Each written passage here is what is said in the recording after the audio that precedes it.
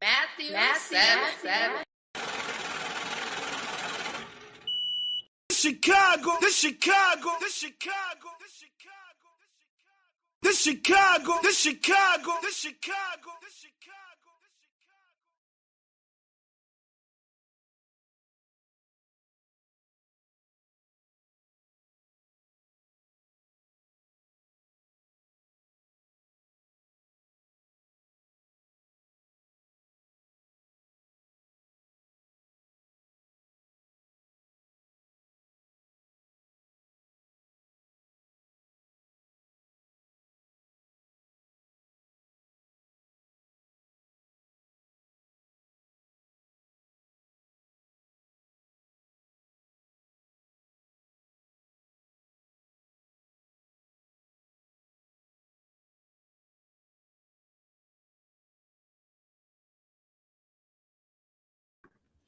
It's your boy Beans, aka Lil Podcast.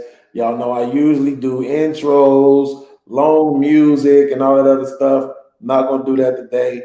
We just gonna jump right into it. I got the homegirl with me. Don't worry. Yes, she has the girls out. Okay. Fantasy Island girls in the building. What's going on? Hi, how you doing? So we were just a part of the stream with Angry Man on Angry Man's channel, and we were having such a dope conversation in the back, and we said, man, let's just go ahead and go live and talk to the people, right? And the last thing that we were talking about was porn, right? And how the fact that it's very possible that I might be addicted to it, right? So here's the thing. I'm gonna be honest about this. Okay. Shout out to everybody that's pulling up so far. J1, I see you. Ricky Webster, I see you. My homegirl, April Carter, and she got my favorite picture back up there. Y'all see them cakes.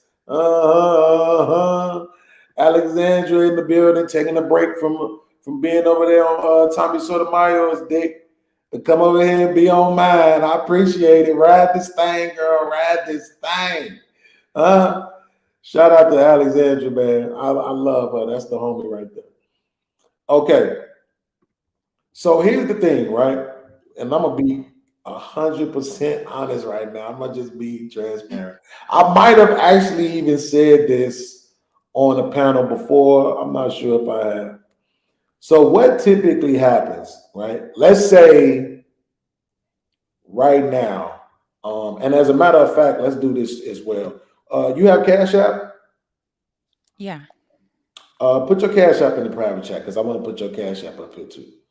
Thank you. I think people should support us, especially when we being transparent and giving our own life stories and sharing our own life stories for their entertainment.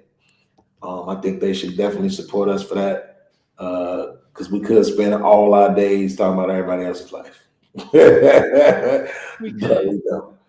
Okay, so here's what happens, right? Right now, if I wasn't doing this podcast, let me tell you what my life would look like. I know y'all gonna judge me. Okay. What I usually do is I go to my websites that I go to. It's a bunch of them. And I'll go and find the videos that I'm trying to find, right? I'll see something, looking at the thumbnail, trying to determine whether or not it's going to be what I want it to be. Click on it. Then I'll start skimming through it, right?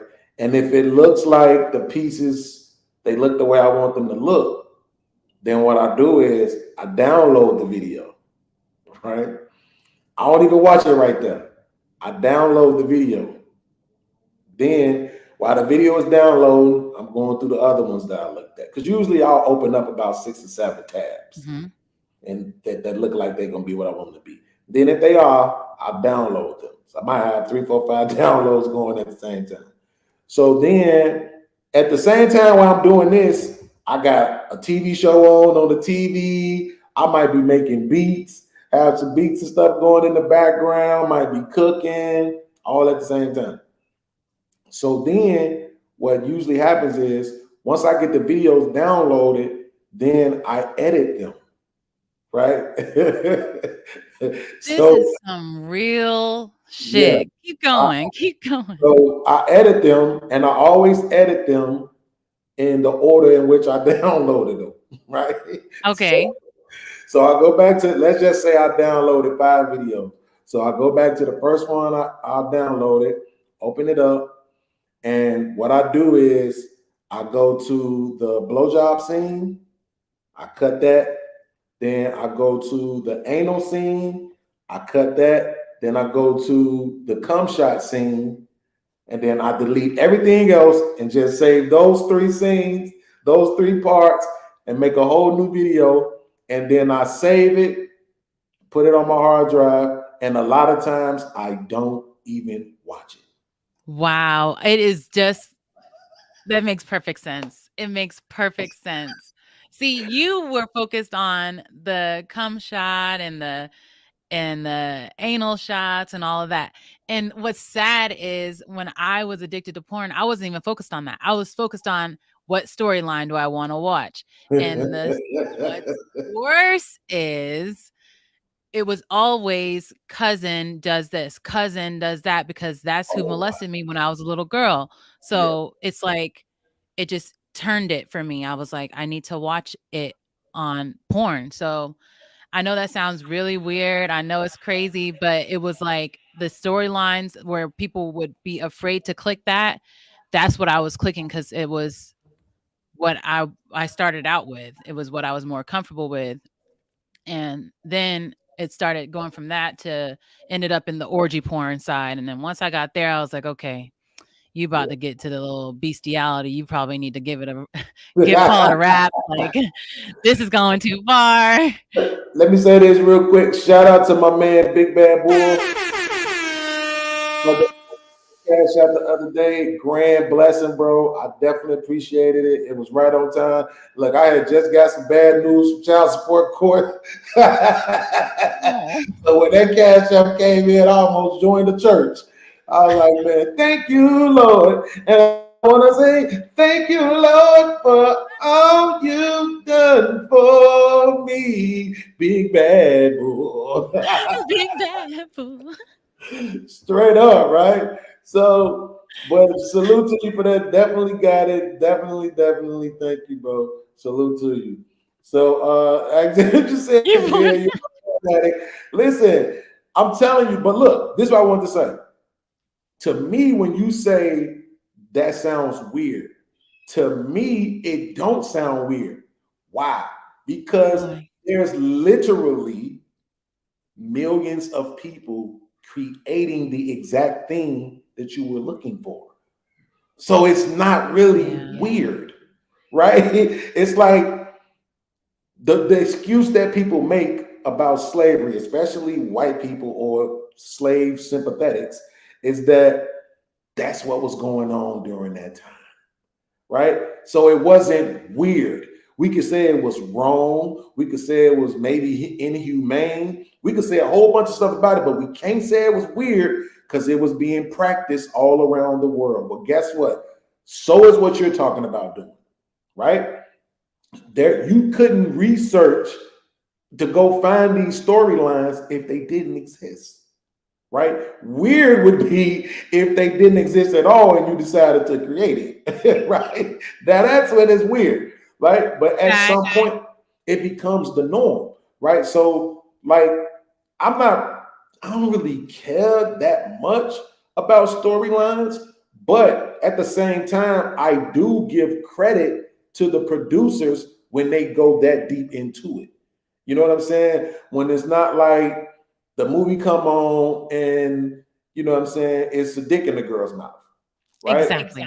It's something happens before that, even if it's just, you know, introducing her, talking about who she is and all of that. Here's the thing about it. Do I watch that shit? No, I don't. I download the video, right? And I cut out dick in the mouth, dick in the ass, come on the face. That's all I need to see, right?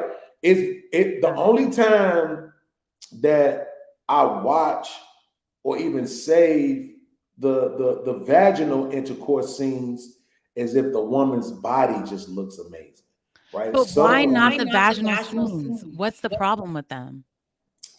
Honestly, it's a couple of things, right? So, and I don't know which one is more important than the other, so they're not in no specific order, right? But shout out to my man World Class in the building. What's going on? No Captivity. What's going on? My main man Convo and Chill with Tommy B. Reese in the building. I see all y'all, man. What's going on? Okay, so one thing is this. I don't be believing a lot of times that the women's reactions to the vaginal intercourse is real. That's one thing. I think most of the time they be faking, right? Unless it's the BBC, then it's like, okay, yeah, that's probably real, but it's vaginal sex. Everybody does that, right? It's not as taboo, which is the second thing. The taboo things, you know what I'm saying, are the things that are so intriguing. Yeah. You know what I'm saying? So it's not just a blowjob, it's the way they perform the blowjob. You know what I'm saying? It gotta be deep throat involved, or it gotta be, you gotta be pretty while you do it. There are some women who are like 4s, but when they sucking dick, they 6s. Really? You know? Yes, hell yes. Sex in itself is artistic, right? And so there are women who look better. It's women who are a size that I wouldn't date, who don't look as well as a woman that I would date, but I would watch they porn scenes though, because they look better. It's like you get past certain things when it's porn. And so to me, the pretty girls, the quote unquote 8, 9s, and 10s, I don't even like watching them. Because they be too busy trying to look at the camera and shit. It's like, no, focus on the task in front of you. You got It doesn't 10. make you seem like you want the guy. And that's the thing. I like to see the storylines where it seems like they actually want each other, like they're like they can't wait to have each other. I don't know, it just does it for me. And it's just I don't wait for the come scene. I don't wait for all of that. Like I just need the build up to, and then it's on to the next video, on to the next video, on to the next video. So it's not even that. It's just build up to they finally have sex. Okay, where's the next one? Build up to they finally have sex. So it's not even like I need to see the cum or I need to see the anal or I need to see any of it. It's just, I guess it gets my imagination going, I guess. And I can imagine myself in the scenes a lot of the time. And it just So does. let me ask you this. What about the actual movies being considered work? Do you agree with that? Like sex work? Yes. Yeah. I think it should be legalized. I think it should be regulated so that people can do it safely. As long as things aren't regulated, it's that danger of not only people coming after you, but not having that shield, that protection when you do call for help. They're like, "Oh, well, you're a slut, so we don't care." When in reality, this is a business. We have supply and demand. It's a business that's been going on from the beginning of time. So there's no reason why we should be still punishing people or still slut shaming people for this job. I could see if she's just out here hoeing, she's acting reckless, she's strung out, whatever. But if this is her job and she has customers looking for this, I just don't see the reason to keep slut shaming these women out of it. It doesn't make any sense to me. And not trying to regulate it and make them pay taxes. Don't you want the tax money? So, so let me show you why, and this is something that I have yet to be able to reconcile. I have so much love and respect. Well, let me not say respect, because it's not that I don't mean it, but I want to hold off on using the word. Okay. I have so much love and appreciation for whores, right? That I don't actually have for Instagram girls, right? And so the thing about it is, for me, it's something. What's going on, Sugar Bum? It's something. Oh, I'm glad you're here too, because I want to give you a wrench. It's something, and you too, Fantasy. Make sure you Yay. type something in the In chat the for the chat. YouTube video. If you don't have it, I can give it to you, so I can make sure I give you a wrench. Um, it's something about the fact that this woman is going all the way, that she's participating in the art of sex, and it makes it less egotistical versus the woman that's just look at my body, right? Look Yeah. at my body, look at my this and that, and I can wear this and I can do that. That seems more ego based to me. Yeah. Instagram does, whereas the sex work, as it were, you know what I'm saying, seems way more artistic to me. Now, not everybody does that. It's a lot of chicks you could tell they just there for a check. You know what I'm saying? And I be wanting to get that shit took down off the internet. I really be wanting to like do a class action lawsuit. You know what I'm saying? So And be when you like, over it, yeah, how do we get this shit taken down? This shit is spoiling it for me. This is not what I signed up for, right? You know what I'm saying? But when, like you said, when they're there, and I mean, look, when they going through the whole thing, even on the acting side, like I said, I don't watch it anymore because I'm just so past it. But I can give them credit for that. You know what I'm saying? But when it comes down to the sex, and you're talking about this woman it's like the camera is not even there. You see what I'm yes. saying? That's Yes. when it's like, yeah, get this motherfucker an Oscar, get this motherfucker a union, Yes. get this motherfucker be taxable, whatever the fuck it take. You know what I'm saying? Because you have done your job, you have served your purpose. Now, at the same time, you cannot come off of this platform, right, and say, now I need you to treat me like I'm the president or the queen or the wife of some esteemed gentleman. Which Right? makes sense. That makes sense. But can we just treat them like people, like normal people that have jobs Yeah, that they're doing? But that's not what they're treating them like. We're treating them like lepers, like scum of the earth. Like you don't deserve to be in the same air, especially like the married women. They treat the sex working women like they're trash, like they're beneath them. they do. They do. And that's what I'm saying. I get, I'm not justifying it, but I'm saying I understand why. Because they're trying to make sure that they maintain the distinction, right? Yeah. Okay, first of all, let me do this. I just dropped the YouTube There link we in the go. back chat. I just found it. Oh, you found it? I Okay, was cool. searching, but yeah, I just found it. I just sent a thing, a And message. then I forgot to do this. Oh shit, that's why I never did it. Okay, let me grab this. Oh, what the fuck I did? How did I do that? So I get why they do that though, because it's like they're trying to have the distinction to say, okay, you're not us and you're not worthy, right? Mhm. Of the accolades, the praise, the whatever we get as wives, right? You're Okay. not worthy of that. Uh, Okay. I'm more special. My position is more special than yours. That technically is some bullshit. Okay, it's on Right? another. It's a different spectrum. It's a whole nother spectrum. You're a wife. She's a whore, right? You both serve a purpose, Yes. right? So your purpose as a wife, primarily, honestly, is to raise your children. That's your primary person. And well, I guess it would be to tend to your husband, which ain't all that, right? Because that's just your husband. He's the one that benefits from that, right? But Yeah. then your secondary primary would be to raise your children, which is good because you're raising your children will in turn affect the society, right? Well, at least wherever they dwell at, right? So, okay, cool. Yeah. You're not taking nothing away from that. You're raising future, politicians, doctors, lawyers, all of that type of shit. We got it, right? But the whore serves a purpose too, right? Because there is a need for sexual stimulation in this world. Not everybody has access to it equally, right?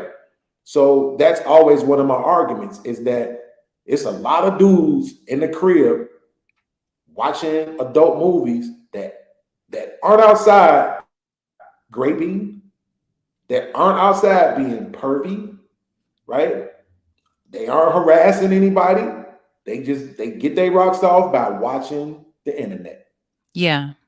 Right? So that's just one part of it. But then at the same time, guess what? It's people that want to live like this.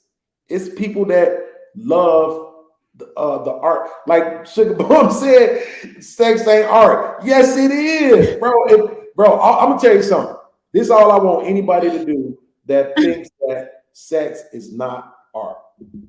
All I want you to do is watch an adult movie, right? Watch Doggy Style with a thick black woman, with a dude with at least 9 inches in slow motion. Watch it in slow motion and then come back and tell me it ain't. That ain't art. You can't tell me that ain't art. Nobody can. Nobody can. Right? Yeah. Let me tell you something. When you turn the camera on yourself, right? Because I've done this. I actually have a Pornhub, so I've made a little bit of money doing adult movies.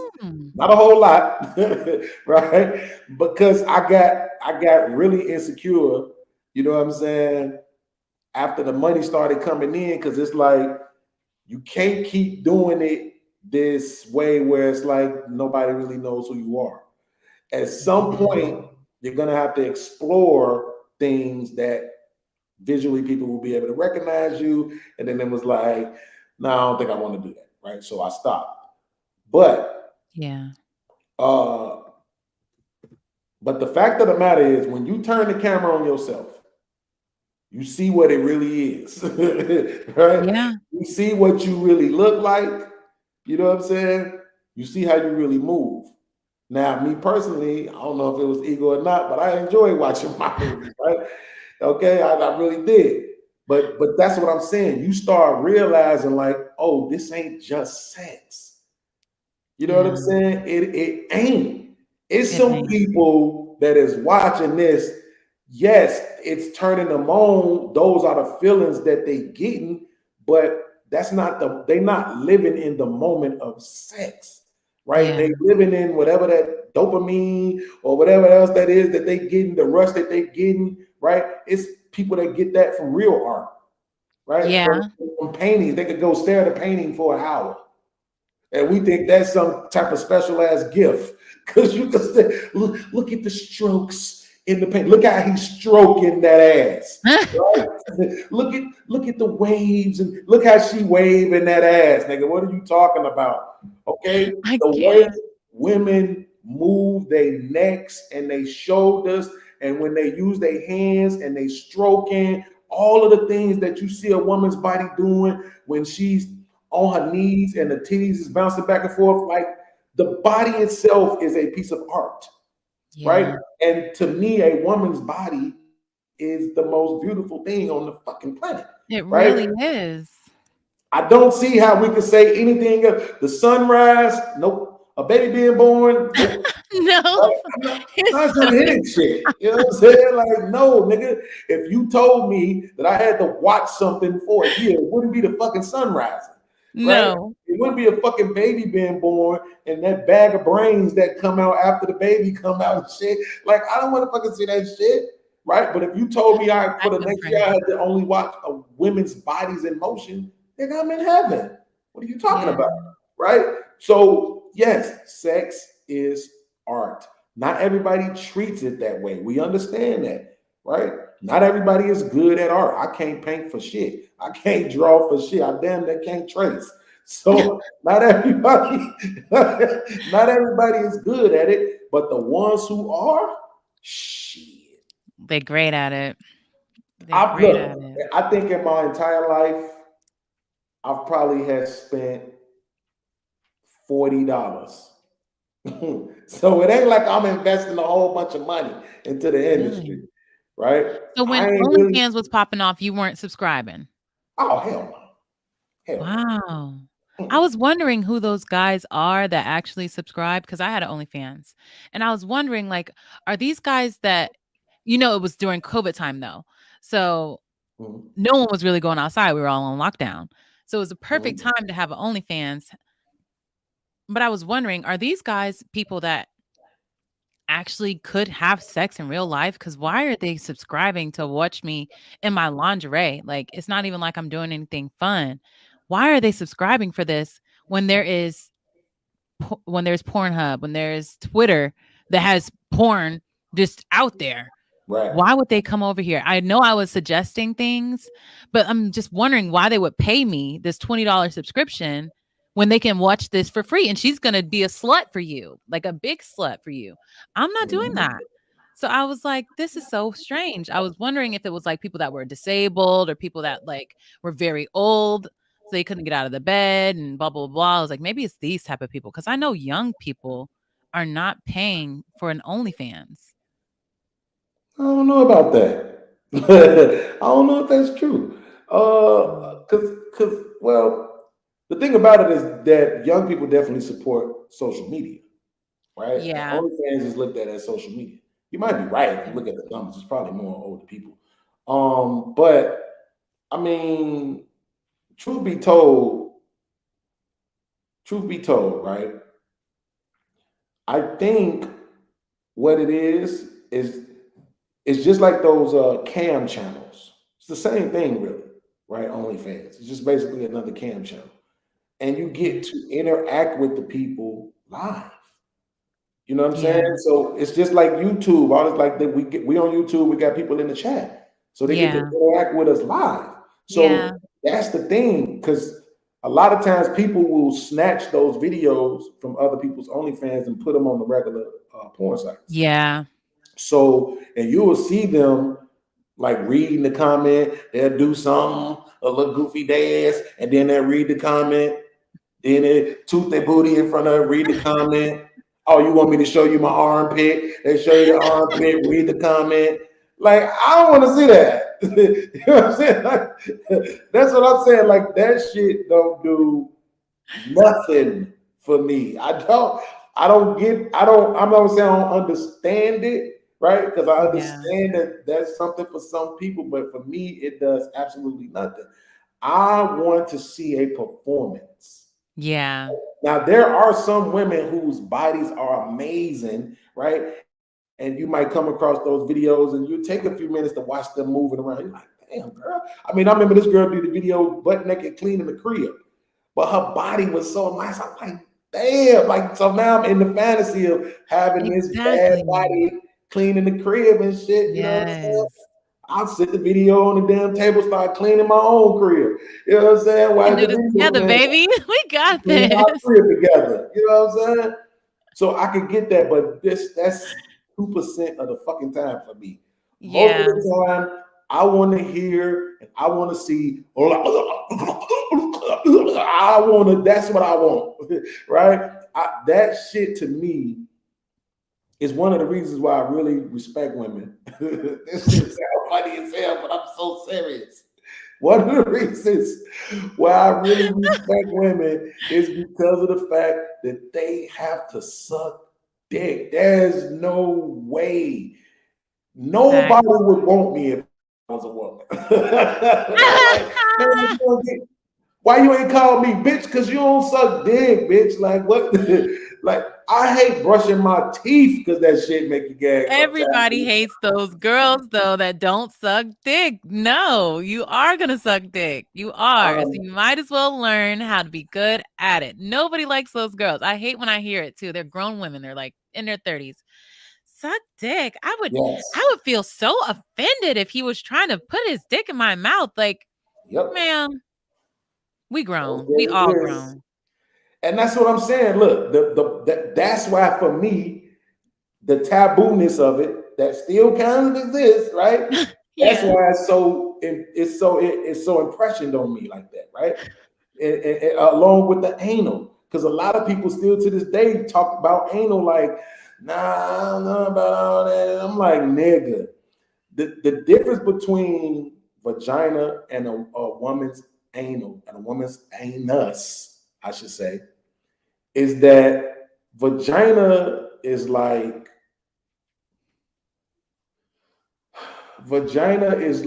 ice cream, right? So you know how when you eat ice cream and it's so soft and it's very enjoyable, you know what I'm saying, to eat ice Yeah. cream, right? Ass is like steak though. You know what I'm saying? Like ass, Really? yeah, that shit. It's like steak. Like, okay, I'm gonna say this to the chat. I can't never get the chat to participate, but I need y'all to participate. Yes. Which do you enjoy eating the most? Ice cream or steak? Don't let the comparison I made make your decision for you. Which do you really enjoy eating the most? Ice cream or steak? Put a 1 in the chat for ice cream, put a 2 in the chat for steak, or just put ice cream or steak. Now I'm gonna ask you, Fantasy Island girl, which do you prefer to eat? Ice cream or steak? So obviously, I prefer to eat steak. You can look at me and tell I don't eat a lot of ice cream, but that is unfair. I feel like you should have switched it. So why? Because I just feel like that is the one thing that we have that men don't have. So it makes me feel a way that men would prefer it in my ass when you could go anywhere for that. You can't go anywhere for this. So it's But like, you why? can't go anywhere for that. And I'm glad you brought that up because now I finally get to make this distinguishing comment, right? Okay. First of all, the body attached to the anus matters, right? So you can't go anywhere for that because that means like going to a dude. We Or don't like trans. dudes, right? But we don't Even like the dudes. trans. We don't count them. Us normal, regular people, we don't Okay. count them. Okay. Those people don't even exist to me. I'm just gonna be honest with you, right? Okay. They don't exist. So, but what I'm saying is this: on the other side of that anus, on a woman, is the vagina, Mhm. right? So now even though you can't do this if the woman don't take care of herself, right? This is primary. She has to know how to take care of herself. You can go back and forth. See?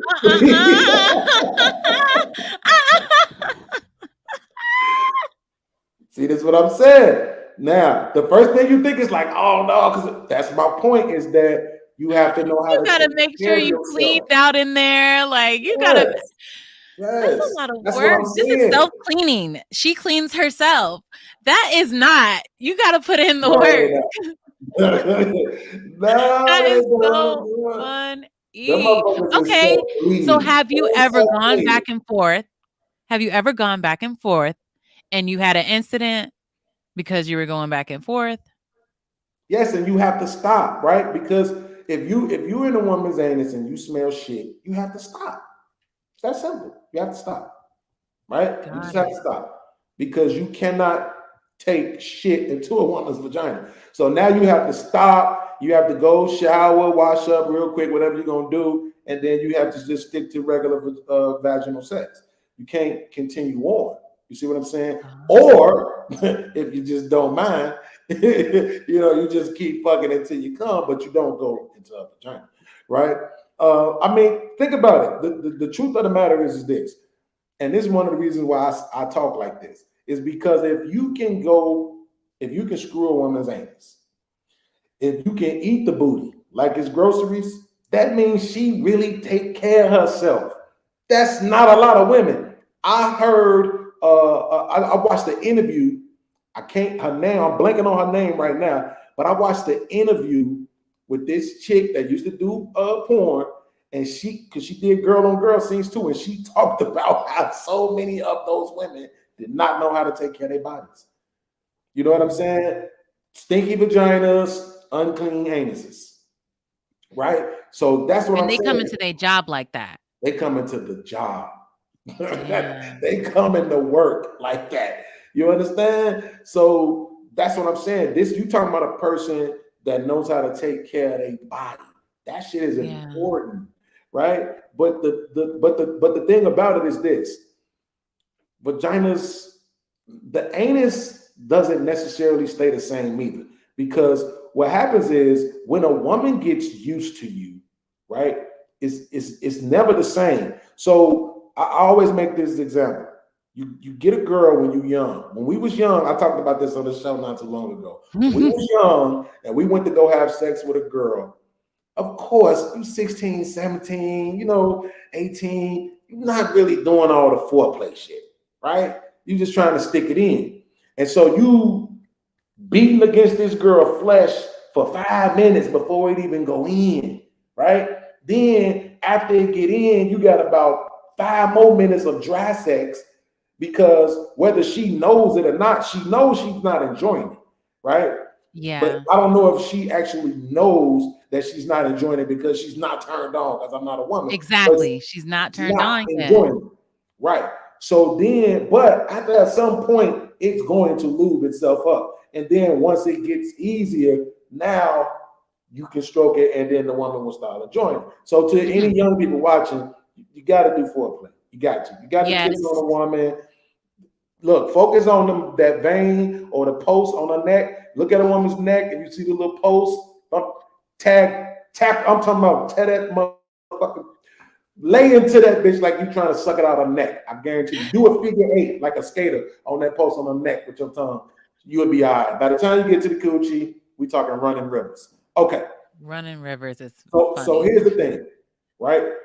When you 10, 20 partners in, when you 5, 10 years into your sex life, it's not all that beating against it trying to get in there, right?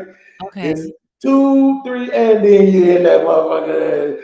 How you doing? I can feel your lungs, right? You're silly. Right? Yes.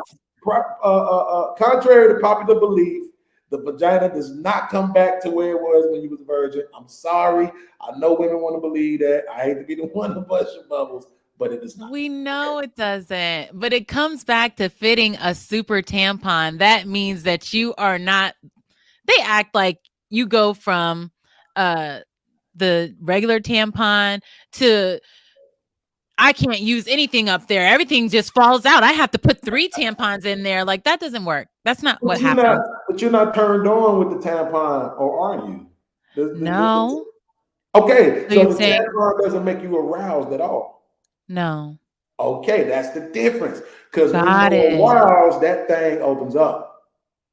Oh. You see what I'm saying? When you are aroused, that thing lubes, it opens up. And if you've had a dude with 14 inches, it opens up to what that dude was doing to you. It does not open back up to the 6 inches you was used to when you was 16 years old. It opens up to that 14 you were dealing with that nigga for 2 years, right? Now, when you come, yes, it'll squeeze back down when you're coming. You know what I'm saying? It does the clamp thing, but and so here's the thing: the anus is a little bit more resilient. Really? Hell yeah! The anus, right? You will be 5 years in to hitting your girl in the ass, and it will feel like day one. That is a fact. Does it feel like day one for her? Because that's my problem. No, because day one is probably not good for her. Exactly. 5 years in, I had an incident, and now I'm like, don't even think of there. Just pretend there's nothing back there because of how freaking terrible it was. I was so freaked out. Like, so that happens, right? That happens, and it wasn't warning. It was just like boop boop boop boop boop boop boop boop boop. I was like, oh my God. I thought I was gonna die. Legit. So if you watch these movies, what you will see is you will see a lot of times guys, when they're doing the back doors, they don't fully penetrate, and that's one of the reasons why. Right? It's because the deeper you go, the better chance you have at causing that kind of reaction. But then they have things that the girls can do. They have stuff that they can take, things that they can do prior to their scenes You know what I'm saying? To ensure Oh. that don't happen. But that also sometimes includes not eating for a certain amount of hours prior to, you know what I'm saying?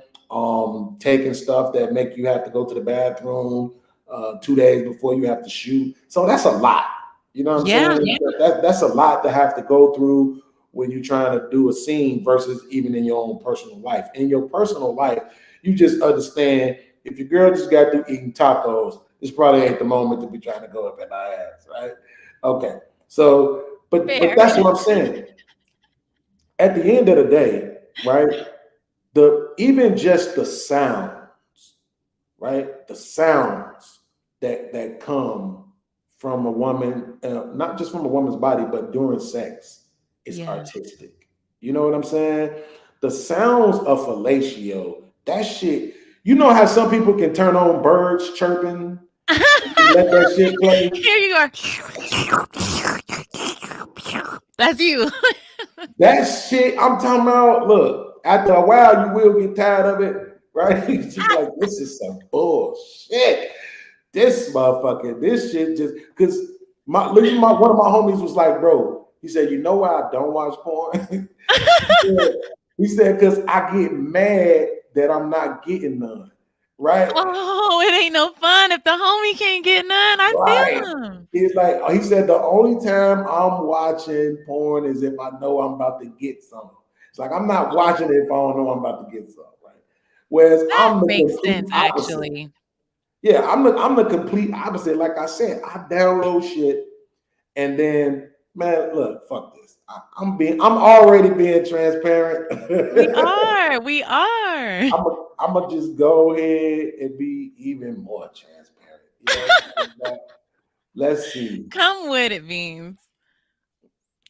Let's see if it'll let me do it. If it let me do it, I'll show you. Okay, I think maybe it will.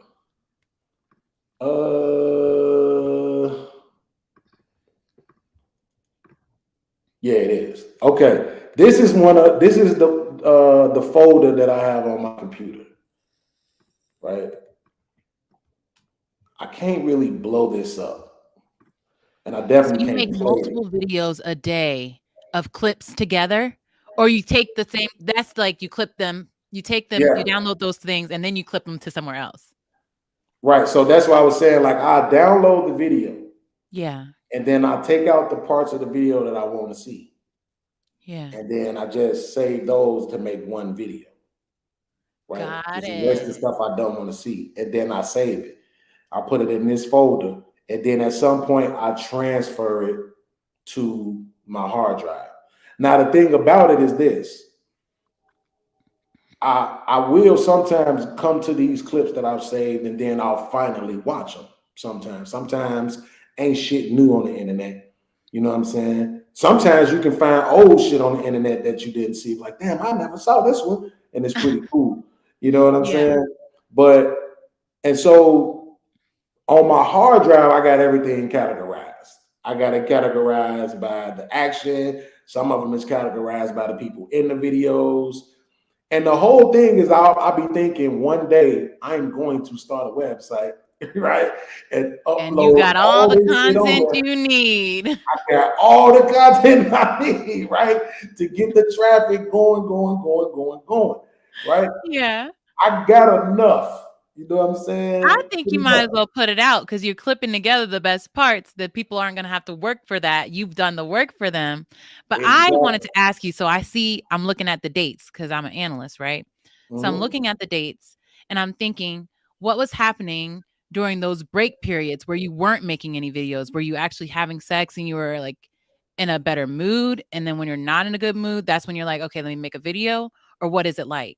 It's just, yeah, all of that. It's just regular life. It's like sometimes I'm on a podcast, right? So sometimes I'm podcasting. Sometimes I'm with my girl. You know what I'm saying? Sometimes I'm just watching TV, chilling. You know what I'm saying? That's why I said I'll use the word addicted just so I won't have to fight anybody over it. But to me, it's more like a habit.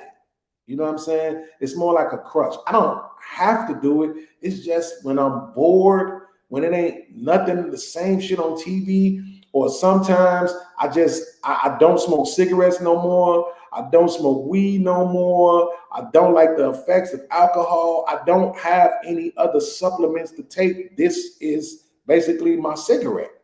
Got It's it. basically my blunt. You It's know like what I'm the saying? vapes everybody has now. Everyone's addicted to these little elf bars. I don't know. In a few years, they're gonna be like, if you tried this product, but Yeah, I just feel like everyone's switched to that. But I get it.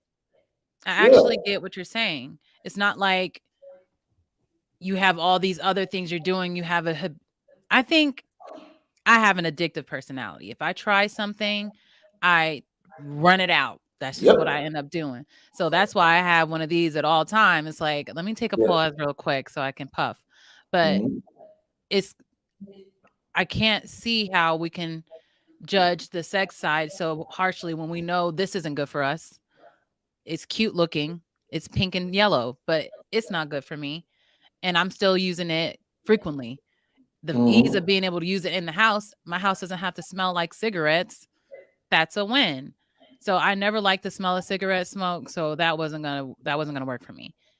Blacks wasn't gonna work for me. Yeah. You know, it happens. Every once in a while I say something funny. Blacks, it wasn't gonna happen. But these I'm addicted. I am. It's a habit. As soon as I wake up, I puff. When I'm Yeah. going to bed, I puff. I puff all Well, day I long. mean, that's how it was with cigarettes. That's how it was with weed. Never been that way with alcohol because it don't take a lot of alcohol for me to be lit. Um, but yeah, I mean, wake up, go to bed, can't eat until I smoke a cigarette, can't sleep until you know what I'm saying? Like that was a horrible way to live. And then when you realize how much money you're really investing into all of it, right? At least this shit is free. You know At what I'm least saying? that shit All is I gotta do free is go is on the an internet. understatement. That is so true. At least that habit is free. Yeah, That's fair. yeah. I mean, look, and then I'll tell you this part too, though, right? Mhm. So one of the things, and look, I said it before, but I'll say it again. One of the things that really helped me develop more appreciation for women by watching porn is the fact that they have to wrestle with dicks. Like this cannot be understated, bro.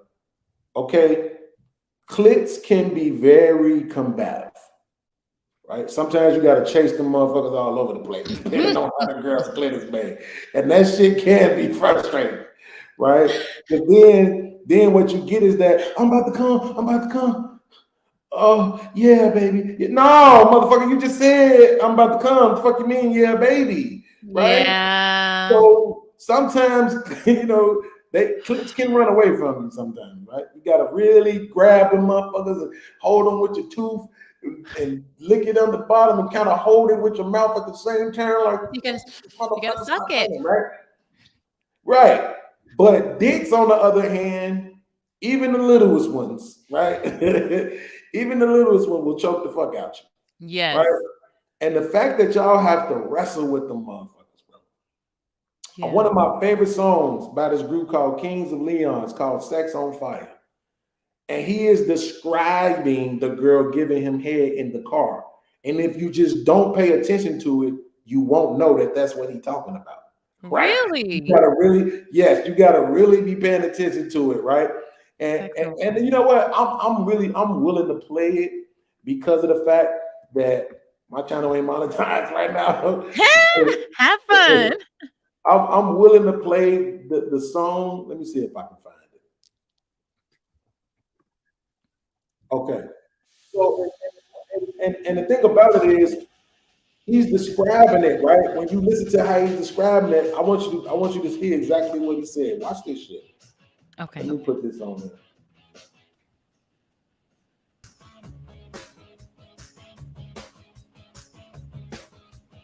Can you turn it up? Yeah, I want to get to the part. Oh wait, I know this song.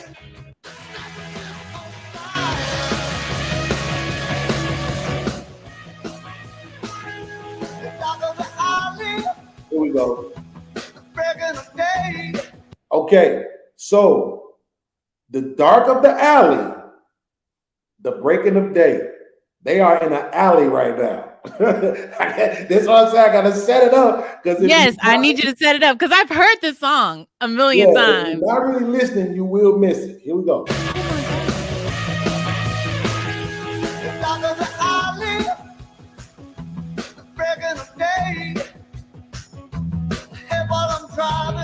Head while I'm driving. Driving. I heard it now. Head while How I'm did I miss driving. that? Watch this. I'm driving. Something's open. Your soft lips are open. Oh my God. The knuckles are pale. Your knuckles are pale. Do you know how hard you gotta be squeezing Hard as hell. for your knuckles to be pale? Damn. Right? Okay, hold on. Here we go. I'm driving. Something's open. The knuckles are pale. Feels like a guy. It feels like you're dying. Because you're gagging. Exactly. Damn. Choking on it. You're dying.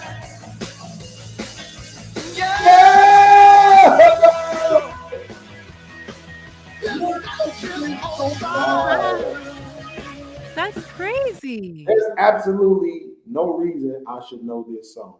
I don't know these guys. I did not know. All I knew was the chorus. I can't name another song they made. I don't even remember how I found out about this song.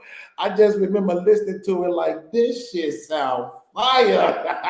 Yes. I didn't even know. I can't believe So it. you knew the song this whole time? That I actually happens honestly a lot. loved it. That actually happens a lot. You can know a song and not really know what they're talking about. Yes. Right? And now I feel bad because like I usually try to know the words to every song, but not those type of songs. I just like the chorus. So I don't care what they saying. But now I'm actually going to pay attention. I wonder how many other songs have these innuendos. Not even innuendos. That is clear as day. Yep.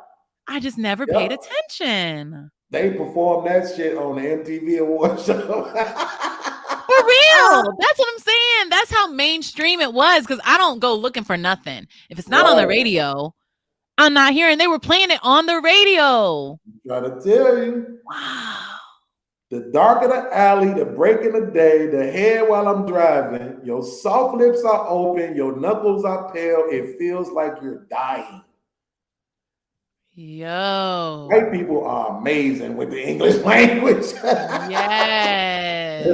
They are amazing with this shit. It is no wonder Eminem is so dope as a rapper. They are amazing with this shit. It is their language.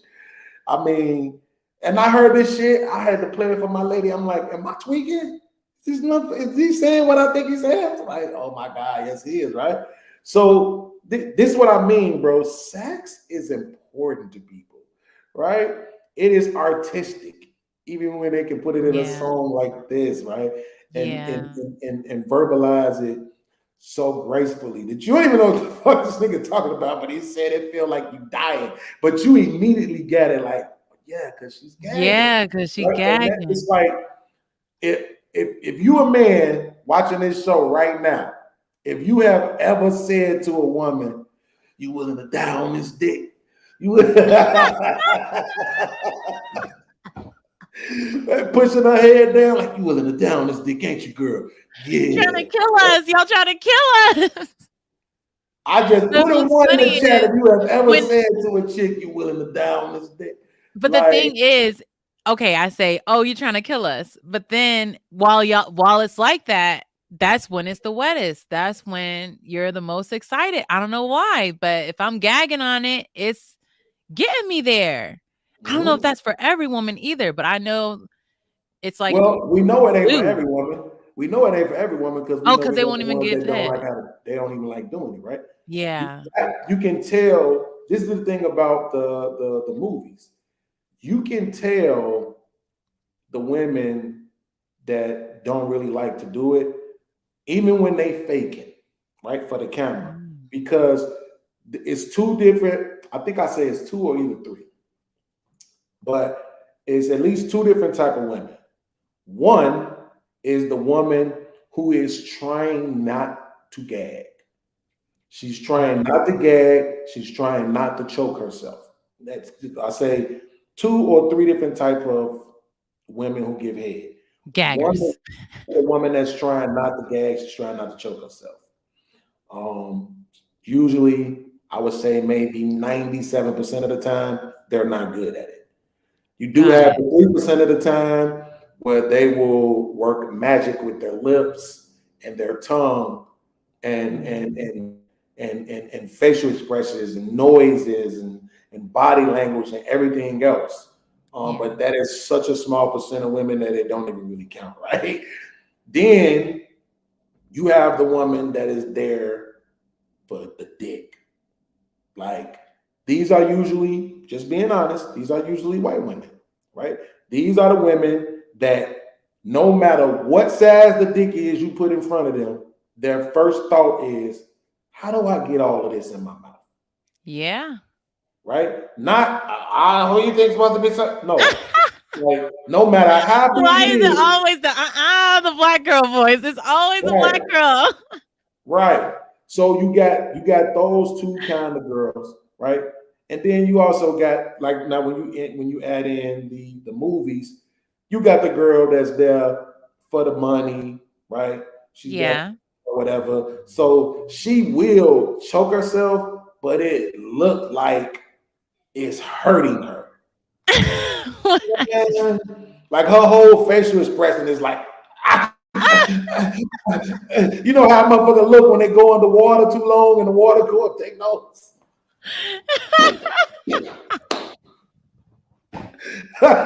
so when they gag, they jump back so far off the motherfucker. You standing all the way over there. She done jump back. You know what I'm saying? Like, silly. if you don't stay your silly ass right here. Right? So what do we have to say to women a lot of times during this process? We have to say, don't run from it. Don't run from it. Oh, right? my God, that's exactly what y'all say. Bro, this should be a script. It's like, it might as well. Watch the movies, you be like, damn, I have to say that same shit. Damn, I say the same shit. I be saying that same shit. That's exactly how it be. Yeah, and even during sex, right? If you, like me, you started looking at these movies and reading these books and shit, I was 7 years old. So during sex, I be channeling my inner Lexington Steele, goddamn it. You know what I'm saying? Like, that nigga, when he be coming, that shit be so ignorant, it don't make no sense. That nigga be like,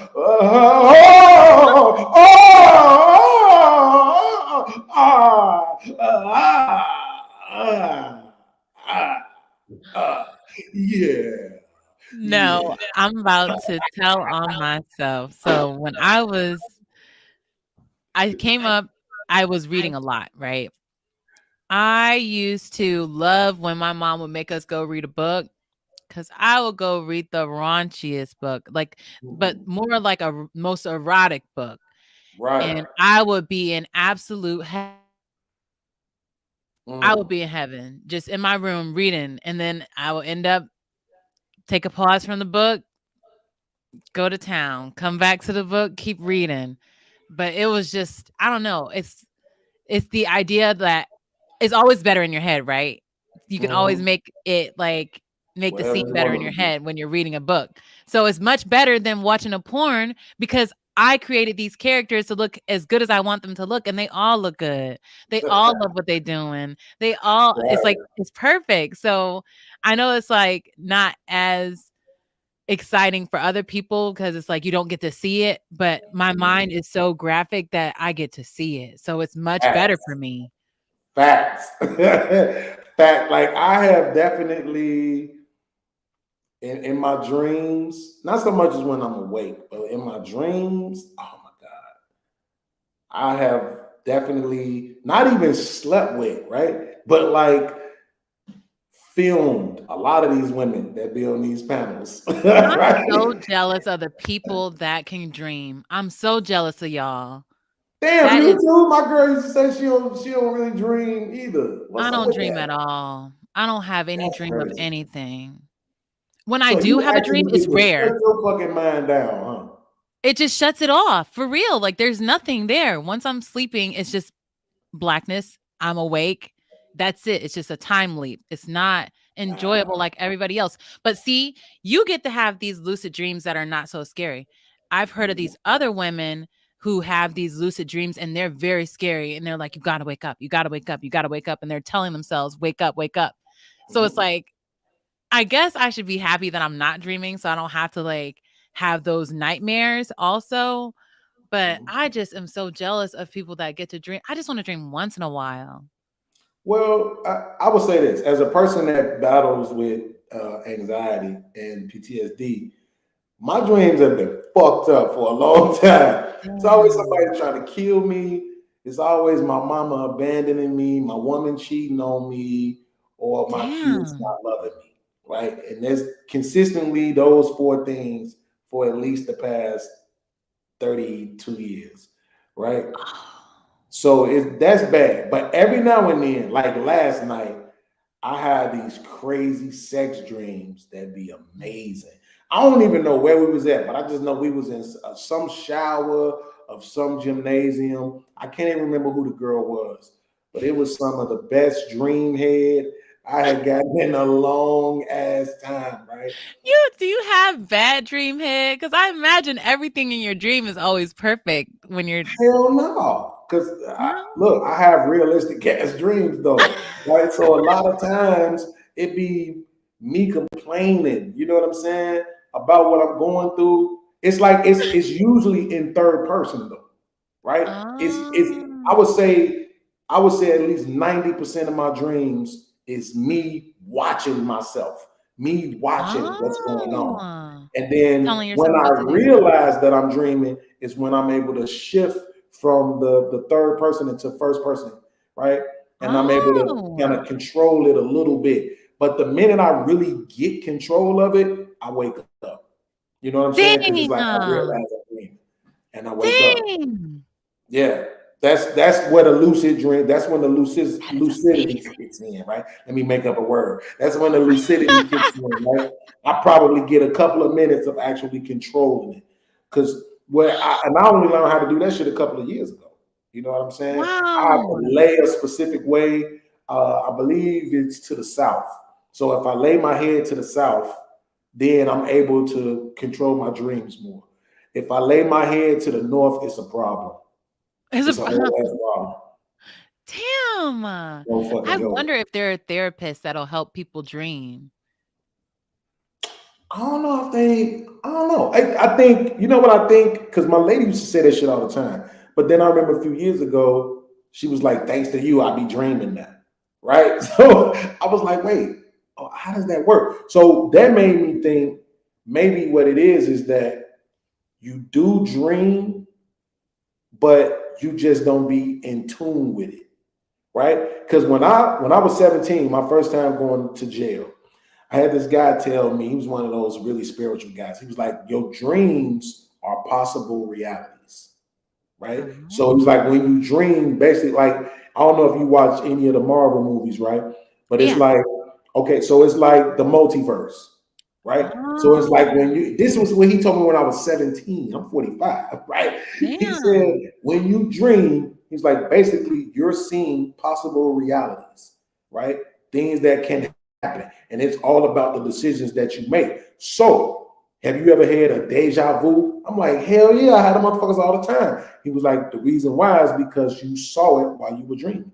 You are in a spot that you already saw while you were dreaming.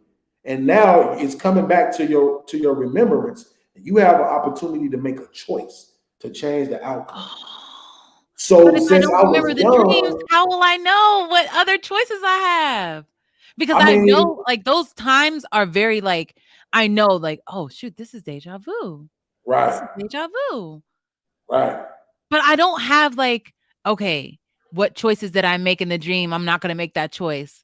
I don't have that. I just have like, I know what's coming. I know what's happening, even though I don't know how I know what's happening. So I am dreaming. Yeah, if you having a deja vu, that's because you saw something while you dream. were sleeping. Now it's very possible for you to also go into that while you're awake, but I don't think that that's very common. But I know it's very, very, very common for while you're asleep. But here's the thing. So, like, even more recently for me, with my deja vus, I see them and I remember seeing them, right? It's like, oh shit, I'm sitting right here. And it's like, damn, I'm like my apartment now. I've dreamed about, saw the vision of me sitting in my apartment on my podcast, right? And then one day I'm sitting there, I'm sitting at the window. I'm like, oh shit, I remember seeing this. That's crazy. I was seeing my future apartment, you know what I'm saying, all this time ago, right? But what typically happens for me is that during those dreams, it was something bad going on. You see what I'm saying? So I'm thinking in this moment, when the deja vu that I'm having, oh, I thought my woman was cheating on me. So I'm running behind her to go try to catch her to see if she's cheating on me. My mama was abandoning me. So I'm running behind her trying to stop my mom from abandoning me. You see what I'm saying? So I'm in this space, right, that I was in my dream, but the events that I assume were occurring, they're not occurring. And that's very hard to accept. It took me a long time. Like I would wake up from dreams, my girl be at work. What you doing? Bitch, I know you cheating on. Oh my God.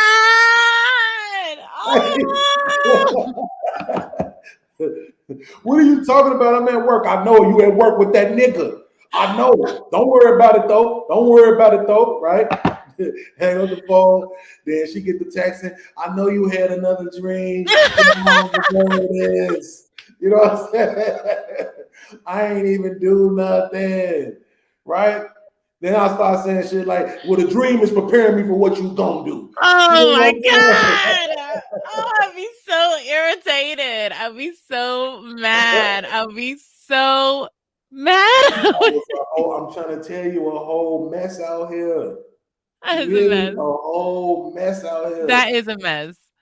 That's what I'm saying. So imagine, that's why when people be trying to talk to me about certain shit that they don't like about my life, I be like, nigga, fuck you. Fuck you know is where right. I come from? You have no idea.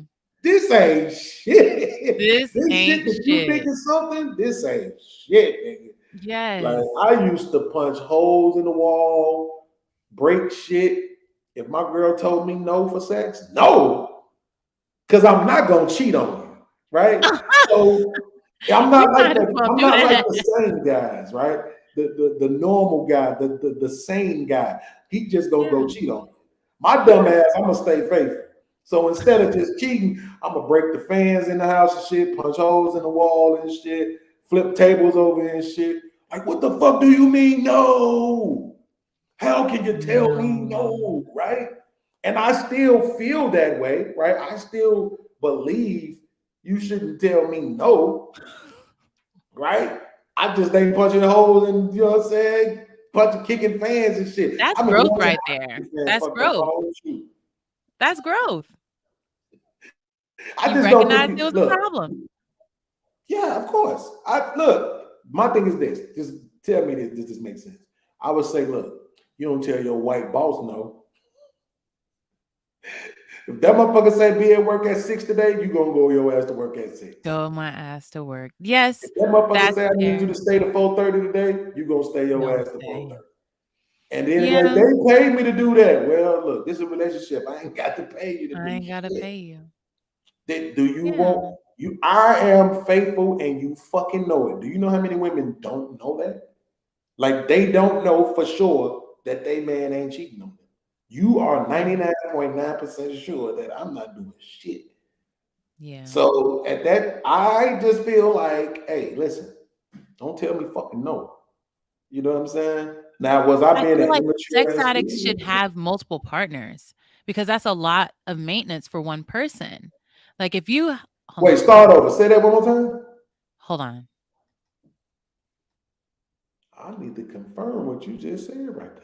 I said, I feel like sex addicts should have multiple partners because that's a lot of work for one person. So I feel like sex addicts should probably have some type of poly situation where they have multiple people that they're making romantic connections with so that they could have protected or unprotected sex with and get what they need. Um, I understand what you're saying. I understand what you're saying. I think I think that's a slippery slope though. Because you will end up in a space where you will, end up requiring uh, maybe an irrational number of people. Because the thing about monogamy that makes it so horrible is the fact that it's not that you're only dealing with one person for sex. It's the fact that this person might not want it at a time when you want it, right? Yeah, exactly. So imagine you got two people and it's that issue, three people and it's that issue. I've been that That way all of with, them with my all wanna weed have bit. sex? Huh? You're saying that you have the issue that you have 3 people that you can go to, and all of them don't wanna have sex? Like as a man, if you a man out here, you probably been through this before. Especially if you, let me rephrase that. If you are an attractive man, you've probably been in a situation where you had 3, 4, 5 girls and you couldn't get in touch with none of them, right? And then you had to go get with the one you really didn't want to get with. You know what I'm saying? The Why big didn't you wanna get girl, with her? the big girl with the 4 kids. You know what I'm saying? She just gonna be happy that you there. You know what I'm saying? No. You gonna fuck up her kids' snacks and shit, but you don't really want to be there with her. You Yeah. know, I mean, little do a lot of people don't know this, and I'm not gonna harp on. I'm not gonna stay on it. But fat meat stink, and the thing about it is, if you if you are a certain size and you don't actually wash under the folds, that's a problem. And I had that situation about 2 times in my life, and Damn. it's hard enough wrestling with you when you that big. You don't want people to wrestle with the smell as well. So just to all the big girls out there, just do yourself a favor, man, and just make sure that you put soap and water on all of the parts of your body prior to sex. I don't care what you do the rest of the week. I'm just saying before sex, Before though, sex. yeah, just make sure you really thoroughly take care of that because um we might be able to sue you for this shit one day. I hate you too. Your Honor, she came to the bed smelling like old bacon bits, and I was not expecting that. My lungs ain't been right ever since. But here's the thing, though. So I would say this though. Again, the point I think is to get over addictions. So that's why I said I get the point of saying having more than one person. The Mhm. problem is what are you gonna do when you're faced with that situation? Because not everybody gonna be able to have 4, 5, 6, 7, 8, 9, 10, right? What are you gonna do when you're faced with that situation where you can't get in touch with Lisa or Becky or Tanika, right?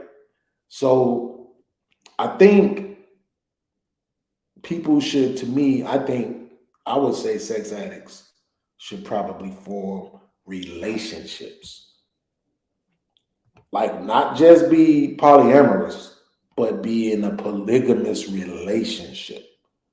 Mm. This way, the people you're with are it's more dutiful for them to be available for you sexually. You see what I'm saying?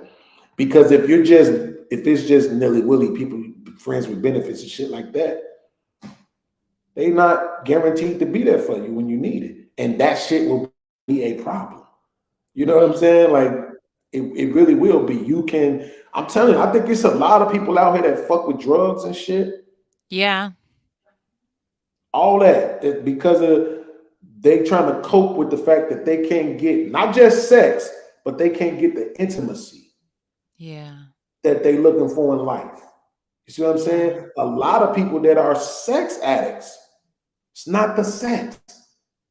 They're trying to get the intimacy. They're trying to get the nurture that comes from that. Ladies, have you ever been with a dude that just loved to suck on your titties? You know what Yeah. I'm saying? Like, yes, titty sucking is sexual, right? But I'm telling you, you ever been with a dude that just loved to lay his head in your breast? Yes. You know what I'm saying? Just don't, Nick can't even talk to you right because he all in your titty. Yeah, He don't even care what he's talking about. He's just laying there. Right. You know what I'm saying? You ever had a dude that just like to lay his head in the crack of your ass? Like watch TV with his whole head in your booty. Just laying on there. Or just I'm laying trying in to our tell lap. you, like, Yeah. we be masking shit with sex. You think it's sex that he trying to get, but it's really love. It's really nurture. It's really compassion, and I'm telling you, men we strange like that. The same way I think it's strange for a woman to validate love with material shit. But Yeah. I can't change women. I'm through trying to, right? But to me, that's crazy, right? That sound like control to me. You gonna fall in love with a motherfucker because he can afford to buy you some shit. To me, that's insane. It's not that you fall in love because he can afford to buy you some shit. It's that if he loved me, he would be buying me things. He would be gifting me things that he knows I like. And I think it's because that's how I was like growing up. My mom, she always knew exactly what we wanted and she would always buy it. It would always be there.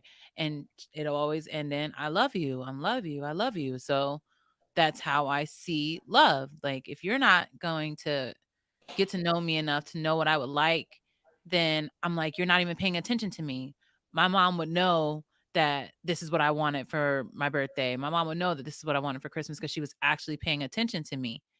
If you're like, oh yeah, we've been dating all this time and I don't know what to get her for her birthday, it's like, you don't even like me. I mean, look, I get what you're saying, but the truth of the matter is this. To me, if a man really loves you and he will share a space with you, especially if he working and shit, paying bills and all of that, especially if you got kids already. Yeah. That nigga shouldn't have to buy you nothing ever for you to understand that you are loved. I'm not saying he shouldn't. I'm saying he shouldn't have to buy you nothing for you to understand that you are loved, because most men don't want that shit. You know what I'm saying? Most men don't want another nigga's kids in his space. That's real. I don't know why women be thinking like it ain't no big deal, but it fucking is. Especially because you are already saying, I want you to provide for me because that's how I feel loved. Now you bringing kids to the table, which means if I don't provide for them, you're going to feel like I not only don't love them, but I don't love you either. Yeah. Because if I really loved you, I would provide You for would them love too. my kids. And it's like, I'm telling you, I had a stepdad, he passed away. I got his name tattooed on my arms, right? So y'all had a real relationship.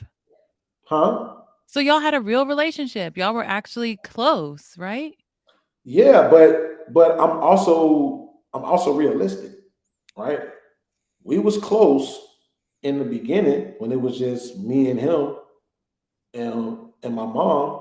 Then when my mom went to the military, he came and got me because he used to come see me at my auntie crib, and he was telling my mom like, Beans is unhappy.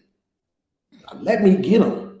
You know, my family like, no, you don't know that man. And he like, look, when you come on, are we getting married? Yeah. So let me get my son. Right. So he came and got me. And that was one of the most happiest periods of my life. Really? Even though my mama was gone, so it was affecting me. But being with him Shit was the bomb. He was a That's firefighter. amazing. We lived in a high rise on the 20th floor and shit. We had ninja swords, karate movies, a water bed. It was just the fucking bomb. You know what I'm That saying? is the bomb. So having that relationship really, it's one of the reasons why you don't hear me talk a lot about growing up in a single parent home, right? Yeah. I talk about my mom being the head of the household because she was. My mom been married 5 fucking times, right? Because she always said, I'm not gonna be nobody's hoe, right? You either gonna marry me or get the fuck on, right? But it was like having that relationship with him. It meant a lot. It structured me. It gave me balance, and Yeah. it took away all of the bullshit that could have been happening if I wouldn't have had a father figure in my life at that time. But that Yeah. made it that much more damaging when he left. You see what I'm saying? Yeah. So once he left, I'm 11 years old. That shit was damaging. This the only father I ever knew. Now, mama, she got bills, she got this, Yeah. she trying to have a family, so she got a whole new man. I don't want Yeah. this nigga here because if he here, Pops can't come back. Yeah. Boom. And then that's when my rebellion kicked in, and my life was downhill from that moment, right? But Damn. at the same time, regardless, I still value the time that we did have. And so I take that into all of my relationships, right? I went through hell with my baby mamas, but at some point, I value you more than I hate the shit we went through. You know what Yeah. I'm saying? So that's why even I had child support court yesterday. That shit didn't go the way I wanted it to go. My baby mama bogus for this shit. She has tried to help me get from up under the shit that she put me in. And the judge is on some racist ass Chicago bullshit. So it is what it is. But just having that relationship with my stepdad, I think, led me to being the kind of person that I am, where I value the relationships for the best parts of them. When we go through our bullshit, of course, it's probably gonna sound nasty. We're gonna be cussing each other out. Fuck you, fuck you ain't shit, you ain't shit. Little dick ass nigga, big pussy ass bitch. You know what I'm saying? The worst things you could say always come out when you mad. The worst things Right, you we could think we gonna of. do all that goofy shit. But at the end of Yeah. the day, I'm not gonna ever forget the times that we had together. To this day, I still remember the first person I ever had sex with. I still remember the first girl I was really in love with. I mean, man, all of those women that really impacted my life and the way I went about my relationships with women, I still remember all them motherfuckers, man. And I Yeah. got a lot of love for all their asses, straight up and down, through the good and the bad. So, but I want to do this. I want to open up the panel. I dropped the link. Yeah. If anybody want to come up, I want to ask Fantasy Girl a couple of questions because we started out talking about porn, right? Yeah. I heard you say something the other day on the show.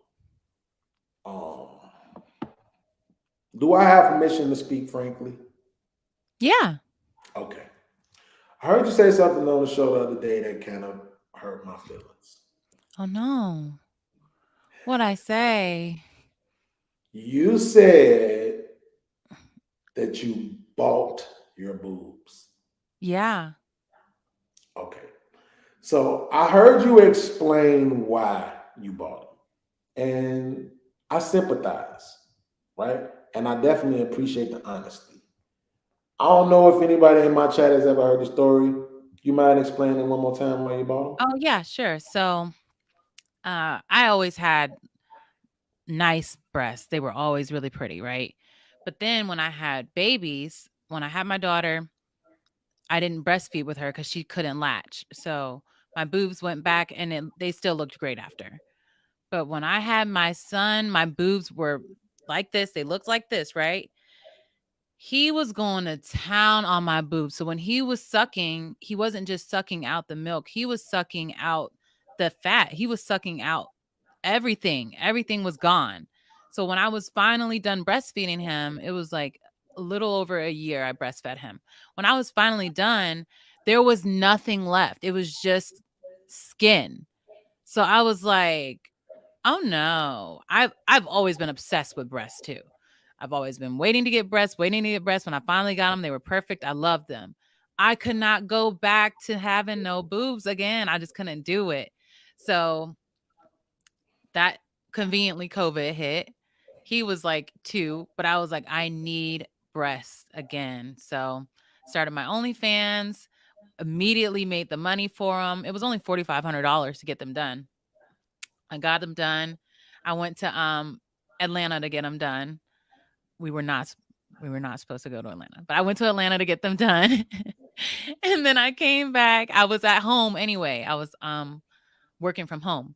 So I Right. was able to recover without having to be seen that I got this breast job that I wasn't approved for. I didn't get permission or anything. I just needed them.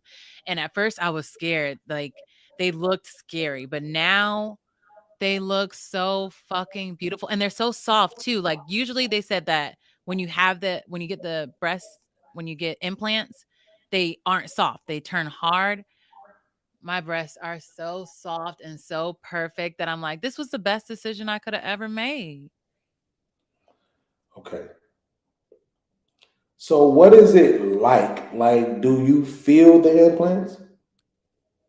No, Like I you just feel personally, do you feel them? no, I don't feel them. I'm used to them now. They feel like boobs. How long has it been? Uh, 2.5 years. Okay. What about some the person that you with? Can they feel it? Mm-mm. They feel like breasts. They just feel normal. So my boyfriend, he was like, he was there with me, the one I have now again, but he was there with me when I got it done. He was there with me through all of these things that I went through, y'all. But he was there with me. He was like, "Baby, they look great. Baby, they look great." I was like, "They look hideous." He was like, "When they heal, they drop and they fluff, they're gonna look really good. I swear to God, they look great." So I was like, I look like goddamn Frankenstein. I don't know what this man talking about. They look scary. It was like it was so swollen that it felt like when I had so when you're breastfeeding, if you have your breast full of milk, they are hard. They are rock hard when they're full of milk. So you got to get that out. That's what it felt like. So I was like, I'm going to have those heavy ass cement titties now that I got these. It's not like that.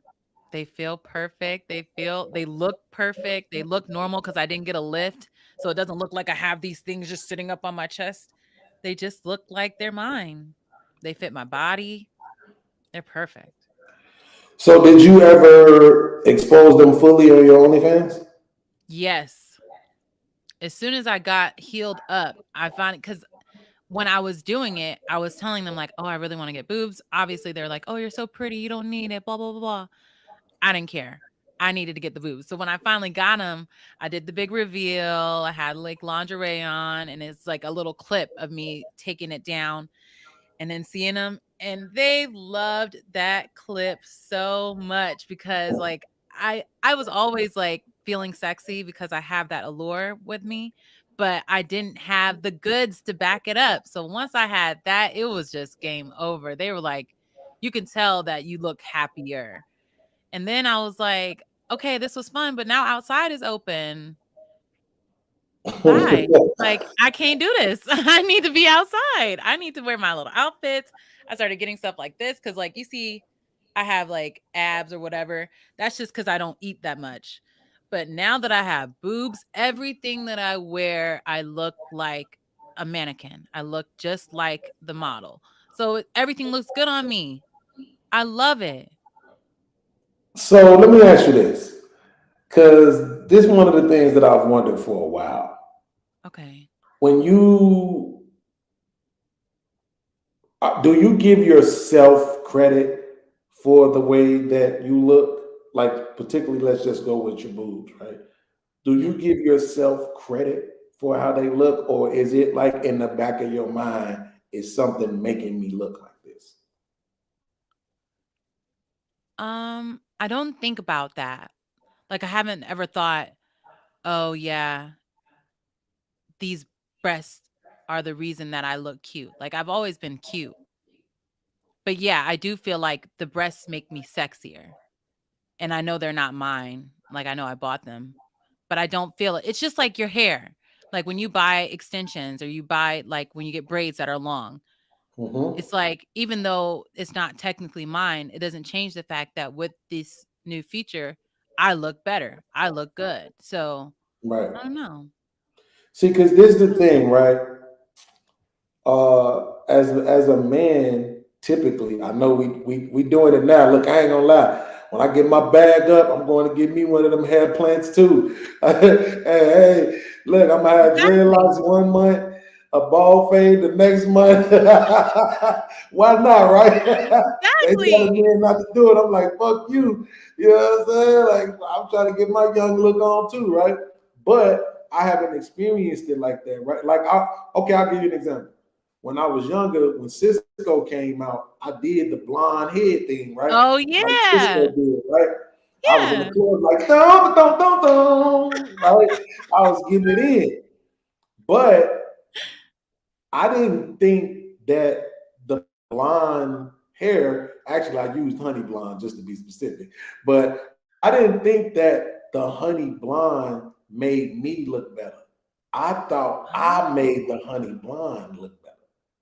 You see what I'm saying? Because when I was saying I was gonna do it, it was a lot of people like, "No, man, I'm do that, man." And then of course you had the man that's gay. You know what I'm saying? Like Yeah. stuff like that, Everything right? is gay though for black men. Everything y'all want to Right, do, anything outside of the normal is gay. right, exactly. That's exactly how we treat it. But this what Yeah. I always knew about myself. No matter what I ever did, that shit looked good. It didn't matter whether it was a ball fade, whether it was a Caesar, 360s, braids. It didn't. The only thing I never did was dreadlocks. But it didn't matter what I did with my head, right? So when Yeah. I got it, it was on and pop. And then I was a dancing ass nigga too. So I'm in the club, I'm killing it with the blonde hair shit, and I'm just girls after girl after girl after girl, like so. But my mindset was I make this blonde shit look good. You see what I'm Exactly. saying? It's that you get a different type of energy. Like people can tell when your confidence is boosted and you have Mhm. more, like you walk with that air of I got it. People can tell. Like it's not just that you got your hair done, it's that I got my hair done, which makes me feel like I look good. Nothing like when you come out of the salon and you're like, she slayed that. Now I look like a baddie. So I Right. get it's not just that I got this hairstyle, so now I'm pretty. It's that my ego is inflated, my confidence is boosted. Now I have that air of myself. Like I don't walk around with my head down. Oh, I don't want anyone to see me. Oh, let me put a hat on. Oh, blah, blah, blah, blah. It's like I want everybody to see me because I know I look good. Like it's just a Yeah. different energy. See, that's what, and the reason why I asked that question is because I I know at least I want to speak for men in general that we perceive it to be that way when it comes to the weave, right? That you go and you get the weave, right? And when we used to make fun of it, the argument used to always be, "This is my hair. I paid I for it." paid for it. Yep. Right? That used to be the argument all the time. This is my I paid for it, right? And Yep. then, but I never heard a woman ever say, I make this hair look good, right? It's the understanding is that you're going to get this particular hair and this particular style because you saw that shit somewhere, you Yeah. thought it looked good, and so now you're putting it on yourself. And I think one of the problems is that shit don't work for everybody, right? Really? Hell no. Especially with makeup. Yeah. Especially with makeup. A lot of people see certain shit. They see people with the purple shit here, the pink shit here, the yellow shit here, the green shit here, and they think I could go put that on like a mask and look good too, and that shit don't work out like that, right? Yeah. That's what I'm saying. I always wanted to know where's in general a woman's mindset is. Let's talk about the BBLs, right? Yeah. Are you I don't think you have one, but if they get in the BBLs, do they think I make this BBL look good, or is it the BBL makes me look better? Because if you understand that the BBL is making you look better, how do you have any arrogance behind that? Where does the ego come from? Right? It's not you. But it is, because that's you now. Like, unlike a hairstyle, like when you put a wig on, that's you temporarily. But when you go get this surgery, this is the new you. This is who you have to feel that same confidence, that same amount of confidence, so you can make it through the healing and the judgment that comes after you get surgery. You have to be very comfortable in what you've decided to turn into. So I don't know if it's like you inflate yourself just so you can ward off what's coming, because especially with the BBLs, there's a lot of judgment that comes with women that get BBLs. So Mhm. they have to be fighting that in their heads constantly. So they have to have a boosted ego, because everybody's ready to tell them how fake they are, tell them how they look like ants, tell them all the things that they don't want to hear after they paid all this money for this surgery. I'm just telling you, they don't want to hear that shit. So Right. I get it. Like, it's not that they want people to think, oh, I'm better than you because I got this, but they want it to be known that this wasn't a mistake, that I got this. I got this. I like this. And you're not going to shame me out of what I'm enjoying myself look like now. Some women, they haven't had I a get that. body that they feel sexy in. So now that Yeah. they have a body that makes them feel like they sexy, they already had the personality. They just needed the look. So they take off that. I don't know. It just does something to the ego. Yeah, I mean, so I'll say, when as a man, I think about like a vehicle, a Hmm. car. You do feel a certain kind of way when you step out of a certain kind of vehicle, Hmm. right? And that's not on you, right? So I kind of get that, Even if right? it's rented. Yeah, even if it's rented, even if it's rented, even if it's your cousins, right? When you pull Exactly. up in that thing, playing your music, and blah blah blah blah blah, you do feel a certain kind of way. Yes. But I don't necessarily know if there's an expectation there for treatment based on the vehicle that you're driving. I guess you would Mm. expect for women to like you more. But I don't think if you're a guy who's not attractive, I don't think you think now all of a sudden I'm more attractive. I think you think the women will like this car, right? And so if they come talking to me while I'm standing next to this car, and I know if I wasn't standing next to this car, they wouldn't be talking to me. I'm not so sure if it's an inflation to the man's ego. You see what Yeah. I'm saying? Yeah. So if you have like there are some women. Okay, so let me stay safe because I'm not trying to make no enemies. There's one particular woman in this space who does not have any titties, but according to every person in this space, women and men alike, she is pretty, Hmm. right? She is pretty. And the reason why I really appreciate it is because she dresses the way that we would want, or I could say, I heard people suggesting to you the other day that you should dress this certain way, right? And they even said it, right? They even said it. They was like, look how she's dressed. And you was like, nigga, look. That's just I have Right? never been modest. Even when I didn't have breasts, I have never been modest. I have never dressed modestly. So it was really Yeah. unrealistic for people to think that when I finally got the rack of my dreams, I was going to cover it up. That is not happening. It's not. It's not. Did I'd you be say ready to the get rack home of so I my can strip them out. dreams? The rack of my dreams The is rack of my hilarious. dreams. But you know what? You know the guys that they lift weights, right? But Yeah. they use steroids also. They know that if they didn't continue to lift weights, they would look crazy. So Mhm. even though it is assisted, they feel like I still work to get this size. I still work to get these. I'm not just going to do steroids and be jacked up. So I the see what you're BBL girls, even though they get the BBL, they're like, oh, that's a made body. Well, if they don't work, they'll be back to fatty. So they're like, look, even though I paid for this start point, I still am working to make sure I maintain this hourglass. It doesn't just stay this way because I got the BBL one time, or they'll be going back, going back, going back, going back to get them over and over. So I think it's a good correlation between the guys that do steroids, even though it's not all natural, they still worked to get them to themselves to look the way they look now.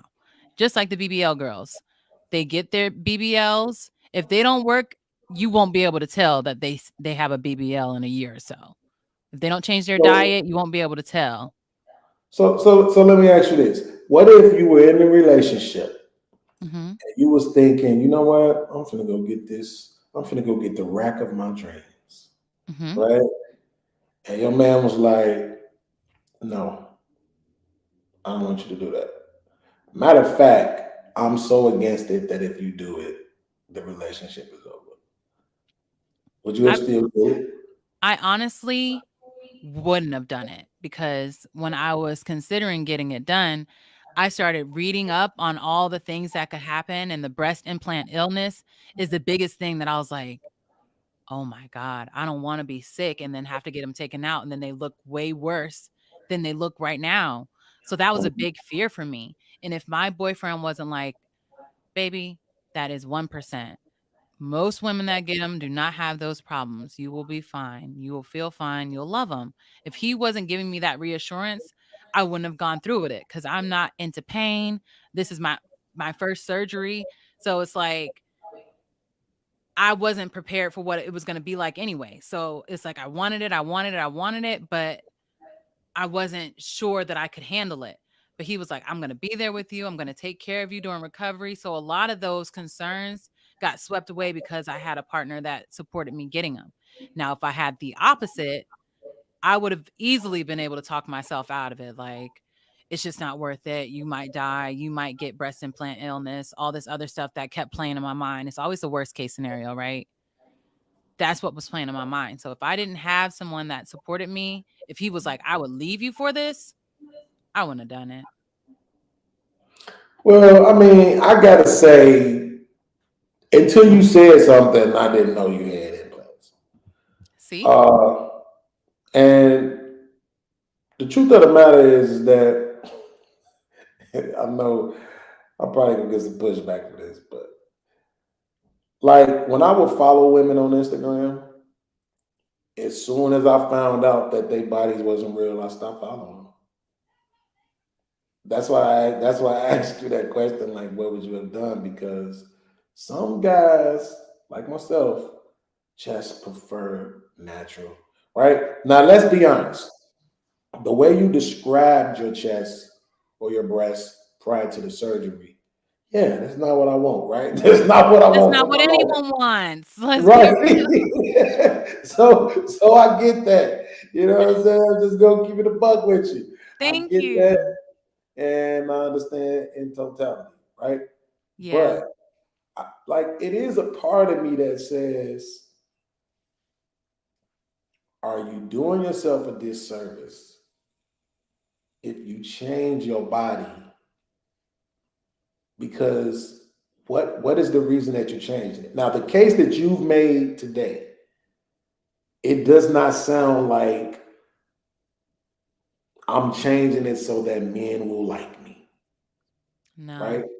It seemed like everything about your decision was, I want to deal with my own insecurity about the way that my chest looks.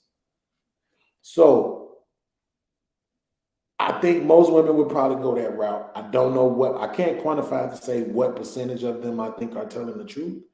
But you were in a relationship when you got this done.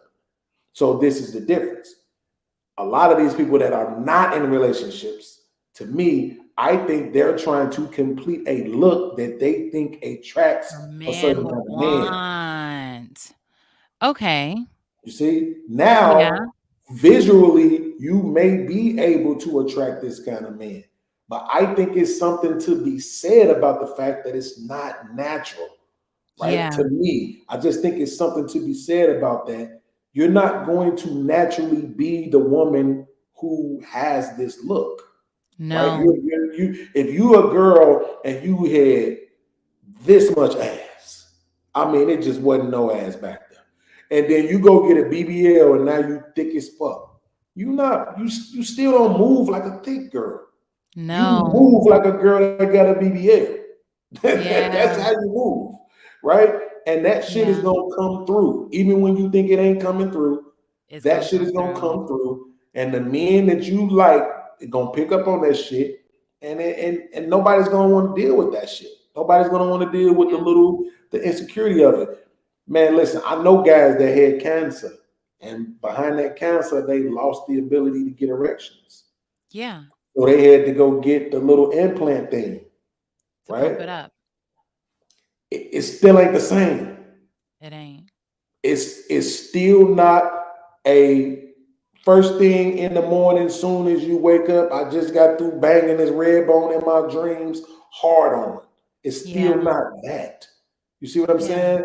So if you go get that and then you try to move with some sort of arrogance, you know what I'm saying? Because Yeah. you walking around with a fully erect penis all the time, but it ain't hard.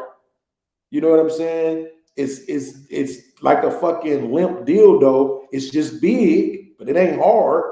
And I'm assuming right now, because I can't imagine they actually putting metal in your dick. I'm just always assuming that it's like some sort of gelatin implant. You know what I'm saying? That I keep thought it that was like can. a pump. Like they pump it up Oh through the fuck! Don't balls. say that. That sounds terrible. I don't Please, know. God, don't let I me don't do that. know. Honestly, I looked into the trans women situation to see what it looks like down there, and it looks Mhm. like a pussy to me. But I haven't looked into the trans man to see what it looks like down there and see if it looks like a dick to me. But I don't know. I heard it was a pump in there, and Okay, I assumed it was in the balls. this is from the Mayo Clinic. Oh, let me see. Let me switch it to this one. Let me switch it to this one. Okay. So it says penile implants are devices placed inside the penis to allow men with erectile dysfunction to get an erection. Penile implants are typically recommended after other treatments fail. There are two types, the semi-rigid and inflatable. So the inflatable is the one that you. Oh, Each type of penile implant works differently and has various pros and cons. Okay, why it's done, risk, treating infection, how you prepare, physical exam. Okay, there are two main types. The inflatable devices, the most common type of penile implant, can be inflated to create an erection and deflated at other times. That is wild. you see, I heard you pump it up. They pump them up. That is wild. Yeah. God damn. But I wonder To if it achieve feels an hard. erection, you pump the fluid, which is salt water, from the reservoir into. Oh my fucking God. Afterwards, you release the valve inside the scrotum. What Oh, the and then fuck it is goes up back right now? limp. Oh my fucking God. Wow. Okay. Semi-rigid rods, semi-rigid devices are always firm. Exactly. That's the thing I was assuming. That's what you were assuming. Right. The penis can be bent away from the body for sexual activity or toward the body for concealment. Exactly. That's the thing I was assuming that most guys got. But according to this, the other one is the one that's used more often. The essential series of segments held together With a spring on each end, it can maintain upward and downward positions better than other semi-rod. Yo, that's crazy. That is crazy. And here's the thing: can't quantify it, but it's a lot of men that are dealing with this. And I Yeah. would venture to think that most of them just suffer in silence. Yeah. That the majority of men, they just feel like, hey, if it's over, it's over. You know what I'm Damn. saying? Can't get erection no more. Hey, just living life every day, doing it. And man, look, I'm trying to knock on wood, but like for me, I couldn't even fucking imagine. Pumping it up. Neither one of them things. Like, So if it was over, just you would just let it go and never have sex again? no, I probably just self delete. Like, man, look, I'm telling you because Yeah. look, I'm not no young dude, but I'm still straight. The only thing Yeah. that fucks with me is the fact that I got too much weight for my height and shit. Right? I'm at least about 60 pounds overweight. Because Okay. according to the BMI shit, I should be like 170. That's bullshit. I think I should be a solid 200 to me. When I was 200, well, I was really 190 when I was 24 years old. But when I got up to 200 around 26, I felt like I was nice. I feel like I would beat the shit out of somebody at this. I You know get what I'm it. saying? Like, please It's a don't try. different goal for the guys. You Yeah, it that the 200, protection that aspect, 200 it makes felt good. sense. Yeah, that 200 felt real good. I ain't even gonna lie. I felt solid. Yeah. I was still bow legged, still pigeon toed, still had a six pack. You know what I'm saying? So I Yeah. just walked like a fucking tank. You know what I'm saying? I was Yeah. very solid. So, but I mean, at the end of the day, it's still, I couldn't imagine, right? Like not being able to get hard. I Yeah. think that shit has to be damaging, you know what I'm saying, to a man. And so I think even just now thinking about that, I kind of understand a little bit more what goes into the psyche of a woman to get breast implants or to even get a BBL. You know what I'm saying? I mean, I just think some women, I think they take away from themselves with that shit. It's the same thing with the makeup, and it's the same thing with the weed. If you ask me my opinion, because I can't quantify it really, I Yeah. would probably say 60% of women that do this shit don't need it. Yeah. Breast, BBL, makeup, or weave. They Yeah. don't need it. They look so much better without the shit, and they just don't think it. They don't know it. They don't appreciate or value what they already bring to the table. And it's Yeah. a dude out here that will suck a whole fart out your ass. Like the way you look before the BBL, the way you look without the weave, the way you look without the makeup. It's the Yeah. dude out here that will suck your ass on his way out the door going to work to pay your bills, right? Yeah. You just gotta know, you know what I'm saying, that shit is possible, and it might not be this thug ass nigga, you know what I'm saying, that you really want. It might not be Ti. You know what I'm saying? It might be Yeah. what's my man name that be doing the same shit? It might be Neil deGrasse Tyson, and you just have to fucking accept this Neil deGrasse Tyson. You really gonna get fat It might transferred be. from one part of your body to another one because you don't want Neil deGrasse Tyson. You know what I'm Yes, saying? because she wants Ti, and she knows Ti wants ass and titties. So even if it's not hers, she's gonna do what she gotta do to get Ti. And it's like women, the more things they give women to be able to become the girl of whatever man they see's dreams, they're gonna try to do it because the goal is always to be picked. It's always to be the one that doesn't have to worry about I go out with my group of friends and nobody pays attention to me. I didn't think about how that affected other people Mm. because I always drew attention. So I didn't think about I Damn, was I didn't talking think to my about that. therapist and she was like, "Have you ever thought about not trying to be the center of attention when you go out?" And I was like, "No."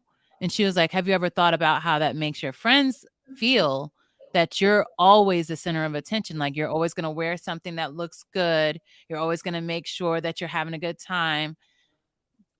Have you ever thought about how it makes your friends feel to always be the backup?" And I was like, Yeah, "Well, no, because they can just shine too." And she was like, "No, not everybody shines as brightly. And if you're always taking the spotlight, your friends never get a chance to be in the spotlight." So I was like, yeah, man, I never thought about it that way, to be honest. I never thought how my actions could affect others when they're not in a relationship with me, when they're not supposed to go home with me. But it does. Mm, So I thought about that for a while and I was like, I don't need to go out anymore. Like I have a man anyway. There's no reason for me to go out and have the best time. I'm not going home with any guys. So I'm just taken away from my single friends. That doesn't make any sense. yeah, So I was like, man, I might as well stay home. But now I'm on YouTube. yeah. Taken away from the girls on YouTube. Taken away from the girls on YouTube with my titties Making it out. well, again though, right? So here's the thing, because I ain't gonna lie, when I was listening to you, hey, you was cooking that shit. Because the truth of the matter is, guess what? What you said was true. The men will listen with the girls on display, right? Yeah, They don't pay attention. Otherwise, they probably wouldn't give a fuck about what you had to say, right? exactly. That's what you said. I'm like, I don't know why these niggas is arguing back on this when they know it's true. Then they're gonna try to pull up. I'm gonna just say it, fuck it. They're gonna try to pull up Lucky. And I'm like, okay, you pull up Lucky, but in this space, Lucky is considered a pretty girl. And it ain't like Lucky ain't never had nothing on display, because she has. We have the pictures to prove it, right? I didn't know But that. she's a good looking woman. So just because she don't have the girls, it don't matter. She's still a good looking woman, Exactly. right? But it matters to her. Because why? I cracked a joke about her boobs. Oh, you did? And she was upset. Like multiple people. I'm on a live stream and Yeah. there was multiple people inboxing me like, bro, Lucky hurt. Bro, you need to contact her, bro. She hurt. Like, you just really hurt her. And I'm like, Oh, damn. So what I did, I hit on Instagram and I'm like, hey, listen, motherfuckers telling me you feel some kind of way. And damn. you okay?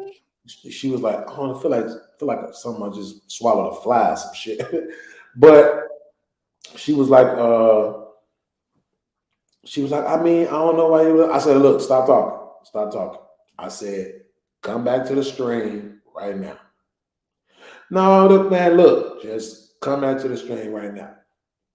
Then once I seen her in the chat, in the chat, she was like, I'm here, Beans. And then I just issued an apology, right? Because it was a joke, but at the same time, I don't want you to think that I'm trying to, make Tear you you a down. punchline or that I'm Yeah. intentionally trying to, make you feel some kind of way, because that's just not the case, right? Good. So I just apologized to her on the live so that she would know and that everybody else would know, like, I ain't no hypocrite. I talk about my own triggers. So if I want people to understand me when I'm triggered, then I gotta understand people when they get their triggers. Now, truth be Yes. told, get the fuck over the joke, right? Yeah. Still, But get the fuck still, over that the is joke. But as long as you understand and know that I wasn't being like I wasn't attacking you. I love that. That's what matters because anyone can tell a joke. Anyone can tell a joke that was like it was a little below the belt, right? But if you actually, hey, mother, I love her. If you actually take the time to go back and apologize to people whose feelings you hurt, I think it really matters in the long run that they feel like he's not just saying this, he's not just going to say anything and not care about the impacts of it. Because a Yeah. lot of comedians, all they care about is it's just a joke, get over it. It's just a joke, get over it. But how can you have people that feel comfortable being close to you if you're going to turn into their punchline every time? It's like, damn, I don't want to open Yeah. up to you because in a week, I'll be the punchline and everybody is clipping and posting everywhere. That's Yeah. embarrassing. So I get that side of it. But then it's like, I love to laugh. I love comedy. So I'm going to laugh with you.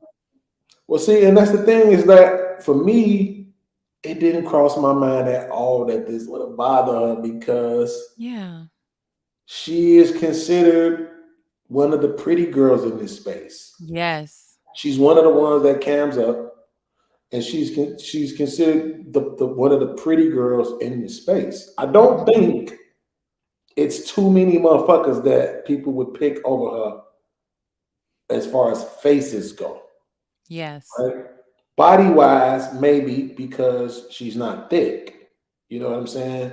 But and a lot of us like thick. So, but face Yeah. wise, it ain't that many, right? So I didn't think, this was gonna bother her in any kind of way, but no, Yeah. right? She had feel some way about the fact that her breasts are the way that they are.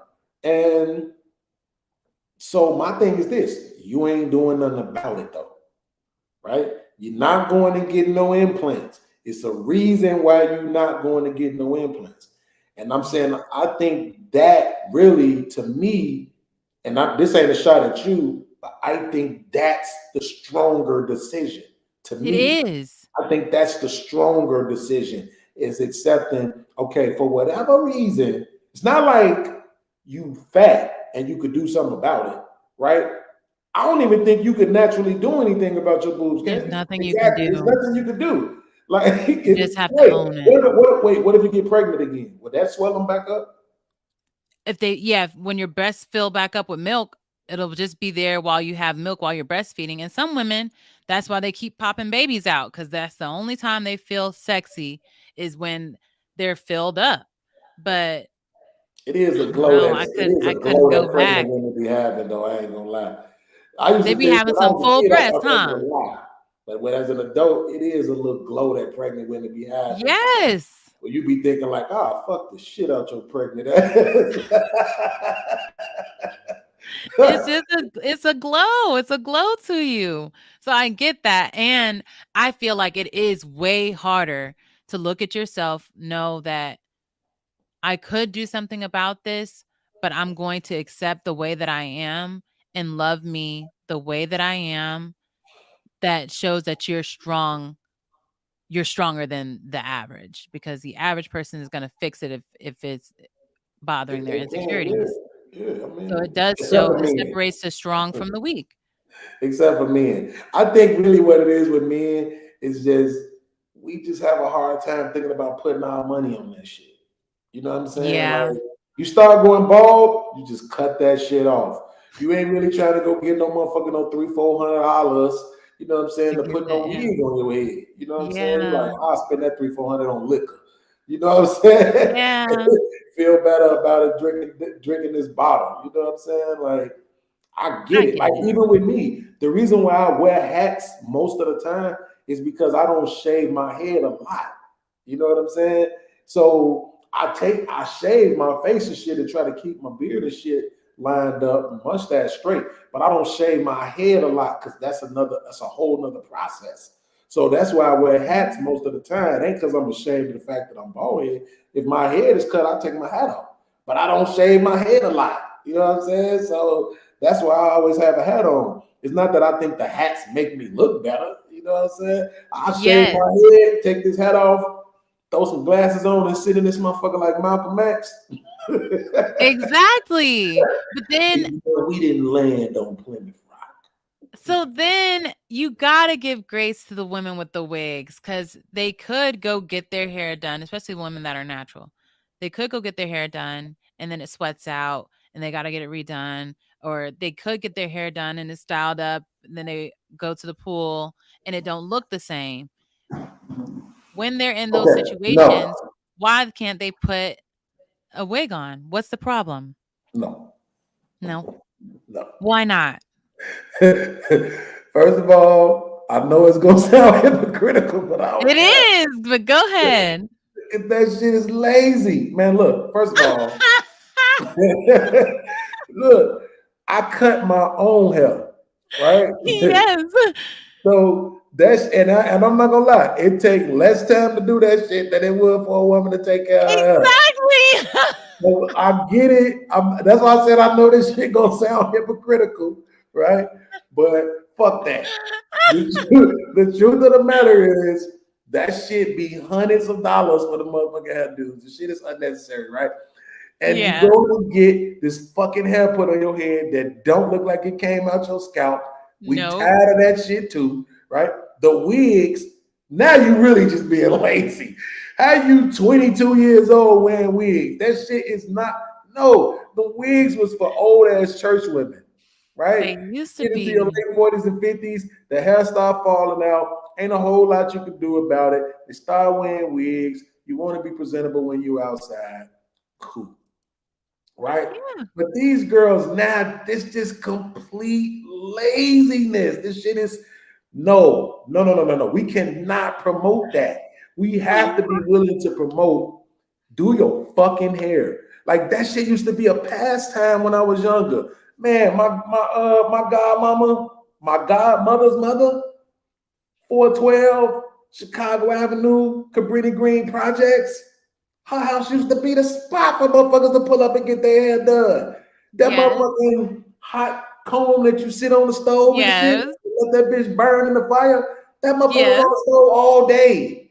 Motherfuckers in that bitch getting their motherfucking hair burned out. You know what I'm saying? Like, Exactly. That's how we were used to getting our hair done all of our lives. A lot of us didn't transition to natural until we were grown. So right. we didn't know how to do our hair in its natural state. We didn't know how to take care of it. A lot of it, when it finally started growing out. See, a lot of guys are like, you don't need that perm, just go natural. But if you've been getting chemical burns in your scalp for years, when you finally cut it off and start to go natural, what's growing out of your hair isn't what it ends up looking like. What grows out of your head is scab hair. Is hair that has already been damaged inside of your scalp.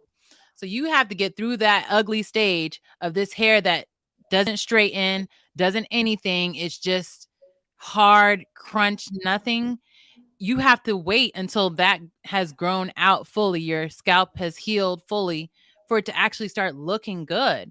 So you're trying to get comfortable with your natural hair, and you're looking at your hair and it ain't looking like the girls on YouTube that are natural that have the little ringlets. It's not looking like the little girls on YouTube that have the 4B hair or the 4A hair. It is simply scab hair. It is discouraging. They realize like, oh, I'm not for this. I'd rather go back to the perms. So then they go back to the perm. It's damaged on top of they perm and damaged hair. It's not going to straighten the same. It's just a lot. It's a lot that goes into getting your hair done. I wonder because okay, so the perm, that's fucked up. I'm just not realizing this. That comb that we used to sit in the fire, that was called a straightening comb, right? Yeah, hot comb. So it's basically doing the same thing that the perm is doing. Yeah, but it's just heat shocking it basically. So it's still going to revert back when you get moisture on there. It's not going to stay. When you get a perm, it's semi-permanent. So if you wait a little bit before it gets wet, when it gets wet, it's not going to be kinked up. It's going to be stringy hair. So it completely changes the texture, the look of your hair. The other one, it just gives it like a heat shock type of situation where it's temporarily straight, like when you're ironing a shirt. Right. It's like you're ironing the wrinkles out, but it'll still wait a minute. go back to wrinkled. So what was the mindset behind transitioning from the comb to the perm? I never had the comb. My cousin had a hot comb. My mom was a Kind of young. cosmetologist. That's probably a question for some of these old ass women. Yeah, Any my cousin old ass was a hot women comb. in the chat? But the thing is, her mom didn't want her to get a perm. Her mom was against perms. So she never got to get perms. The only thing she could get for her hair to be semi-straight was a hot comb. When we got our perms, my mom was a cosmetologist. So she knows how to put the perms in our heads. She would put them in there. But we were getting perms since we were little babies. So it's your hair isn't going to look the same if you've been damaging it since you were little. I got my first perm when I was like 3. You were getting perms since you were babies? 3. I got my first perm when I was 3. My mom left me with my great aunt because she had to go deploy. Crazy. Exactly. She was so mad because then she comes back from her deployment and her baby's got permed hair. So now she's like, I can't even have them have natural hair if I want to. I don't want their hair to fall out. So then she started perming it. So I hadn't had a time where I wasn't getting my hair straightened until I was a grown up.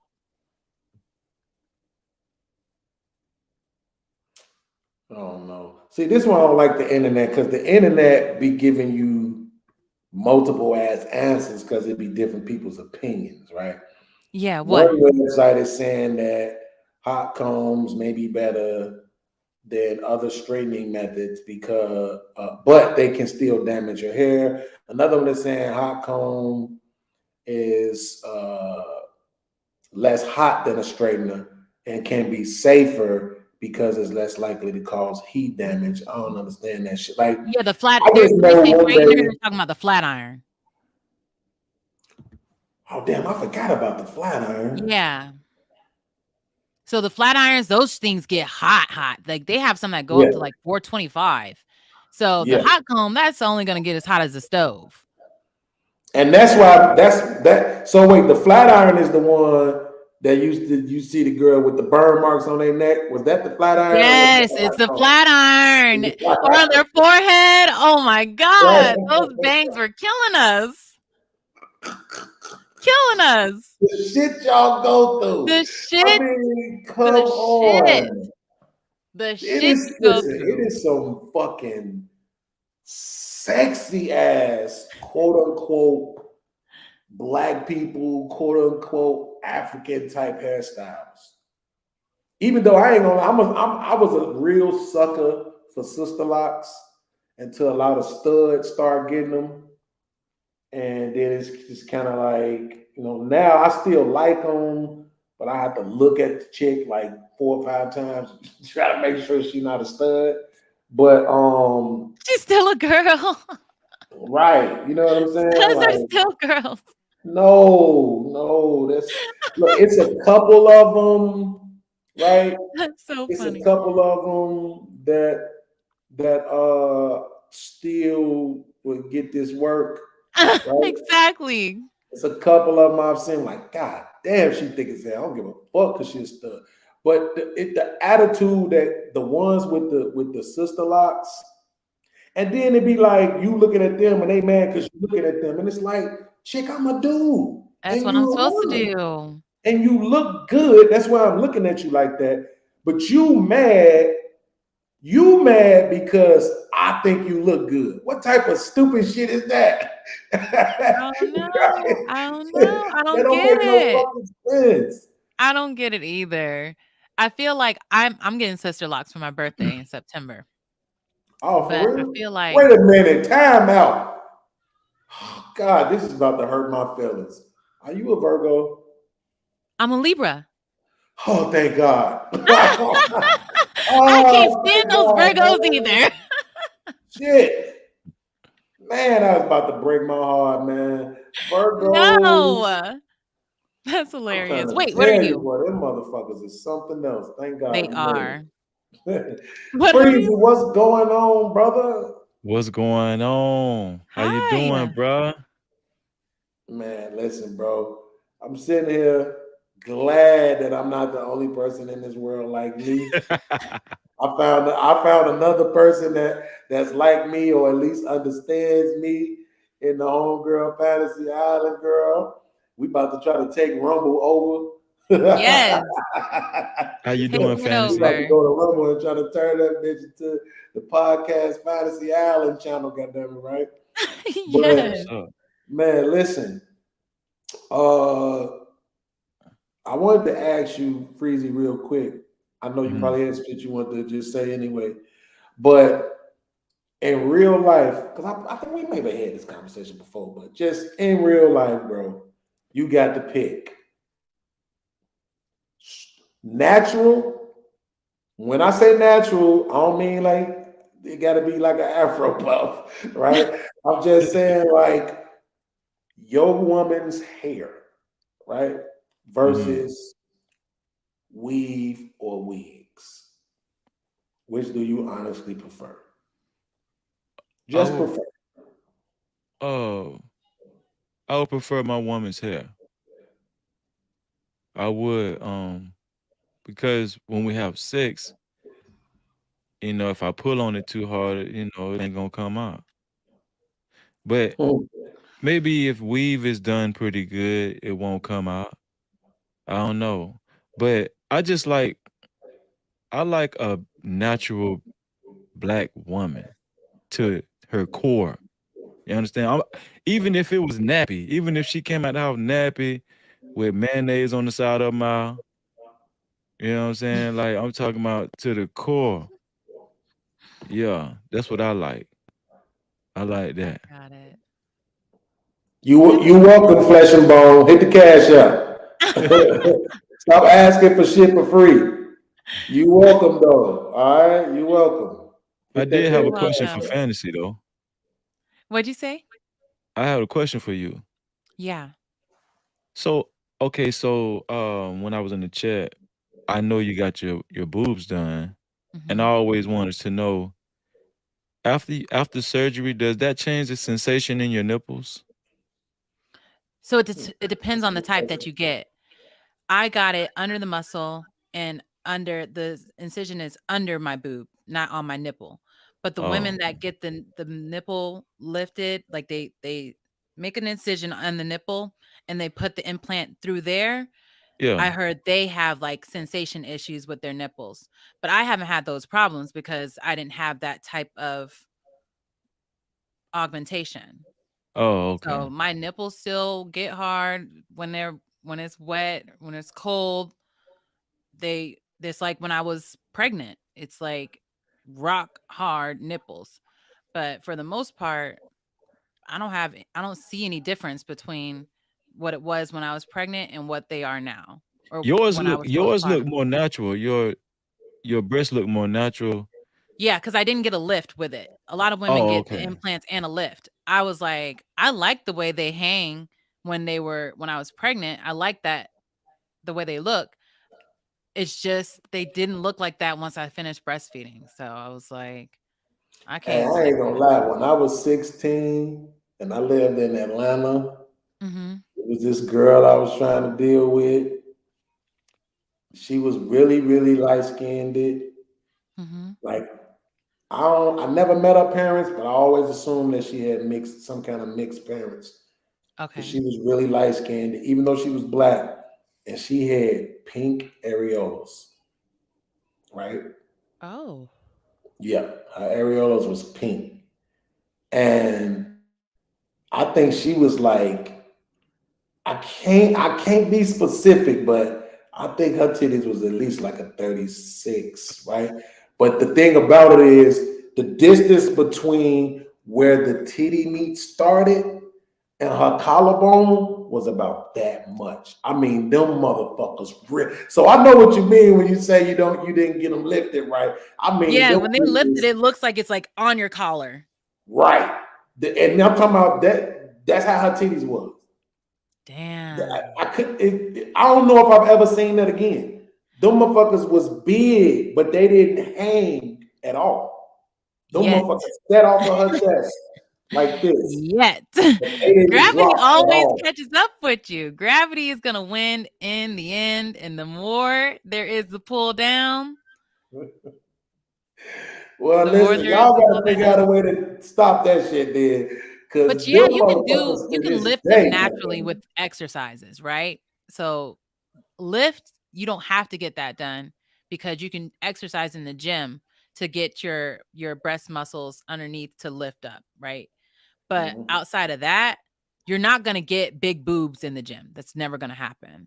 So Right. if your size is the problem, like if you want a D, you're not going to get a D going to the gym. I'm sorry, baby girl. If anything, you're probably going to lose more of your titty fat when you lose all the rest of it. It's not like you get to choose where your fat comes out. As you start to lose the weight, it Yeah. drops everywhere. So I don't know. I feel D, like, D is where you're at right now, right? yeah. Yeah, she must. I wish I could. I wish I could I find wish her. I could find that girl. Like, No, I she was want to know, probably like, like a what was your triple route D. size back then? You know what I'm This saying? Because There was this I girl, wouldn't her understand name that was shit. Brianna. She had the biggest boobs I had ever seen in my entire life. And she used to hate them. Everybody used to know her as the big boob girl, big boob girl. She got big old titties. And she hated them her whole life. She finally got a reduction. She is so proud of her boobs. I was like, girl, I would have never done that. I wanted boobs so bad. But you just never know what somebody's insecure about. And she says she never felt comfortable with her boobs. I mean, I get it because everybody is not comfortable with being the freak show, right? Everybody is not Oh, comfortable yeah. with that much attention, especially when you in certain kind of moments where your mind should be shining, you know, your skills should be shining, and a motherfucker just focused on your titties. You know, Yeah. you like, listen, I just performed brain surgery. Yes. And the guy's like, really? So what size bro you wear? Yeah. Right? It's just like, nigga, did you not just say I performed brain surgery? Well, was your Yeah. titties bouncing while you was performing the surgery? You know what I'm Yeah. saying? Like, so everybody is not cool with that. There are No. some women that don't give a fuck. I You think know there are a what I'm lot more saying? that don't give a fuck. They like, hey, I got motherfucking triple G titties. I'm finna sit these bitches on the table during this interview. And Right? do what I gotta do. Yeah. And it is what it is. You It know what I'm is what saying? it is. You know who else? I'm telling you this is why I have so much respect for women. Women that have big lips that know. I've heard only a couple of women say this. I know these lips was made for sucking dick. Dick sucking lips. Not every woman, the majority of women won't be able to say that, won't be able to accept that. You know what I'm saying? That's why when people hear me and they always laugh and be like, podcast, you crazy. When I say I love whores, I be like, I'm dead ass serious. Yeah. Like, I have a lot of respect for women that accept where they're at in life. Yeah. You see what I'm saying? Versus a motherfucker that's bullshitting. Yeah.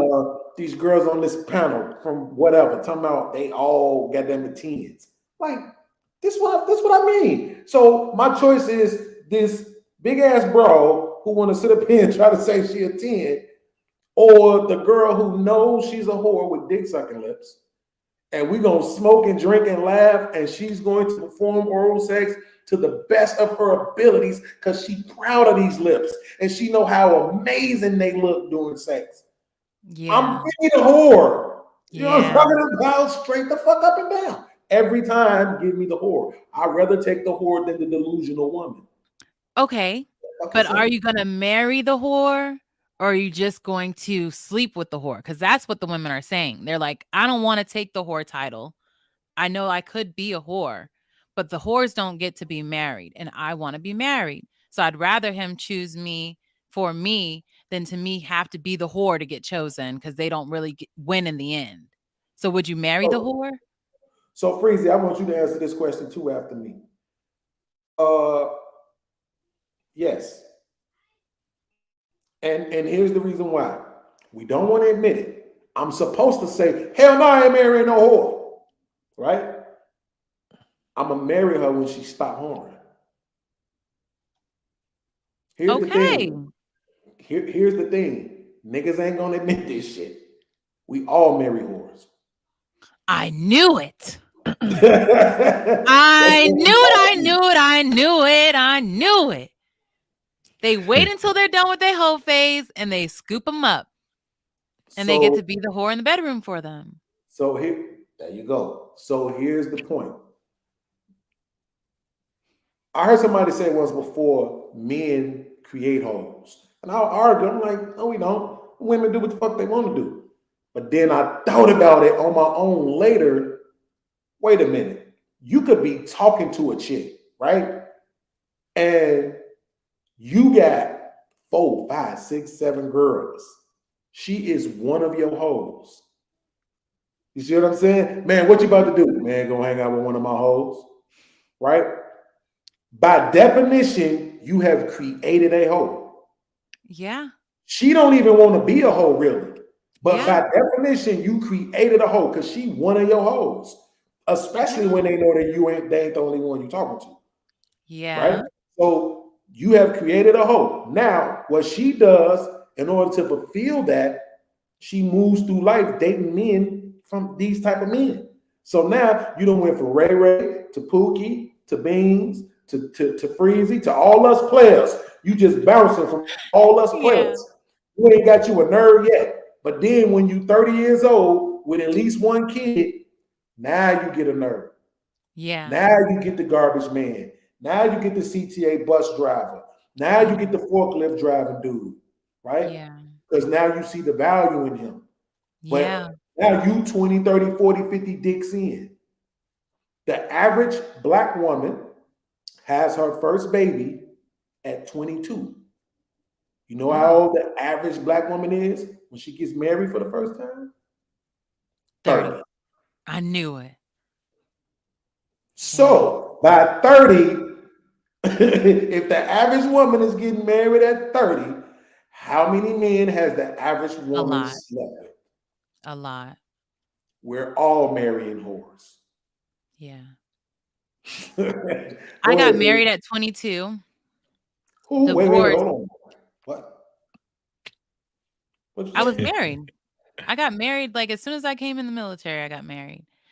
I To got somebody married. that was in the military? Huh? Yeah, Was he in the military or was he a civilian? in the military. That's what we all do all the time. That's why It we is, always but all you married. gotta We learn from always other get people's married. mistakes. But then we get married, immediately I deploy. Then come back, he deploy. Then he come back, he deploy again. So it's like you don't get to see him. So it's like I'm married, but I'm feeling like I'm alone. Like I'm not even getting to be single. I'm just a wife that has no husband around forever. Yep. So I wasn't feeling that at all. Did So you I cheat was on him? like, it's not that I cheated on him, it's that I didn't love him anymore because I felt like all we could do was try to get back to where we were when we first got married. Like that time, that romance time, when you spend more time apart than you spend together, anytime you're spending together, you're trying to reconnect, get to know each other, find out how different you are. It's not the same. Maybe I asked the wrong question. Did you feel the need for some more companionship, being after he was away, being that he was gone so much or whatnot? No, I didn't feel like I needed more companionship when he was gone, right? But he wasn't a nice man when he was gone. He had a lot of insecurities that he had to deal with, not being able to be in the same place as me, his wife, right? I was his first wife. So he felt like he needed to protect me. He felt like he needed to be there for me. And if he couldn't be there for me, I needed to be on the phone with him all the time. I needed to pick up every phone call. If I didn't pick up the phone call, it's a fight. You get drained fighting with your spouse every day, every night to make sure you don't go out, make sure you don't have fun. It's mentally draining. Even when I was deployed, obviously I can't go anywhere to have fun. why are you stressing me? I can't do this. But I did. We were married for 6 years, but that was a very, very hard 6 years. And that's why when we got divorced, that self-correct was all the way to the other side. I did the OnlyFans thing. My boyfriend was supporting me doing all these things. It was like completely the opposite of how I was when I was his wife. So he was like, "Was that always in there?" I was like, "I don't know what was in there, but I know I couldn't be the wife that you needed me to be." You made up for lost time. I That's made what up you for lost did. time for sure. And I felt like I didn't get to experience my 20s. Like, you know how everybody gets to say, "Oh yeah, I was young and dumb." I didn't get to say that I was married. So I was like, I'm ready to be young and dumb too. But I wasn't. I had a boyfriend. So I haven't gone through like in my adult life, I haven't gone through an extended period of time of being by myself. I've always had a boyfriend or I got married. And now my boyfriend that I have now, we're going to get married. So it's like maybe some people are just more geared towards relationships, I guess, no matter how much of a hoe they want Why to you be. think you're ready to get married now? I feel like I'm ready to get married now because I understand my role in his life and how I could fit into his life a lot more than I understood when I was 22. I just wanted to be married. Now I understand like I have a role to play and I want to play it for him. I want to make sure that I'm his safe space. I want to make sure that I'm providing him everything that he needs from a woman so when he goes out, he doesn't feel like he has to look everywhere. But I wasn't thinking that way before. Before when I got married, it was I want him to take care of me. I want him to be the best husband, but I wasn't thinking about what type of wife I should be. Mhm. So now I'm like, okay, now I'm ready. I know what type of wife like I can be and what type of wife I want to be this time. So I think it's a You plan difference in my mindset. you plan getting a BBL? No. Oh, okay. I don't have enough Oh, fat I can anyway. switch it around. Ooh. I don't have enough fat for a Shout BBL. out to Like you have to have StreamYard for the weight. new layout edits. Yeah, this is gonna be dope. This is gonna be interesting to You play with. doing good. You doing good. You say But you don't yeah, have So enough fat for a BBL. no, How you that have work? to have fat. Like if you can see me, I don't have any fat. It's just I have these abs or whatever. I have these So the fake boobs. doctors ain't got no way My to give you arms no are ass? no. You have to put like implants back there, which I wouldn't do that because then you would Oh. be sitting on them all the time.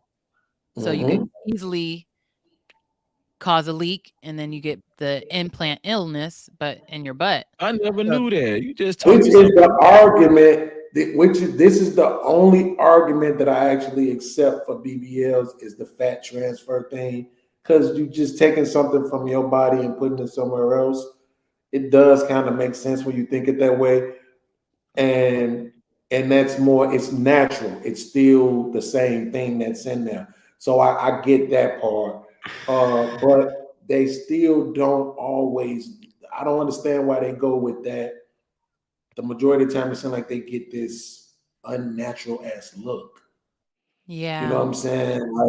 Like motherfucker just holding two balloons. You know how balloons ain't perfectly round. It gets like, you know what I'm saying? And it's Yeah. like, I don't know. It sometimes it seemed like, I guess I gotta include men on this too, that we just look at it like it's bigger, so therefore it's better. Right? But I've heard Exactly. women say, Jack, when it comes to men's penises, right? To men's dicks, I guess I could say dicks. To men's dicks, bigger don't always mean better. Nope. See how strongly she said that? No. She Nope. was dead ass serious too. That God no was damn. strong as hell. Like, Nope. nope. Because And you better not say it too, nigga. there are size queens and then there's people like me. I don't need the size. I don't need that at all. I need it to be enjoyable the whole time. And when it's big, it hurts the whole time. I don't get it with other ladies, but I don't feel the pleasure that they get. They're like, I need it to be big and thick. That scares me. It's scary to me. I need it to be reasonable They ain't size, got like no walls. 4 That's to why. 6, not 6 to 9, like 9 to 10 to 12. I'm like, girl, That You don't said hurt the whole 4? time. She said 4. 4 to 6. Yes, that's my sweet spot. 4 to 6. See, the thing is this though, right? You got to understand that well, not you all, but women and people in general have to understand that the same rules apply to women, right? It's some women out here that have natural. I'm not too sure about it all the time. I Mhm. want to say B cups. I could be wrong though. Like, what's old girl name from Swamp? Oh, I know who you're talking about. Oh no, not Swamp. I was thinking Swarm. Is it Swamp? Yeah, Swarm. Swarm. Yeah. The dark skinned one. I don't know her name, but I know who you're talking about. Fishback. Dominique Fishback. Oh. That's her name. Dominique Fishback. Matter of fact, I got this picture up here. Let me pull this up. Yeah, let me see. Okay. So this is a 36C, apparently. I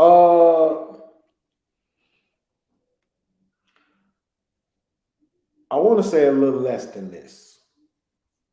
So maybe it is B. Let me see what a B cup would look like. Okay, B cup. Okay, so it's women out here who have breast this size, Yes. and they think, oh, I want bigger boobs. Yes. And so then they go get the bigger boobs, and it looks ridiculous. It don't look natural. I'm gonna try to see if I could. Let me see. Oh no, this is going to porn sites. So I'm gonna pull it up. But I wanted to see. I'm gonna try to see if I can find one off cam because this shit tripping. But it's like what'll happen is the titties will have like this much space in between them in their chest. Yeah. Right, and it'll just be some big ass boobs sitting out Sitting on the sides. with like a whole parking lot of space in between their chests. You know what I'm saying? It don't look real at all. It looks like stupid, but mentally they're just projecting that my boobs are bigger, so they automatically look better. And Yeah. that's just not the case. You know what I'm Yeah. saying? Some people look better like this. To me, some women look better with weight on them. I don't even know why we'd be trying to pretend like that's just not that, like that's not true. I just hate that narrative. I hate it so much when the guys are like, "Oh, she'd be better if she was thicker," because it's a thin line between thick and fat. So you just getting them on the cusp so that when they have a baby or have anything, now they fat.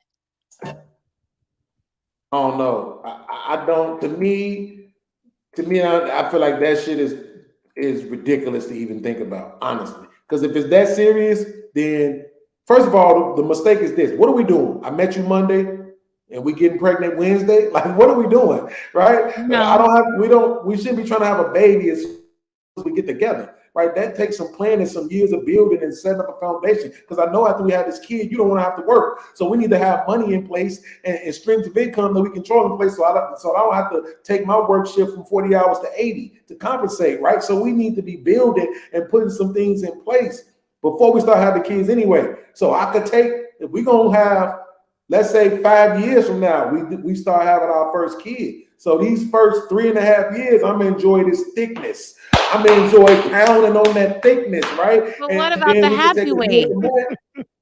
And I'm saying that then after the first 3 years, you can spend the next year losing weight, right? Get your weight all the way down to wherever the fuck you want it to be, have the kids, and then we can worry about all the other shit. But I'm just saying in the beginning, I don't want to fuck a bag of bones. You know what I'm saying? Like, me neither. What's this chick right here? I couldn't name one thing that she has done. Let me show it to you. I couldn't name one thing that she has done, but of course I know her name, right? Of course you know her Selena name. Gomez. Oh, Selena Gomez. Now, the whole thing about this is, oh, Selena has put on some weight. And I'm saying for the first time, now I'm attracted to her. Yes, now I'm attracted to her. Prior to this, I give a fuck about Selena. Never thought about her, didn't look at her, didn't research no pictures on her or nothing. But it was trending on Twitter. You know what I'm saying? That she took these pictures and oh, she's gained some weight. And to me, she looks better than she ever had. I get it. Some women just look better with weight on them. I don't like no bony, alien-faced, girls with their arms this wide. You know what I'm saying? Like, I like baby mama arms. You know what I'm saying? I like Baby baby mama mama arms. arms. What the fuck are baby mama arms? What is that? You know how after you had a baby and shit, you had a little extra little something on the arm, you know? I don't think so. Well, I was always you kidding. got baby mama arms. See, No, my- you like I she don't work have out. baby mama arms. Put it out like let me show you what I'm talking about. Put wait a minute. Put it out like this. Yeah. Okay. Now shake it a little bit. You don't She even got a got little baby mama definition. arms. I don't have no baby mama arms. You don't even got baby I've always mama been arms. fit. I've always been fit. And Yeah. that's why I hated that statement of guys saying, oh, she looked bigger, thicker, because I heard that a million times. That's so annoying. I was like, look, I got a athletic body. It just is what it is. Yeah, Like, but you Well, still listen. you understand the importance of thickness though. You wanted your breasts a little thicker. yeah, I wanted my Mhm. breasts to look big, but it still didn't make me look, they still don't make me look thick. See, this is Okay. what Even I my think. breasts, I don't I look thick. think if you're a woman who is thick, you're gonna hear all the talk that dudes do celebrating thin women. If Oh, you're really? a thin woman, you're gonna hear all the talk that dudes do celebrating thick Oh. women. Because I've had too many conversations with dudes where I'm asking them, how the fuck do you deal with thin girls? I tried it once in my life. Now, there was one Yeah. time in my life where I dealt with a girl that's built like you. I thought that was too small. But everywhere we went, niggas would be like, yo, she bad. Yo, she bad, son. I was like, yeah, I mean, yeah. She ain't thick, though. You know what I'm saying? She don't got that. Oh, we Nigga, hate what? it. Nigga, you tripping, nigga. You tripping, nigga. I'm like, nah, I'm just saying, I know what I like, nigga. Like, I'm not gung-ho about her. Even though she's cute and all that, I'm not gung-ho about her the way I would be if she was thick. You know what I'm saying? If she was thick, it'd be a whole new ball game, right? But that's what I'm saying. So I know for a fact that dudes like thin chicks. So if it's a thin chick, like all I ever do is hear niggas talk about thick, I'm like, that's all you pay attention to. That's all I hear. Yeah, that's all you pay attention to because it's the opposite of what you are. That's all it is. You know what I'm saying? Because these niggas out here love women your size, right? And I'm talking about you specifically. These niggas out here love women your size. I like them in between 4'11" and 5'5", somewhere in between 160 to 202. Wow. That's what I like. I like thick. I do. They're like bigger than thick. me. Hmm? They're heavier than me.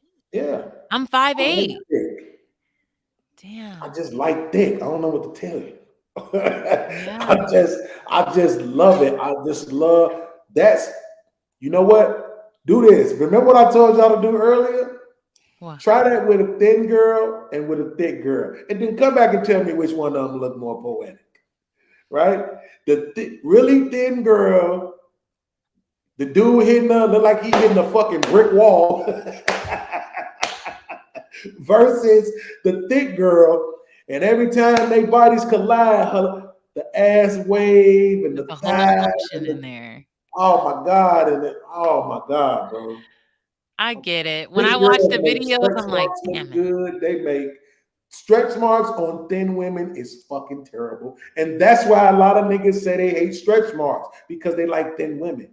And then stretch marks, you like, why the fuck do you have them? And you're not even thick. You're not even thick. So stretch marks on a thick girl though, the motherfucker spread out. That shit look like you looking at the universe. You know what I'm saying? It look like you looking at a map to heaven on that motherfucker. Like, okay, right here you go. I'm trying to tell you. So It's looking like the universe is hilarious. man, listen, bro. Man, look, I don't know. I don't know. I can't really say why I'm like this because somebody made the point that back in the day they wasn't thick like how I like them now. Yeah. When I went, I was like, wait a minute, yes, they was. And then I went back and I looked at the 2 Live Crew album covers and all that shit. They wasn't this thick. It's not They natural. really wasn't. It's Yeah, not. that shit, they wasn't this thick.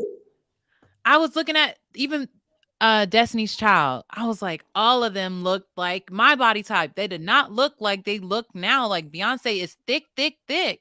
I was like, she never looked Beyonce like is that. thick. But I never thought about the difference in the way that our kids are gonna see women on screen versus how we saw women on screen. They looked like normal women.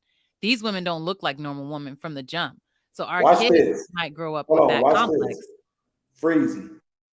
Out of all the girls that was ever in Destiny's Child, Oh yeah. which one did you have the most? Out of all the girls that was in Destiny Child, All of them from beginning to today. the one they kicked out. They kicked out a lot of them. Kicked out. motherfuckers. Yeah, they kicked out a few. The one, damn, I don't know her Don't say the name. one that was who was she dating? Let me The see. the light skinned one that was date. What the fuck is her name? She was She dating. was What's her thick name? too. I know you talking about old girl with them Chinese ass eyes. The very first one they kicked out. The very first one that was in the group. Cause they said she was late to performances too much. Wait, you talking about Farrah? Yeah, I that's who think we that's her talking name. about. It's probably Farrah, They frankly. kept saying she was late, but she got kicked out because she was saying she was sick. But they kicked her Yeah. out because she didn't show up to a show because she was sick or whatnot. She has the eyes. I think you're talking about Farrah. She was the best looking one to me, the best body, everything. Her body still looks good. See, of course, my girl was Latavia, right? The brown Oh, skin, let me see short Latavia. one. Oh my God, I was in love with that girl there, boy. She was I was so like, "Can you little. For real, for real. I was like, can you pay my bills? Can you pay my automobiles? You know what I'm saying? Like, Yes, I see. man, She looked good. man. I get it. She looked, especially on that Oh, Destiny's Child album cover, I was in definitely love looked with that good. motherfucker there, bro. But Just like Latoya, I feel what's her like nope, name? I didn't even know she was in there. I didn't even know Latoya was ever in Destiny's Child. Latoya Luckett. Really? Yeah, I did You not really know didn't she was know in that? Destiny's That's Child. crazy. So when Yeah, she came out, they were like, "Oh, she was in Destiny's Child." I was like, "Really? When?" I did not yeah. know at all. Like all the transitions, I didn't know who the girls were until Michelle, Kelly, and Beyonce. That's when I actually started knowing who each individual was. But before then, they were just Destiny's Child. I didn't care what their names were. But see, look, this what I'm talking about, though, right? There's no way on God's green earth that she would have dated somebody that looked like this when she was popping. There's no way. There's no way. No freaking way. No. You see what I'm saying? So Yeah. this is what I mean. This happens so often.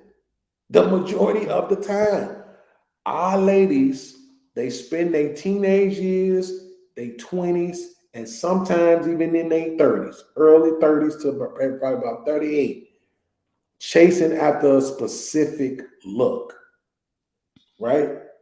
And then once they get old enough, they realize, you know what? This ain't it. Because the thing that I want is the exclusivity. I want that more than I want the bag, more than I want the chains, more than I want the big dick, more than I want he a thug. You know what I'm saying? The excitement of we might get shot while I'm riding with him. You know what I'm saying? Like Yeah. the exclusivity, right? The intimacy of the monogamy becomes way more important. You know what I'm saying? Than Yeah. all of the external stuff. And then they will get with a guy, you know what I'm saying, that looks wise is just average. You know what I'm Yeah. saying? There's nothing to write home about. I understand it, but I don't think that's a good choice for the sisters to, you know, to live by. I just don't think it is. But this, I'm telling you, Freezy, do you remember the girls that was in Vogue? Yeah. Okay.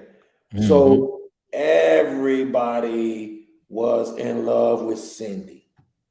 She was considered the lead singer. She was the one that got cast in the movies and all that. I think she was Omar Epps' woman in one of the movies. Uh, right? I like Dawn though. Oh, you You said know what I'm Cindy? saying? Yeah. Cindy Okay. was the one that was considered the lead of the group, and she was the one that got cast in all of the movies, you know what I'm saying, and TV Yeah, shows but and shit. She was the one. Dawn. She Yes, was that was thick, my man. girl. Let me see. Dawn, Dawn. Dawn Robinson, Okay. man, bro. When she did the group with Raphael Sadiq and the DJ from Tribe Called Quest. Yeah. Oh my God. Lucy Pearl was the name of that group. And Yeah, you got a good ass memory, dog. what was the name of that song? Dance Tonight. Dance Tonight. It was a Oh, I see scene in it. this video. I'm gonna put this shit up here for y'all right now, bro. Yeah. Oh my God. It was like all it take is a little bit. That's the thing about it. All it take is a little bit. It don't take a whole lot. You don't necessarily have to be naked or any of that. All it take is just a little something for you to be sexy, right? And I remember exactly where it started at because she was in the bathroom singing. It's gonna be hot for sure. I don't care. I wanna freak it tonight. Freaking baby, yeah. Bro, I'm talking about I used to record this and rewind this 3 second part for like an hour. Look what counted. Me and a couple friends. Don't need to Right there. settle down. Oh my God. Now, need to settle down. Oh my God. Don't need to settle down. Don't need to settle down. Don't need to settle down. Don't need to settle down. I hate She's beautiful, you. man. That's Look at so that funny. shoulder. Don't need to settle down. Don't need to settle down. But see how normal she looked? She didn't look crazy thick. She looked normal thick. Don't need to settle down. For some Ooh, reason, when we man. was younger, Bro, it looked head thicker me, though. bro. Head me, bro. See how natural that looks? Body don't know how.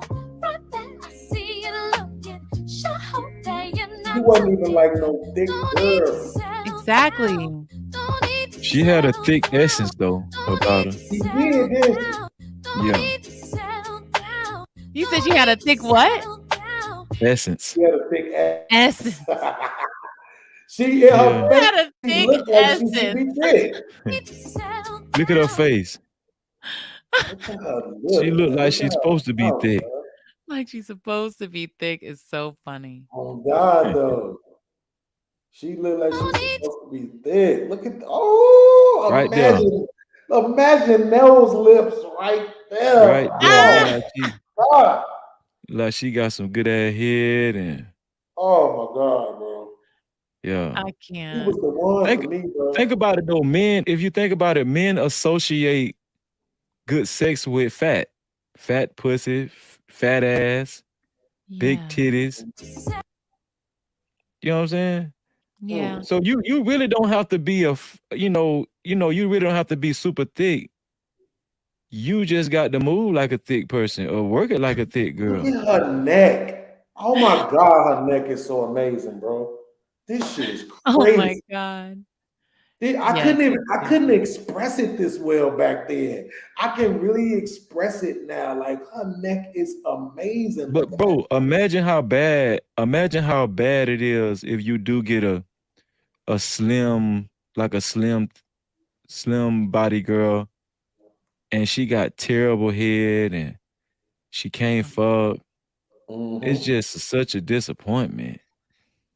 It's gonna feel like a waste of time, you know. Yeah. She said, "Yeah, yeah, you're right." Yeah. I can't even argue with y'all. It sucks for the girls like me to hear Now it, look, but see it's how the she just truth. fucked everything up? Look how she just fucked it all up. Look how she just ruined it. Look at this shit. Why, man? Why do you have this shit over your eyes like that? Why? It was What the is it that you style think this back is for? then. Look at this shit, man. That shit don't even go together. At all. Uh, Goofy ass lashes, thick ass, red ass fucking lipstick, just making your lips look terrible, right? No. Now let's go back to Like the Marilyn Manson. part I was talking about.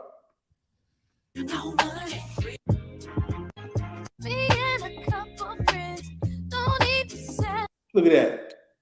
yeah. Way better. Fuck that. Let them lips stand out. I know she got some little glycerin and shit on the upper lip or whatever, but no, let that shit just. Oh my God! Right there at the end, bro. Right there at the end. Right Just there. the editing for That is you. the face. That is the face when you give her like the little 17 seconds where you just pound it out. Like, yeah. Yeah, man. And then you slow right back down. You know what I'm Oh saying? my God. Bro, sex is amazing, bro. Like I get all of the stuff that people say about porn addiction, right? And how it affects people. I get that, right? But aspirin fucks people up. And I don't hear you niggas complaining about that. So I ain't Nope. trying to hear that shit. In real whole life, bro, sex is amazing, whether you having it or watching it. That should be amazing. If I just hit for right now, let me just say I just hit for 250. Bro, I'm starting a fucking porn channel. Bro. I'm like, it's on. What the fuck? I'm gonna do YouTube. That's what I'm gonna do. So I can come over here and argue with you niggas and have a headache and shit. No. Yeah. No, I'm gonna do the same thing I want to do with my Pornhub channel, which is do the YouTube content, but do it on Pornhub so we can talk about sex openly, right? All I'm doing is trying to wait till I find a woman that's willing to have these conversations, and it's on. I think that'll work. It's on. I already told you that it's on. As soon as I find one that's willing to have the conversations, I already got a Pornhub channel, so I don't got to start shit. Well, right? Fantasy used to have a what is it called? OnlyFans. Yeah. Fantasy can work it. She know what to do. I wasn't doing that though. I only had lingerie pictures and stuff. I wasn't like if I was a woman, I didn't have to take off my clothes. All I had to do was talk. Right. What? Man, I'm gonna be rich around this bitch. Hey, listen, nigga, in real whole life, I've never been more jealous of women in my life. Never. Not in real whole life. Bruh, that's because it like, you know, when people first started talking about it, like when I first came to YouTube, I didn't know it was no fucking money like that on YouTube. Yeah. I came because my man told me this is where the people is at. Right? Yeah. You on Facebook, you just talking to the motherfuckers that you know, they ain't trying to hear that shit. Go to YouTube and then you can have conversations with people all across the world. So that's why I came to conversations. Right? Yeah. So I didn't know it was a bag. I ain't really niggas talking about how much money they getting. I'm thinking they lying. Same thing with OnlyFans. When I heard people talking about how much money motherfuckers was making on OnlyFans, I was like, get the fuck out of here. They fuck really it. were. And if I was like trying to be, you have to make a choice when you're going in. You have to decide what you're willing to do and what you're not willing to do. Because people are always going to offer you more money for whatever they have in their desires, right? So you have to have a boundary like, okay, this is what I'm willing to, I'm going to be able to do this and still sleep at night. I'm going to be able to do this and no one's going to be able to shame me about it.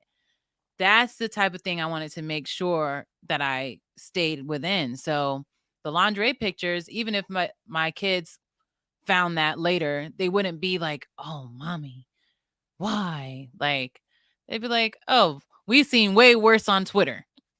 So I just wanted to make sure that I wasn't embarrassed. So yeah, I couldn't do any of that extra stuff.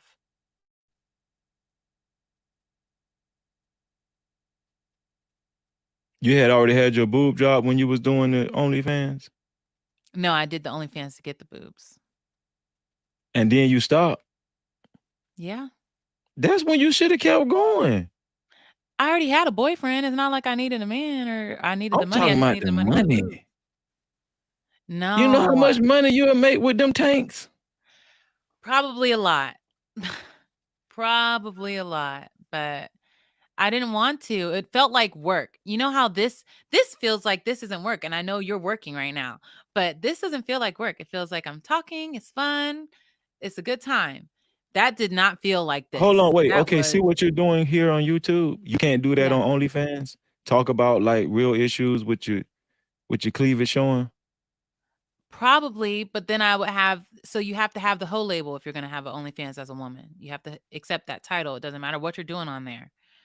When you get rid of it, you get to be a normal person. But if you have an OnlyFans, it doesn't matter what you're talking about. It doesn't matter what you're doing on there. You're a hoe. Period. People hear OnlyFans, hoe. So I don't want to be a hoe. I feel you. But it was okay to be a hoe to get the titties? Yeah. I was all right being perceived as a hoe to get the titties because I knew I was doing this to get something.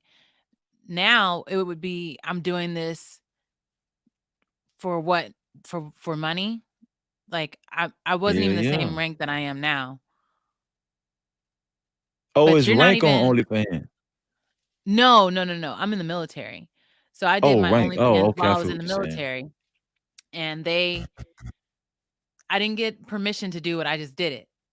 And afterwards, they were like, "You have to get permission for every second job that you get, and we did not approve this, so you can't have it." And I was like, "Well, I was gonna quit anyway, so you didn't hurt my feelings." Like, but I was a little irritated. Like, you can't tell me what to do, like little snotty ass shit. Like, you cannot tell me what to do, but they can, and they did, and I don't really need it, so it So didn't make sense. you was in a relationship when you was OnlyFans? You had your Mhm. same man and y'all talked about it, he was okay and all that, whatever? Yes, he was like, "Baby, you should do it." And I was like, "Really?" He was like, "Yes, you're fucking gorgeous. You should do it."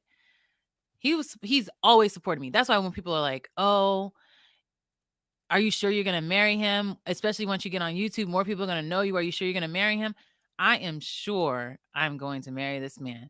The good, the bad, the ugly, he was there. He saw the Franken tits and he still said I was beautiful. He still said I was perfect, even though I know I look goddamn crazy. It was crazy.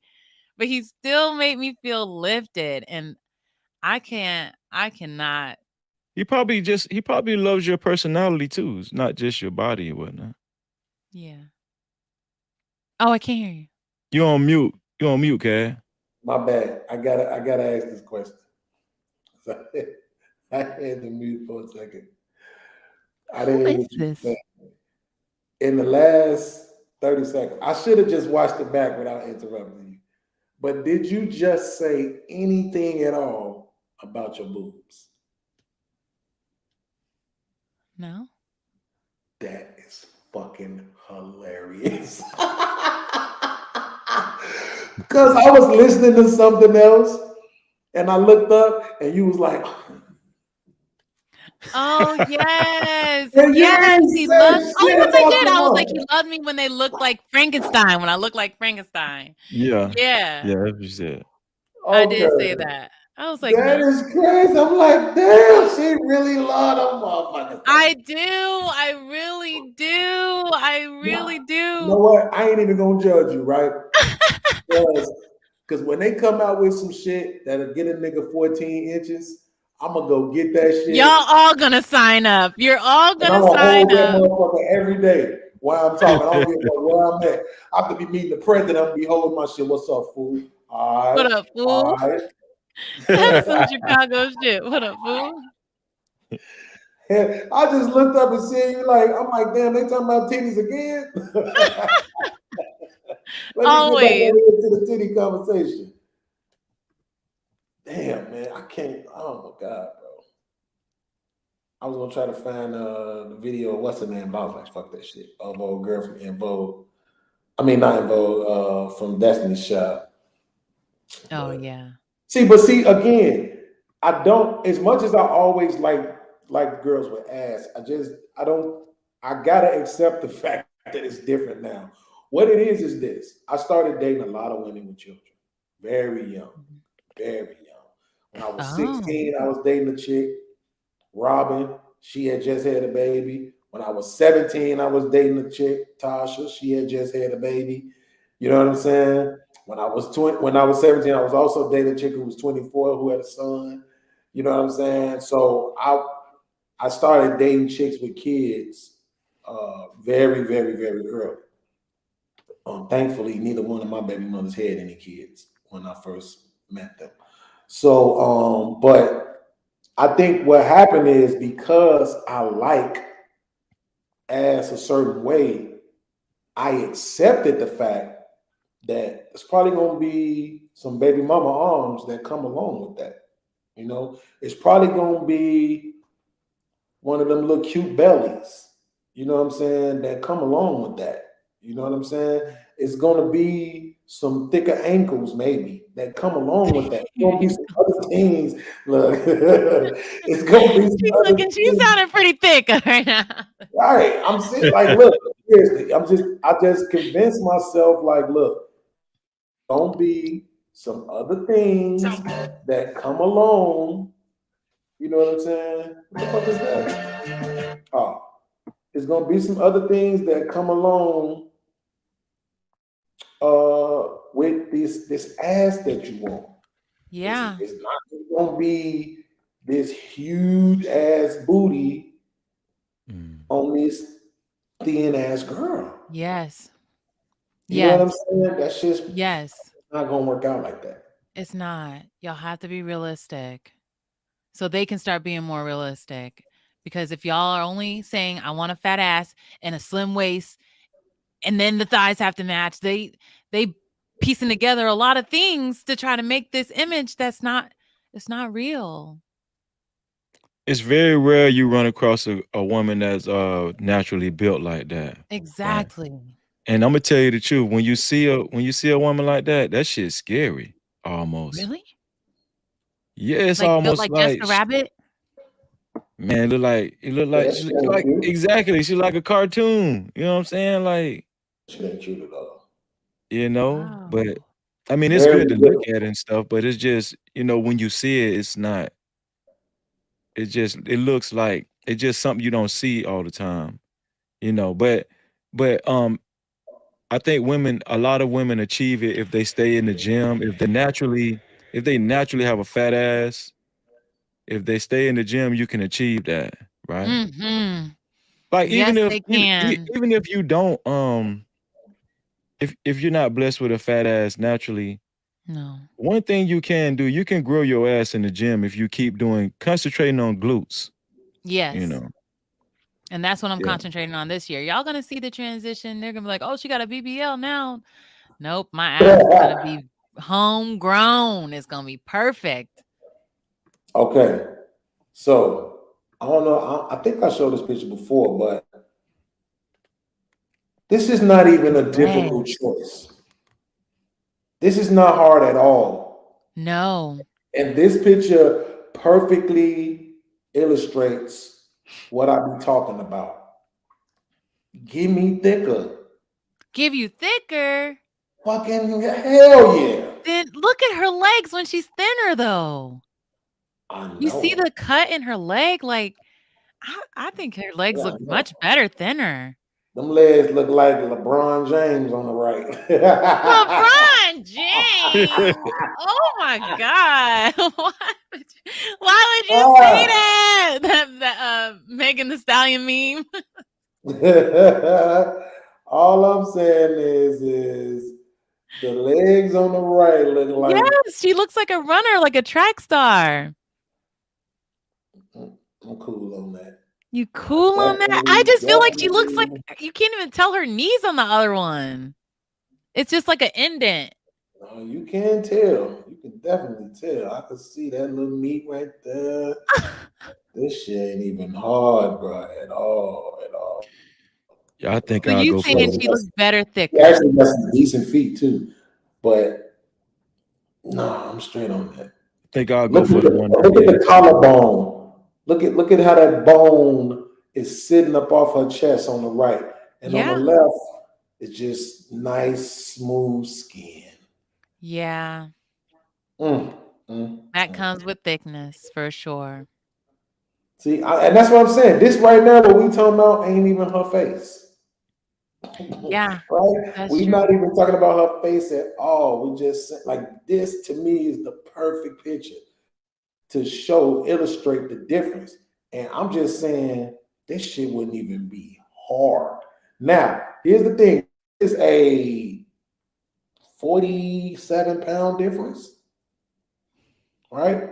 So what I'm saying is I can get with you on the left, bang that shit out for 3 years, and then you can lose weight and get down to where you at on the right. So that way, after you had the kids, Baby, you'll you be could be right back back up to the where you were. 198. Oh my gosh.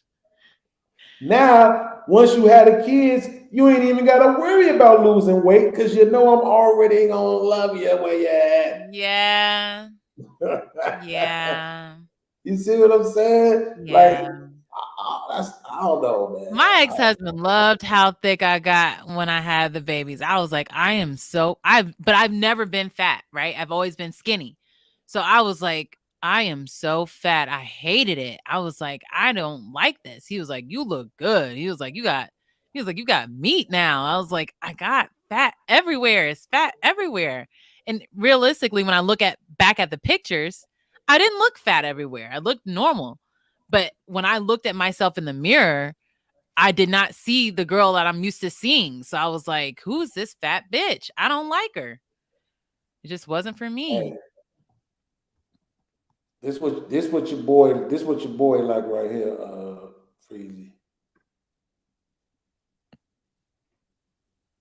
I'm just assuming she probably at the most 5'1".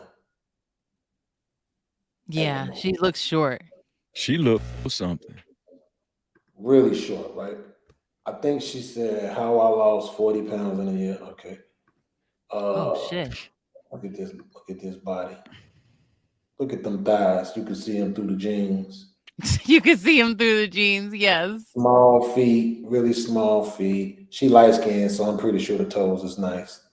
Cheeks though. What this? Light skin means you have nice toes.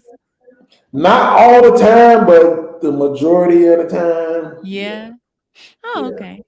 Dark skin. I gotta just be honest. Like the stuff that happens to dark skin for whatever reason does not play well on feet. The hyperpigmentation. Yeah. Yeah, I You get know it. you know the scientific word behind it. I'm glad you do.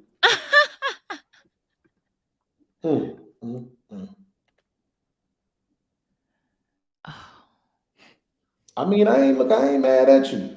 Show me how to lose 40. Just don't tell me I gotta stop eating pot roast or Salisbury steak because that shit ain't gonna happen. It ain't gonna happen.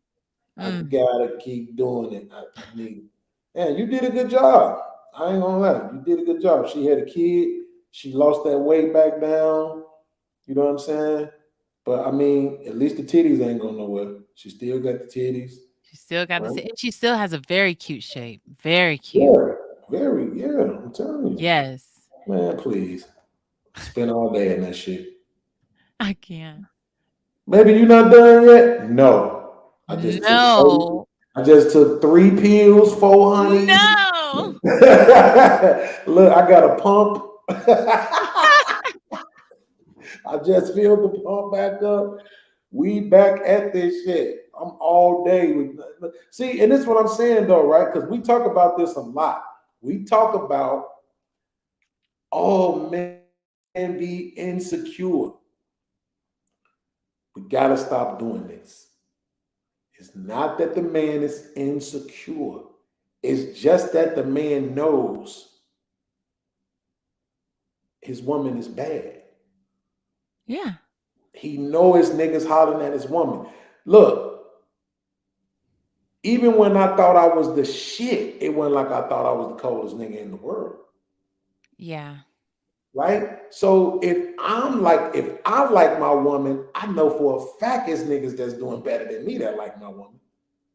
But she And like by you. better than me, I don't just mean they got more money. I mean them niggas might be taller, they might be light skinned, they might have bad hair, they might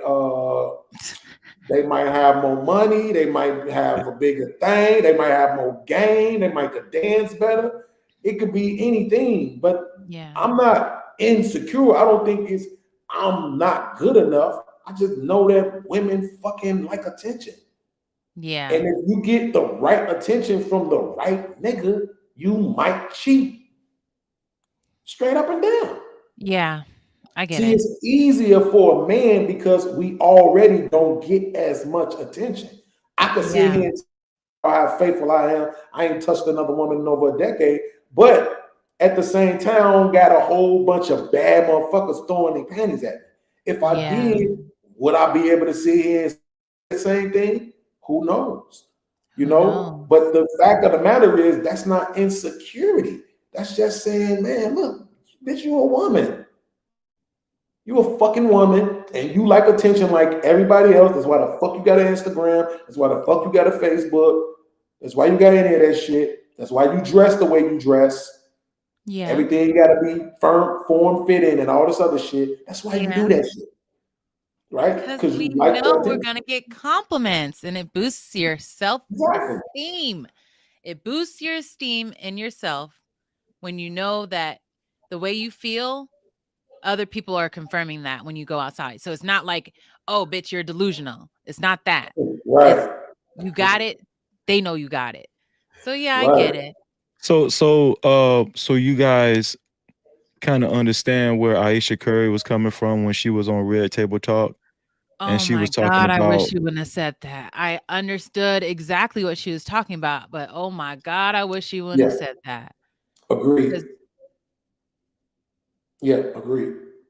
Because it just made everybody like, oh, she is an ungrateful bitch. So from then on, it doesn't matter what she tries to do, what she tries to say. She's an attention-seeking, ungrateful bitch. Yep. Forever. And then who else just did it? Somebody else just did it again. Some married woman. Oh, what is her husband's name? His name is not Shamar Moore. What is his name? I don't know. But there was this very pretty light-skinned couple from back in the day. They've been married for like ever now. They were both in movies. They've been married for like ever now. But I know who you're talking about. They was in Soul Food together too. Yeah. Yeah. Boris Koval? Yeah. Yeah.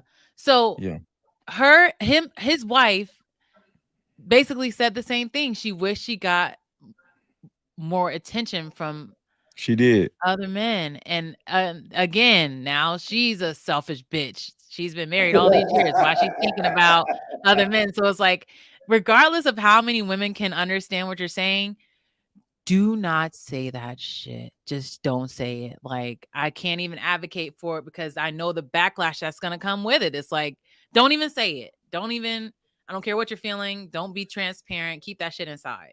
Let me sidetrack for 1 second, bro. Look at this shit. Exactly. This motherfucker know, like, this is why women get on my fucking nerves. Why? She giving the 'Cause people what they want. and this all she gotta do.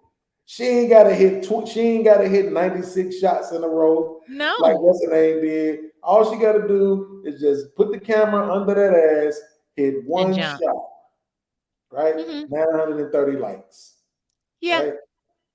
She did a song called "Shoot Your Shot" because all her videos is that her playing basketball, showing off that ass. You don't even see her face. You don't even see. This shit is crazy, She right? got a hell of an ass walk too. She do. Mhm. This hairstyle make me think gay. Her. Yeah, I get why she's. Shut up, Jocelyn. I don't know if she is or not, but I know it's giving me stud vibes. I would love to fuck a stud like that. See?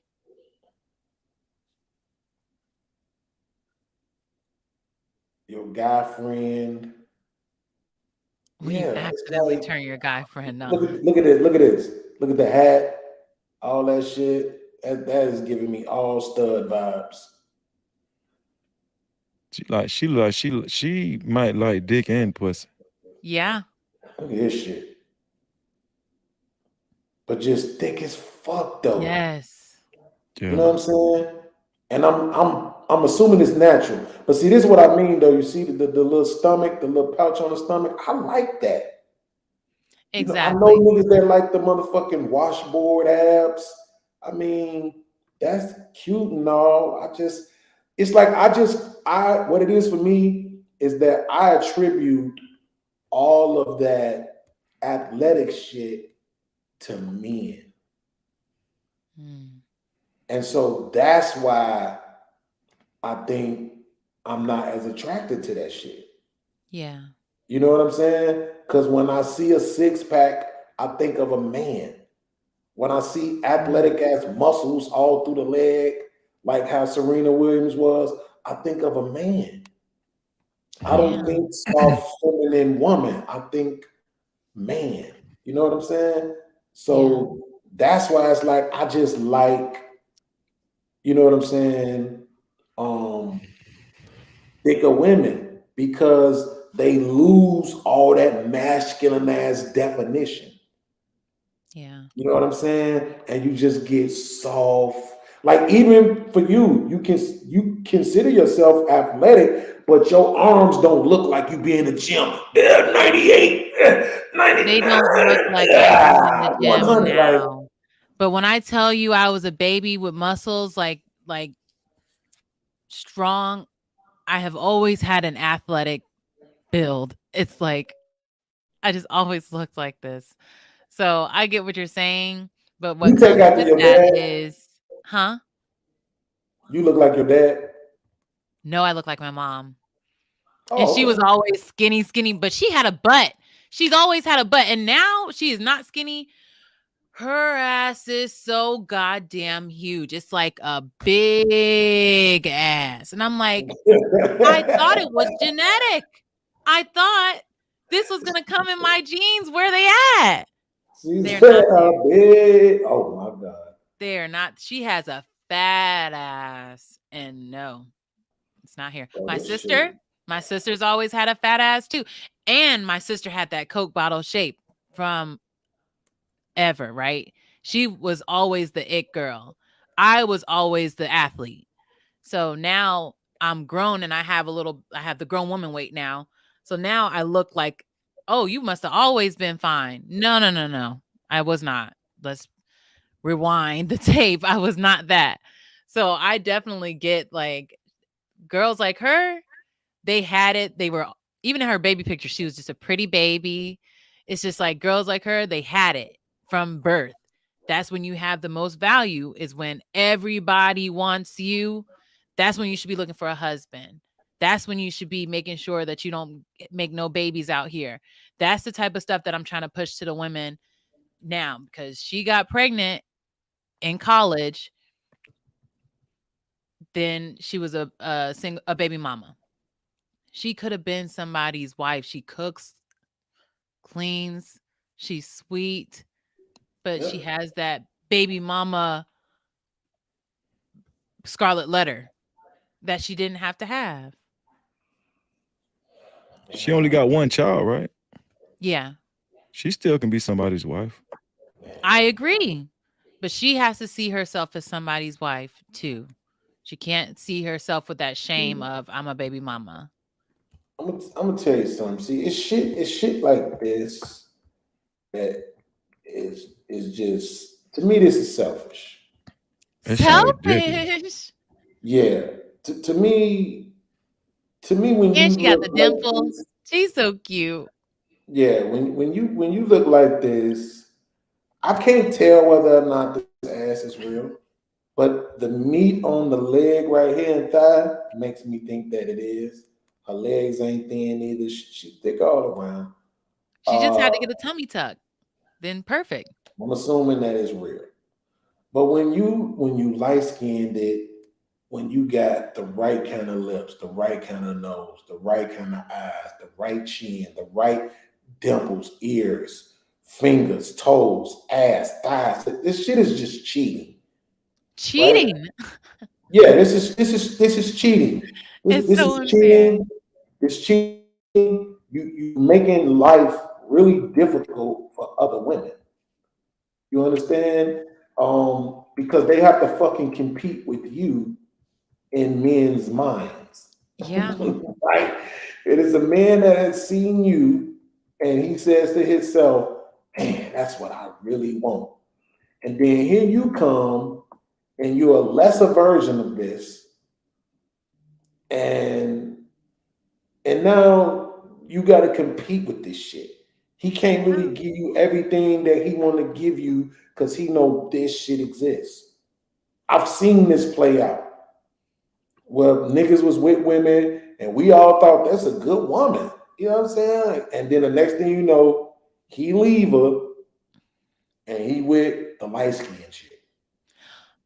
I'm He so with glad you the say big that. You know booty how chick. much they deny men leave women for prettier girls? They're like, they would never leave. They're more loyal than women. I was like, no, they leave for a prettier version whenever they get a chance.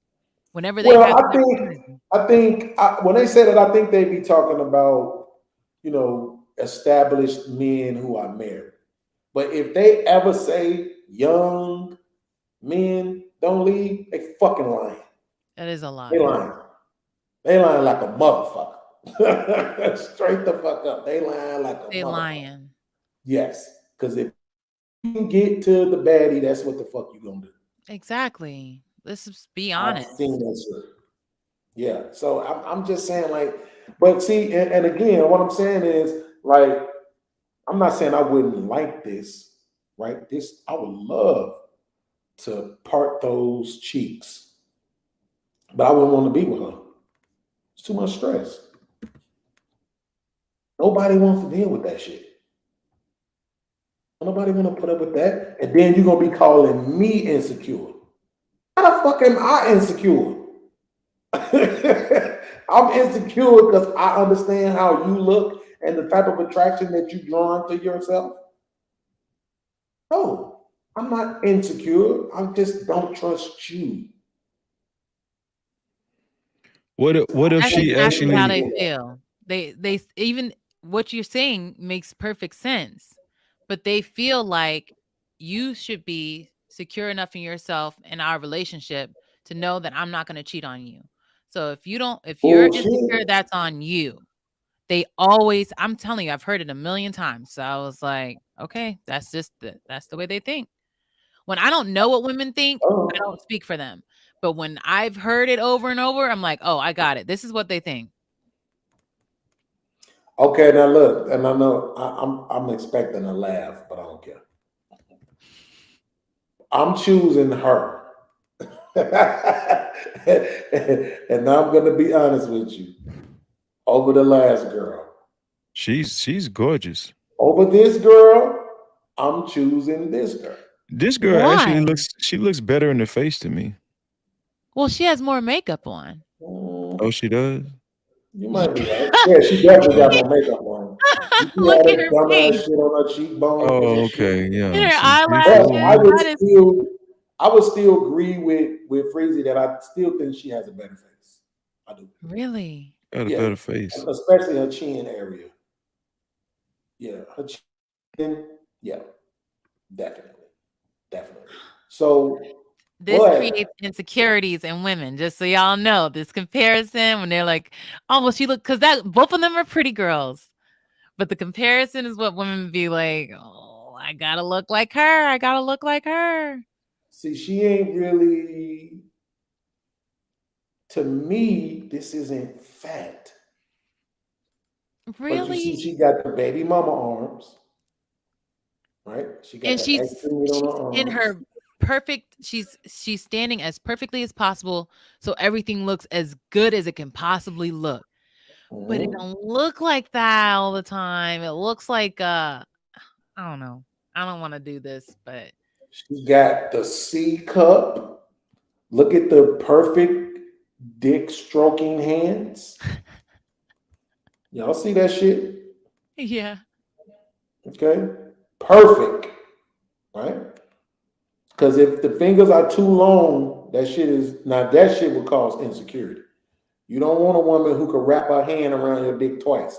Like that shit. Oh yeah. Yeah. Cause her fingers so long, the motherfuckers are curled all the way back around and shit, or they still hanging out on the edge Yeah. like this because her fucking fingers so goddamn long. So she Yeah. okay, let me stop. Shout out to all the women with long ass fingers. We love y'all. Okay, but I'm Look, just saying, ladies, we can't have everything they want. It just is what it is. Don't even right? try.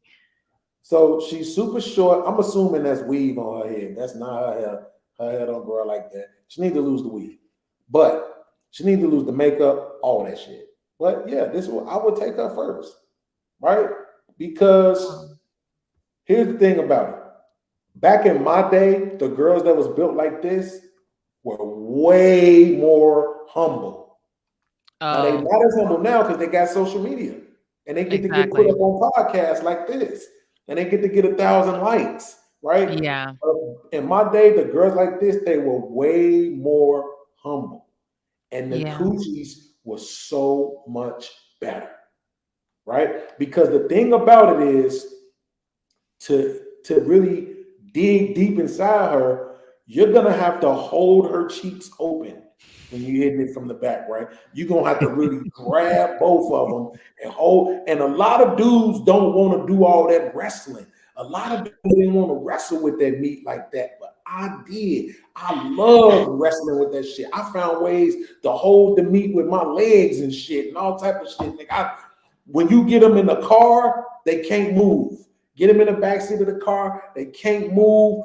Wrap them legs up, ball them up, put the one leg under and stretch the other leg back. I just found all kind of ways to really make these kind of built girls feel like they was this big, right? Yeah. So you fuck me like I'm small. Yes, motherfucker. That is so funny. Just because you weigh a little more don't mean I'm finna take it easy on you. It just means you're gonna get it worse. You know what I'm saying? Because I'm not gonna let you think I'm scared of this meat. You know what I'm saying? Because I'm not. You know what the fuck you thought, right? Just So looking at her, she looks like she has a soft, light, and squeaky voice, and she's cutie and cuddly, Yeah. and you mhm. know. Yeah. And She when you does seem like grab her young people. arms, when you hitting it from the back and you actually grab her arms, her biceps and shit, when you hold that shit, that's gonna really turn her on. Cause she gonna have a little bit of insecurity about the fact that her arms are so big. But when you stroking them and there's gonna like, oh my god, he likes my arms, I'm coming, right? It's not that he likes my arms. I'm coming. Straight up and down, right? When you playing with the navel, that's the thing about it is that it be stuff about women that they don't like that us men will love, that we will play Yeah. with. You know what I'm saying? Yeah. And so that's what I feel. I've noticed in my days that I was on a panel once before, and I talked about how women's earlobes, are sexy. And this guy was like, "No, so you're just a deviant. I mean, if you're trying to say that a woman earlobes can be sexy," and I was like, "Bro, so you don't like nothing on women's faces?" Yeah. What do you like on a woman's face? I can't remember what he said. I think he said some shit like dimples. I was like, really? I was like, so now you're a sexual deviant because you just sexualize dimples. What makes dimples any more sexier than earlobes? He gonna say, because not everybody have them. I said, thank you. You think you just made your point, but you just made my point. Because not everybody has dimple, but everybody has fucking ears. Right? Just like everybody has toes. You know what that means? That means we can tell the ugly toes from the pretty toes. We can tell the ugly earlobe from the cute earlobe. Right? We can see the difference. So we know when they better. I am a person who has admitted that I think vagina is some of the ugliest shit in the world. But I've seen some of the worst ones and I've seen some of the better ones. Right? So I still have an appreciation for the better ones. Okay. It's just like women were like, dicks are not pretty. They every time we're like, oh, can I see it? It's not because it looks pretty. It's just a dick. You know what it can do, but it doesn't look pretty. This makes this just you just hooked me up. You just gave this high that I have right now is gonna last for at least another 42 hours. Because I've heard multiple times in my life that I had a pretty dick. Really? Yes. So that's what I'm saying. I'm telling you, this is what I mean. People try to make it seem like porn is just nasty. It's not, bro. There are people out here that really like physical frames. Now, as a man, I don't see men that way. But as a man that sees women that way, I can understand that women see men that way, right? So yeah, you think like, oh, she watching it, so she must be gay. Nah, she probably just like watching men, and she like watching men perform, and she don't want to see them perform with other men, right? So she watches them perform with other women because this is them in their essence. You see what I'm saying? So it's very artistic in that way. I wish Sugar Bun was still here because that's another point that I get to make to her on why it is artistic. You know what I'm Sugar saying? Mom was not having it. She was like, to Fight Club I go. Yeah, she wasn't trying to do that shit at all. No, it is not. It is not art. It is not. Yeah, it is. If you ever been in a room with somebody while they was fucking, right? You know, you're not. It's not like it's just something happening. It's not like two people playing spades. You know what I'm saying? Or two people playing ping pong. You could give a fuck less about that spades game or that ping pong game. But when you're in a room with somebody fucking, you are paying attention to that shit. You paying attention. I don't give a fuck if you just listening. You listening. You know what I'm saying? You watching, you listening. It's not the same. So we can't pretend like the physicality of it don't matter. It does. And that's why I told dude, I was like, bro, you sound crazy. Trying to tell, I said, bro, as a man, I appreciate every part of a woman's body. What part of a woman's body does she not want you to put in her mouth? Put in your mouth. What part? If any part of her body you think you want to put in your mouth, she is going to let you. Now, I don't always mean she's going to enjoy it, because I asked every woman ever, damn near, that was on my panel this question, and I can't believe it took me this long to ask you this. On a scale of 1 to 10, how much do you enjoy titty sucking? Oh. 10 being the best. I think it's a 7. A 7? It's a 7. It's not the best. The best, your face gotta go down there. But titty sucking is still, it gets me. It gets me excited, yeah. But I need it to be down there. That's what we need. And the reason why I always ask that question is because not all women appreciate the same shit. I have met some women that don't give a fuck about sucking on their titties. I'm talking about don't give a fuck at all. If you suck shit, I feel what one person. If you suck in my titties and I make a noise, I'm faking. Oh. So that's what I'm saying. Some women, that's why I think that was a good question that Freezy asked earlier about the sensation in your nipples different. Because there are some women that really enjoy getting their titties up. And there are some women that don't give a fuck about that shit. Yeah. Like, nigga. TikTok, what you get doing, down man? there. You're wasting Yeah. time, brother. Right. You know what I'm saying? You wasted time. You know how to get down south? All right, well, cool. Go on, stop in But Atlanta see, for it me real still quick. feels good to me. It just feels like it's a startup. It doesn't feel like I you're think actually sucking trying to have titties sex. is always good when Awesome. it's. I think sucking titties is good when it's in combination with something else, like playing with the pussy, eating the pussy, or something. You know, I don't think a woman can actually come just by you sucking her titties or something. You know. Some Not women come, probably but not they can not probably not get really excited enough to where you almost there. But I'm not one of those women. bro. Okay, I'm put you like this. I've heard no, I don't feel like it. I suck the titties. Next thing I know, glug, glug, glug, glug, glug. Knuckles is pale.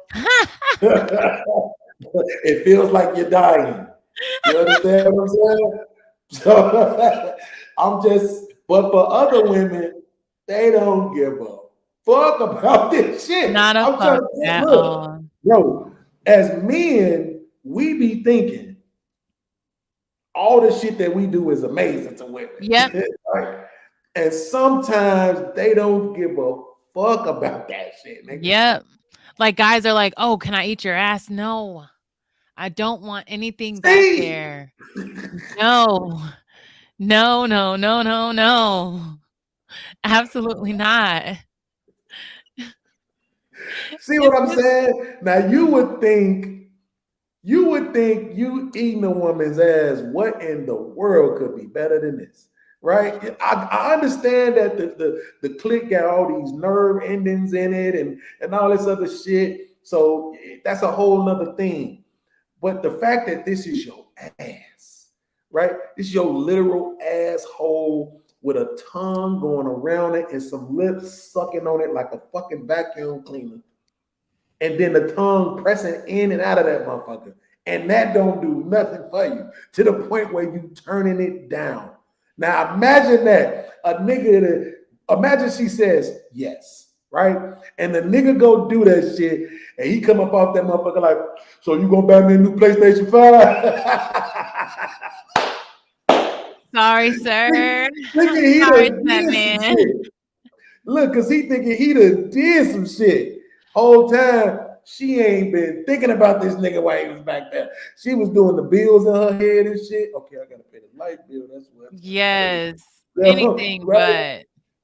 So this is what I'm saying. A lot of times, this is why you get a motherfucker telling you, I ain't came in 5 years, right? This type of goofy shit. Because we be thinking, you know, oh, you must enjoy this shit that I'm doing. Yes. You When know you what I'm could just saying? ask. You could I just ain't doing that, ask. man. I just try to figure it out. That's what I be doing.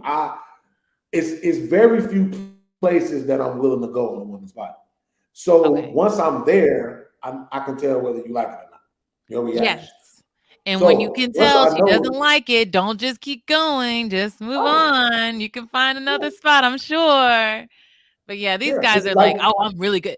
Some guys swear they're really good at giving head.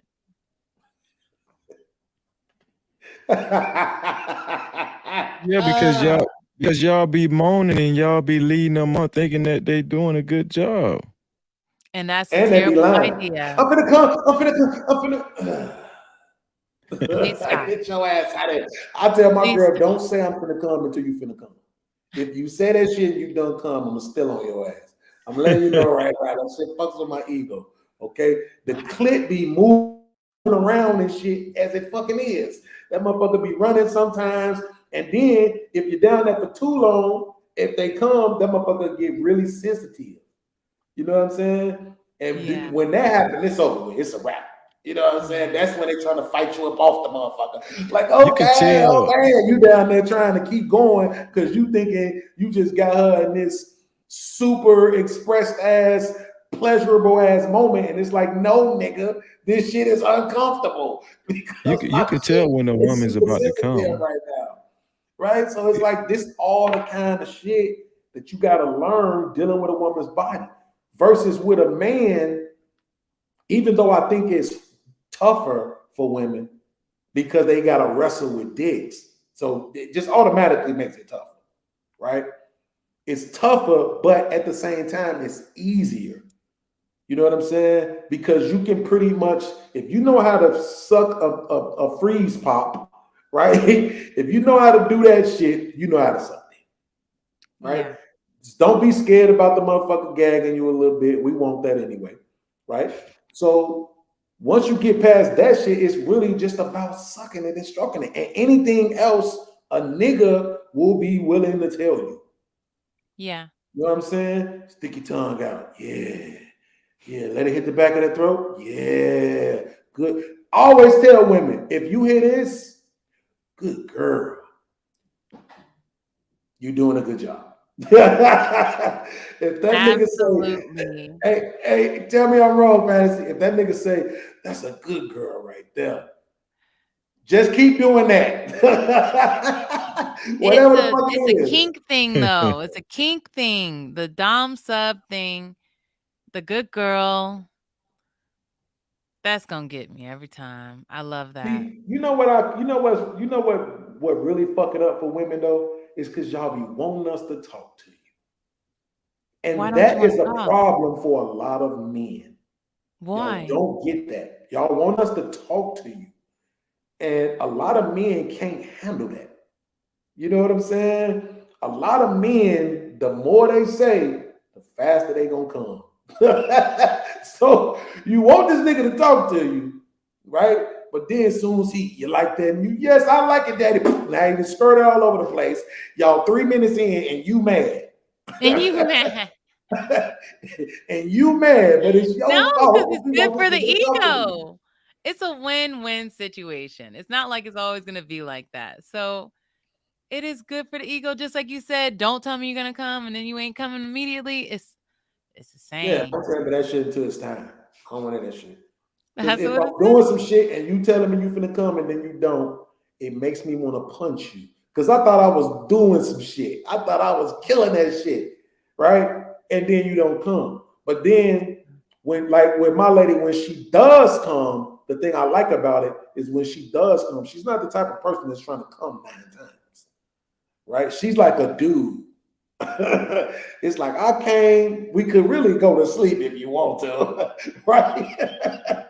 That's just how most niggas is. But a lot of these women like, whoo, I just came. So look, let's do that 9 more times, and then we could go to bed. It's like, bitch, I gotta work tomorrow. Like, ain't nobody finna be up Exactly. all night with you, We could right? just not.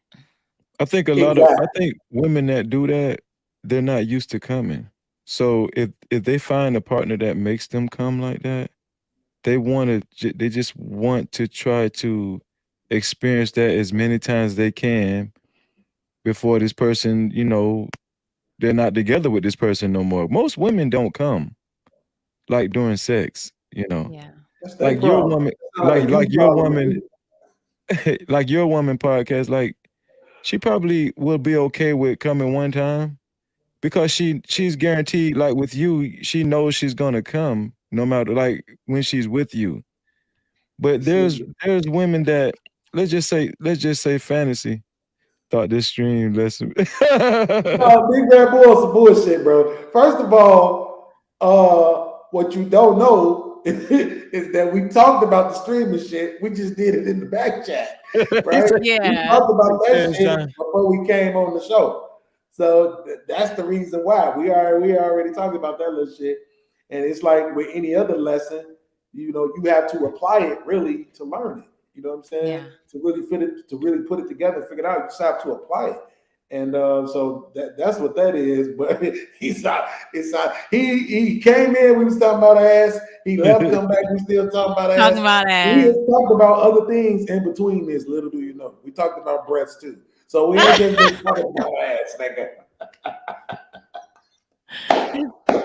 It's been a good stream. Yeah, this has actually been a dope ass fucking stream. I wish I could have fucking put it on Rumble right now. You know what I'm saying? But we still Yeah. got to get our followers up over there. If y'all Yeah. watching, if you got Rumble, man, go subscribe to our Senior Little Podcast on Rumble, so we can start. Aaron, I want to start Aaron over there on Rumble. I think I'm gonna follow the Tommy Sotomayor model, where we do the lives on all the platforms, but we save them on Rumble. Yeah. Since Rumble seems to be the one with least less controversy and all of the bullshit rules. Yeah. Do the lives, YouTube, Rumble, Facebook, wherever. But then when it's done, just take the shit off of YouTube. Fuck them and they goofy. I've never logged on to Rumble. I've never been to Rumble site. I don't even know what it looked like. I just went tonight when he was telling me about I signed up with his referral and I just made one tonight. I don't want to diss it, but they got a ways to go. And the thing about it is, it's like somebody was saying the other night. They need us over there. If we over there, then they can get the money to invest in it to make it better. Yeah. You know what I'm saying? But I mean, it's the visual of it. It's not aesthetically pleasing as YouTube or even like say StreamYard, but the video itself, you know, it's 1080p, all that other shit like everybody else. So your video still look the same, but it's like it's green and shit. It's just like, But the fact of the matter is that they ain't over there policing motherfuckers like YouTube do. So they going live over there too? You can go live and everything on Rumble? Yeah. You have that vibe. Broadcast it live, but you gotta exactly. You have to have what? You gotta have at least 5 followers, right? Yeah. And I had 2. Nigga. So I tried to go live. I was like, man, if you don't get your pussy ass out of here, these little pussy ass It's 2 not for followers. you. Right. Ain't nobody gonna be watching this shit, nigga. No, you can't go live. Go sit your stupid ass down. It's like they roasting you without roasting you. Get some bullshit, man. Somebody in the back was like, I know this bitch ain't trying to go live with 2 fucking followers. Oh, and shit. With 2 followers. Get out of here, nigga. Take your ball and go home, nigga, right now. Take your ball and go home. I just learned that. Straight up and down. Take your fucking ball. They're like, you know, and the go home. asshole boy that would just get mad at while they playing basketball, take his ball and go home. I was like, that is so funny. Oh God. So that's why I'm like, man, I'm gonna go ahead and just try to give, because look, the other thing is this: you can buy a paid plan and then you can go live. See, But I was wasn't like, sure which one to fuck that, choose. nigga. I said, fuck them and they paid plans. 'Cause Well, it I shouldn't got take, some of it shouldn't the, take that long to get 5 followers, right? It's just 5 followers. nigga, I'm me. Hell yeah, it's gonna take long to get 5 followers. Nigga, Hold on, I'm Smitty. I'm finna get you on camera. I gotta create a box for you. Yeah, but I mean, you know, I just like, I don't want to pay for the shit yet, and I don't even know how it's gonna work. You know what I'm saying? yeah. I had You the gotta free pay for it? StreamYard until I No, there's realized like how 3 it's gonna work. options. It's like the subscriber one, or like the free one, and then there's a business one, and then there's another one too. It's like a promoter one or something like that. Yeah. Oh, okay. Yeah. Oh, Smitty in the building. I like this shit. Just being Hey, able to put the Smitty. boxes wherever you want to. Hey, Big Smith. Nigga. StreamYard finally catching up with them other joints, man. This shit's pretty cool. Shout out to StreamYard. So Smitty, let me tell y'all about Smitty. I was supposed to be reviewing the episode of Lucky Show that I was on. Smitty was over there on his I'm military before anything bag, right? You know what I'm saying? trying to side with his military guys, you know, and that's us gangbangers. Yes, Smitty, yes. Us gangbangers got to do the same shit. I promise to God, bro. I swear to God, when I get back to the crib, I'm gonna start going around and I'm gonna start trying to recruit all the gang members, all the motherfuckers I know, bro. Get the fuck on this YouTube shit, bro. I'm surprised you. It's a little bit of money in here. All y'all got to do is get all y'all motherfuckers to come on there and shit, and y'all know how this shit go, bro. but just go ahead and come on here so we can create our motherfucking squad, our motherfucking posse, where we take up for each other and agree with each other on every motherfucking thing. You know what I'm saying? The same way the military niggas do it, the same way the rich niggas do it, the same way the conservatives, the same way the feminists do it. We got to get our gang shit on this bitch. Everybody, Bloods, Crips, GDs. Oh hell no! It's gonna be so ghetto up here. It's gonna be like Clubhouse. It's gonna be the Clubhouse has like rooms where like Clubhouse has rooms where it's like hood as fuck. And then you go from one room where it's hood as fuck to the other room they talking about business, to the other room they talking about sex, to the other room they talking about healing. It's just like depending on whatever you looking for, you can find a room that's Clubhouse still popping today? I don't remember. I don't know now, but it was back in the day. That's crazy, bro. I remember when I first heard about Clubhouse, I'm like, man, how the fuck you get on this shit? My niece was like, somebody got to invite you. So you want me to invite you? I'm like, hell no, fuck that. No. Hell no, it was fun. It was so, but you know what? This is more fun than that. I knew it was gonna be some bullshit. If that's how you got to get in there. Well, like, now you don't have to get invited anymore, but it's probably because it's not the same, you know. Yeah, it was popping. It was fun. Like, man, no, fuck that shit, bro. I don't want to play that dumbass game. You know what I'm saying? When I gotta get invited in and all that shit. Like I'd rather just make it to where I can come in because the fuck I want to. You know what I'm saying? Like, and is it www.clubhouse.com? Oh, Clubhouse is the app. Oh, it's an app. Yeah. Yeah. So I can't just go to Google and put Clubhouse and go inside? I don't think so. Like YouTube. That's how I found out about Kevin Samuels. Was Clubhouse? He had the first thing I saw was the buy a dog and die alone, your average at best shit. Right? That was the first thing I saw. So let me not say that's how I found out about him.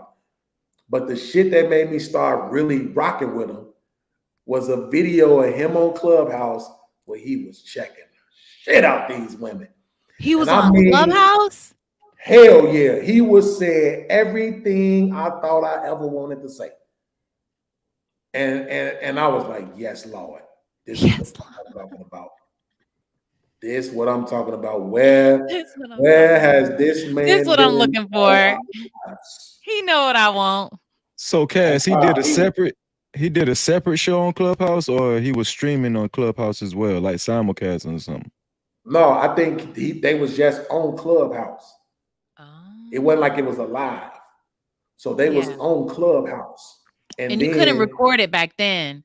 So you were there or you weren't. Now they got it recorded. Now you're stuck on there forever. Whatever you say, if you crash out on there, it's saved forever.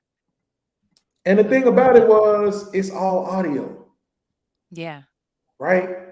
So it's audio and avatars like when motherfuckers be on YouTube and they don't cam up. Yeah. That's why when people first was telling me, like, bro, you need to make motherfuckers cam up. I'm like, why? The Clubhouse was rocking. And it's all these motherfucking celebrities that be on Clubhouse. I done heard the Kevin Harts and all type of motherfuckers and battle rappers and all these other type of people that been on Clubhouse, and they all, you know, they not Savage. Yeah. So it's like, what, you know, but then I started understanding, like, well, it's YouTube, it's the visual thing, so people really want to see it. I heard Wack 100 run Clubhouse. I heard he's the biggest guy over there. Is that true? He is now. Wow. He is now. But like the last time I was on Clubhouse, it had to be like last year sometime. Yeah. But he was definitely popular then. The one that had the business or whatever, you know. So you see or whatever on his channel when they put the video up, they blocked the screen. As to since that video has happened, have you reached out to her to maybe just say anything? But look, this is the first part. The girl is asking him, did he reach out to the girl from the Average at Best girl? Video, and did he apologize to her? Being like, you know, I'm sorry that, you know, it came across the way that it did, or, you know, anything to her to just kind of say like, maybe my tone or maybe what I said or my frustration that you weren't respecting, you know, what I was trying to do that night with my show led me to act the way that I did. Because when I saw it, I was stunned. You know what I find interesting? Is that you expect a man who was running a business when a woman who was an avid viewer of the show called in on an inappropriate day. Matter of fact, we can't see it. And I did my level best to talk to this woman, irrespective of my platform. And for 23 minutes, I tried to give her exactly what she wanted. So, and no, has she called me to say, you know what, sir, I'm sorry for calling in on the wrong day. I know I should have did that. I'm sorry for not paying attention, picking up my phone, doing that. I'm sorry for laughing and acting inappropriate. See, but that's the way the conversation's always been. It's always on the black man to bend over backwards and come back to queen black woman and beg for your forgiveness. It ain't gonna happen. I said what I meant, and I meant what I said. That's why it's up. That's why it's up. Nick, and I'm talking about that ain't even the half of it. Yeah. I really wish I should have took the time to break it down and take all of the jewels. Bro, he was cooking these motherfuckers. Then at one point, he kicked this one chick off, right? Because she was being all rude. And the motherfucker was like, come on, Kevin, you ain't got to do that. He was like, what? And that's when he came with the, y'all think it's okay to have this one-way aggression, right? Where women get to be however they want to and act however they want to towards men, and we supposed to just take it. Not me, motherfucker. Yeah. Nigga, it wasn't 2 weeks after I saw this shit, I was saying that same thing to my mama. See, you using this one-way aggression, Mom. Right. You using this one-way aggression where you get to talk to me any kind of way you want to, and I'm a grown man now. You don't get to do this no more, mama. Man, mama squinted her eyes at you like, what the fuck you think you talking to? Exactly. Like, listen, right? But in real whole life, bro, it was some battles, but I made an impression on my mom. Good. And when she came back and told me, like, and thanked me and all that other stuff, and just let me know that she was hearing me, bro, that was big.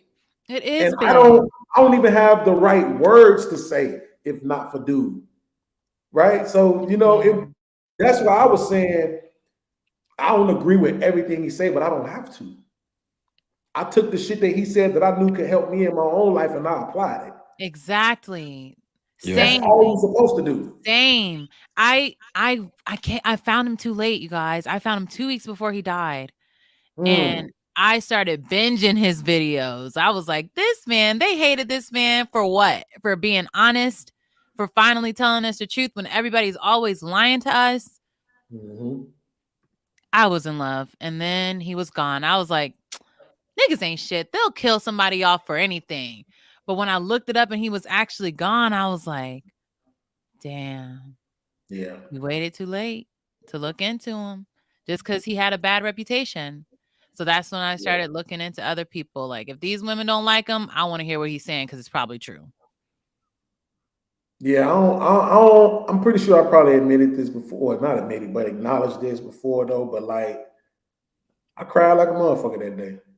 Damn. I was at work. I already didn't feel like being there. And my daughter was the one who called me. And when she first called, she was calling on some cynical shit. Right? She was calling like, you heard about your boy? Right? I'm like, who you talking about? She was like, Kevin Samuels. I'm like, what? It's like, they saying he died.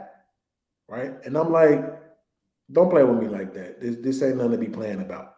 And so in that moment, when she heard the tone in my voice, she changed up hers. Yeah. She was like, no, they saying this for real. I was just looking at it. And, she was like, I know you be watching him, so I just wanted to call to see if you knew. You know what I'm saying? I'm like, no, but I'm at work, so I'll call you later. So I got off the phone with her, looked it up on the phone, started seeing all the shit.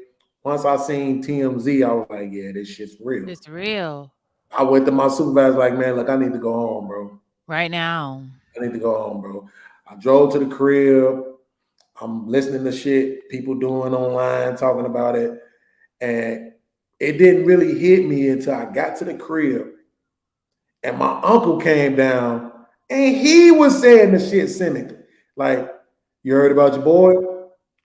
I'm like, "Yeah." And then I was like in the refrigerator, and I slammed the refrigerator door, and I just let it out. I just started crying, like, "Bro, we can't fucking have nobody, bro. Nobody is gonna keep convincing me that this shit is always coincidental.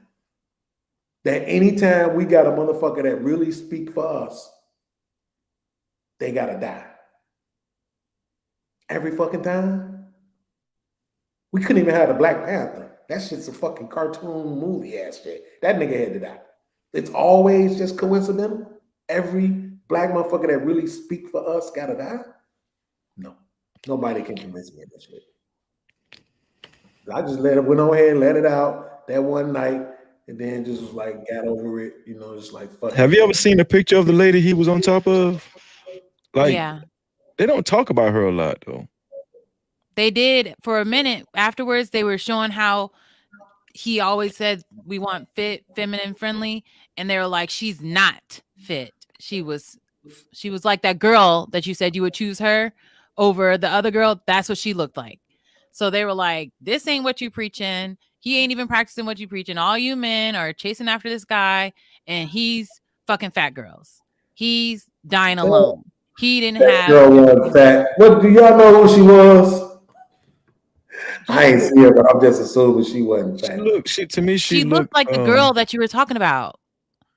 She looked thick, like yeah, like that girl what in the I'm picture. understanding is though that Sagittarius women have.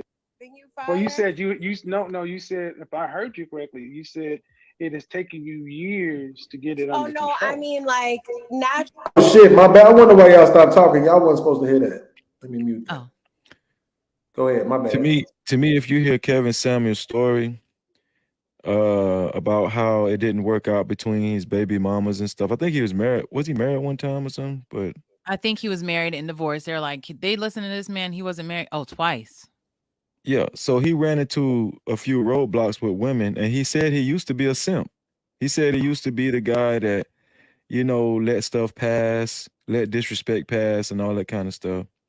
And I think the reason why Kevin Samuels was so effective online was because he had got to a point where he had experienced so many letdowns and women running over him being a simp. I just think he was successful because he just didn't give a fuck no more. Like he just didn't care. And I think that's the true essence of a man. I think that's how every man needs to be. Like a man shouldn't care that much. You know, as long as he's taking care of what he needs, like his responsibilities, you know, if he does have a woman and, you know, especially if he's married, if he's making sure the bills are paid, the house is protected. Like men shouldn't care about women's emotions and, you know, what she's disappointed in today or tomorrow or yesterday. It's always going to be something. Yeah. I don't think a man should care that much. I think he actually cared about the Black family staying together, getting together, staying together. Because a lot of the things I was seeing when women would get up there and talk about they're divorced or they got a baby daddy, he would always say, go back to your husband or go back to your baby daddy. So it's like he wants your family to stay together. And I think that's a wonderful message to push. Right. And then, like, he's telling them that it makes more sense to go back to your baby daddy or the guy that you have a child with, because for one, you have a child together and you have, you know, what is it called? You have a sharing interest, big sharing interest. Yes. Yeah, mutual interest. Yeah, thank you.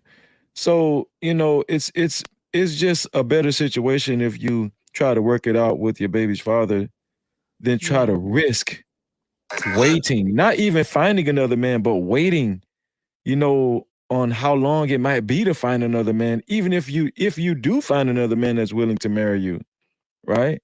Yeah. It really is a risk for women, and I feel sorry for women that's just out here in Never Never Land. You know what I'm saying? Like Like, and then, you know, a lot of these guys are weird. I mean, let's talk about your experience. Like, well, I don't know how long you've been with your man you have now, but when you were single, you didn't think like just being out here in the dating market, you didn't run into a bunch of weirdos, like weird dudes and shit. No, I always have a lot of options, so I can sort through, like, I can pick the look that I want. I could pick the type that I want because I have a lot of options, honestly, because my body shape. Um, so I didn't really have to deal with weird guys. But it was overwhelming. Like, I'm not good at making choices. I'm indecisive. And I was like, I don't want to do this. I don't want to build with somebody else. I miss my man. But So what I'm saying, even with all those options, did you have concrete guys who were concrete that you could see them marrying you and have a future and every was there a lot of options for that? yeah, they liked my personality. I was cute. And I wasn't wearing this on my dates, right? I was wearing like dresses that like you could see that I had breast, but like it was just like the top of them. It wasn't like this. I wasn't gonna wear this out there because then they'd be like, uh-huh, uh-huh. Like I wanted them to actually talk to me, actually try to Right. get to know me. So they actually liked me, but again, I have to trust them enough to bring them around my kids. I have to trust them enough for my kids to fall in love with them. They already love my man. They love him. Everyone in my family already loves him. They wanted him to come back to Thanksgiving when we weren't together. Like they just love him. So it's like it doesn't make any sense for me to try to move on with somebody else when I already have somebody that loves me, loves my kids, loves my family, and I love him. Like there's nothing else to look for. So it But doesn't matter about the distance. I think you knew the man that you're with now. He genuinely loves you. It's not just about your body or nothing like you guys are probably friends. You probably trust him with information, all Yes, he kind of knows shit. everything. Everything. That's what I'm saying. So, you know, being out here in the dating market, it's very hard to trust a lot of these weirdos with information and just you know, around your kids. Yeah, they could like your personality and all that Google shit, you know what I'm saying? But when you get past the surface, that shit get weird with these dudes. You Exactly. know what I'm saying? You gotta Ladies and gentlemen, we interrupt your regularly scheduled programming. First of all, bring you these boobs. right? Right? Okay, but no. So, first of all, I don't believe this shit. Let me just say this first. I just did a little bit of Googling. It's very hard, right, to find this chick that they saying Kevin was with. I don't believe this. I don't believe this story, right? Somebody on this panel just used the phrase the chick he died on top of. I never heard that he was on top of, right? But what I'm saying is I don't believe this shit. I don't believe she was there with him, especially not the chick that they trying to say. It's all contradictory, which makes it too contradictory, right? First of all, 32 years old. Second of all, registered nurse. Well, he said not to. One of the girls he said not to be with. Right. Now, here's the thing. It does not make him a hypocrite because the whole time he has stated, niggas will fuck you. Yeah. So it still don't make him a hypocrite, right? Because he was having sex. So Yeah. you can have sex with whoever the fuck you want to, right? Yeah. And he has stated that all along. Yeah, Yes, he niggas will has. sleep with you. Yeah, he tell chicks on the panel, I'd sleep with you. I wouldn't marry you. I wouldn't date you seriously though, right? So, Yeah. but 32, registered nurse, going talking about I'm a humble 6-figure woman from the Midwest. Man, get the fuck. Who talks like that? No woman. I'm a humble 6-figure woman. Get the fuck out of here. Like So she wasn't an escort. Shit no more. I heard she was an escort. Thought she was an escort too. That's what I'm saying. It's like a mystery woman. First of all, she's a nurse and she's an escort. Which is it? You can do It's just both. bullshit. That's what I'm trying to tell you. This shit's some Absolutely do both. bullshit. You can have a real job, and then on the side, you have another job. None of this shit ain't real, bro. They listen to me. My perspective is this: these motherfuckers are able to read the future, and I believe they can do it somehow with probabilities and numbers. And you could look at the impact that this dude was having, right? And he was having this impact technically on the micro level. Once you start getting regular media notoriety, which he has started getting, you do a panel with Nicki Minaj, you in a Future video, you're going to become cool to these young people. And you're going to be able to influence them as well. Get this nigga the fuck out of here. Straight up.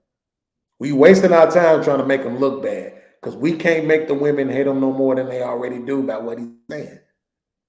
Right?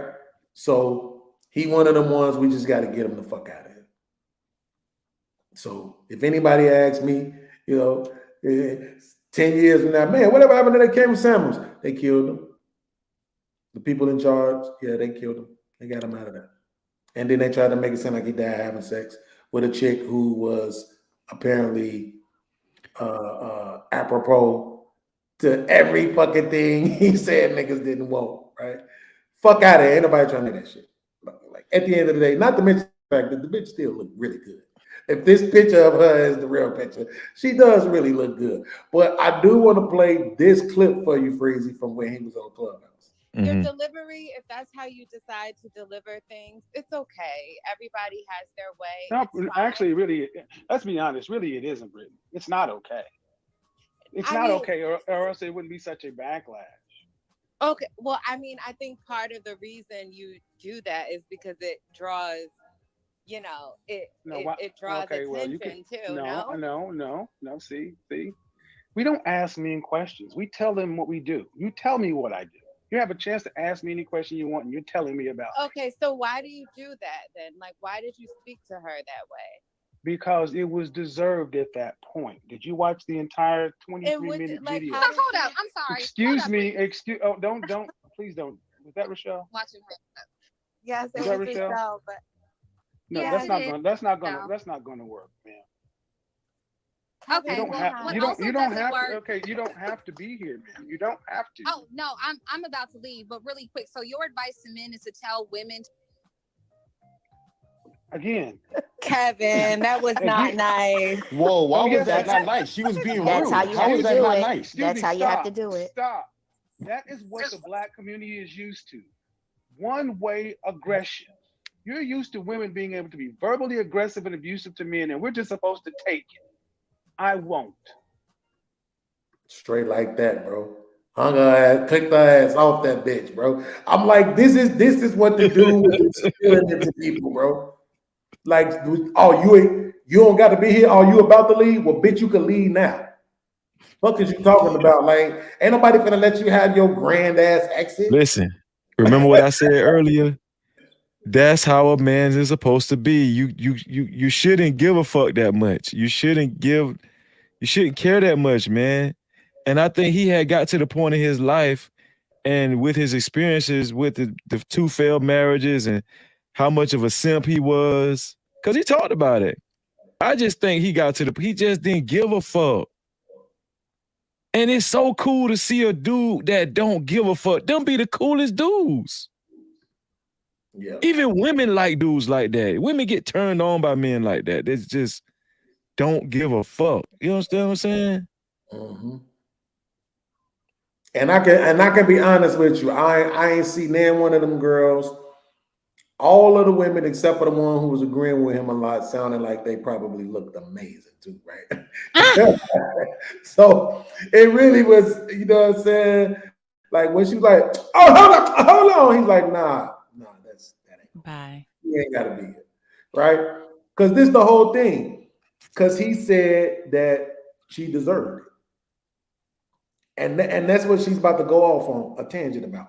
Like, you can't accept the fact that a woman could actually earn or deserve anything that she get that ain't positive. Yeah. If I say to an ugly ass woman, damn girl, you're beautiful, you ain't got no problem with that. No. Right? But if I tell a woman that's misbehaving, a woman that's being disrespectful, anything about her behavior or offer her some kind of correction, and I say it in a tone that is very firm, all of a sudden she don't deserve that because she's a black woman. This shit, see, that's what I'm saying. Yeah. When I came to YouTube, before I knew about a Kevin Samuels or any of that shit, I was talking about this kind of shit. Yeah. But I was talking about it from the perspective of we need to correct this shit as it pertains to women being mothers. Because the problem is the niggas y'all complaining about, you're raising them. That's the thing about it. You talking shit about your sons. You not taking into any accountability. And then anytime we want to have a conversation about it, all you want to say is, well, what about the dads? What about them? But why are y'all saying that we're talking shit about our own sons? Like, that's the talking point that I don't understand. Because my son's 5. My son's 4. So it's like, he acts nothing like these guys. My son is the sweetest, most wonderful. He gets pissed, tells me I'm the greatest cooker. Every time I make anything, even if it's in the microwave, I'm the greatest cooker. Period. So it's like, he is not like this. So what are you saying when y'all say it's y'all sons that y'all are hating? Because I want to get Smitty in here too, man. Why you being so damn quiet? The reason why is because the same way how when the women are talking about the men, right, and they talking about the deadbeat dads, those are our homies. Somehow them always our homies. Y'all ain't saying none of them niggas that ain't out here taking care of their kids, right? Somehow them our homies, our brothers. Yeah. You know, somehow we know all them niggas, right? Yeah. So when we say that, what we're saying is this: those men that you're talking about, they had mothers, and those mothers was black. Them y'all kids, right? So we're supposed to have a community mindset, right? That's the thing that works. I don't know how they push this individuality on black people. We see it even in this space where all these niggas be talking like men don't supposed to give a fuck about other men. I'm like, you niggas is the worst kind of niggas in the world. Yes. There's no way I could really be your man's, your homeboy, your brother, like, and that's really the way that you fucking think. Yeah. The niggas who I listen to is the type of niggas that say, I'm not really rich if I'm rich and my boys is broke. Yeah. Them the type of niggas that I rock with. Not no nigga that sit up to me, no, we all gotta get it individually. Like, that's the corniest shit I ever heard in my fucking life. Exactly. Nigga, the people who you trying to go sit next to practice group economics. So what the fuck are you talking about? You want to go by yourself to go sit with niggas that practice group economics. It'd be lonely up there. It's lonely at the top, especially by yourself. So it's like, why would you want that? Why wouldn't you want your friends there and not there because of you, not there leeching off of you? They have their own thing. Mm-hmm. Yeah, and again, at the end, but to the original point, again, the reason why we speak that way is because we're trying to make sure that women understand.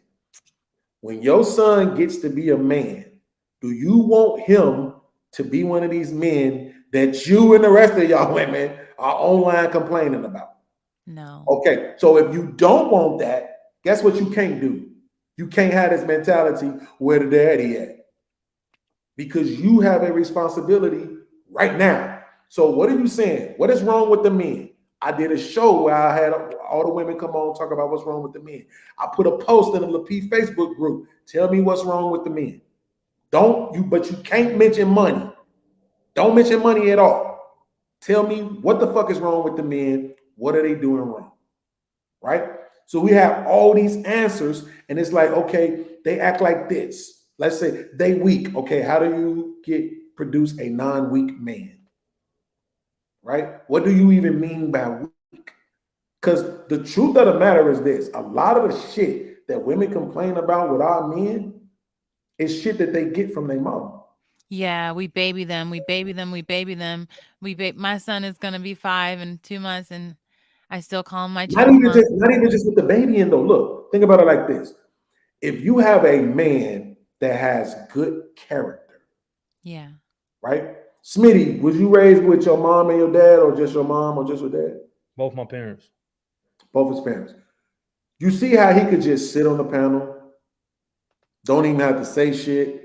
Don't be just interjecting, over talking motherfuckers. He have a very cool, mild-mannered demeanor. So does Freezy, right? Freezy, mom and dad, or just mom, or just dad? Or in reference to what? Were you raised? Mom and dad, just mom? It was mom and dad, but my mom she was home most of it. My dad was Rolling Stone. And you see how they both kind of just still have just having their dad in their life, but they mom too. Freezy, I know, took care of his mom.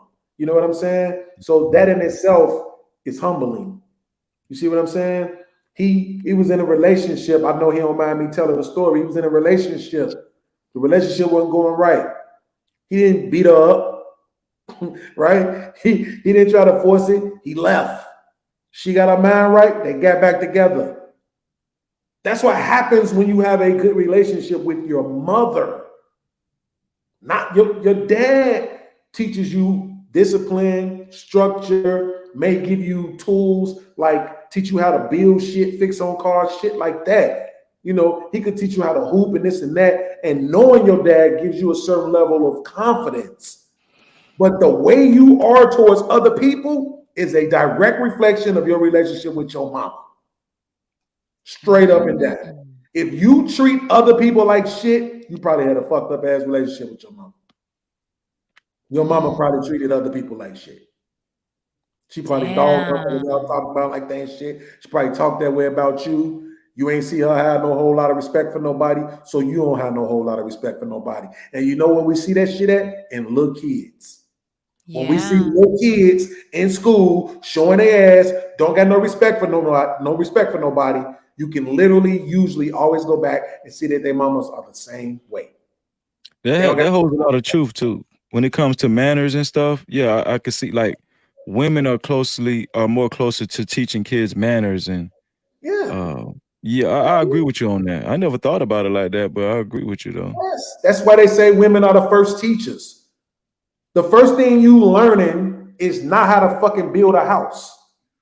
It's not how to fucking fix a car. It's not how to build a dam or run the water supply. That shit is jobs. That ain't it. The first teacher, that person is pouring into you how to be as a person.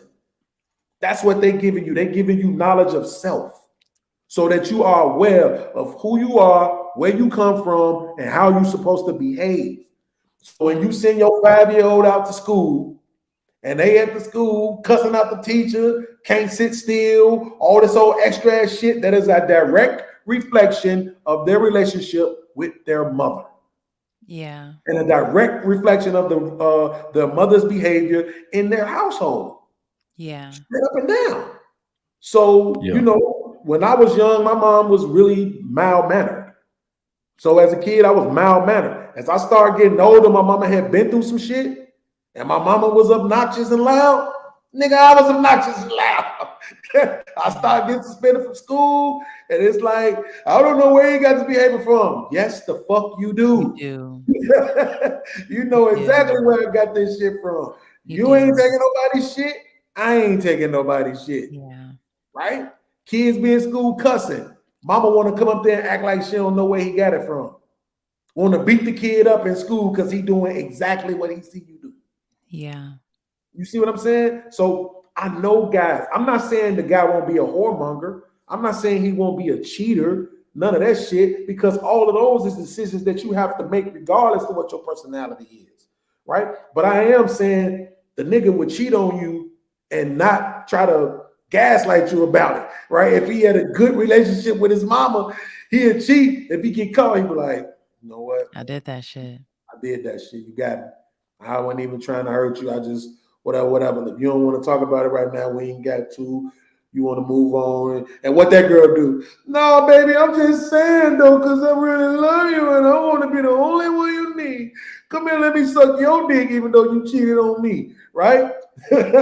What do us niggas do that have bad relationships with our mama? Bitch, you ain't seen shit. That wasn't me, girl. You ain't see shit. Bitch, I killed you, me, and the dog. Right? Because we got fucked up ass relationships with our mama. So we carrying all this vitriol for women as it is. See? So that's what I'm saying. Like, when that's why when women say, what about the daddies? I be like, that shit don't even matter. And I know they be thinking like he trying to not hold men accountable. That ain't the point. The point is the shit that you want from a man, it takes for him to have a certain kind of relationship with his mama for you to get that.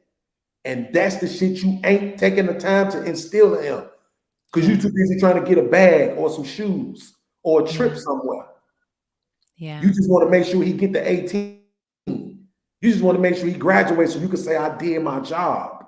You ain't thinking about his adult life and what kind of man he gonna be for the women in his life. I think it's selfish. I don't think moms should raise kids, especially little boys, all the way until they're 18. I think they should go with their father. And my son and my daughter are going to go with their father when they're 8 and 9. They're going to live over there. And he has the discipline and the structure that they need, especially as teenagers, so they can be well-adjusted adults. Like, as much love and nurture that mommy gives them, it's not the same. When they're with their dad, they're much more behaved. They're much better.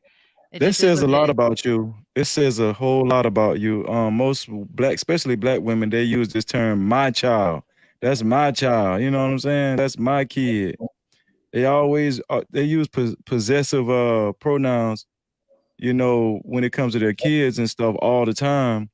And it seems like you understand the importance of you know, when it, partnership, you know, your role versus his role in a timely fashion or whatnot.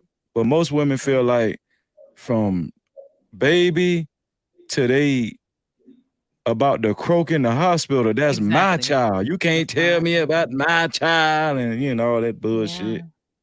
Yeah. I think. Hey, man, shout out to my man, John the Baptist. Cash out. Wow. That's my dog. Straight up, boy. I might be able to pay this light bill this month. So look, I'm gonna be honest with you, right? I think that that's a good idea.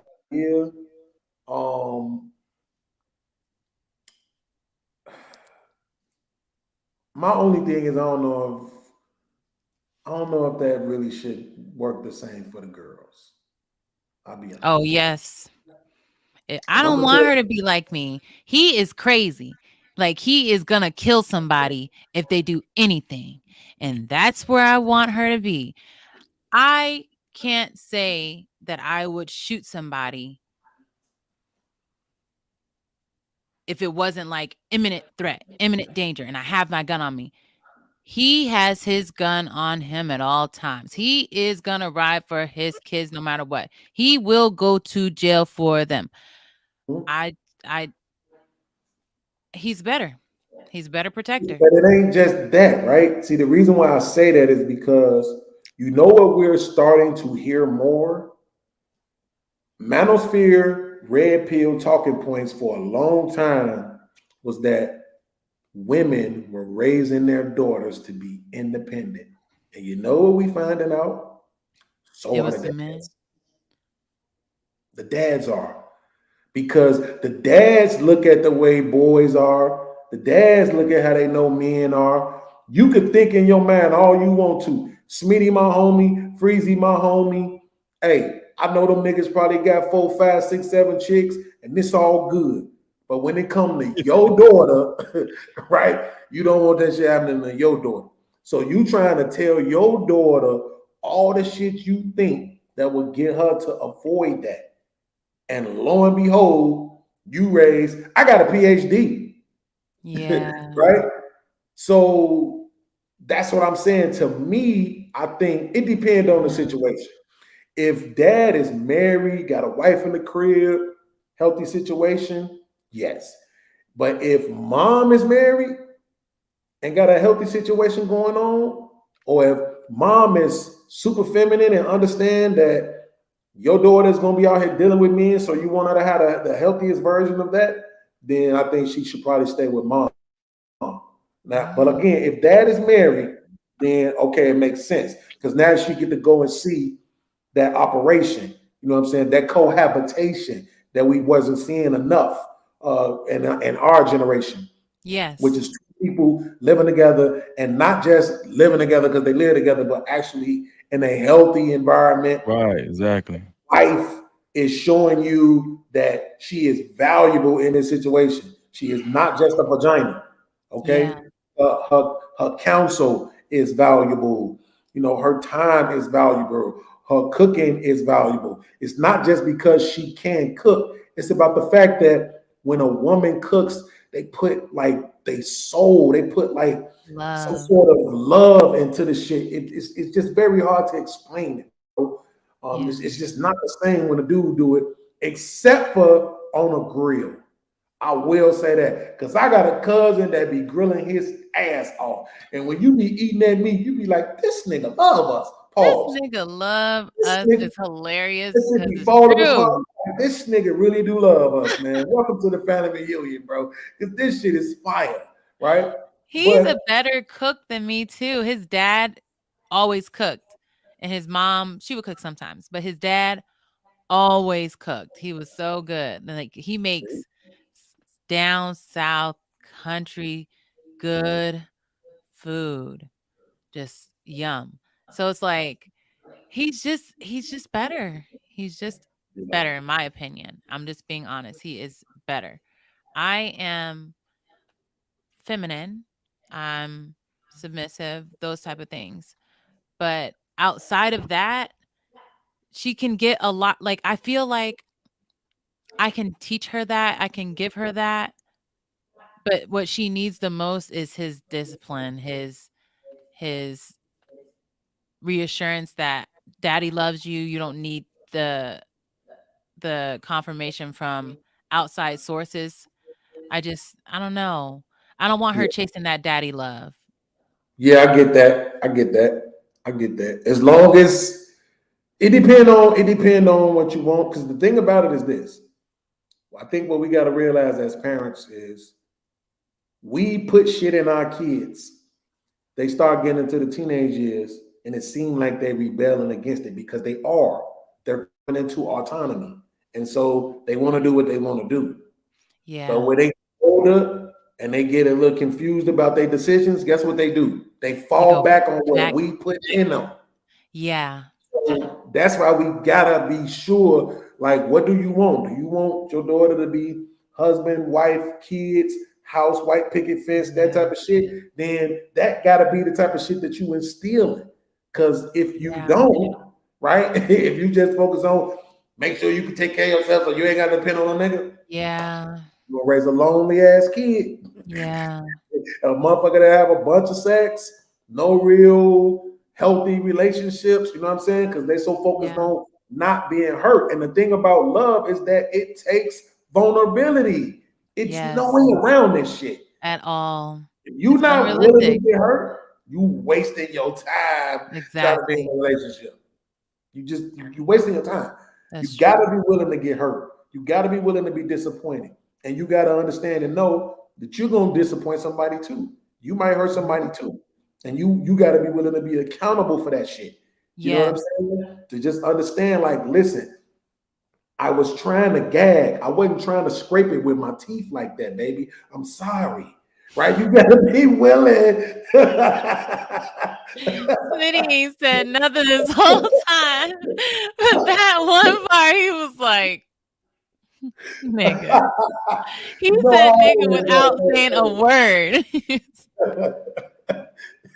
Listen, because that shit definitely makes us want to hit you. And so that's what I'm saying. You have to be accountable and apologize, right? You can't get mad like, nigga, I'm trying to suck your dick. Like, you can't do that. You know what I'm saying? Like, yeah. You want me to just appreciate the fact that you was trying to do something for me, but you scraped me. Nah, you apologize. Now, don't just apologize to me. Apologize to him too. You know, hold that thing. I'm sorry. Hey, Angry Man said, "What a link." Angry Man. Yeah. Angry Man in the building. What's up, boy? This must be my lucky day. Exactly. AM in the building. I'm finna get up here. Like, I gotta create another spot for him. Now, how the fuck am I gonna fit him up here? StreamYard different now? You say you gotta create spots and shit. Well, there's I'm using the thing that I get to create the spaces. So like right now he's in the show, but I haven't created a spot for him. So I have to go to the edit thing, click add, boom. Can y'all see him now? No. Okay, you can't see him. You can't see him now because I haven't saved it. I'm gonna say once I save your own island still. Which What'd you I'm say, about Smitty? to do You still got your own island right now. Yeah. Now you can see me. What up? Hey, Angry Man. What up, bro? What's going on? So Black y'all Thoughts, having that's really you? Huh? I'm saying Black Yeah, Thoughts. yeah, it's me. Okay. I'm gonna add you in. Go ahead. So y'all having a productive conversation? Not quite. We did talk about it. 7 minutes, nigga. Yeah, we did talk about it, but not for this past 4.5 hours. That's definitely not what we've been talking about. Everything prior to the last 7 minutes was ass, titties, So I thought videos. I thought you was going to school on the content creation. You feel what I'm saying? We did all that offline. Oh, word. Okay. We talked about a lot of that shit offline before the live started. Right. And then we started talking about porn addiction. It was like, you know what? Let's do this on the live. I was finna say, I ain't hear nothing about streaming. No, that's why when he made that comment, when BBB made that comment, I was like, oh yeah. So just out of curiosity, Fantasy, since you're new to the space and you've been making your rounds, are you still a free agent? Yeah. Oh, that's what's the name was talking about in the chat. Okay. What? Go ahead, man. Go ahead. Which faction are you planning on participating in? Which faction do you plan on joining? I'm starting my own channel. I know, but look, Wu-Tang had individual albums, but they was part of a team too. Right. Nigga, look, right before you came up, I promise to God, right before Smitty said where the link, you said where the link was at. I was just about to tell her because she had put in the back chat a minute ago that she had to go, right? And I was about to tell her, look, you know, you could just use my StreamYard. You ain't even gotta get your StreamYard. I'm gonna go ahead and add you in as an admin on my shit. You add your YouTube to it so you can stream. You can go live and stream directly from my StreamYard to your YouTube shit. And all I want is if I need you to be on the show with me, just be on the show with me. Did you hear that? What'd you say? What happened? So I was gonna make you an admin on my StreamYard, right? So that you could StreamYard, you could use my StreamYard, and I can help you build your shit up, and you could just StreamYard to your YouTube channel from my StreamYard. And the only thing I want, you know what I'm saying, is just if I need you to do a show with me, just do a show with me. Okay. That's all I want. That's all I want. Because it's very hard to find honest people. You can put a turtleneck on. I don't care about the girls. I'm saying it's very hard to find honest people. I want to see the girls now. When you guys be honest, I fucking love that shit, bro. But yeah, I definitely think you should join the Toxic Avengers. Yes, Toxic sir. Avengers. Oh Yes, my sir. God. Yes, sir.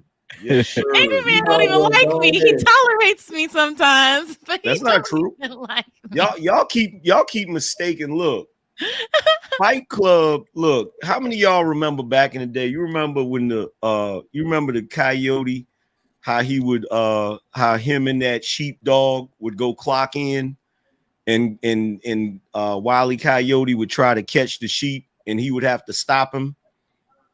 Y'all remember that? Yeah, that's Fight Club. When we clock in Fight Club, it's all out war. But outside of Fight Club, it's different. You feel what I'm saying? Is Anton in Toxic Avengers? Anton got his own thing.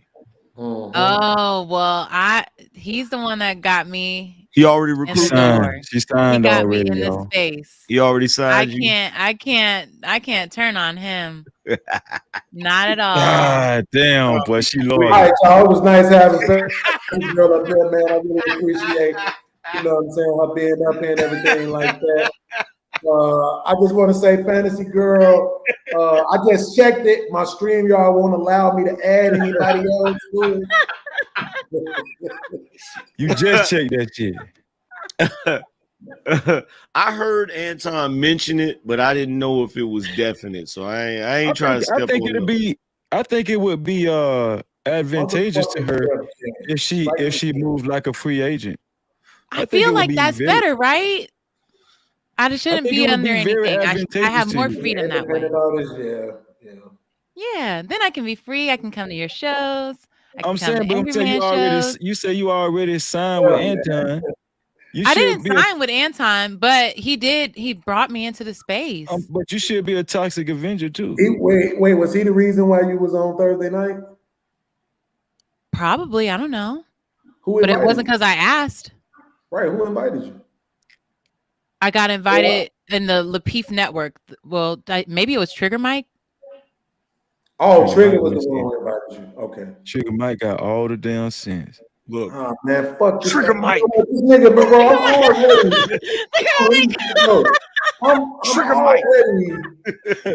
I'm already upset. Like I'm already beefing with this nigga, bro. He really starting to piss me off.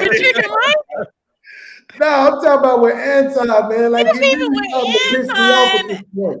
Anton and Aaron, man, y'all need to get the fuck on, bro. Y'all can't have everybody. God damn. Y'all got fucking what's the old girl name that be over there? Island Gal Q. Damn. Yeah, y'all got Q. Y'all got what's the girl name that be on Cheeky Show all the time? Look, Aaron got Venus coming up. Well, we had Venus on the show the other day too. Shout out to Venus. She came up on the show the other day, but she stayed on Aaron shit, right? He already took our lease from me, stinking bastard. That was my boo right there. Yeah. Look, that nigga Aaron be taking everybody, bro. Damn, man, stinking ass nigga. Let us have they're about to start Fight Club. We gotta be quick on the draw, bro. We gotta be quick on the draw. What's going on, Freezy? My dog, what's going on? Good with you, bro? Freezy, Freezy a Toxic Avenger too, even though he don't really be showing up that much. Y'all got a squad. So you have a squad of all men, the Toxic Avengers. We don't have no chicks. We don't have no women right now. Yeah, that kind of feels better. Because then I'll be the only one. Exactly. You'll be the Foxy Brown of this thing. You know what I'm talking about? We trying to tell you. Y'all are silly. You'll be the Foxy Brown of this thing, man. Sean, what up, big head ass? with y'all. Mexican looking ass boy. What's going on with y'all? What's cracking with y'all, man? About to get on y'all ass in a minute. I feel like Smitty signed the Fight Club, ain't he? You signed the Fight Club, Smitty. You want to fight club? So we're free agents. Nobody has what's going on, podcast. What's going on, everybody? I just want to make sure what's that? Hi. Why y'all shit look like that, man? Why y'all shit back? Cause my damn camera ain't working right now, so it's weird. Yeah, but Turn check that it. shit off. I'd rather have the motherfucking avatar than that blackness. That shit was crazy. Nobody picked my ass up yet. I'm a free agent out this bitch. Oh, you're free. There's a bunch of free agents. I've been waiting for Angry Man to give me the. Hey yo, you gonna join the Avengers? Yeah, I've been waiting for that. I've been waiting for that calling. I didn't even know that niggas was waiting on. I be thinking y'all niggas is I be thinking y'all part of Def Jam. What Fatty be saying? Fatty said Def Jam. I be thinking y'all part of Def Jam. You feel me? Nah, I don't. I stay away from them niggas. Fight Club. Nah, I'm with everybody. I'm just saying, I'm a nigga free agent over here. I'm trying to get that money too. Right? Boy, they say you're a free agent for a reason, boy. Hey, see, I don't tiptoe. Fuck all that tiptoeing. Hell no. I'm just fucking around. Nah, I'm just fucking with everybody. Hold on, bro. That's funny as hell, though. Hey, did I? Damn, I didn't. I need you to put something in the chat real quick. Fantasy. Okay. I want to make sure I give you your wrench. Fantasy, I swear to God, if you don't go put on the shirt. I have this cute dress on. I know you. I know you got the cute dress on. You look great, but Lord. Turn around one time. It was so crazy when she just stood up. She looked like Foxy Brown. You look like Foxy Brown. Let me find out you got bars around this month. That's exactly what we gonna start calling you, Toxic Brown. Toxic Brown. Toxic Brown. Toxic Brown. That's fire as hell. That was so you really need to join the Toxic Avenger. Yeah. That's crazy. That's funny because Brown is my maiden name. Like, that's pretty funny. That's fire. You look like a Brown. That's fire. I look like a Brown. Mm-hmm. Toxic Brown. That's so cute. You on the I Seen Your Little podcast channel. What'd you say? You typing it in the I Seen Your Little podcast channel. Oh, sorry. I want you to put it in the Cabrini Greens channel.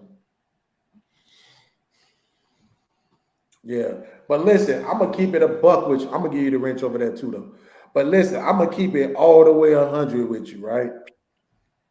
Angry Man, I don't give a fuck what you gotta do. Get her. I'm gonna try. Fuck this online shit in front of the cameras, in front of everybody.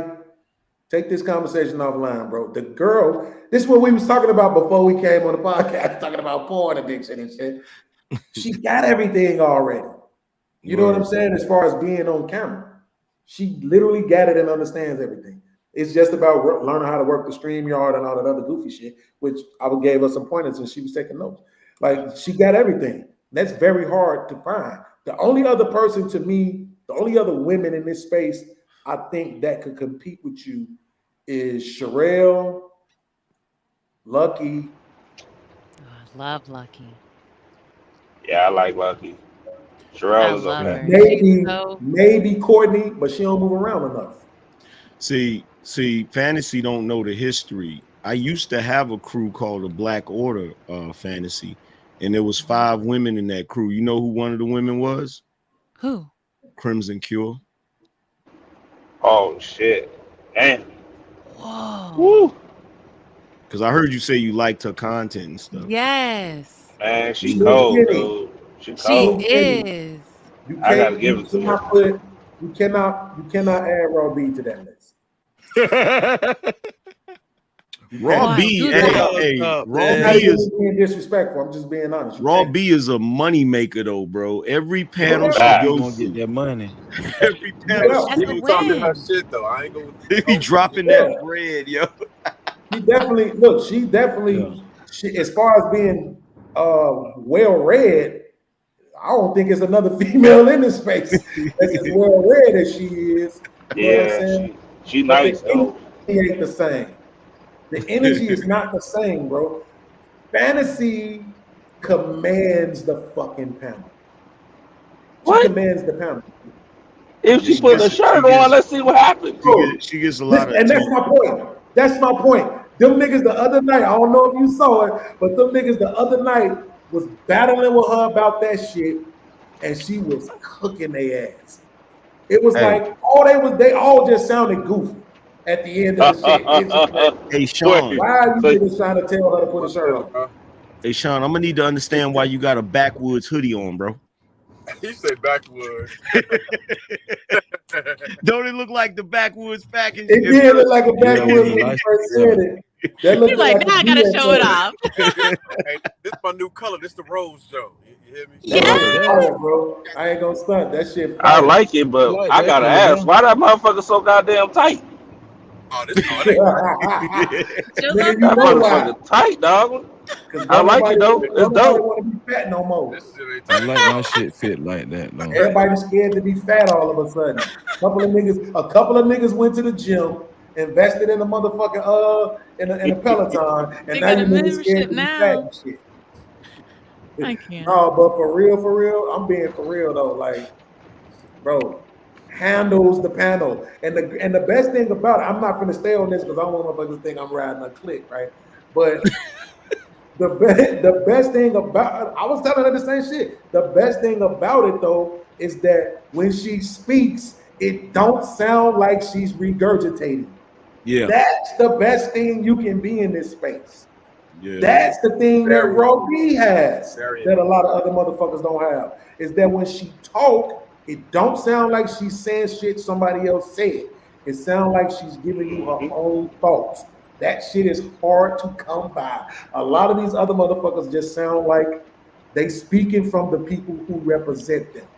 They speaking for the niggas who's over their squad, right? Well that's how you look at that's kind of how you weed out the people that's authentic and want to try to provide something that's gonna change people's lives versus the people that's just trying to get paper. Exactly. We can't all be saying the same thing. Yeah, that's literally one of the reasons why they giving what's her name? Just Pearly so much flack. It's because everything you say, it's word for word what has been said in the Manosphere Redfield space. Yeah. So it's not like like how I learned how to write essays. You take the shit that a motherfucker say and just change the words out, right? Yeah. That's how you write a good essay. Plug and play. So, yeah, she just the exact same phrases, and so that's the problem. I got to give her respect on one when she was going against all them damn feminists. Oh, she cooked their ass. That was a good one. She cooked. That was a good one. That was a good one. And what's her name? Brittany or Tyler B or whatever her name is. B Taylor. B Taylor. Oh yeah, she cooked. Yeah, she. The nigga said Tyler B. See, cooked their ass I didn't watch it. I didn't get to see the whatever happened with her and B Taylor. I didn't get to see it. Oh man, that was. But it's really hard for me to believe that she actually cooked B Taylor. Oh no, she did.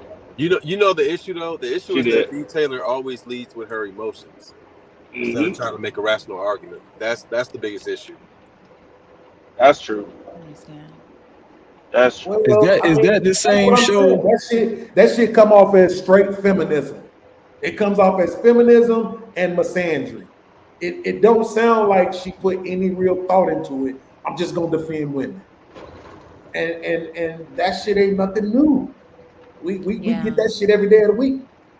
You know what I mean? That's what the guests to the panels are for. But we talking about you're gonna be a content creator. So it's best that you can come on and have your own quote unquote talking points, your own voice, say things in your own way, and it not just be who run the world, girls. Who run the world, girls. You know what I'm saying? There will be no Beyonce slander over there. Oh no! There will be no Beyonce slander over there. I don't care how original I am. What? I still love Beyonce. You gotta Y'all jumping the gun now.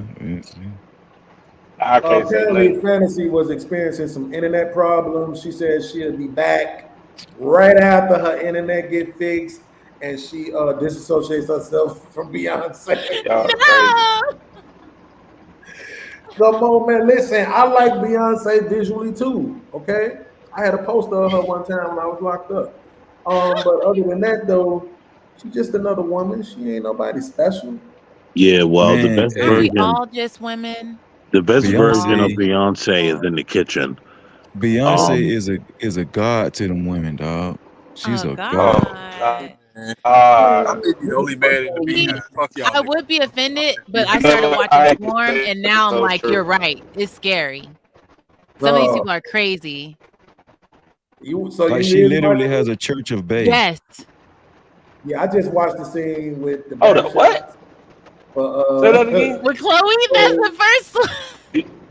Hold up. That's all I Did did. you say she got I a just church? clicked Where? on it, fast forward to that, watched that Yeah, they about got a 17 church. times. They got a church dedicated to Beyonce called the Church of Bay. This shit is that shit Seriously? is insane. It is scary. Real It's talk. starting to get scary, and then it makes you feel Man, that ashamed is to say you're a Beyonce crazy. fan because then you get lumped in with the crazies. Like, I'm not about that. I'm not trying to smell her. I'm not trying to bite her face like Sanaa Lathan. Like, what the fuck is that? That's weird. Nigga. What the hell is Did going y'all on? see the video? Now Sanaa Lathan? Of what the fuck is that She nigga bit name? her. I'm supposed to have been doing a short. The video of the hooping ass nigga in New Orleans bite that boy on his shoulder.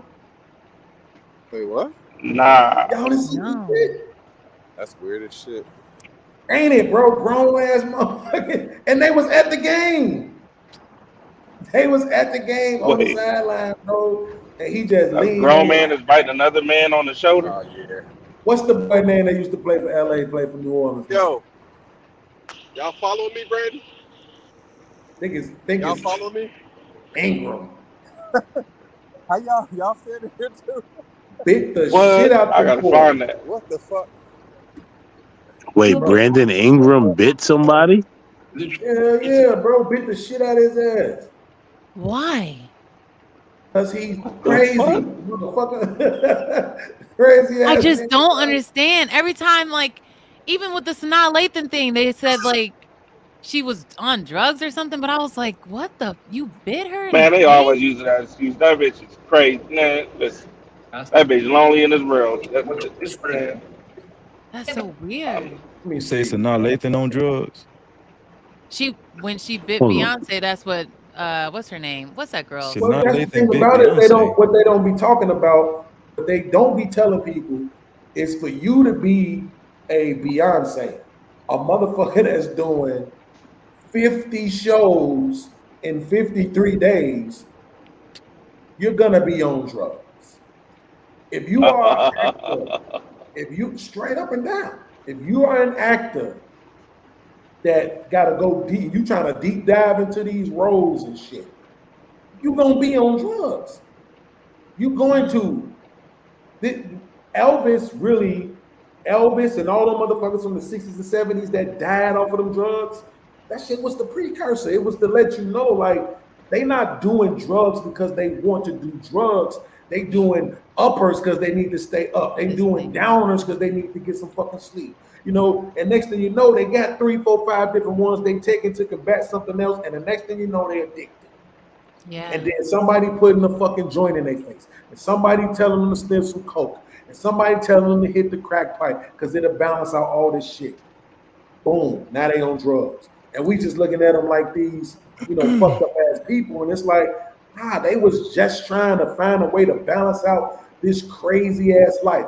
I think. Yeah, but podcast. Why would Brandon Ingram need to do that? Hold on. I'm trying to find the video. But I think Shaka Khan was the only artist I ever heard say, man, I got tired of singing them same songs every motherfucking night. I'm like, finally, because I'm knowing this shit got to be true. As much as I like listening to the song, I can't listen to it every day, all day. Yeah. You know what I'm saying? After a month and a half, I was really fucking with Pop Smoke when he died. All his music. After about 2 months of that shit, right? I moved on from it. So now think every night you got to go on stage. Goddamn it, in love. I woke up this way. Well, hold on now. I woke up You gotta think about that. like this. Every night you go on those stage, you making $400,000. That shit ain't gonna change the fact that you gotta do it. That just makes it worse. What? Yes. Bro, it makes it worse. That's not true though, Truckville. Well, you know why depends it's on worse? artists. Because now you don't get paid unless you do it. So now the fact that I have to do this thing that I'm actually tired of fucking doing just to get some money, that makes it worse, bro. That makes it worse. You know, Whitney Houston said that in one of her, well, not Whitney Houston, but they had a scene in I Want to Dance with Somebody, that new movie that came out about Whitney Houston. Yeah. And Clive Davis sat her down in his house on his couch, and he was telling her she needs to go to rehab. And she was like, he was telling her she needs to stop doing the drugs or whatnot. And she was saying, how do you think I was able to complete all these tours? She said if she wasn't high, she wouldn't have been able to do it. There you She go, told him Freezy. There you go. I'm glad you had that bit of knowledge. That's what I'm talking about, bro. That It is gotta so be done. sad. That I shit's love insane. Whitney Houston too. Think about the monotony of that shit. Every night, oh, I want to dance with somebody. The next night, I want to be able to hear you with somebody. The I next love night, that song, yeah, man. I want to. Bro, you want to I get some know. of that shit too. I don't give a fuck how much they paying you. Yeah, at some point, you're going to be like, man, fuck this dumb shit. That shit, hey, Oh imagine yeah, singing Michael that shit Jackson every was night. saying That the shit'll same make you go thing. crazy, dog. Remember when he was doing the This Is It tour, and they wanted him to speak highly of the tour, and he was like, I hate touring. I hate touring. I Right. hate this. And they were like, okay, Michael, can you do it again? But without that, like, no. Show the real. Be honest. Okay, look. For my man, I want to show y'all. Here's the video of Brandon Ingram, right? Biting dude, bro.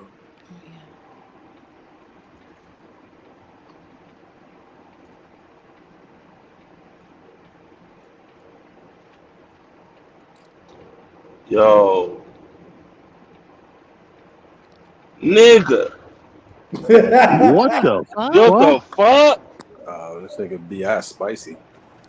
Yo, but hold on, but look, why but look he ain't though, hit but that look nigga though, so but look motherfucking though, hard? but look, That nigga nah, hot. but hold on, That but nigga hold hot. on, but That hold nigga on. Though. hot. He was pushing him off of him. Did you notice they was telling the nigga move, and the nigga was all on him? Look, That nigga hot. First off, hold on. First off, how you gonna he walk? like nigga get off me. He already sitting there. How you gonna come over there, Bogart the Push in seat? between them. Tell that nigga to move the fuck over. Nigga, because Brandon Ingram is the nigga. star. And I don't give a They fuck if you the all do star or that. not, nigga. It's LeBron called do that respect. shit. I Nigga, don't give a LeBron fuck, do that nigga. shit, and y'all don't say nothing. I don't care who it is. LeBron do I'm not that about to shit, let and no y'all don't nigga say vote. nothing. Weird. And then I he would've bent, choked bro. Weird as fuck, though. That right there, you can tell that wasn't the first time that shit I happened. would Look have at him. choke slammed Look, that man. Look at him. look. Well, the biting is weird, Straight up choke but slammed his ass. Brandon was like, "Nigga, Look at move."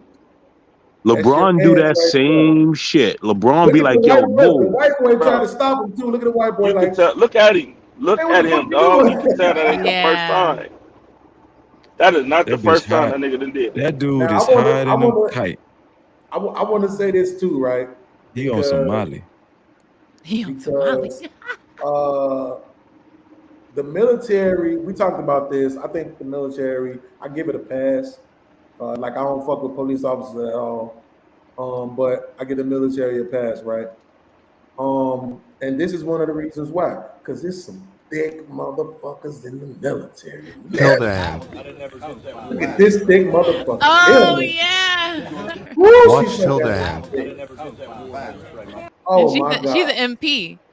That motherfucker. He's strong too. Yeah. She a military police officer. But look what they put her through. That's how you know she's crazy. They're gonna spray her in the face. Doing with that real bullshit. push-ups. Yep.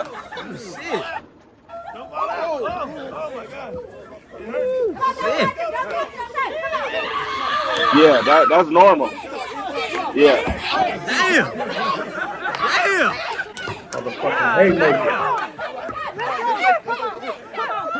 Man, let me tell you something. That's female privilege. They are letting her have it easy. She didn't have to make sure they were tied all the way. Let me tell you something. That's female privilege. They letting her have it easy. It's playtime for her. That's how they train you to be masculine. Man, that's female privilege right there. That's in the whole straight line. Look how the guy holding her. Let me help you. You think they do that with men? No. Look. They didn't do that with men. Look. Okay, No, let me what they do look. Let's all help you. Let's hold your hand. First off, what they do is they what the dudes is they hit their ass with the mace, right? And then they throw you in a room Watch till with the the end. smoke. With the motherfucking smoke. And you gotta get through that bitch. Yeah, you gotta while figure that choking. out. Yeah, you gotta get to that motherfucker while you choking. And by the time you come out that door, you on the ground throwing up, can't breathe, niggas that passed out on the inside. Now I've been maced before. Ain't nobody around holding your hand. Please. I'm convinced that they allow Man, women fuck out of here. I'm convinced that they allow women on the force like that just to have something good to look at. Oh God, look at them. No, they allow them on the force just to make women shut the fuck up. See, the only thing I will admit though is this though. That motherfucker is beautiful to me. I like her body, I like everything about it. But I will admit though that a lot of times light-skinned girls don't have very attractive booty holes. That award goes to dark-skinned girls. Dark-skinned girls typically have more attractive booty holes. But to that girl in that video, I want to see. I don't know if I'm back with my girl or not, but if I don't, Wait, rewind that. We both get government assistance, so holla at me. No, rewind that again. You said. Yeah, she can't judge crazy, me. We both get government assistance around this motherfucker. I can't. You get wake up money, I get wake up money. What you talking about? We get wake up money. Hey! Wow. No, I just wanted y'all to see that though. That boy bit that boy, man, and ain't nobody talking about it. That's crazy. Yeah, well, they're not gonna talk about it. Talking about Why? it. Why? They're talking about Jonathan Majors. No, because nobody cares about men. Oh. That's why. I thought it was gonna be like some. Just nobody right, cares. some gray ass and that. Yeah, like, nobody you know cares. what it is because you know. Yo, that's insane though. Right, nigga, you a little bitch. That's how I look at it, nigga. You gonna bite me, nigga? How you supposed to go? How am I supposed to go home? How am I supposed to go home to my lady? She just see me get. How do I explain that? Who the fuck did that? That big mouth bitch. Who the fuck did that? I did have a cousin that was like that when we was younger though. That nigga didn't want to fight you, he'll bite the shit out your ass. Oh hell no. Let me tell you, to be honest, that's all he could have done though. Even for Brandon Ingram, right? Like whatever the discrepancy may have been, that was all he could have done. No, he could It have wasn't laid. no motherfucking discrepancy. What the fuck are you reading? He could have laid the That nigga hands set of his God ass on down. the nigga. What are There's you a group of talking kids about? that get a nigga. You think that multi-million-dollar NBA guy could just Nigga, go around knocking everybody out? Man, listen. No, Come on, man. You niggas It's gotta the start prince, being man. real. Come on, dog. Come on. What do you mean be real, nigga? You Be you a man, real. gonna You just okay, can't go if we around gonna be doing real, that. let's be real. You gonna let a man bite you on your motherfucking shoulders like that? If I'm in the street, no. But here's the thing: even if we in the NBA, nigga, you not gonna bite me, but I'm not gonna lay you out in front of everybody.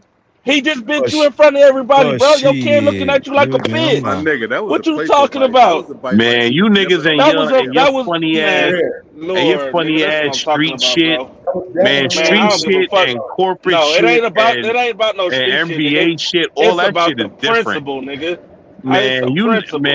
you niggas better That nigga learn just how bit a life works grown for ass man real. on the shoulder like he a motherfucking fit, bro. No, Hell Why no. y'all? Look, Why y'all hold always? on. Look. But hold on, wait, bro. Why y'all always equating defending yourself with street shit? Like this dude. Because that's how niggas roll. They always gotta be street. Man, this man just tried to bite a plug out my damn shoulder. Look, you notice Brandon Ingram peep the whole thing. Hold on, peep the whole thing. Both of these niggas is weirdos. They might be mooks. They might be lovers on the low. Man. Keep it. Look, here we go. Look. Now watch him still try to lean on them. Look. He like, get away from me. You're not peeping. Now let me ask you a question. Did that look like? Hold up. Did that look like the first time when he snatched you by the back of his neck? Yeah, look how he did. They might be mooks. Man, I would have slapped the fuck out that man. We're not peeping. You see, you see how he grabbed him by the back of his neck like he was some bitch, and then bit him on the shoulder. Who the fuck is this asshole? Man, how you supposed to go to your wife and explain that? Here's the thing. I wouldn't. Shut the fuck. Shut. Shut the fuck up for 1 second, nigga. Cause y'all missing something. Look, when he first sat down, for whatever reason, he got his hand on that nigga leg. Watch this. Yep. Look, right there, his hand is on dude leg. He is bracing himself on dude leg. Do you see that shit? That man high. Dude leg. He got his whole fucking hand on dude. Nigga, that's how all them NBA weirdos act. He got his arm in his fucking chest and shit, but he got his hand on his kneecap, right? Look at that. LeBron do the same shit. Move his arm, and then that's when you start doing a little goofy dance, and now you just grab the nigga like, nigga, I can. That dude must be a rookie or something. Nah, that's that Alvarado nigga that be getting all them steals. I think this might be second. I'm talking about in the black hoodie.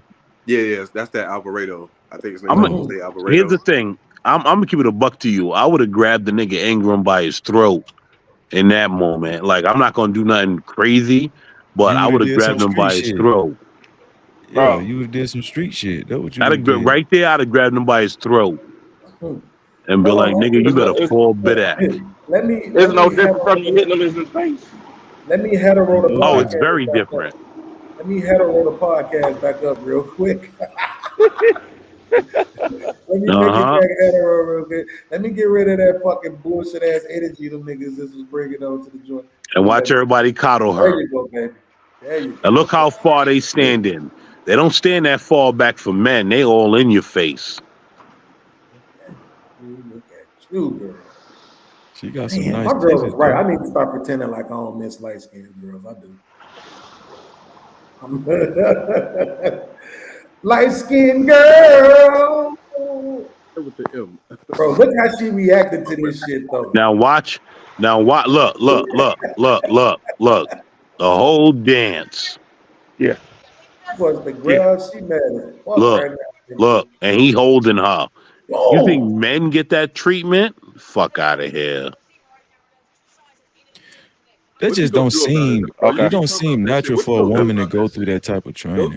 Go to the military, nigga, and complain, nigga, because you keep talking about this shit, nigga. I agree with you. It don't seem natural. Like, why would a woman even want to do this shit? Yeah, this shit don't seem right. Like that. Look at her. Her eyes still closed. She couldn't even open her eyes during that. They had to assist her. Hey, was you in the military?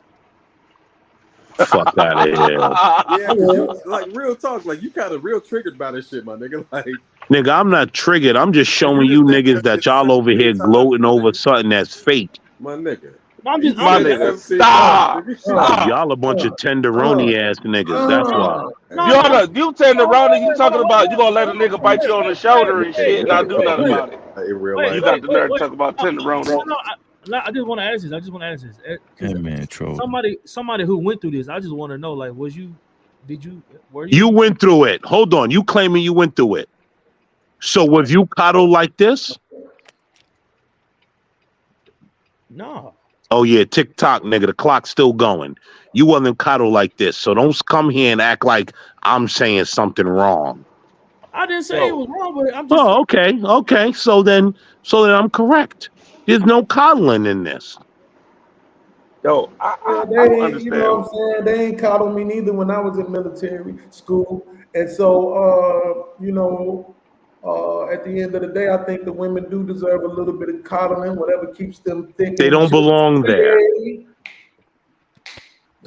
My nigga, did you ever been in the military? No, never been in the military.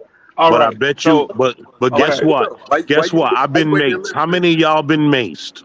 But look, why you? I have been maced. How many of y'all have been maced? Let me repeat myself. I want to say yeah, but I can't remember if I'm making it up or not. That's worse than being maced, though. Her being maced is worse than being maced. No, that spray they're using is worse than mace.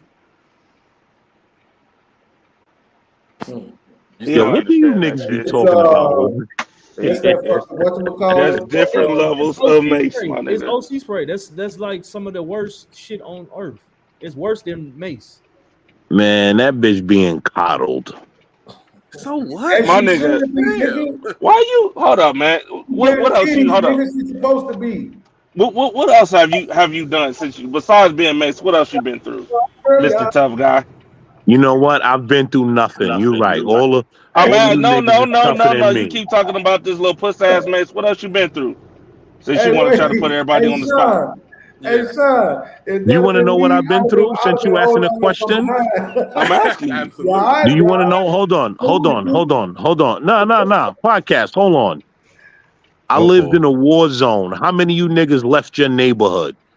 What war zone you live in? Nigga, I grew up in the war zone, nigga. That ain't nothing new. What war zone you grew up in? What next, nigga? What else you been? What else What you done? war zone you grew up in? Nigga, what else you done, nigga? Can you get on this bitch? Zone did you always grow trying to put up on this in? motherfucking persona, nigga. Man, You always trying to put on this persona. Let me tell you something about you ignorant niggas. You came on here bitching about some motherfucking mace, nigga. And y'all think that y'all have been through something. Y'all have not. And when someone comes and tries to say something, y'all want to try to delegitimize it because y'all simping.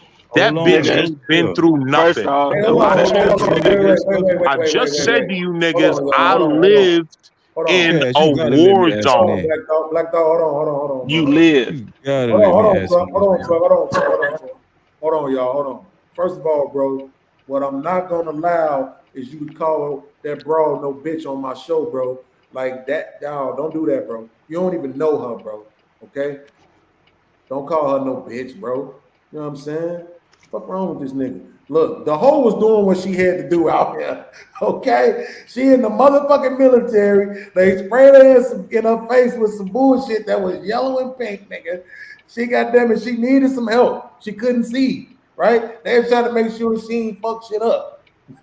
Why can't it be that? Why I gotta be that they coddling her? I'd have coddled her ass for real, nigga. I'd have been her titties, nigga. Like, yeah, girl. Yeah, right there. Pick that shit up. Spray that shit, girl. Yeah.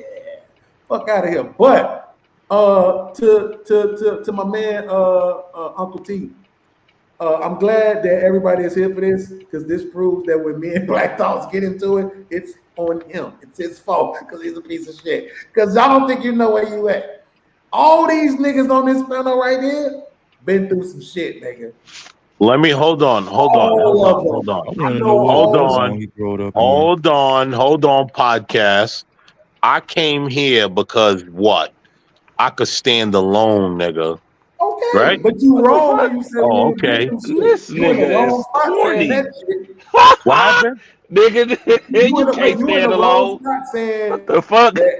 What do you see that? That's a dumb nigga telling another nigga he don't know who can't stand alone. Nigga, that's you a can't dumb you nigga. talk too fucking much. That's why. Nigga, shut up. Listen to what I'm saying, Black Dog.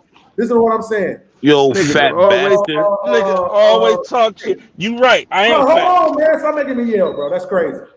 Remember where y'all at. Truck, where you from? All from Youngstown.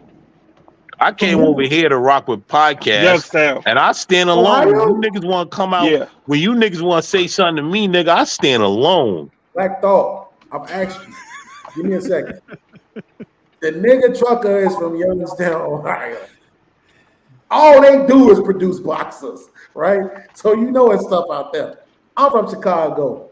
Sean from Chicago. The nigga Freezy from Florida. This nigga Smitty been to Greece, Germany, Spain, Italy, Brazil, Africa, Haiti, Jamaica. He went everywhere where there's weed and guns at. He been through some shit. The nigga Angry Man from fucking New York and lived in Detroit. All I'm saying is none of these on this panel right now have had it easy. We all had the stick and not the carrot. Now, as far as you standing on your own, yes, you have proven that you can do that. Hold on. Can I ask you a question, Low Podcast? Yeah. Where am I from? Fuck you.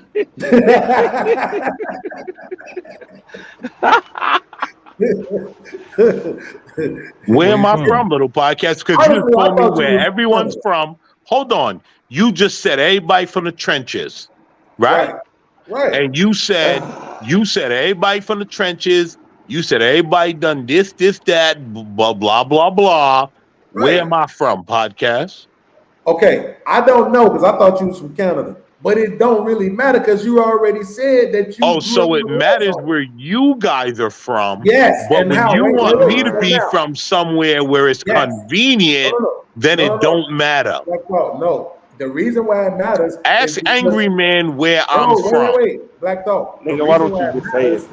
Hold on, Truck. The reason why it matters is because you're the one who said we didn't come from nowhere, we ain't lived nowhere, we ain't been through shit. That's why it matters where we from. Because you said we ain't been through shit. So it don't matter where you from because I accept it when you say you live in a war zone. I'm not going to gaslight you. I'm going to just accept your word for it. Well, your man that I'm up here was claiming that I ain't never lived in a war zone.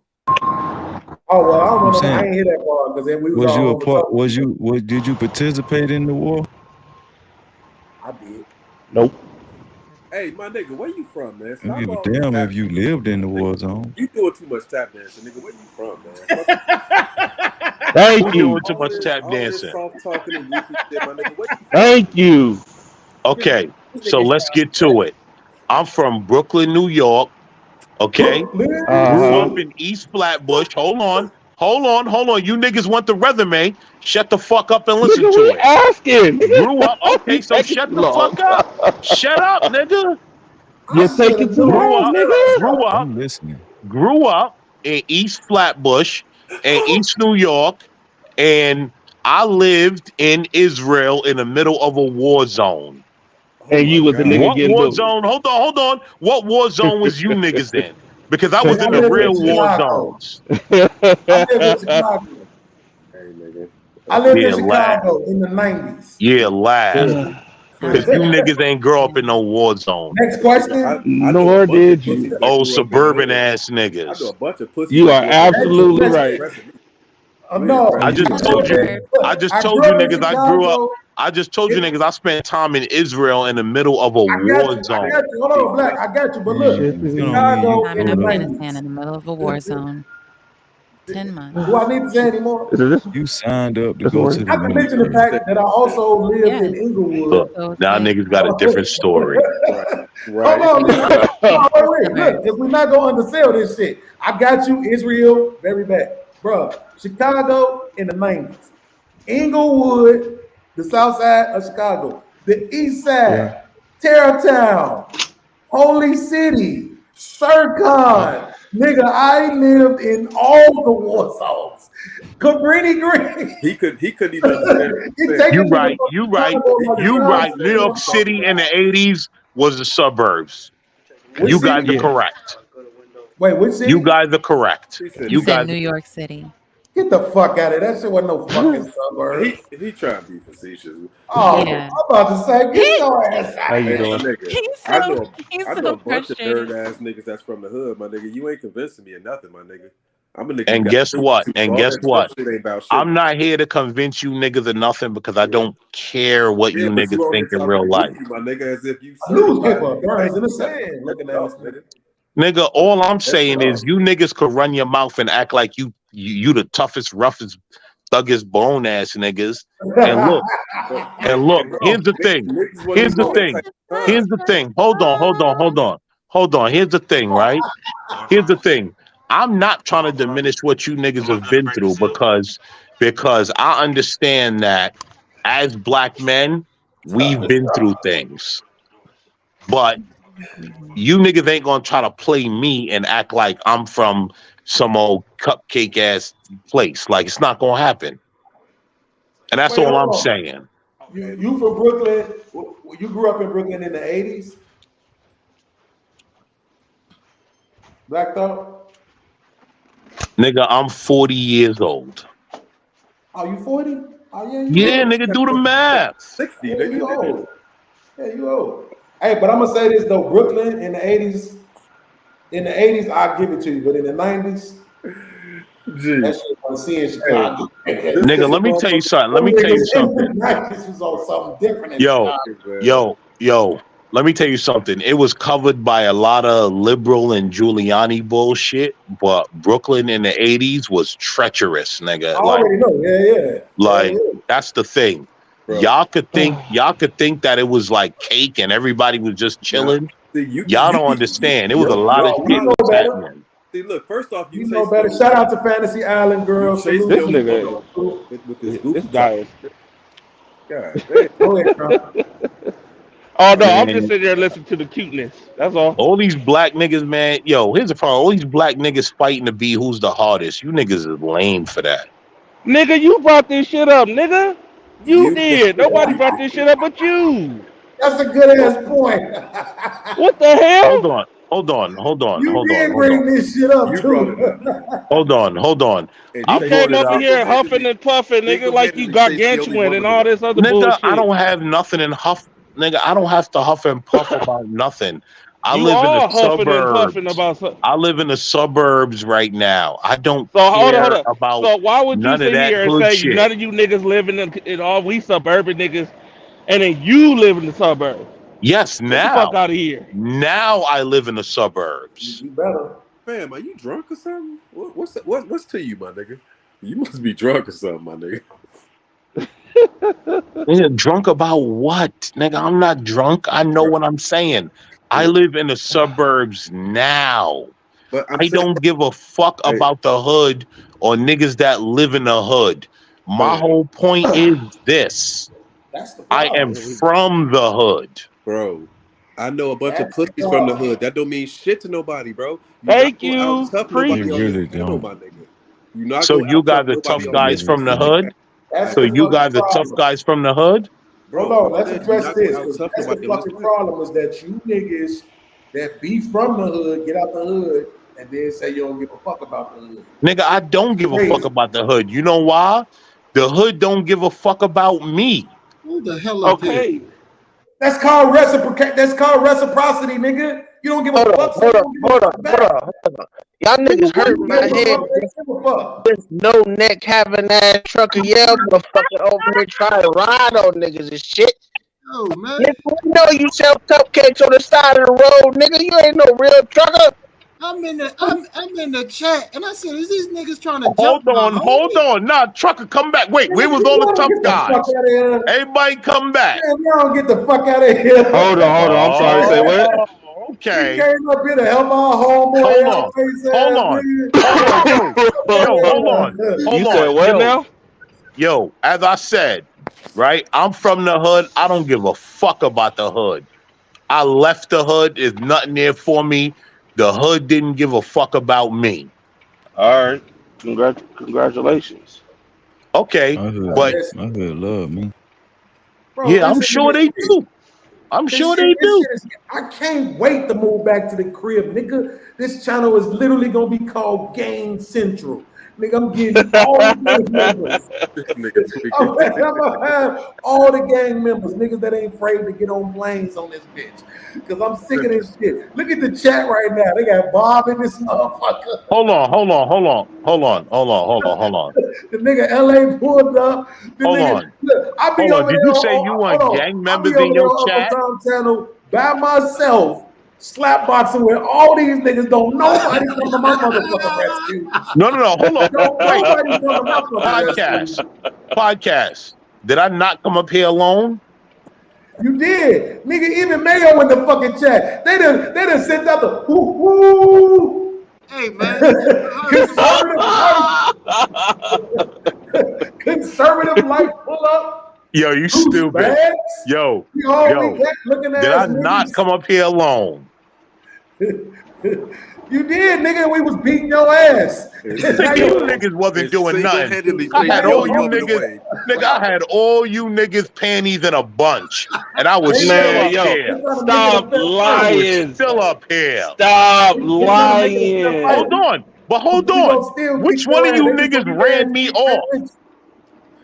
Which one of you niggas ran me off? This one excites you on a Friday night, my nigga? Which one of you niggas ran? First of all, it's not Friday, nigga. Wake up another day. Which one of you niggas ran me off? Nobody would try to run you off. Nigga, man, you niggas ran off to lose. Yo, Trucker, why you and Black Thoughts always still gonna lose, nigga? You said what? Why you and Black Thoughts always beefing? What the hell? He the one that started the shit because he come on here with his pounding on his chest. You niggas is witches. These weak ass bitches in the military. And all this other bullshit. Simp. Oh, okay. And he over here talking about they would just be nice on him. They would just be nice on him. I'm like, that was some weak ass shit. That was some weak ass shit. We asked him a simple question, yo. No, hold up. First off, it all started with a nigga getting bit on the shoulder like a little bitch. Wait a minute, what? That motherfucker fine. That motherfucker is absolutely gorgeous. She damn near perfect. Damn near perfect. Y'all niggas some haters if y'all don't want to admit that. Dude, you full of absolute shit. That bitch look like everybody don't gotta like these motherfucking bony ass. You know what I'm saying? I didn't say anything bony. I just said she wasn't full of. Did you see that motherfucking tuck and roll that bitch did on her neck slide and shit? The fuck out of here. That's one of the weakest bitches there. I promise you. And that fucking mace is weak as shit. Smitty, stop acting like that shit is hard. I got sprayed by mace probably 20 times in the military. We didn't say, me do that. First off, I said, well, what else have you been through? Because when he was talking, what I was looking at, that wasn't the part I was looking at. The part I was looking at is, he like, this motherfucking backflip that you judging, nigga, I can't do it right now. That bitch was like, ain't no motherfucker, nigga. If I flip like that right, nigga, it's goddamn AARP from that moment on, nigga. Look at that. Get it, bro. Yes, so Tucker, what was your fake outrage about me? With me, my fake outrage, the fact that you would let a nigga bite you on your shoulders and not do nothing about it. Nigga, what the fuck are you talking about? I never said that, nigga. Yeah, nigga, the nigga in the NBA, I wouldn't have done that. That nigga, but hey, pull that video up. Please. Yeah, pull it back. Pull it back. And you said y'all tell me y'all will let this shit slide. I don't give a fuck if it's in the NBA or not. Pull it back where I said I grabbed the nigga by his throat. Play it back. They ain't even active duty, bro. Yeah, exactly. You niggas won't play it back. We look at that. My nigga, why you so say, well, he in the NBA. I wouldn't have done nothing. Well, fuck that. Play it back, nigga. Play it back. Sit on my face, girl. Yo, play it back. Yo, Trucker, did you say you gonna play it back? Play it back. Oh no, I can't do it. If I could, I would, but I can't do it. This is, Beans, can I pay to get this nigga off your panel, my nigga? Oh, here we go. These old tenderoni ass niggas. You know what? I usually don't do that, but after that court decision I got in child support court yesterday, you motherfucking right, nigga. Damn, Beans, when you come to our house, we treat you like royalty. Yeah, hey, listen, you know what? Let him do it. Hold on. Let him do it. It's me that's doing it, not man. If you don't get the fuck out of here, do I gotta go pull up the videos? Go ass out of here, man. We know good goddamn well we treat you like royalty over there, man. Hey, Yeah, I know. hey, old boy, house how much you nigga gonna pay to royalty. get me out of here? How much you gonna pay?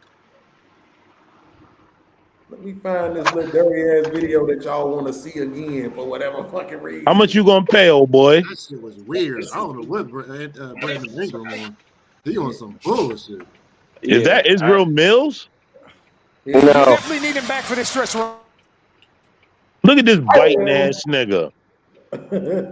Now you tell me if y'all gonna sit there and let that shit happen, or y'all Nigga, you gotta grab him by his throat, but you don't make no all-out war. Come this on, nigga bitch you, bro. Come on. First off, that shit gay to them motherfucker, man. I don't give a fuck. Both them niggas gay. Both of them niggas Look at that shit, right dog. You man, listen. I don't give a fuck. That nigga would have got laid out right there on the court. Yeah, that is egregious penalty right there. That is a fireable offense right there, nigga. I would have grabbed him by his throat. Why? I'd have grabbed him by his throat and cut off some of his airway. He would have got the message. Nah, you had to do that. Hit that nigga one good time in his throat. Bam! Man. Fuck grabbing. This nigga say, I just couldn't believe that nobody else was really talking about this shit. And I've had that video for a while. Yo, right? That shit is wild, son. I was supposed to do a short to it. I've had that motherfucker for at least 2 weeks. oh yeah, you tripping. I'd have made that shit go viral by now. This shit is crazy. I'm like, bro, nobody is fucking, not even on the real channels, right? But not even on the YouTube. Like, nobody's really talking about this shit. Like, hey, Strucker, yeah, why ain't you got no neck, man? What happened to your neck, though? My beard, nigga, that's what. You just mad. Nigga, listen, you just mad that I be piping the shit out of your bitch. That's all. Don't be upset, dog. Don't get mad, man. Shit, you want me to go get her? Cause she let her cuss you out. Don't get upset. Don't get mad because I can make her cry and bring them tears out of her eyes. If you know what I'm talking about. She don't like she don't like turkey neck having ass niggas over. Yeah, that's what they all say, but we know the truth. Really? I know. We know the truth. We know the truth. We know fat niggas out here pulling these back, pulling everybody's females. Dirty in the motherfucker. Y'all taking Mexican showers and shit. Fuck out of here. Man, please. You know I'm fucking with you, Trevor. I know. So are we really, is it really about to be a full-fledged, and I'm not talking about y'all right now because y'all ain't shit, but is it really about to be a full-fledged content creator war in these YouTube streets? No. That's what it seemed like. They're gonna be. No, I don't think so. But why does it have to be a content creator war? I don't know why. I'm just trying to figure out why the fuck it seemed like it. Like, niggas do seem like that, though. Shit about the next motherfucker, right? Well, what it looks like is everyone is going to their sides and picking who they friends with. You want me to tell you what? You want me to tell you what I think it is? I think motherfuckers can't have a disagreement and still be all right. I think that black folks think that every disagreement means war. So, are you basically saying it's like you know how they like back in the day where niggas used to bang, throw hands and then they take their L and then come back the next day, you know what I'm saying, to try to squabble, but it seems like today if they lose a fight, somebody gotta die. Trucker, you from the hood. How many niggas you don't fought with that you still rock out with? I'll rock out with a few of them. But that's what I'm saying, right? Like you could be from the hood, have a squabble, and then move on, especially if you're from the same neighborhood. Right. Like, you're gonna fight, and if you grew up in the same building, you fight, but it ain't this forever war where we gonna kill each other. Right. And now that's where we are. It's like, yo, I said the sky is blue. Another nigga said it was gray. Oh, I gotta get my 9mm and kill a nigga. It's like, what? Well, see, this is the thing though, right? Let's keep it on YouTube. The real issue with YouTube is that we don't get to duke it out. To me, that's the real issue. Well, YouTube, you have to duke it out intellectually. and still be able to move on. Nah, what he talking about face to face. But hold on, no, hold on. Black, I would agree with you if it wasn't for the fact that these pussy niggas go personal every fucking time. Yes, right? but you have to learn, but podcasts, you have to learn that this is the internet. In real life, how many of these niggas are you gonna see? No, that's a lesson that I gotta learn. So that's he made a good point. But that's a lesson that I gotta learn personal to me. What I'm saying is in general in the space, right? Niggas go personal all the fucking time. But it's fake to somebody, right? So what I'm saying is if these panels was IRL, hey, I guarantee you these conversations wouldn't go the way that they be going. Yes, I agree. But IRL is the way they can find your address, correct? Huh? IRL is like a way that they could track your address or some shit like that. He said in studio, like in studio. Oh nah, you know most of these niggas would panels, the whatever panels, you know where motherfuckers be actually sitting. Hey, podcast. What you can do is just give your address up, nigga. Just give up your address, and then they can come see you. Nah, niggas don't want to do that. But hold on. They can meet me in Chicago. But that's the whole thing, right? But that's the whole thing, right? If you not and see, that's a good point, right? What did he say? Give up your address. Nobody wants to give up their address because at the end of the day, everyone wants to live. So we have to stop pretending like this shit on YouTube is the streets. You have to learn to separate, bro. And you took that the wrong way. So hold on, you took that the wrong way. I'm saying you don't even know where the fuck I live at. I could meet you in the streets. You don't gotta come to my house, nigga. But the point is, why does it have to go to that? Meet me on 63rd and Lakeshore Drive. Well, why can't you just have the intellectual conversation on the internet? So personal. Mm-hmm. That's my what point. You don't understand is it's the internet. People go personal because they understand that they cannot be reached. They can't reach you. You can't reach them. So that's why people go personal. But see, I'm on a different level with this shit because when me and Jay Prince went at it, when he called my wife a hoe, nigga, I immediately found his address. I got his address. Oh shit. I wasn't joking, nigga. I told him, I said, I'll see you when I see you. You feel me? So let me ask you a question though. You found his address. Did you go whoop his ass? No, Granville stopped me from doing that. No, don't do that. I can't let you do that. If you want to. Granville literally stopped me. Granville stopped me from doing that. But Trucker, I'm not promoting you going to whoop his ass. I'm just asking the question. You found his address. Did you go whoop his ass? No. So clearly, it is not as critical as everyone wants to pretend. I knew that was the point you was trying to make, too. And again, I'm not calling you pussy. I'm not saying you're not a gangster. I'm not taking it personal. I'm not. But hold on, because this is my problem though. This is my thing. This is my issue. If we gonna tell niggas like me, right, that I gotta accept that, well, this is the internet and niggas gonna say whatever they want to. Then if it's the internet and niggas gonna say whatever they want to, stop telling me to stop threatening people, because that's a part of me being able to say whatever the fuck I want to. If everybody else get to say whatever they want to, that means so does I. And that's going to include some threats when you start being condescending, because that's my way of not fake fronting with you. We ain't no fake friendship shit. I want you to know that if we're in the same space, it's a problem. It's on site. It's not going to talk. Podcast. I can't whoop you. Every nigga with me is going to. So, and that's just a fact. I'm not even gonna pretend like, oh, I'm gonna fight anybody. Nope. If I feel like I can't whoop you, everybody I'm with is gonna help me. Okay. Make you home safe. Okay. We ain't on your life. We ain't on that. Because if I take your life, then you can't come back to YouTube and tell everybody they need to leave the podcast the fuck alone. See, that's my thing. We do this shit one way. Niggas try to tell me, hold on, because I want this to sink in. Niggas try to tell me to accept whatever is said on YouTube while telling me not to say what I want to on YouTube. Do you see how stupid that is? Okay, podcast. Can I ask you a question? I need you to answer my question first. Do you see how stupid that is? Yes, I understand what you're saying, but can I ask you a question, podcast?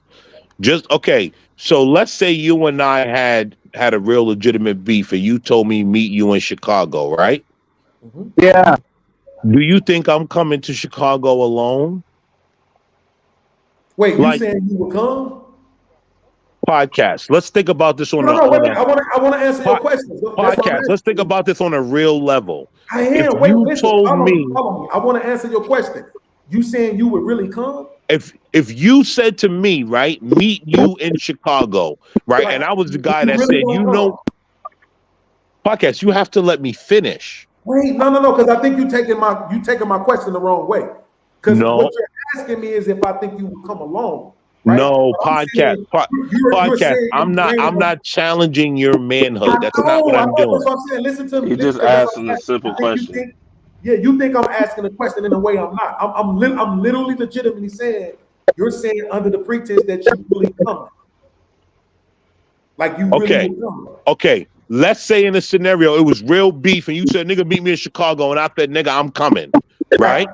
Okay. No, I don't think right? Do you think that I'm coming alone? No. Right? So now, just as you said, if I can't beat you, all of these niggas gonna beat you, right? What's the end goal? For you to I come with a bunch of niggas, you come with a bunch of niggas. What is the end goal? For you to get your ass whooped. And then shake hands after. And then go and catch a flight back home. Here's the thing. Let's say I'll put you like this. But it doesn't work like no. Hold on. Podcast. Let me finish. You think that if I'm bringing niggas from New York, they going to Chicago to have coffee and crumpets? No, he's not saying that. Here's the point. No. Let me say this. Because here's the point. No, I think y'all coming to squabble. If you coming to commit a murder, you're stupid. Right? You're dumb for that. Now, if you come in to squabble, cool. If you come and you say, man, look, let's do this shit, but then you get there and you 6'4", 290, nigga, I'm not fighting you. It's a brawl. Let's get it. But do you understand what I'm saying, podcast? I do. But you're trying to, all I'm saying is this. If you niggas coming to commit a murder, you're stupid. That's the dumbest thing you could do. That nobody is going home. That don't make sense. You gonna come all the way from New York to go to jail or die in Chicago? That don't make sense. So come to fight is all I'm saying. Whether it's me and you fight alone or it's all us fight together. And but at the end of it, hold on, listen, because you were the one who just made the point that niggas like Chuck said, yo, I fought niggas and I'm cool with them now. My whole point through this, every time I argue with niggas, has always been, bro, you come to Chicago, I'm gonna beat your ass. If you whoop my ass, do say on me. When I beat your ass, do say on you. We don't gotta hate each other. The point is that once I finish beating your ass, or even if you win, but you know now I'm willing to throw these hands, we men, bro. So we get to address each other that way. When we come back to YouTube, you lumped up, I'm lumped up. Hey, them two niggas, we probably don't need to be talking shit to them. Because them niggas gonna come out. Or them But do you think? But in real time, do you think that is truly necessary? Yes. Really? Necessary for what? So see. Go ahead. Let me make sure I know what you're asking me. You asking me, do I think niggas on YouTube should be meeting up to fight? Yes. Fuck yes. Hell yes. Why? Nigga, because these niggas on YouTube need to understand that they shouldn't just say whatever the fuck they want to say. But you have to understand YouTube shit. You can't be on this bitch talking shit to women and telling women they need to be this and be that and be this and be that, and you ain't even being the best version of a man you can be. Because the best version of a man is not sitting on fucking YouTube trolling other men. It's not sitting on YouTube gaslighting other men. It's not sitting on YouTube mischaracterizing other men. It's not sitting on YouTube condescending other men because of their finances. When that same man would rob your pussy ass with no gun. That's the point. Niggas do need to get their ass kicked some fucking times. Yeah. But do you realize that could mean your death? But that's my point. You're making my point for me. The shit I said on YouTube could lead to me dying. Thank you. Niggas need to watch what the fuck they say. So Beans, you know Ruthless Truth, right? Uncle Ruthless, right? Yeah, I know you talking about. Yeah, we had a show before. He talked about YouTube etiquette. So you think that's something that actually needs to be I can't even say implemented, but need to be done? Did he kind of break it down for you what he meant by like YouTube etiquette? Yeah, he was saying that niggas need to get their ass kicked. Yeah, so he was saying basically saying that because the way people talk to each other, it's like they, you know, Ruthless, he been through the streets, man. He been through that life. So his tolerance for bullshit is real low. So he sees the way people talk, and in real life, he like, yo, there's no way you would have the balls to say something to me like that. So I was That's a fact, dude. I'm like, man, listen. I'm like, you gotta understand, on YouTube, to me, let's say on YouTube, 90% of these niggas ain't real. Like they fake. So you can't think it that way. But he just didn't understand. So I'm asking you, Beans, do you really think it's worth all that just to do it for some dudes that Yes. Bro, listen, bro. I've been in jail before. And you know what one of the quickest lessons that you learn in jail? What? You can't say whatever you want to. You can, but there's gonna be consequences to that shit. But when you in the free world, Beans. Hold on, let me Beans. finish. Okay, go ahead. It's gonna be consequences. And most of the time, it's gonna be immediate consequences. Right? What I'm saying is this. That's how men operate when they're around each other. Period. I don't give a fuck because we on the internet. What we literally saying is, because you're on the internet, you don't have to be a man anymore. You can be a girl. You can be a troll. You can be a weak ass condescending. You can do all this other shit that you wouldn't do if you were in the presence of men. How the fuck is that being real men? And how those men gonna pretend to be leaders and want to sit around and tell women what the fuck they need to do? That don't make any sense. But that's not being real men. Here's the thing. I listen to everyone on the internet, and a lot of niggas say shit that they wouldn't say in front of real men. That's the whole point. Niggas on this panel, niggas on other panels. A lot of dudes say a lot of shit they wouldn't say in real life around other men. That's the point. But see, and that's what they're talking about. They talking about weeding out the strong from the weak, because there's a lot of niggas. We all have somebody in the hood who everybody, oh, that nigga tough, blah blah blah. That nigga run his mouth a little too much. But then when you see that nigga fight, boy, he get his ass mopped up real quick. You know what I'm saying? And you be sounding like this. And there's some niggas that talk. And there's some niggas that talk that'll mop niggas up. I've seen it. And that's facts. And that's facts. That's facts. This is what they say. They say, Beans, little podcast, you always talking about whooping somebody. And this is exactly why I need to. Because you know what's gonna happen when I really whoop somebody? I want you to think about this before you respond. Please let it simmer for 5 to 10 seconds before you respond. This is what's gonna happen. I meet up with a nigga off the YouTube shit. I beat his motherfucking ass. You know what they gonna say? They gonna say, well, that nigga was talking shit to Lil Podcast. But now, I ain't touched the motherfucker yet. It's always podcast. Nobody don't give a fuck what nobody said to me. They don't give a fuck how nobody talked to me, what they said to me, how they treated me, none of that shit. They don't care about that. It's just, you always going to violence. But then, when they see me on cam, beat a motherfucker to death. You know what they're gonna say then? They're gonna say, well, that nigga was talking shit. That nigga did pull up. So would you be in favor of a meetup of YouTube niggas getting their ass beat in the boxing? Boy, you sound bad. Audio is fucked all the way up. And your audio don't never be fucked up on your show, which means you doing that to me on purpose. Goodbye. No, it's this new thing with him and Black Thoughts having like a contest on who audio could be the worst every other night. This is yo. Here's the funny thing. Yo, you niggas laughing. I'm tight that my laptop sound like that, because that ain't no $100 laptop. I want to know what the fuck going on. Like, y'all got no clue. Is It's still Hey, fucked wait a up. minute. Did you come up with that on the fly, LA? No, it's the truth. I swear to God. It's the truth. They having a contest. But yo, the crazy is he cool tonight. Uncle Tom fucked up. But I guarantee you tomorrow, Black Thought to be fucked up and Uncle Tom be cool. I've never seen no shit like this in my life.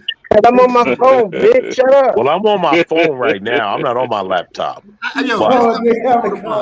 Just listen. Just fucking listen tomorrow. Watch one of the audios fucked up. Is my shit fucked up still? Yes. Yeah, it's still crackling, bro. It just was though. A second ago, that shit was like.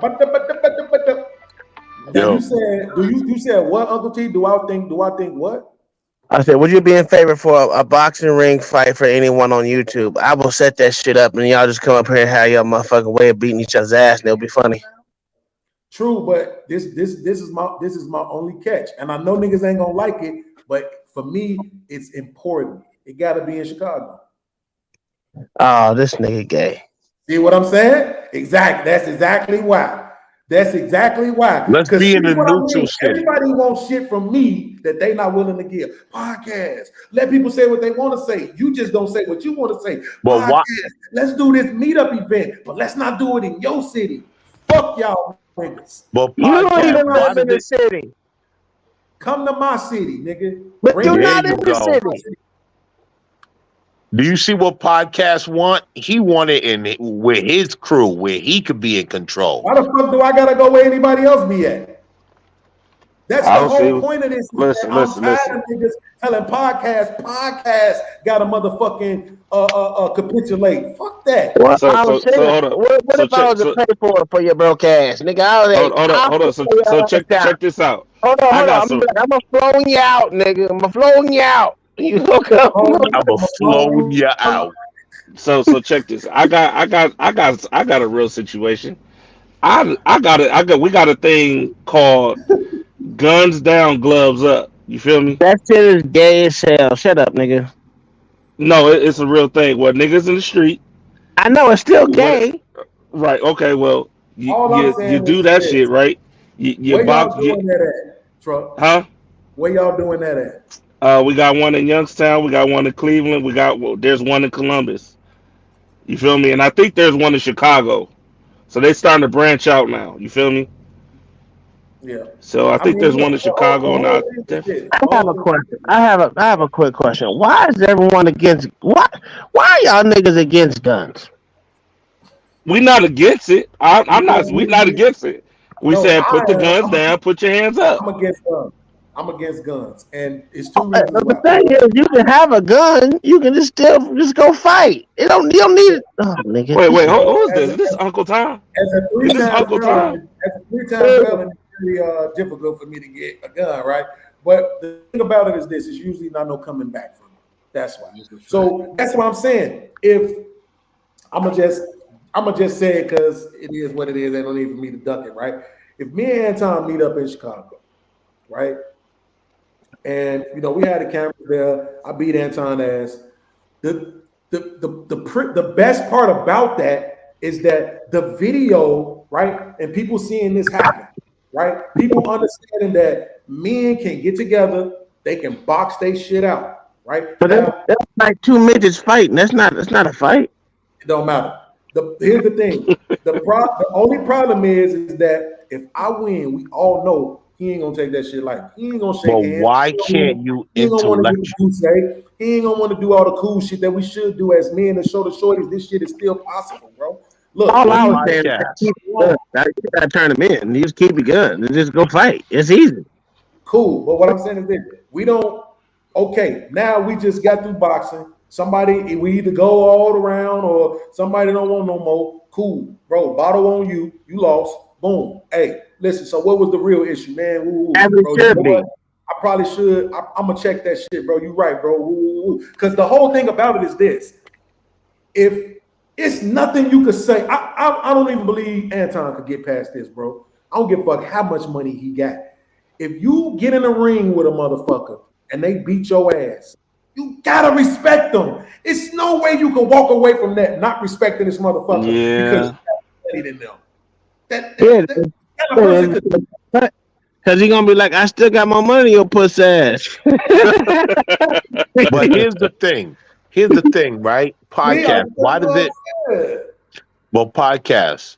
Why can't you sit down over dinner and have an intellectual conversation to see who's right about what? Why is it everything got to go to a barbaric level with someone that you don't know, you've never met and never dealt with on YouTube because you feel like he disrespected you? Because a lot of this shit on YouTube is niggas feeling like they've been disrespected. So this is gonna sound very arrogant, but you can't compare my issues with other niggas on YouTube. It's just not the same. Wait, I'm not trying to compare. I heard what you said, so let me respond. Because that's not, I did a show about this. It's not one motherfucker that could come on this podcast right now or came on that show and said I ever started anything. Not one. This nigga that's about to come up on the panel right now is the only nigga. You always watch it. And it was jokes. Soon as he came on the Fight Club panel, I went in on the light skin shit. He went in on the dark skin shit. I lost. I conceded. I gave up. So podcast. Let me ask you the question. You and I have disagreed. You and I have disagreed several times. Podcast, right? Right? So podcast. You're the slowest talking nigga from New York I've ever seen. If this is, hold on. Are we about to have fun? Are we about to have fun? I didn't know they screw and chop New York. Is this the half breed ass nigga? Big time. Hold on. Big is time. this the hate both sides ass nigga? Big time. Hold on. Is this the I don't know what's fake to? Is this the I don't know what's fake to exist in ass nigga? You got one more dark. You. Is this the I swam from a rope, nigga? Is this the oh I don't know what side. I don't know who like blacks or whites. I come to YouTube and I want to tell everybody blacks and whites got issues, ass nigga. Is that this cool ass nigga? Why y'all let me pop my popcorn first? I'm a big time coon. So you done with your jokes? Can I get my dark skin jokes in? Nigga, you a big time fool. Are you a 40 acres and a mule ass nigga? You a Weasel's Kane ass nigga? Nigga, you sound like a fool. I can't breathe ass nigga? Nigga, that's the shit. Hold on. You the I'm a dumbass fucking cracker ass nigga. What are you talking about, nigga? Nobody respects you. Nobody respects you. No one respects you in YouTube. You are a clown in real life. I am big You're time. a clown in real life. You have breed ass. Don't know whether you want to be black. Eating Honor's ass. You dumb motherfucker. Ain't nothing for you to say. Shut the fuck up. There's nothing for you to talk about. Your own motherfucking dumb ass fucking half breed with nothing to talk about that comes to YouTube hoping they could dominate. Don't know where they belong. You don't know whether you're black or white. And somebody else got to tell you who you are and where you stand. You are a dumb motherfucker. You are a rope swinging, white man dick sucking. We begs the white man for our reparations. White boys punked you for 400 years. You ain't gonna do nothing about it, so you run on YouTube. Please, Mr. White Man, please, Mr. White Man. Begging the white man, food stamp, welfare living, HIV positive, sickle cell having, high diabetes, low living, chicken and biscuit eating, collard green stealing, wave wearing, purse snatching, dumb defective, low ACT scoring, horrible dressing, dumb dirty, New York apartment living, handout having ass nigga. You want to keep going? Yes. Let's go. Let's go. I was waiting for you to finish. Are you done? Can I go now? Go ahead. Your turn. I'm talking about Mexican people like that. Let's go. Hold on. Can I go now? Go ahead. Okay. Do you know who your father is? Absolutely. You're black. You don't know who yours is. You don't know who yours is. Is your father? Hold on. I'll let you finish. I'll let you finish. Absolutely. I'll let you finish. Absolutely. Okay, so now it's my turn. It is. Come on, let's Do go. you know who your father is? Absolutely. Is your father black or white? He's white. And your mother's black? Yes. What is your father?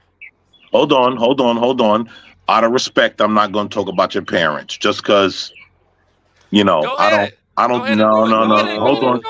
No, see, you see, you try to give a nigga grace. You don't have what bro. You're black. You can't fuck with us, bro. There's Hold on. You think that means something? Hold on. You think that means something? Absolutely.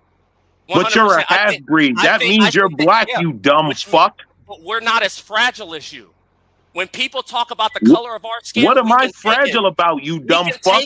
Have you heard me on these YouTube streets? We can take. Have you heard me on these?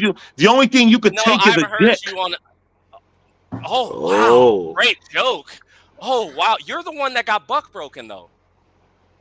Oh, hey, hold on for 1 second. Historically, it was people who look like you that got buck broken. Hold on for 1 second, y'all, because I don't appreciate Black Thought not cracking the parents joke, so I'm gonna do it. Patriarch, if you don't get your white father, black mother, educated parents, Clarence parents had a really good marriage. Absolutely. Educated home. Absolutely. If you don't get to your mama and your daddy had a college degree. Your dad worked for 40 years and got a pension. Your mama worked for 30 years and was a stay-at-home mom at the same time. Good family household, good genes, good DNA having ass out of here. That nigga ain't got good genes. You think he got good genes? You're right about that. There's nothing I can rebuttal to that at all. That nigga ain't got no good genes. Fuck out of here. Absolutely. Well, then why aren't you dating women that look like Curry and Patrick Mahomes? What are you talking about?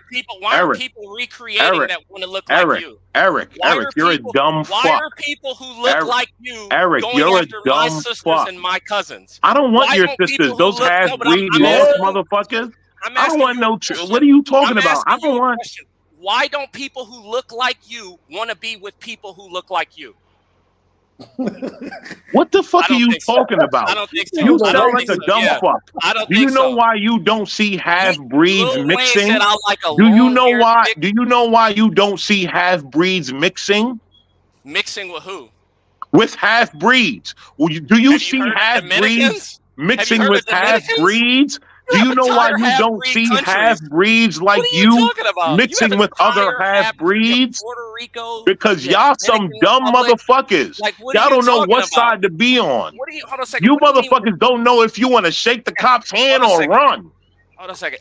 You's a dumb motherfucker. You are stupid. You say nothing. You run your fucking mouth.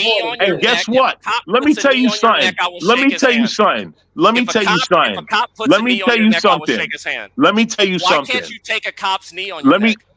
Let me tell you something. Oh no, he did. Why aren't the dark skinned because we got the melanin. But when a cop put his knee on your neck, why weren't you able to survive that? I thought you were strong. Who's you? You people he looks like you. You're a dumb. Yeah, you and him look just alike. Here's the thing. I shake my local cop's hand and I look at the white cop and I say, go get that half-breed. Right after he I let say, you go out of get jail. the half-breed. Right after he let you out of jail. You shake his hand and right guess when he what let the you out of white jail. cop says? The white cop says, yeah, his father done knocked up my good white woman. I want to kill that half-breed. Remember, my mom's not white.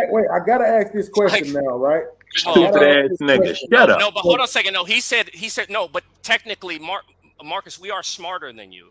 Biracial people perform better in all standardized testing than you do. So you said that's incorrect.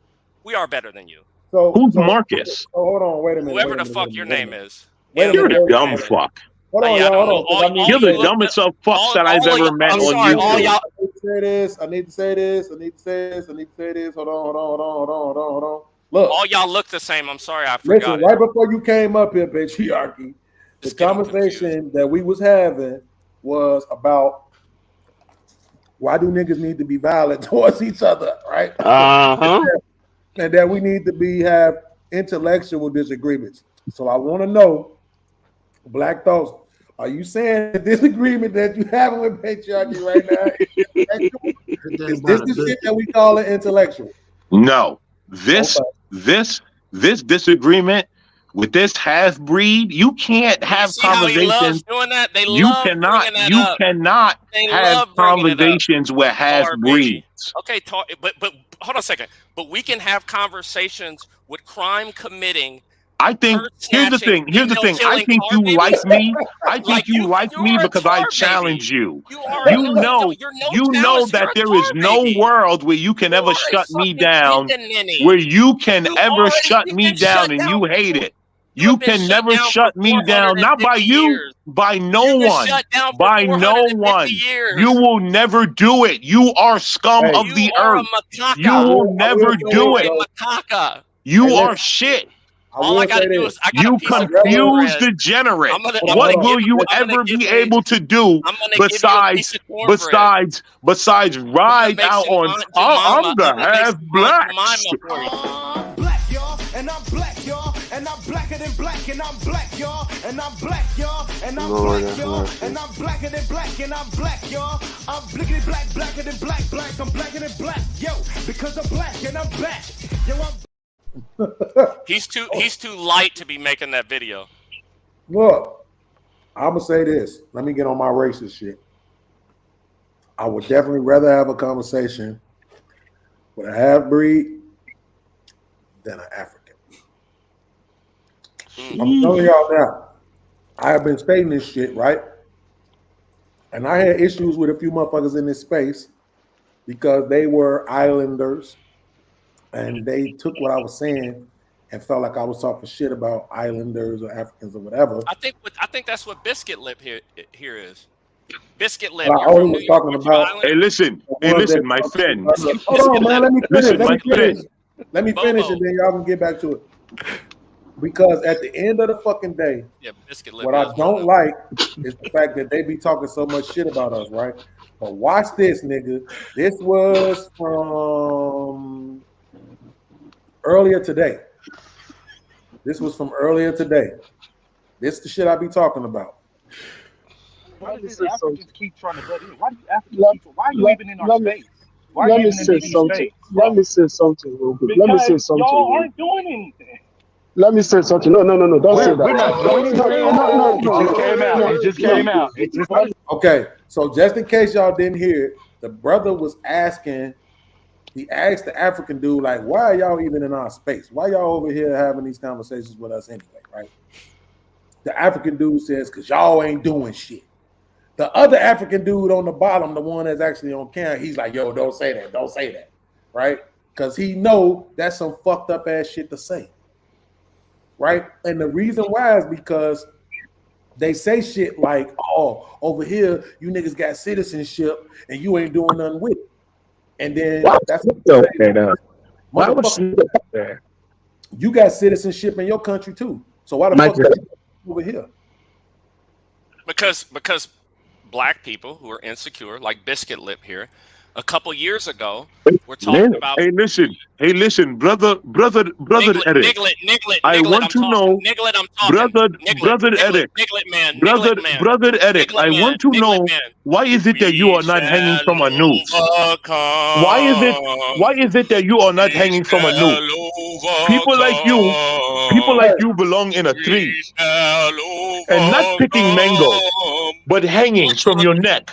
Porch monkey, I want you to hang from your neck, please. I do want to have a conversation about this real quick, bro. Porch monkey, there's no conversations to hang from your neck, please.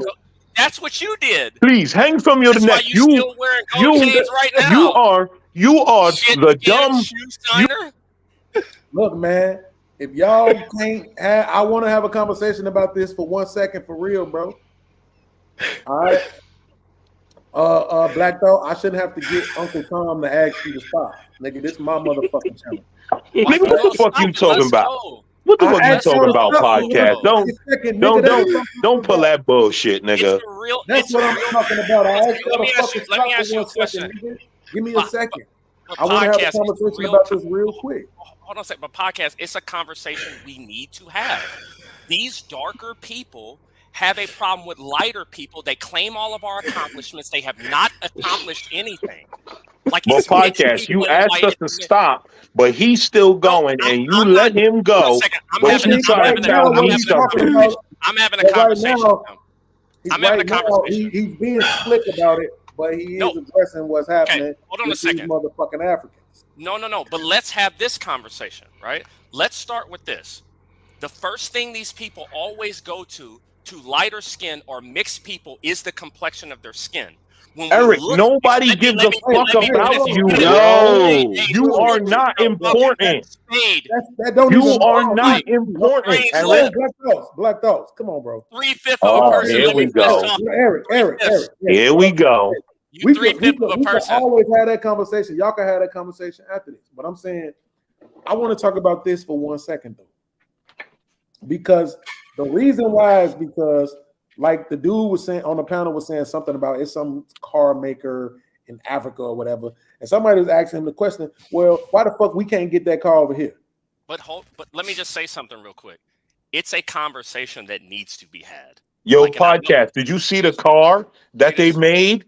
That was some like car, looked like it was made of copper and fucking tin. Why? Because it wasn't a Cadillac? Like, did you see that car? I'm gonna try to see if I can look it up because I can't remember what he said completely, but I'm gonna try to see if I can find it. Eric, listen, sweetheart, you're never gonna win. What's going on, Porch Sweetheart, you're never gonna win. I got some food. Sweetheart, sweetheart. Porch monkey. What did Pop Smoke say? Sweetheart. He got smoked out too. You got nappy hair like him? Guess what? You got nappy hair that you got to braid up like him? Guess what, Eric? Guess nobody what? Nobody wants to look like Guess you. What? And nobody wants to live like you. You are a niglet. A confused degenerate that will forever not know where they stand. Hold on a second. You'll never be accepted, Eric. Eric, you will never be accepted. There will be no place where you will be accepted. You are a half breed that will never, you can't go nowhere. You can't go to the country club. You can't go to the plantation and pick cotton. I'm not allowed anywhere, Eric. You will never be accepted. Oh no, I can't you will never be accepted because you are a dumb fuck. You will never be accepted because you are a dumb fuck and you run your fucking mouth like a motherfucking coon and you will never be accepted. And you are mad because you're still living in your mother's basement because you will never have a woman that will want you. You're a piece of shit. Shut your mouth. You are mad. Motherfucking hoe. Talk that shit. You a bitch. Suck the dick. Blah, blah, blah, blah, blah. I do live in a trailer with my mom. My best friend is Uncle Tom. God. Like, it's the same jokes y'all always. Aren't you crafty enough when it comes to jokes? Maybe it's the car nappy company hair. right here, bro. And I gotta admit, this shit look like a knockoff, but it might just be because Eric, you love me. Just admit it, you fag boy. Now I'm a faggot. Okay. You've been a faggot, not now. Been. Oh God, world class. Damn, bro. You're messing up my fucking relationship. Shut the fuck up, you dumb fuck. Shut the fuck up, you dumb fuck. When the dogs tore you Shut up, you dumb fuck. You're a dumb fuck that'll never mean anything in life. Go lynch yourself. Go lynch yourself, you dumb motherfucker. When you gonna lynch somebody? Come to my house. I'll lynch you. Oh yeah, you got a house in New York? Yes. Oh, you own a home in New York City? Yes. I didn't think so. Come to my house. I'll lynch you. Where do you live in New York? Come to my house. I'll lynch you. Where do you live in New York? Come to my house. I'll lynch you. Where do you live in New York?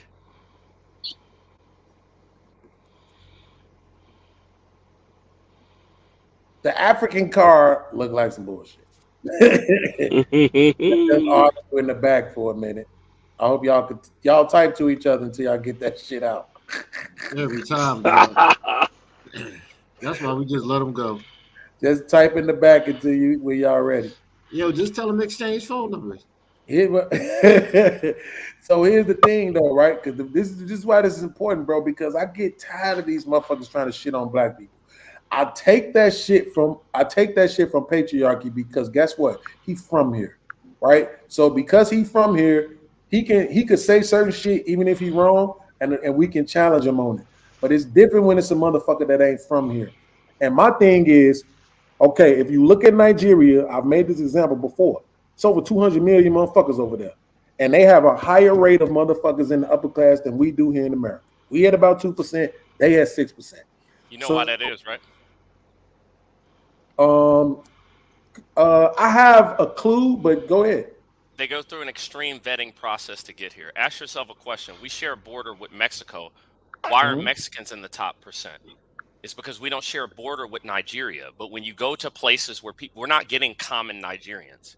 We're not getting the illiterate people, which make up a lot of their population. We're getting people that are the top 1% of where they are. Right. And they're not. So, you said what percent of them are in the upper class? Well, in Nigeria they have 6% upper class, and we only have 2%. 2%. So okay, in America or in Nigeria? It's 2% in America, 6% in Nigeria. Okay, but the thing is, their upper class is not living in a mud hut. Okay, that's not a high standard versus America. America has a very high. It's not, or it is. It's not. It's not like, what is their upper class compared to our upper? Like, how much money do you have to make over there to be considered 1%?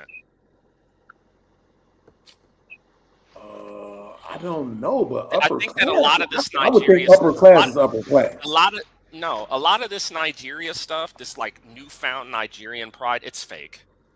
The stuff that they're all talking about, they gotten big for their britches because they've come over here and like their kids get a degree and their kids get a job. Oh boy, like you're still 140 years behind. 140 years ago, black people were getting jobs and degrees. So just because you got over here now and you got a job and a degree, now you think you've somehow outpassed people that were doing this 200 years before you even got here? It's because of how black people are represented. They just think that all black people are dumb, which a lot of them are, but they don't understand there's always been a black upper class, a lot of which are mixed, by the way. You just had to throw that out there, sir. Here's the thing. Here's the reason why they don't believe. Here's the reason why they don't believe they're the black upper class. Because it's 140. It's 140,000. In this society, they don't show black upper class in America. They only show the degenerates. Exactly. They don't. They do not show the black upper class because they do not want black people to believe that there is the upper class in America. Yeah, because black people don't want other black people to know that there is a black upper class either. Because the black upper class does not want to be around mostly other black people. There's a movie. So, for example, what was a movie with Lorenz Tate in the 80s or the 90s about him going to Massachusetts, like to Cape Cod? The wealth. Oh, the way he was to the beach or some shit, right? So there is that black, like, think about it. There is a black elitist upper class who has vacation homes in that part of the northeastern part of the United States, and they go there every year. They send their kids to HBCUs, not most of the HBCUs, but the top 1%. They pledge certain fraternities and stuff like this is like, I don't understand. There's always been the people. Take a Nigerian who tells me he's accomplished something. Take him to like a debutante ball or something like that. Take him to like something like, you don't understand. There is a black upper class here that has been here for a very long time. They just don't want to be around other black people. But see, my thing is this though, right?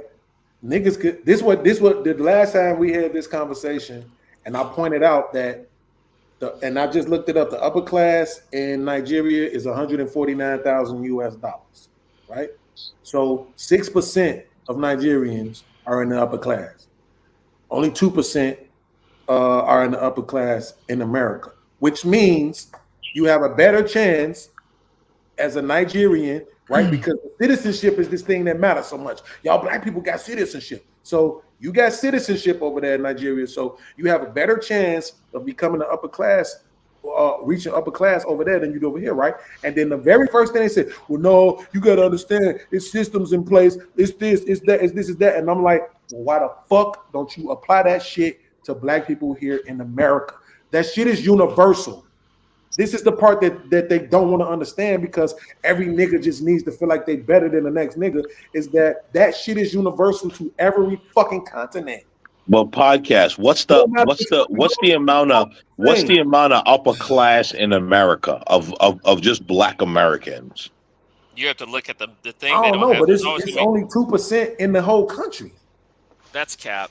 So first off, tell me how many Nigerian cities look like Atlanta, or not Nigerian city. Like, tell me how many of these cities, which have or PG County, which have once again a high performing class, high earning class of black people. We can't stress this enough.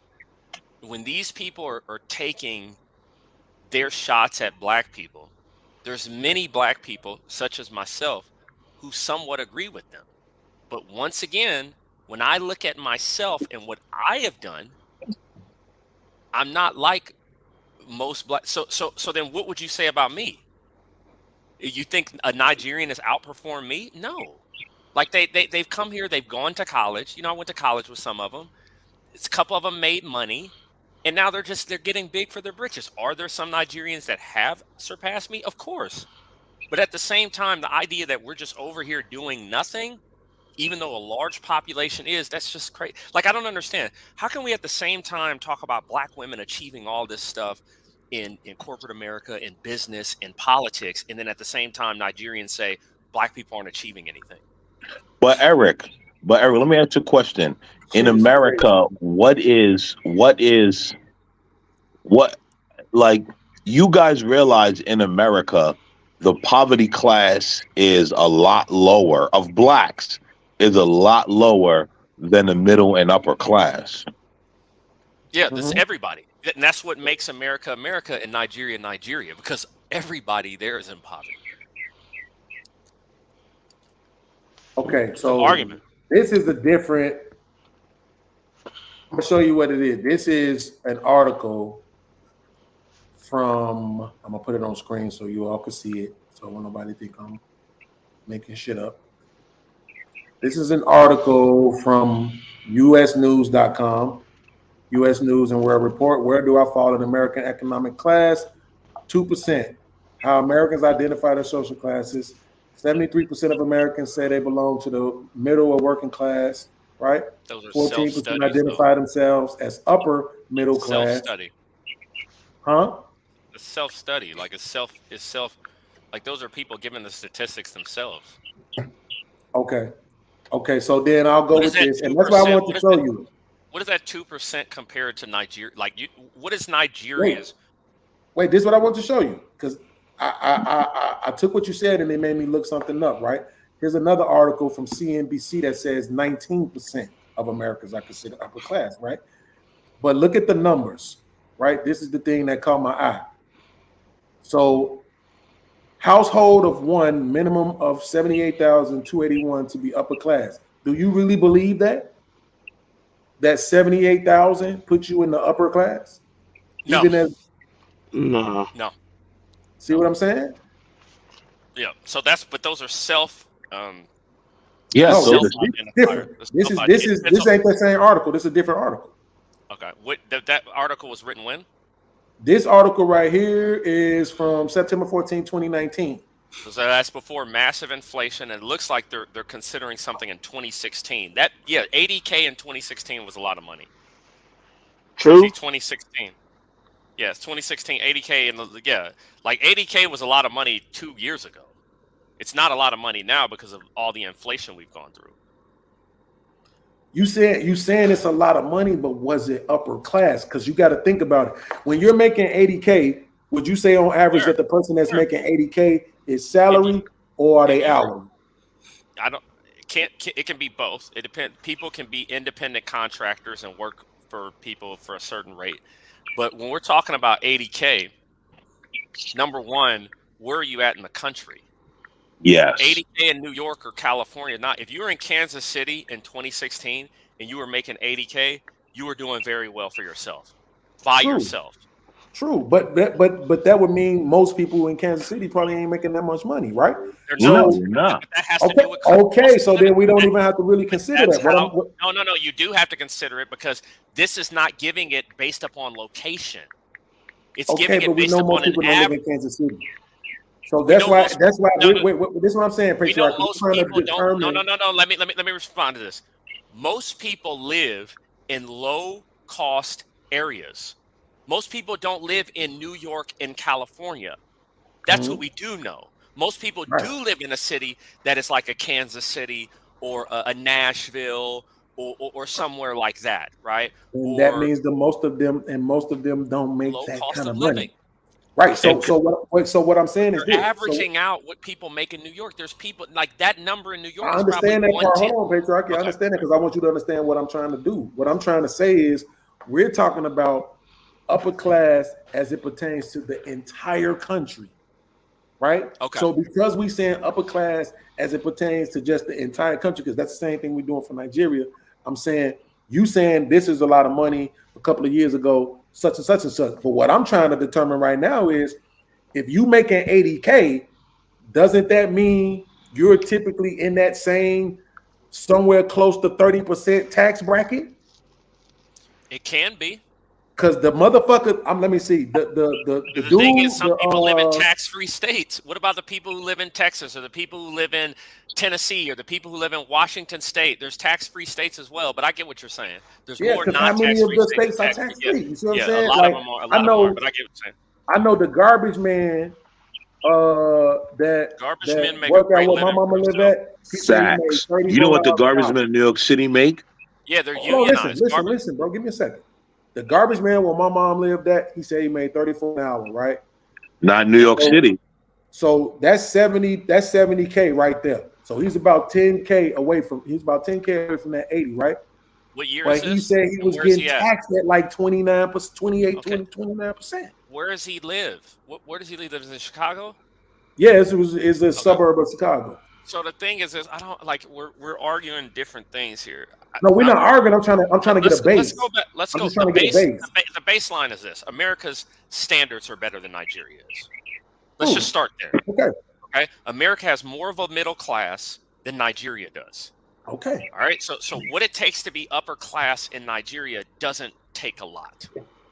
Versus in America, what it takes to be upper class. And which means them niggas should have even a more easier chance to reach the upper class in Nigeria. Why the fuck are you coming over here? Okay, so hold on a second. So speaking of slavery, they should. Do you know what happened? Americans are so much superior than everybody else. Are you familiar with Liberia? I'm not. Okay, so let me tell you what happened, right? Because you're like, you should have a second chance. Like even, I'm not being disrespectful, but like, even like you, if you go over, if we put you in Africa right now, you're gonna do what the Liberians did. The freed slaves. Now get how low Africans are. The freed slaves of America, and these are right after you got free, which means you weren't really going through Reconstruction like that. You may not have been super educated. You just were Americanized. They went to Africa, they put them back in Africa, and they immediately enslaved and outperformed all the people in Africa. Like anytime an African makes an argument to me about how better they are, I'm just going to be like, bro, like think about it. If we took all the black people from America, every black person, and we excommunicated them and you had to go to Africa, all the black Americans would probably enslave and conquer all the Africans. And like, we would literally, like, it's not even a comparison. That's what I'm saying. Look at what these people are cheering about. You're cheering about because some of your kids came over here and you went to, like, I get it, the paycheck calculator. Like I'm telling you, they're cheering that some of their kids went to school and got a degree and got a job. That's what these Nigerians are cheering about now. Now you think that you've just outperformed black people, and that's just not the case. You may have outperformed all your other Nigerians, but you haven't reached the same level yet here. You just haven't. So according to this, basically, if you making 80K, you basically taking home 5 G's a month. Okay. You see what I'm saying? So you really doing 60. But what state is that? Yeah. This is Texas, I believe. Yeah, it's Texas. Well, the cost of living could be low depending on where you live. Yeah, so you're doing 60. 60 is not fucking upper class. You see what I'm saying? Even 2 years ago, it wasn't upper class. That's what I'm saying. We have to, yeah. 60K 2 years ago? That ain't upper class. Hold on a second. No, I don't think it is. But the article was referencing 2016, and it was saying 80K. 80K in 2016 for one person was a lot of money. Yep. It would be the equivalent of like 6 figures today. Well, that's what I'm saying. The 80K after taxes is really 60K. 7 years ago. 7 years ago. So that I get what you're saying after taxes, but they're just doing that as an example. Yeah. And you don't know if that number is pre-tax either. Go back to that article. Do we know that number is pre or post-tax? Because it could be post-tax. It could be. Let me read. No, it don't say. Okay.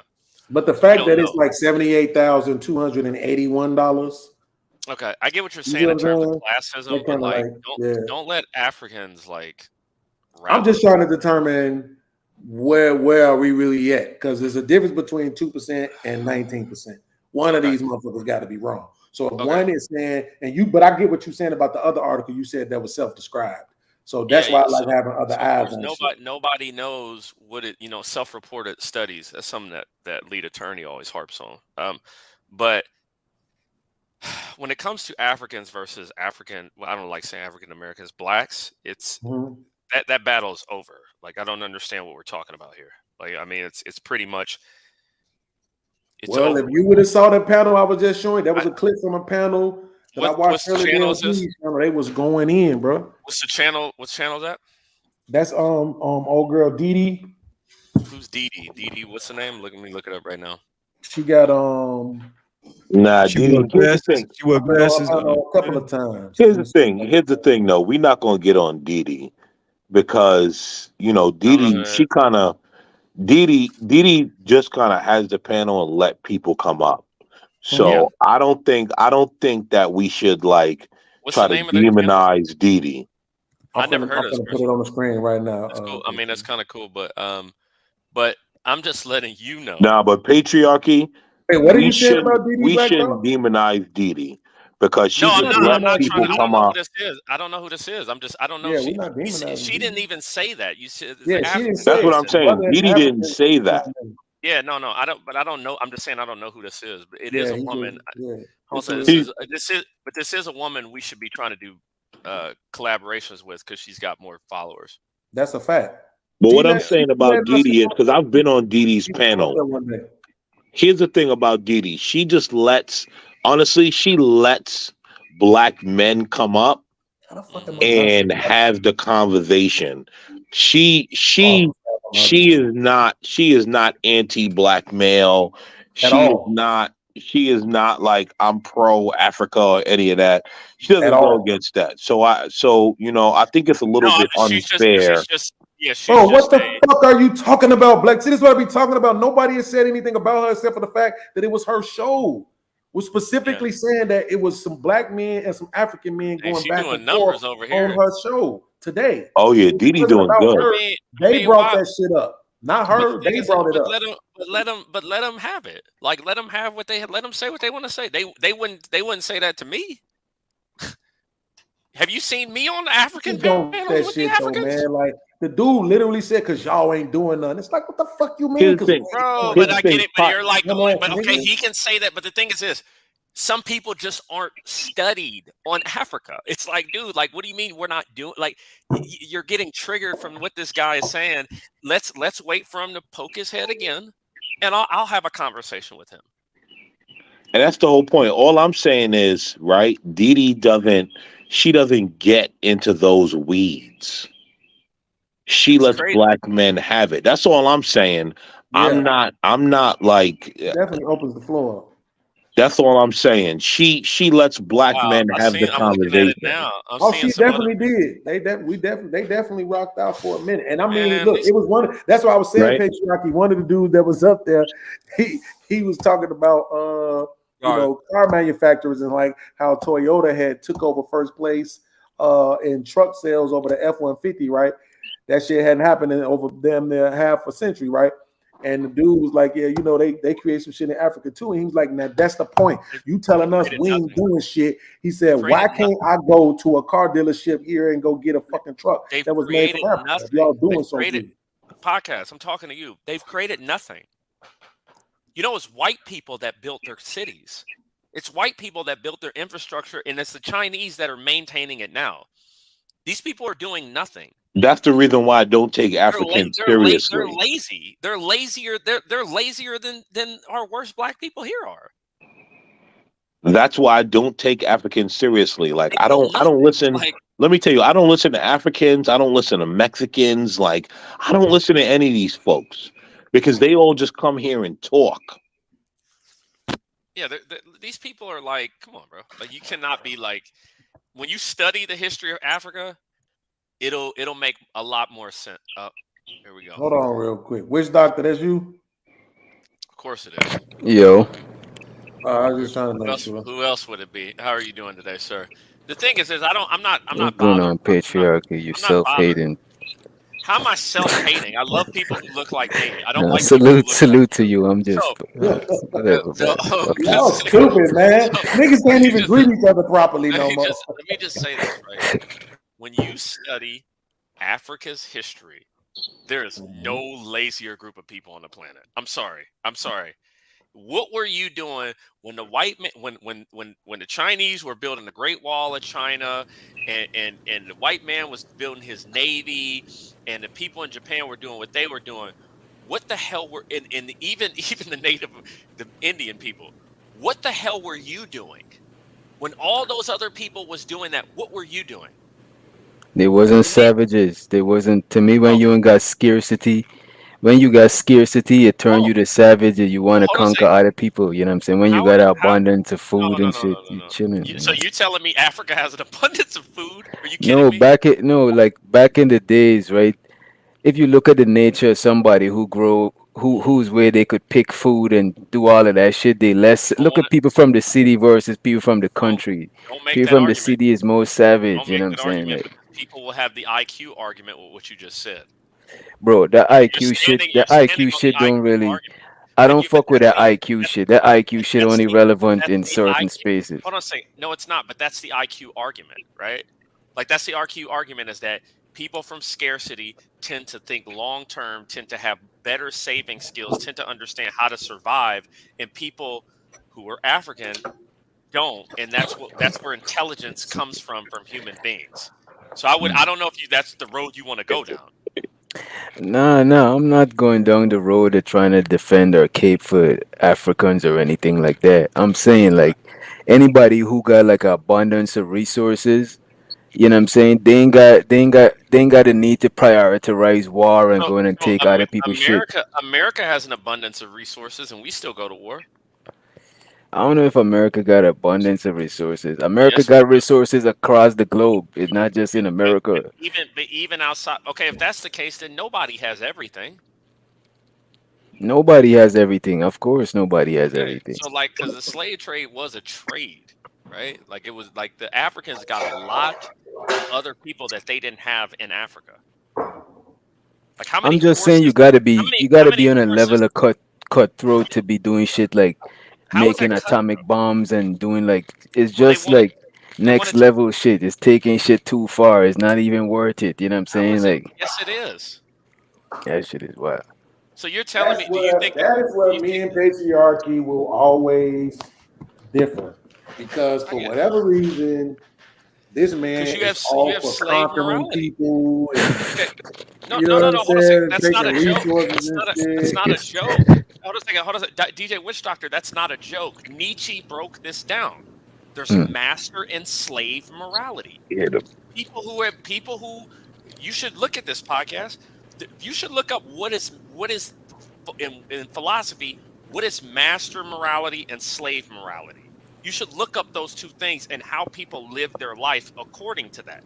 Some people have what Nietzsche would call a slave mentality, to think that everything should be equal, to think that we should all be about the community, to think that we should demonize the people who are in power. That these are common. It gets just regurgitated over and over and over again. Okay, if you're telling me about the nuclear bomb. If the United States did not get that, in terms of an advantage, it was a world war. Okay? I think Hitler had like 9 weeks or something before America jumped them, like got a little closer than he did. How come white people is in all the world wars? Like, why white people always having world wars? Why can't, you know what I'm saying? That shit is excessive. It's extremism. Wait. He just explained to you why, and I just put it on the Hold on a second. Let me just say this. Bro. Look at this shit. Hold on a second. Okay, hold on a second. Click. So why are white people having world wars? The same reason why where are most armed conflicts in in the world right now? In the Middle East. In the Middle East and where else? Come on now. Don't do me like that, bro. I don't know. You tell me. Yeah, in Africa. Like, come on, bro. Like, stop this. You're talking about why people go to war. Rwanda, there's never been more people killed in something hand to hand with blunted weapons as Rwanda. If those people had a nuclear weapon, we would all be in trouble.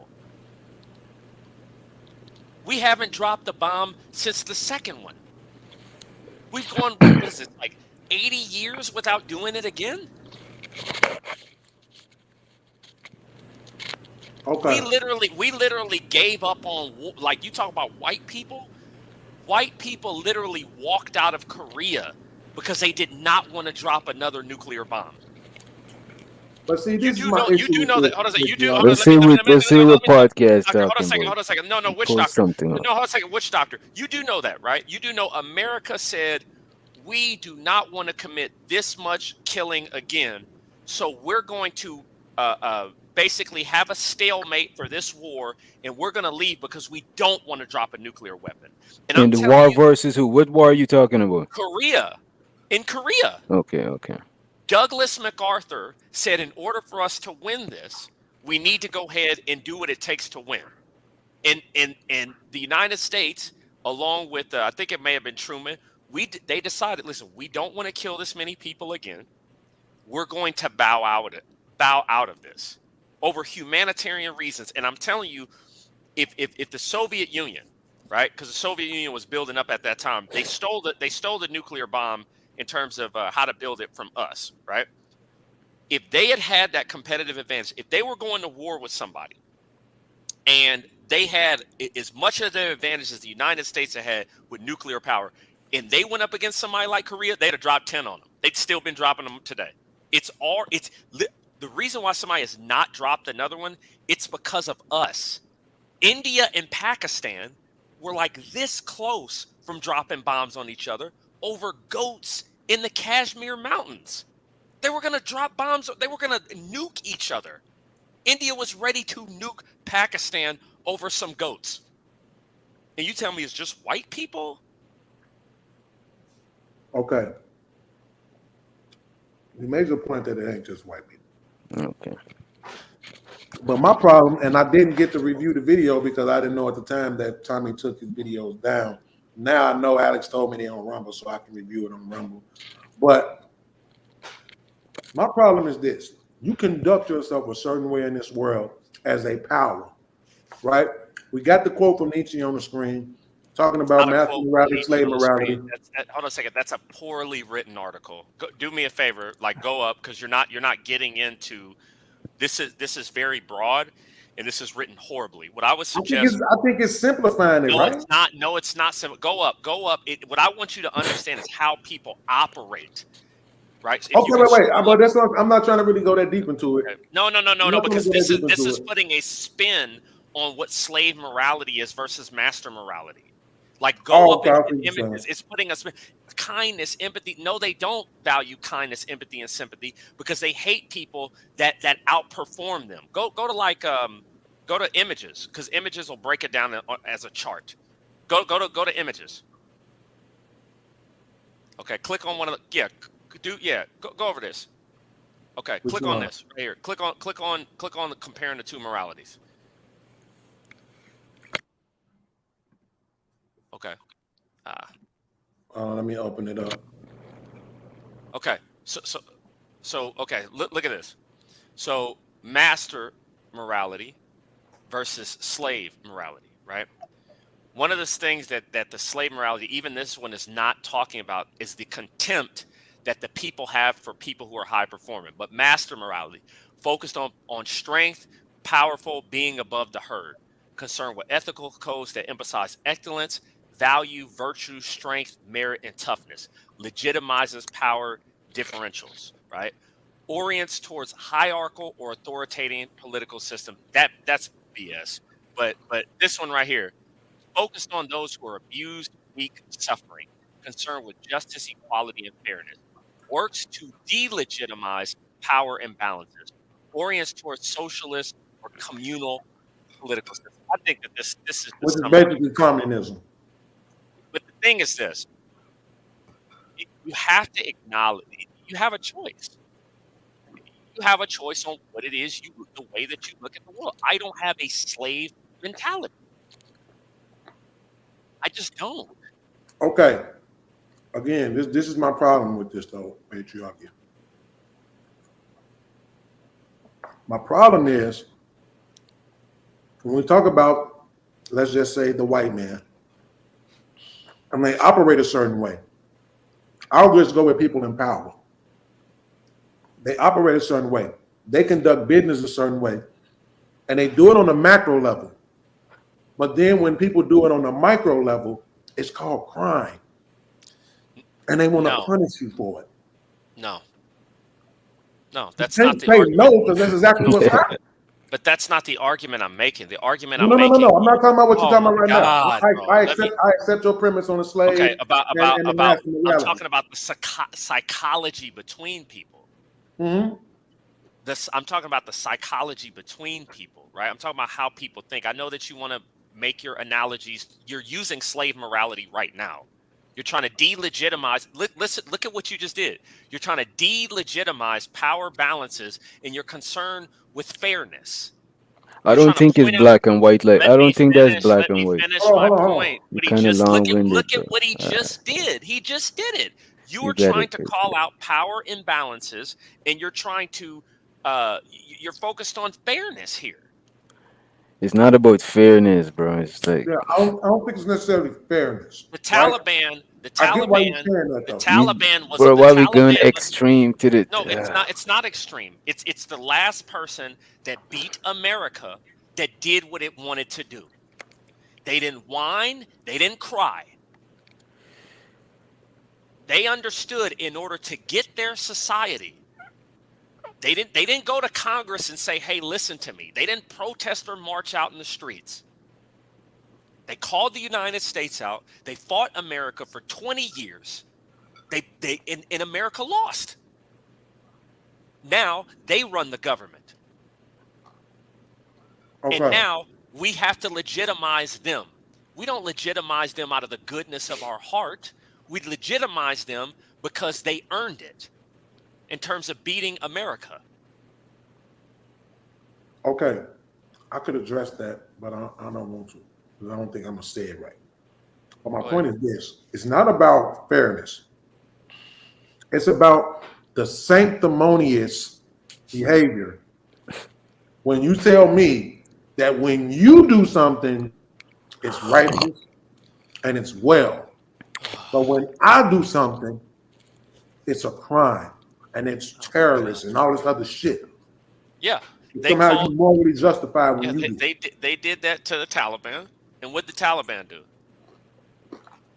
Okay, but the problem with you using the Taliban argument is the Taliban don't fucking live here. They live all the way over there. And they had other motherfuckers supporting them in their war effort. And that's even nobody supporting us in our war effort. Hold on a second. And that's even worse for them. They lived in a place where they had no rules. And America could do what they want to. They could drop as many bombs. They could torture as many people. They could kill innocent civilians. Send you the link. Shout me out if you go in the chat. What? Oh shit. Who are you talking to? Are you streaming this somewhere else? I think he is. No, my fault. I thought I muted. I was on the phone. My fault. If you look at the world though, common sense wise, right? The whole world will never be able to be governed. So it really is a free for all. And as far as with all the resources in the world, if you don't go at it, somebody else will. That's the nuclear bomb. That's what the nuclear bomb did. The nuclear bomb, dude, America, like I get what you're saying, podcast. Do you know how much America took its foot off the gas after World War II, bro? Like America's literally letting people come in here who are shit talking. And think about it. I don't know if you had ancestors that fought in World War II. I did. Right? Mm-hmm. You are letting people that you conquered, that you were so much, bro, like it was, you were lapping these people. You let these people now come into the United States and take up gripes with their children who would have never, bro, who you would have never even been around. America took it. The problem with America right now is America's operating from a point of slave morality because our universities here have brainwashed everybody to think that we need to be fair and we need to be equitable towards all and we need to make America the homeless shelter of the world and we have to be nice to people and all of that stuff. And these other people that you're being nice to are taking advantage of that. Instead of, trust me, bro. Listen, Douglas McCarthy. You know how many black people died in like America's better than me. You know how many soldiers died in Korea, and we decided to give that up. I'd have said, okay, MacArthur. You know what? You want one bomb? Go ahead and drop 4. I'd have blown. Let me not say that. Podcast, can you please make the stream private, please? Right. Can you make the stream private, please, or cut this out?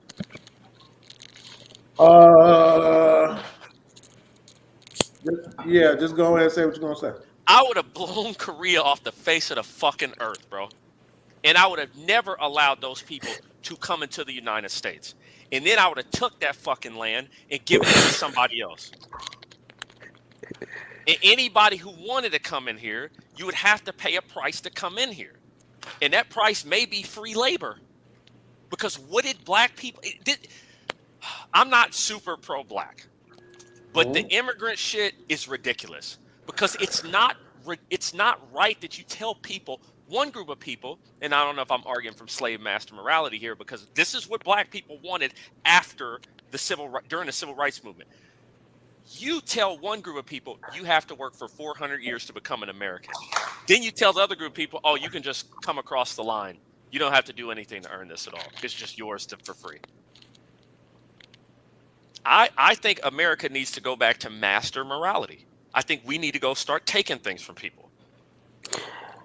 I mean, America already takes things from people. But to keep it real with you, bro, like all the white people are immigrants. You know what I'm saying? Like from everywhere, like that's the nature of war. Everybody that goes to war is taking stuff from people. We didn't take nothing from Iraq. No, I mean, like look at like America expands. The American territory is being expanded to like Hawaii and different places. It's just like Hawaii was 1950. No, but I'm just giving you an example. The Virgin Islands, different places. It's just those people wanted to be a part of America. But still, it's like dude, check this out. War is not always fought. War is not always fought with bloodshed, bro. It's like Hawaii wasn't 1950. I misspoke, by the way. It was way before that. Let me just say this. America has had a good idea recently after those black people got kidnapped in Mexico. There was a small group of Republicans like, we need to invade Mexico, which I am for. It needs to be, let me finish talking. It needs to be colonized because we've already been colonized by them. The 20 million of their people, or however many millions of them, have come into America. That we've been invaded right now. America should declare war on Mexico. Hope you cut this too, podcast. Now, what happened with that? When America said we're going to label the cartels terrorist groups, which they are, and we're going to declare war on Mexico. Do you know what happened? Do you know what happened? The Mexican president said, I'm going to tell Mexicans in America not to vote Republican the next election. Then the Democrats started talking about, well, this isn't fair. It's not equitable, all this kind of stuff. We have been invaded by people from other countries here who are now influencing America for their homeland. And they send money back to their countries. And I'm telling you right now, you can't say that. America's been pussified. It's been pussified. Because a couple people, Mexico especially, America should have declared war on Mexico in like 1980 over this wall and stuff. Should have been doing that. But why couldn't we do that? Because in 2016, when Trump ran, it was all about being free. It was all about helping people out. It was all about, we got to be loving of everybody. No. You're invading our country.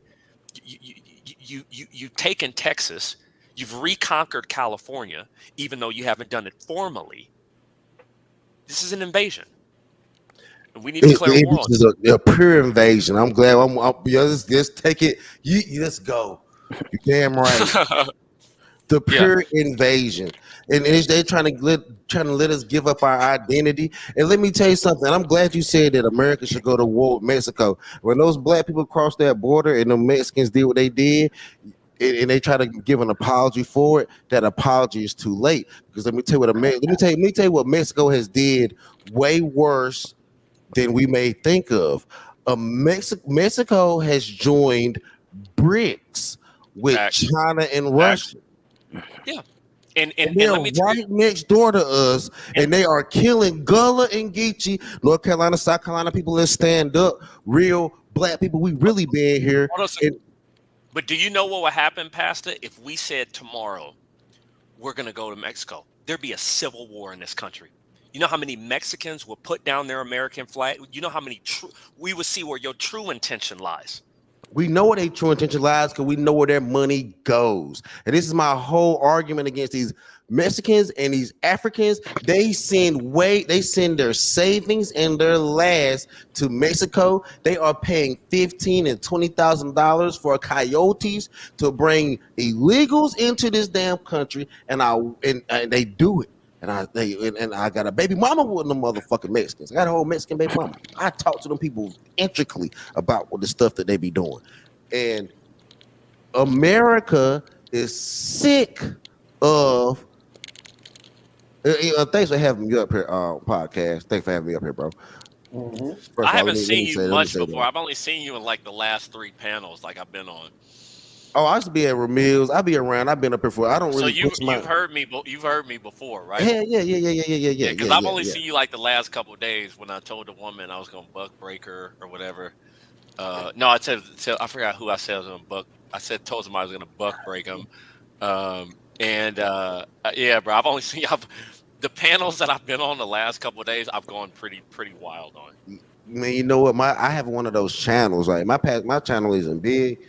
But I don't try to push it to be big because I say a lot of shit and like a lot of ground. Believe it or not, we do a lot of groundbreaking shit on my channel. It just doesn't.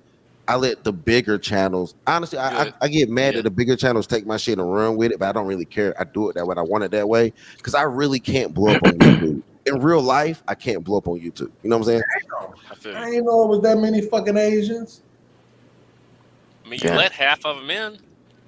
Damn, it's almost So Asians are now taking Middle Texas, and let me tell you about these Asians in Texas. These Asians are killing children in North Dallas off fentanyl pills in the middle school. You can go look it up, and they are changing. They are changing the on the highway. They're changing the highway signs. The highway signs are now going to be written in Suol. So what is that language they speak? I don't even know. Oh, in the Indians. Like I know. What's the reason for pulling this up on Beans? He just want to. Because I was trying to figure out what the demographic was. This is from He's telling you how we've been invaded. They invaded and us. check this. The From when? Asians are the 12 Asians. million. No, I don't want to lose. I don't want to 12 million. I How don't want much? to lose my point on these immigrants. So the Bro, Asians. the host trying to talk, bro. Hold on, Just wait a go minute. My ahead. bad. Hold on, fam. I'm gonna take the video down. Right. But Thank you. I appreciate that. I want to take our time real quick. I said, you talking about take this video down? Yeah, they all coming down anyway. Because I said a lot of wild shit on this one. all the motherfuckers is coming off of the ISYP channel anyway.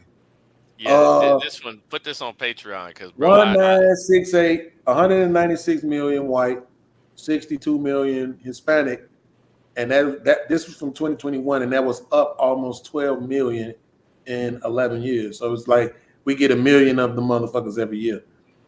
That's not no accident. But see, this is what I always talk to patriarchy. Is like you brave in one area, but I can't get you to talk about these white folk, bro, because from what I know, they're the ones that's still in the positions of power in this country. Are you kidding me? Yeah, they're allowing it. But that's my point, though. That's what I'm saying. Why that shit is for a reason. That's what I'm saying. Nobody never wants to fucking talk about them. You know why that is? You know why? Because they hate other white people. There's a civil war. People think black. You know, I talk about there's always been a black upper class, and they don't want to be around other black people. It's the same thing with white people. There's a group of white people who hate other white people, and they wouldn't mind flooding in like labor unions and things like that. They hate labor. Look at the corporations. The corporations are mostly white, and they're the ones that have done this. I hate corporations. Like if you told me, hey, like I don't know, 5-6 years ago, when somebody told me they had a job, I would tell you, hey man, be a good employee, come in on time. And I still tell people, come in on time and do your job correctly. But when it comes to fucking companies over, fuck them. These companies don't give a shit about us, and I don't. They don't care. They don't care. And they donate. They donate to gay shit. Like, bro, if you work for a company and they heard half the shit you said, you'd be fired immediately. But they'll have days where they promote gay stuff, and they're the ones that hire these immigrants. They're the ones that do it. Exactly. They work against the will of the American people, and fuck them. Fuck these companies, bro. Like that's what, and they're mostly white. I don't disagree with that. Who's promoting these strong black queens out there? Is it your community? No. Who's putting the battery in all these people's back? Now I don't know if you never heard me say it, but it's not just white people do dumb shit. Yeah, of course. Joe Biden is white. He's stupid. And look, they even let those they're gonna use those. They're not gonna talk about the real reason why they're gonna start invading Mexico to later on. They're gonna say that it's gonna start with a cartel and them killing those black people. This talk about Black Lives Matter. They're gonna take those black lives and walk into a slow war because I'm telling you, the fentanyl is coming from the Chinese. Bro.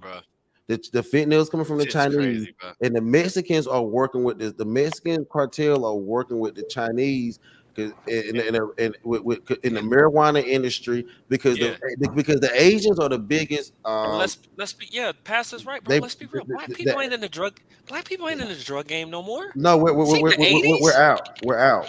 They're in the credit card scam. They in the scam, and honestly, I hate to say this, black people working now. We working. So in North Dallas, what happened is allegedly all these Asians would just buy these big ass houses and turn them into grow houses. So they took over the marijuana industry. They taking heroin off the street and they put fentanyl to replace it. I'm talking about blue magic, and then they pink magic, right? And they got the cartel moving it for them all around the United States. and no one is suspecting Asians for doing this shit. It's and they're definitely doing it both of right them. there in our because faces. the chemicals come right. And you know what's funny? Podcast. And they in they Asian countries, you get caught with drugs, they kill you because they don't want their people to get addicted to that shit. But they'll sell them to Hispanics in Mexico for us to get addicted to. And so for me, it's like now when I look at the game now, it is multi-layered, bro. It is they're just not committing as many murders. The reason why people are on black people right now is just, you know, like they say on The Wire about them bodies, right? But black people are not dealing drugs like they were in the 90s. They're not doing that type of shit anymore, bro. Like now it's Hispanics and it's Asians, dude. And black people made, like I said, maybe a credit card scam, maybe like a VPN or something like that. That's all I know about them doing in terms of, and even like black felons. Like I've never been in a generation where I've seen more rich black people that got out of jail than I do right now. Because I have two people I know, and they make tons of money, and they both are former felons. And one of them started a business, one of them got into trucking, and I mean they've taken off. And so I don't, you know, I mean it's that's just, definitely the one industry that a nigga with a background could get in and bro, get some. Did you hear when Ben Shapiro debated Tucker Carlson on that? About like, oh, we need to be like Tucker Carlson. He like, you should watch that debate between Ben Shapiro and Tucker Carlson, because Ben Shapiro is, God, I can't stand him. He's like, oh, free market, capitalism. It's like we got to let everything, including immigration and AI. And Ben Shapiro's like, so are you telling? And Tucker Carlson's like, no, I disagree. We need to try to preserve the American family, and we need a lower cost of living. And she's like, so he asked Tucker Carlson, are you free market? Tucker Carlson's like, no. And he's like, so Ben Shapiro's like, so let me give you an example, sir. If AI replaces trucking, would you let that happen? And like Tucker Carlson went off and he's like, are you joking? He was like, absolutely. I would ban AI trucking immediately, because that is the number one way that high school educated men earn a living, is by driving. And he was like, if you got rid of that, the cost of that would be not sustainable. If you put like 40 million or 30 million men out of work tomorrow, that would plunge us into Venezuelan territory, bro. But the thing about it is, you have to make sure that these. They're here. I saw some today. Yes, Lord. They are here. They are here. But the thing about it is, they're not the efficiency. What are you doing here? What are you doing in Kentucky? The efficiency you got Venezuelans of in those. Kentucky? What? Nigga, I went to the laundromat. Nigga, it's all of them, all different kinds. They ain't never the same. And Y'all so should come to Florida. What's funny about that, right, is we talk about Mexico. They're already here. Now the people immigrating is Cuban and Venezuelan, and I'm just like, what the fuck? Like, I listen, bro. Listen, I am not for immigrant. I'm not pro-immigration. Like, bro, like I said, I don't want them here. I'm sorry, dude. Y'all need to go back where y'all came from. Well, we already hit patriarchy. I'm gonna be honest with you. I'm gonna be honest with you. Beef patties suck. You about to put in your jerk chicken. I'm gonna be honest with you. I never really thought about it before, until these niggas start talking all this shit on these panels.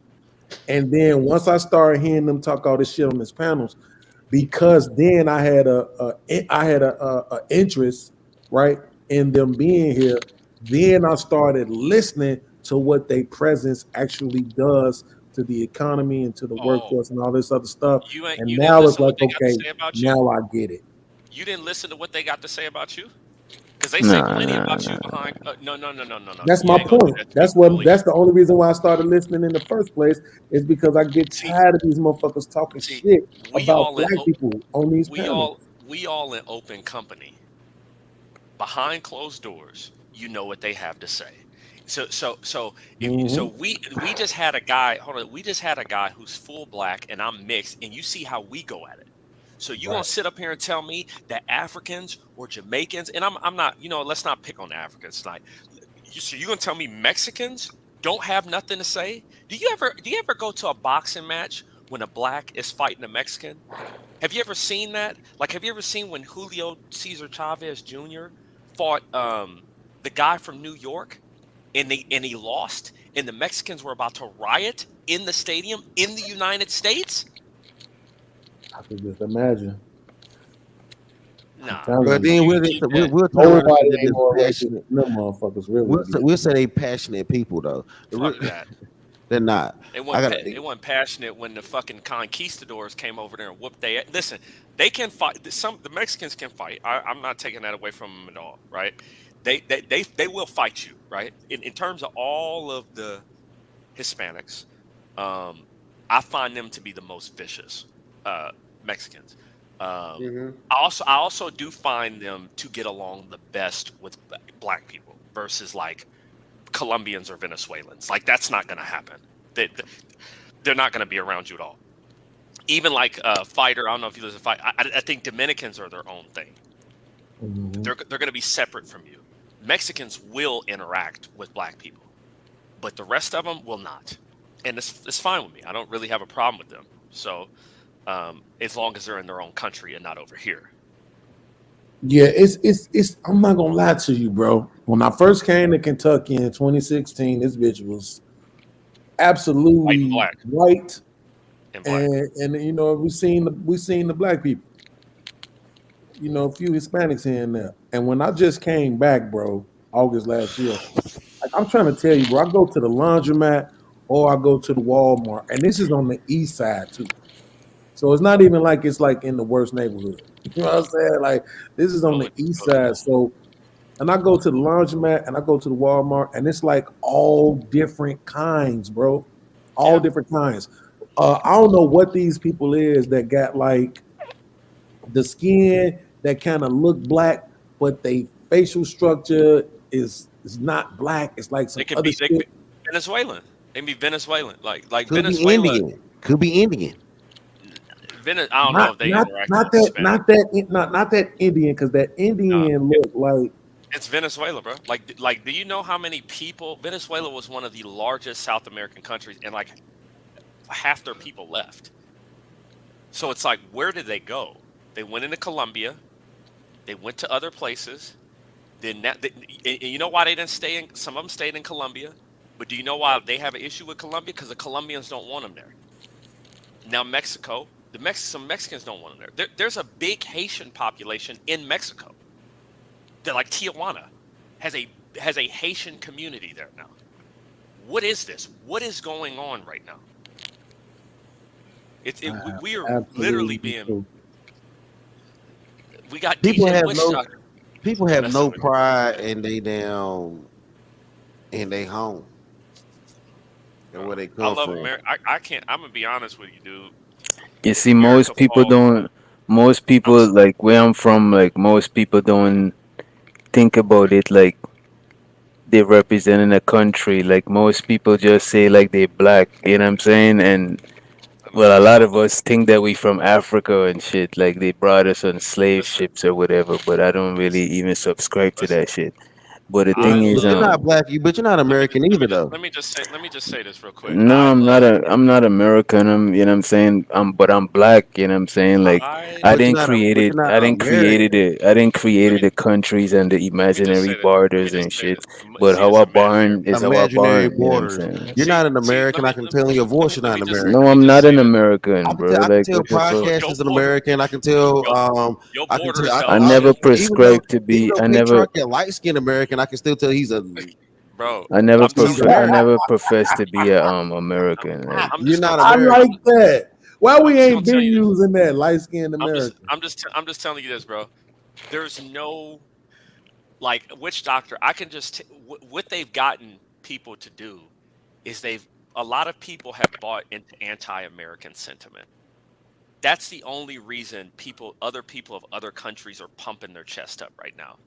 If you would have said imaginary borders with that accent right after 9/11, somebody would have stomped you out, right? Nah, and I would have light them up. You know what I'm saying? Like, No, you wouldn't. No, you wouldn't have. facts. You talking about when there was like an I American can't let flag outside of nobody every stump me home? up, bro. No matter where you from. Like, I don't subscribe to the same shit you subscribe to. I Me and you love living in, America more than you love Jamaica or wherever you're from. and that's cool. You know what I'm saying? I don't knock that I don't shit. You think know I what I don't mean? think you would I don't think you would die for your homeland. Wait, is that true No, I though? didn't. I need to know, is that true though? What you mean? I don't think Like, would you really love wherever it is that you from? No, bro. Like where I'm from, like I love like the people, my people. This is how we look at it. We don't look at that shit the same way, bro. Like they teach us that we come from somewhere else and we been there. So this is why people from the different islands fuck with each other as far as black people. But there's other races of people that live on the islands too. We got like Chinese population. We got the same shit. We got divide between different people too. I'm from Guyana. We got divide between different people there too. So we look at ourselves like as black people. We don't be like it's just some like new shit to me. Like, you know what I mean? Like, and I don't knock it, you know what I mean? Like everybody subscribe to whatever the fuck they subscribe to. You know what I mean? What has happened over the last 15 years is America. Were you here on 9/11? Witch Doctor? No, I was not in America. So in 9/11, after September the 11th, and that's what it's going to take again for Americans to realize you got, and we're all we got, and nobody's helping us out, and nobody's coming to save us. That when 9/11 happened, I don't care who you were. If you disrespected America or said, I don't like what America's done in America, you would have got stomped out by black people, by white people, by anybody else. Now, what has happened since that time is media and colleges has started to brainwash people that they don't need to be proud of the country that they live in. But it's still there. You know why I know it's still there? Because if you went to Chicago and talked about Chicago, somebody from Chicago would stomp you out. Because when you talk about America, you're talking about Chicago. When you talk about America, you're talking about Florida. You're talking about Kansas City. You're talking about St. Louis. You're talking about Detroit. If you went to Detroit, if a Jamaican or a Guyanian or an African went to Detroit and started shit talking Detroit, somebody from Detroit would beat their ass. But why would you do that shit? It's like, why is it gotta be extreme shit? Like, it's never black and white like that. You are extreme individual, bro. It's not. I'm an extreme individual because I'm an American. At one point in time in my lifetime, this is all we have, and we love what we have. And what I'm not going to do is I'm not going to allow people to number one, question that and disrespect it, because I find a group of people coming. Bro. I find a group of people coming here that America has allowed the right to come here, talking about the ills of America. I find that to be, listen, I understand if you've been here 400 years, maybe you earn your right to complain. But if you just got here, you kind of need to shut up. I'm sorry. Like and the thing is this, especially as somebody that's been to other countries, I don't like y'all. And I would never live there. I couldn't live in another country. If America fell. I want to live in other countries. What do you say? You mean like move around? Or yeah, move around and, you know what I'm saying, travel and experience different countries. They have no allegiance. Hold on a second. You can travel. No, it's called not being patriotic or some shit like that. I just, you know what I mean? Like, you don't have Chick-fil-A. I didn't choose to be born in my country, but I could choose to move around. You know what I'm saying? Okay, wait, hold on. Patriarchy. Let me just say, hold on a second. The Venezuelan people speak Spanish. So they're not Venezuelan, man. This shit is fucking with my anxiety that I can't figure out who these other people are with the darker skin that look. No, that shit is not Spanish that they be speaking. Maybe Brazilian. Portuguese or some shit, you know. Let me just say this. Any place that does not have Chick-fil-A is inferior and needs to be conquered and I don't respect it. I just don't. Everything that y'all, everything that these foreigners hate about America, I love about America. What do foreigners hate about America? Let me tell you what these foreigners hate. They hate the fact that America colonized them or blew some of their stuff up. I love that about America, right? They hate the fact how America's not giving them enough foreign aid. I don't think we should be giving you any at all. They hate the fact that they hate America in its entirety. Like they don't like Americans. And I don't think that you people who are from other parts of the world are cool. I don't think most of you are attractive people. I think that your food is terrible. I don't like most of y'all cultures. I love America. I'm sorry. I love. Hold on a second. DR doesn't have Chipotle. I love America, bro. I'm telling you, bro. There's nowhere else. And then when you really like rip into like the nostalgia of it, because right now, you know, we letting these little foreigners like have their little stupid Afro beats and all that kind of stuff. And you know how I know you're a foreigner? You don't know. You know what I'm saying? Let me tell you why. Because it's just not in your. Tell me what. You don't know old school music. Did you? Okay. If you wake up in your house as a kid and you hear Patti LaBelle or Anita Baker playing, what are your parents making you do after that? Clean up.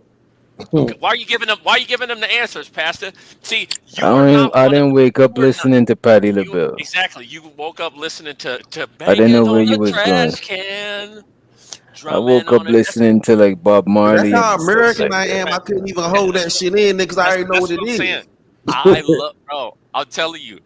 But ain't nobody knocking that shit. Why you so touchy, bro? Like you know what I mean? Like you okay? We have to start we need to start colonizing and taking these places over and taking stuff from them. Bad. Let me see. What does Guyana have?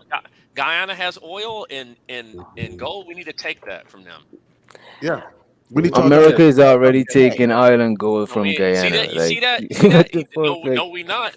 No, we not. We giving y'all. So why do you think the Queen of England went in there? Why do you think the British and the Queen of England and all those white people go up in there and take out, and the Chinese and the Asians go in there and take from y'all people? Because black people ain't got no power. The same reason white people take from black people over here. Y'all don't protect your own. Like y'all be trying to run away from being black. Y'all run to everything from like where you from? Gambia? Where you from? Bro, learn some geography. Like I don't care about geography. I know where I'm at. Where are you from? Like, yo, you ain't at Bill. You learn geography to find us. I don't have to learn geography to find you. Wow, bro. Yeah. Listen, man, we're just proud of the best country in the world, bro. And I'm happy for you. I'm not knocking that shit. Like I don't know why you like. Why won't you protect your home country? Why would you not protect your home country? But let me ask you a question. If we invaded Guyana tomorrow and we say we're going in there and we're taking their oil and all their gold, you'd have a problem with that, right? Bro, America is protecting Guyana from being invaded by Venezuela, bro. So you got a problem with the Venezuelans too? Bro, I don't got a problem with nobody. I'm not like you niggas, bro. Like y'all are weird. You got a problem with Guyana? I don't got a problem with nobody. You got a problem with Guyana? We're weird because we understand how power y'all trying to find a problem. No. We're weird because we understand never how had power real works. problems And you're a good old black man that moves around the world. I could tell that none of the two y'all never had real problems. But we understand how power works. And now you see how these immigrants do. They try to shame Americans. I'm not trying to shame you. You embarrassing yourself, bro. I'm not doing it for you. You on autopilot right now. Right now, you on autopilot, shaming yourself, bro. I'm shaming you as an immigrant trying to tell me what kind of power I should have, nigga. I'm not telling you anything. When did bro? What's wrong with you, bro? Like, what's wrong with you? You're delusional, bro. You're delusional. You thought take your meds, bro. You thought you could come here and just be black and fit in with us. You're delusional. Who told you? Like, what's going on with this guy, man? What's going on with you, guy? Why are you smoking all the time? Because I'm chilling. You foreigners do. You love drugs. Yeah, that's a This nigga fact. stupid. That's a Yeah, fact. that's all you want to do. Come You here, you love drink, I drugs. get high, don't know how to drive. That's funny as hell. They usually say Yeah, that about niggas. y'all need some Yeah, drugs. we smoking on a pack of foreigners right now. Like, on that Y'all Guyana pack. motherfuckers dumb. Nah, See, I man. wish I could be like Witch Doctor though. Like, just don't take it too serious. Man, I'm not worried about on it. that. No, I Your be president's lit. Niggas on name. the Your internet, president. Hold bro. on a second. Lit. Bitch Hey, ass hold on a nigga, I second. Hold on a killed second. you, you dog. Hold on a second. Hold on a second. Hold on a second. Your president's name is Muhammad Ali in Guyana. Nah, that's not a Get the fuck president. out His of name here. is Muhammad Ali. Cultural appropriation. Cultural appropriation. Oh man, that's definitely cultural appropriation right there, man. Hey, Muhammad, hey, nigga from Kentucky. Cultural appropriation. Hey, from I don't Kentucky. even know. Come To on, keep it man. real with you, I don't even know who the president is. I never even That's voted before. bad. You don't That's Why is that real bad? bad. I don't prioritize the shit y'all know you prioritize. You know what I'm prioritize saying? Don't smoking give no weed. fuck, That's bro. what you Y'all are some prioritize. political You niggas and weed some smoking shit. You know what I'm Satanists. saying? Like, You need to That's accept real Christ and get rid bad, of the bro. weed. how much? Nah, it just proves the point though, like Patriarchy Smoking said, that weed smoker. Who's his the country American vote president? niggas Who's the American president?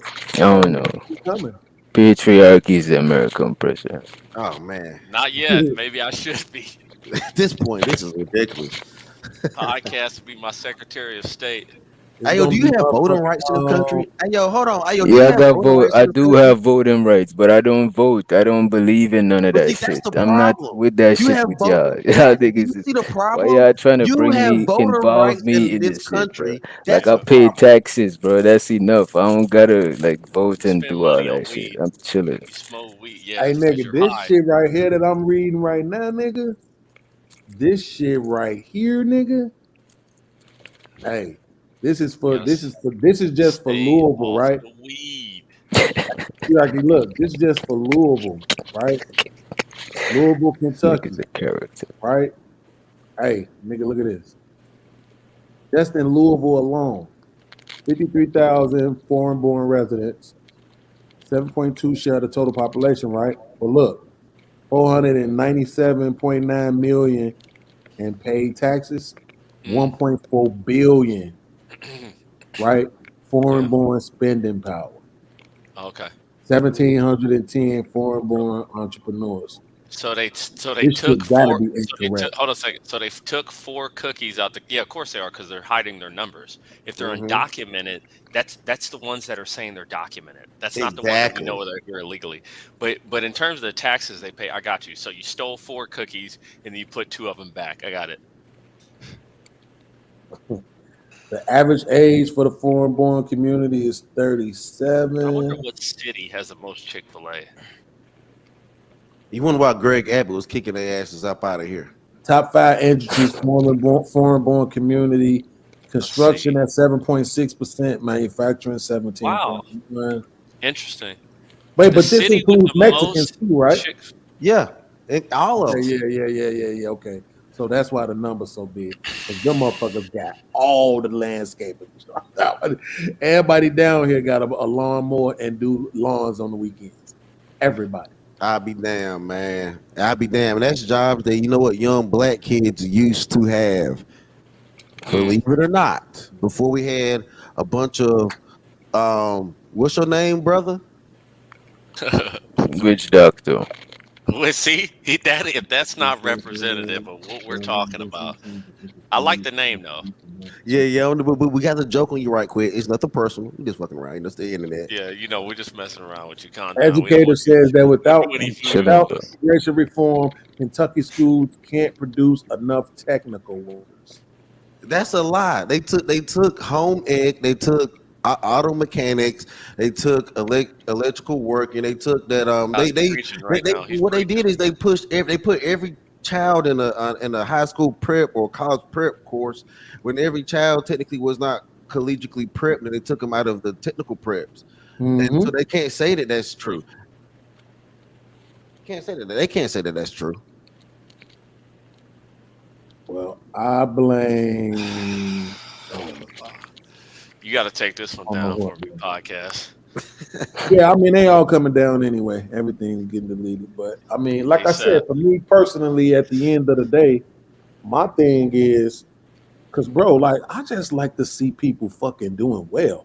I usually don't give a fuck what they are. Look, I know we different, Eric. We different. I know, but what I'm saying is, I usually just like to see people doing well. I don't really give a fuck about whether or not you're black, white, Puerto Rican, Mexican. None of that shit didn't really matter to me.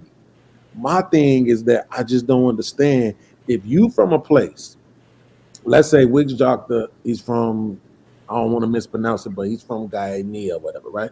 Yeah. Let's say he's over there as a quote unquote black, as a quote unquote black person over there, right? And over there, for whatever reason, the people that look like him struggle to get into the upper class, right? And then when you look at Dominican, when you look at Haiti, when you look at Nigeria, when you look at the UK, when you look at Asia, when you look anywhere where it's niggas at, they all having the same ass struggle. And then the nigga want to try to make it seem like it's supposed to be better for the niggas from here.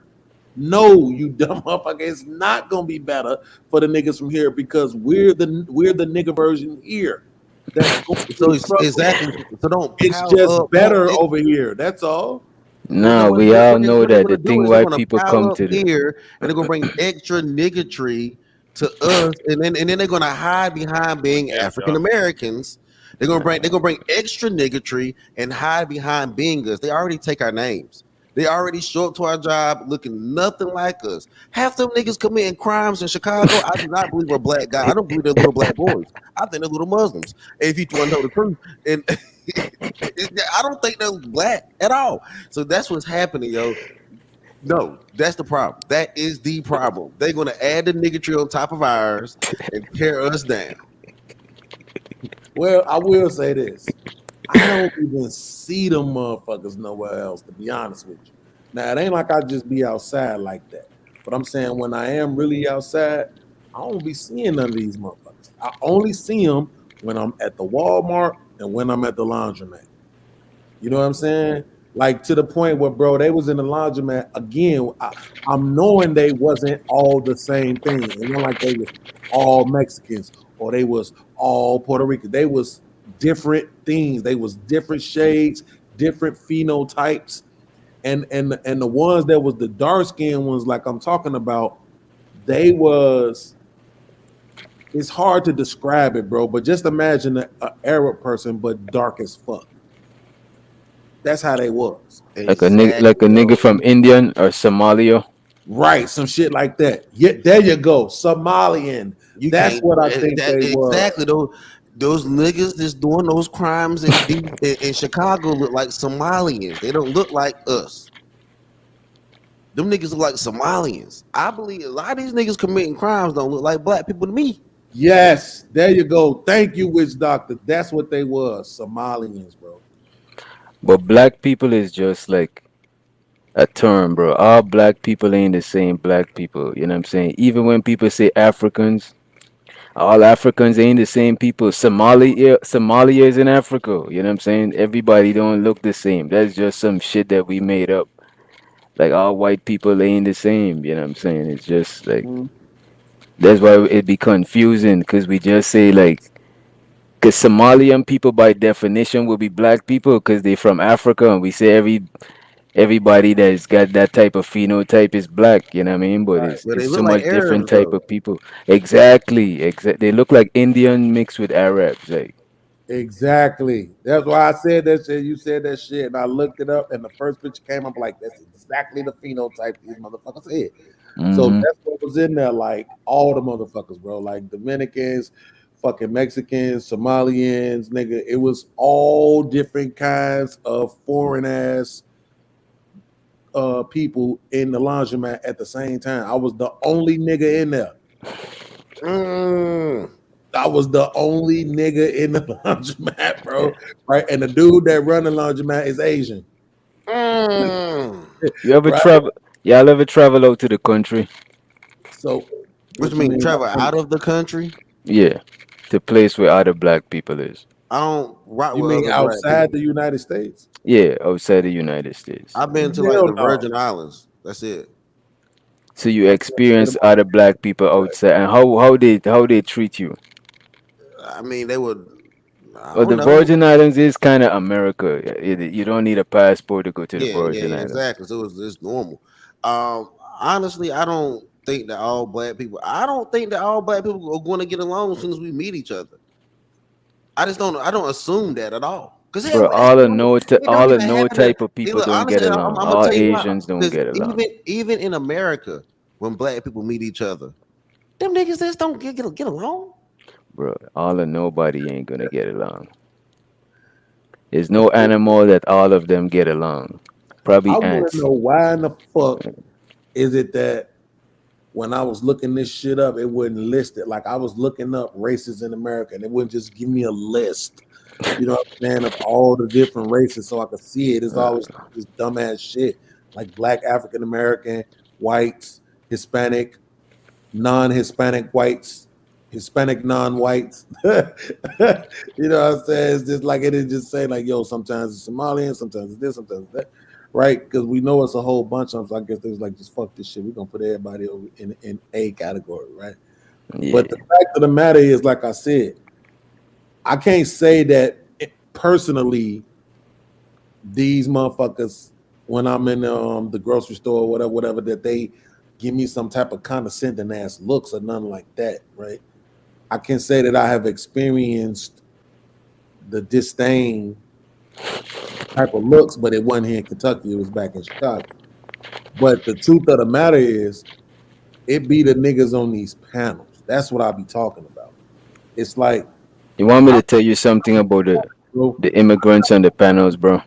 Hold on. I remember when I was in college, bro, I tried to connect with this African.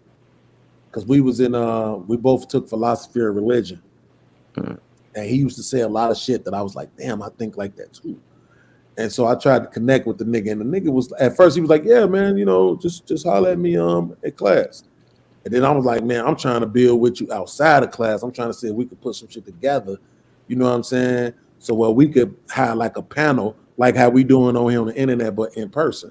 And the motherfucker, the second time I reached out to him, he was like, man, look, I ain't even gonna lie, bro. When we come over here, we get told not to really build with niggas like that. You know what I'm saying? Now, I think he might have been keeping it 100. You know what I'm saying? No, it's true, bro. And guess who tell us that shit? I'm not saying that he was lying about what he was saying. I'm saying that when I say he was keeping it 100, I'm saying that he was actually applying that to me, right? Because just because the nigga said that don't mean he won't fuck a bitch, though. Nigga still fuck with a bitch, though, right? He might not marry her, but he'll still lay up with a bitch. That's a nigga, right? So, and then niggas might, especially if niggas play sports, the fuck out of here. Niggas is gonna connect with niggas. Them African, I don't give a fuck what you is, African, motherfucking Iranian, it don't matter. If you play sports, especially if you hoop, you connecting with some niggas somewhere. You see what I'm saying? So that's what I mean by he might have been keeping it a buck with me by saying, bro, I can't really build with you like that. You know what I'm saying? Not like you specifically, but just niggas in general, right? Yeah. So that's what I mean when I say that. That's what I'm saying. Like they don't come. Oh, that's because why would they? Bro, when we come to this, when we come to the country, can I tell you something? When we come to the country, bro, I'm real. I ain't gonna be long. Please be their ultimate brief, plan bro. is to come in here and take care of them and theirs, not including you. They got cousins that they trying to get over here, that they trying to get into a house and get into a BMW and get the upper echelon to look down on you. That's why it's not about working with you. It's the fact of technically working against you to replace you. To not even have to deal with you, even being so. I don't care what they say. You can sit here and give us your little fiberglass game. Nah. I ain't even trying to game you. I don't even know you. I don't even got no incentive. You know what I'm saying, from gaming you or no shit like that. But yeah, when we come to America, bro, like a lot of times the white people at the airport or at the embassy, they tell you to not get in trouble because you black and not mixed with American black people. You know what I'm saying? They don't say that to them. That's a Bro, damn lie. I've ask never seen anybody. nobody at the airport. Bro, I've never seen nobody at the shit. airport go to the bro, airport and say, "Don't talk to them bro, I'm niggas." telling you, bro. Like I Bro, moved to Y'all here be when putting I'm that shit in 19, y'all going head, on nigga. Y'all 20. be trying to hold blame white on, people. Like, hold you on, bro, just hold a on, bro. weirdo, bro. First of all, Like, let my man Wish Doctor finish, but I'm not gonna lie to you, Pete. I've been hearing that shit for a long ass fucking time. bro, it's a fact, bro. But you gotta Years, realize, like, let me just I try not to be long-winded, right? So like this what they tell you, you know what I'm saying, not to get in trouble, you look like black people in America and not to mix with black people in America.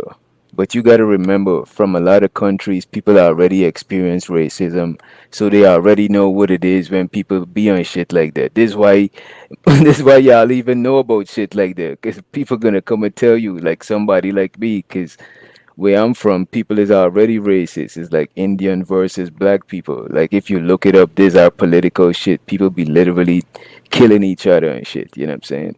But I want to say this thing about like a lot of the immigrants on these panels. You got to remember, a lot of people, the majority of immigrants that come to America, they ain't come like me. They like from the upper class where they from. So that's why they've come with the same rhetoric of talking down on people, like you would say a conservative douchebag, for lack of a better word would do. So that's the same type of people that you're dealing with. That's why they be saying shit like that. If you really see like somebody who's like a Rastafari or somebody who's on some down to earth or somebody who's from the hood who just got lucky to come up here, they have a whole different look at shit. You know what I'm saying? It be the same type of people arguing with each other on these panels, bro. It'd be conservative douchebag versus conservative douchebag, bro. But I will say this though, bro. Like even in Chicago, we'll always be telling people to come up to the lake and shit, bro. It be the the Islander bros, the Jamaicans, the Haitians, all them types. They be up there at the lake, bro, deep as hell. They all be having their tents. They all be jerking up the chicken and shit, jerking up the burgers, all that shit on the selling side of the game. You know what I'm saying? And they, some of them, they laughing and smiling with you while you spending your money with them. You know what I'm saying? But on the days when they don't feel like laughing and smiling, or they ain't making a whole bunch of money, and you like, man, bro, you got some white meat over here. Yeah, man, I got the white meat, man. How much you need, man? Like, hurry up and get the fuck out of my face. You know what I'm saying? Like, but see, like, I got homies. But if I go there, what you think they're gonna do? The same shit. They know me like that. You know what I'm saying? Like, I don't know. I can't. Cause I went to Jamaican restaurants. I ain't from Jamaica.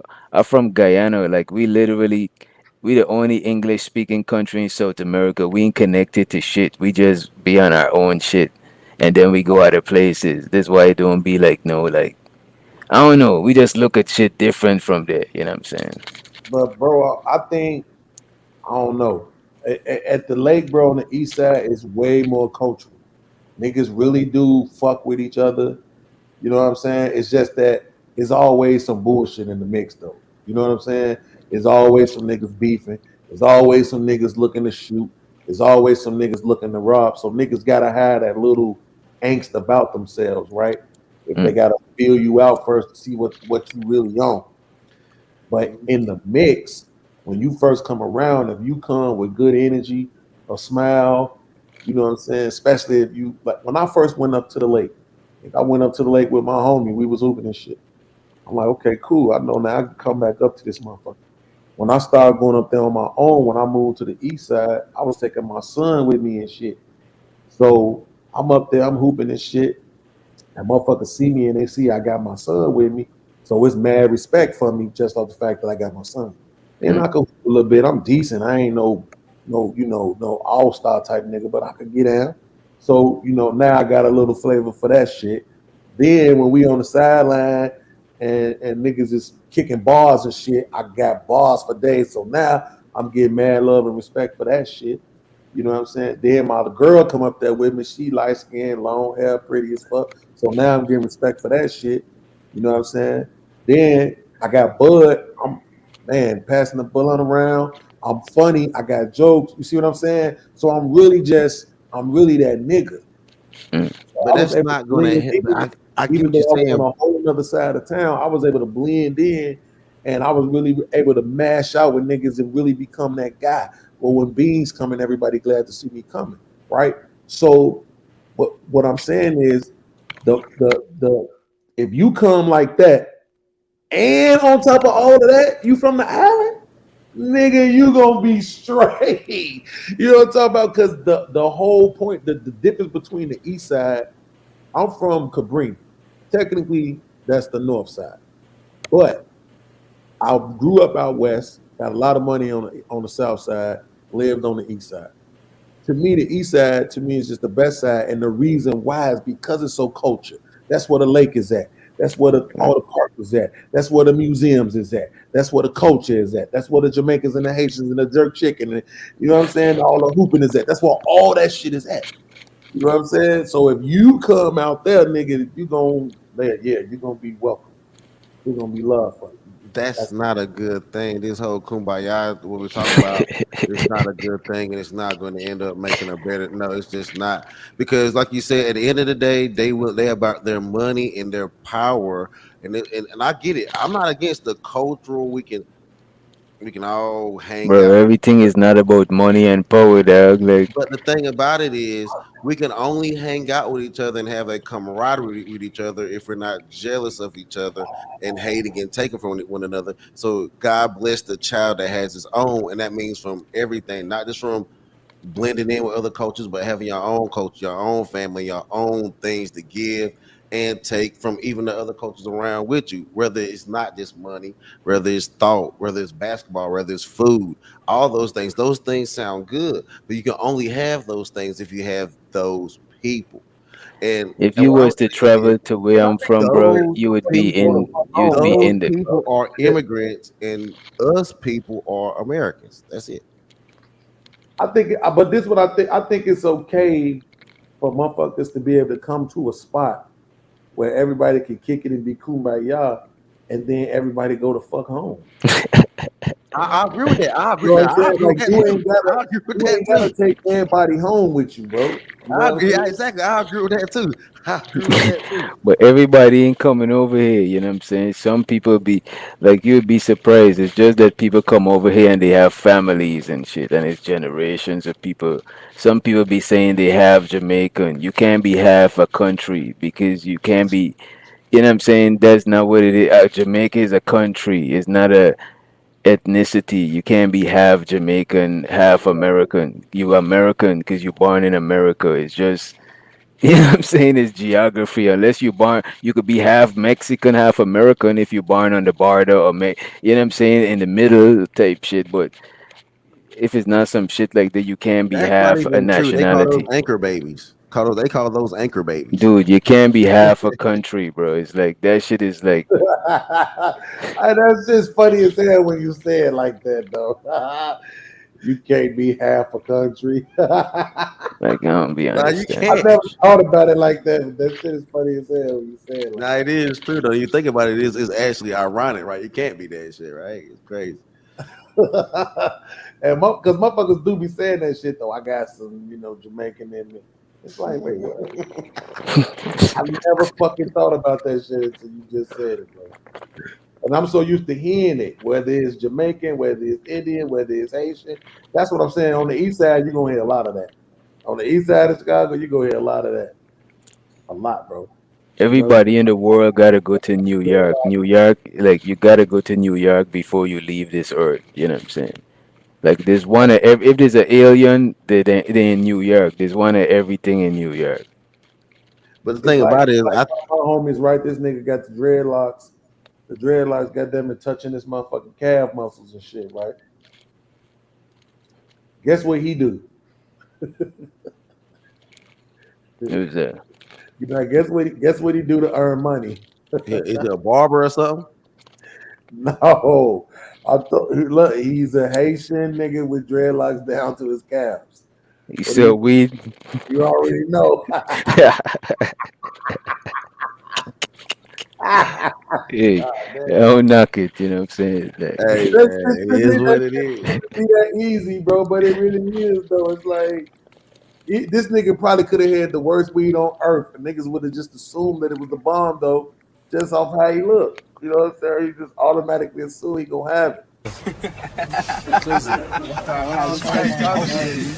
It is what it is. It is what it is. Yeah, that is. my fault. I'd give you that. I'd throw that shit in there for you and shit. I forgot to tell you about that shit. Yeah, that's another thing, bro. I created a whatchamacallit for all y'all to do how y'all own thing, bro. Okay. Did you pay attention to that? Okay, yeah, I seen that shit. Going to the brand, if you look at the top, it say I seen your little podcast. You can click on that and you will see Guns and Butter. You will see Not for Humans in there. You know what I'm saying? So when you get ready to do your broadcast, just click on Not for Humans, and then you can load up whatever you need to load up in that, so it don't take up space for me. Because you only load up 100 things. Okay. So you could load up separate shit. I didn't even know that shit. Yeah. That's why I created it, so everybody could have their own space. You know what I'm saying? So, but nah, look, in real life though, I gotta be honest. When I first started hearing about it being more Mexicans here than it was us, that was kind of alarming. But it wasn't necessarily because of the jobs. It's just always because I assumed that would be the actual race. It wouldn't be between us and white people. It'd be between us and Mexicans. Yeah, that's already starting. And first of all, I don't know what their demographics is like, but I know it's way more black women than it is black men. That shit ain't good. There's more Mexican women. There's more Mexican women than Mexican men too. Yeah, that's a fact. Cool. Okay, that's a little bit more balanced. Okay, good. Because this shit was gonna be a problem if it was the other way. But I do feel like America should have more like they should be strict on people coming over illegally. That way you could actually filter out who coming over and shit. You know what I'm saying? But like, I mean, like I say, it is what it is. You know what I'm saying? Like the meme just said, it is what it is. You know what I mean? But I understand the frustration because especially people that from here, they ain't got nowhere else to go to, so they like, what the fuck type shit. You know what I mean? Well, that's Bro, it's jobs. That shit ain't really the deal to me. The problem, like, take the foreigner immigrant shit off the board, bro. If the job shit wouldn't even matter if you motherfuckers just pay niggas a decent ass wage. And I know the niggas always want to go straight to if they raise the wage, they gotta raise the price. No, the fuck they don't. They don't have to. That's the point about it, is that they don't have to. They choose to. They choose to say because we raising wages, then we're gonna have to raise the price on shit. They don't have to. Because the reason why they raise the price on shit is not because the company ain't gonna make money.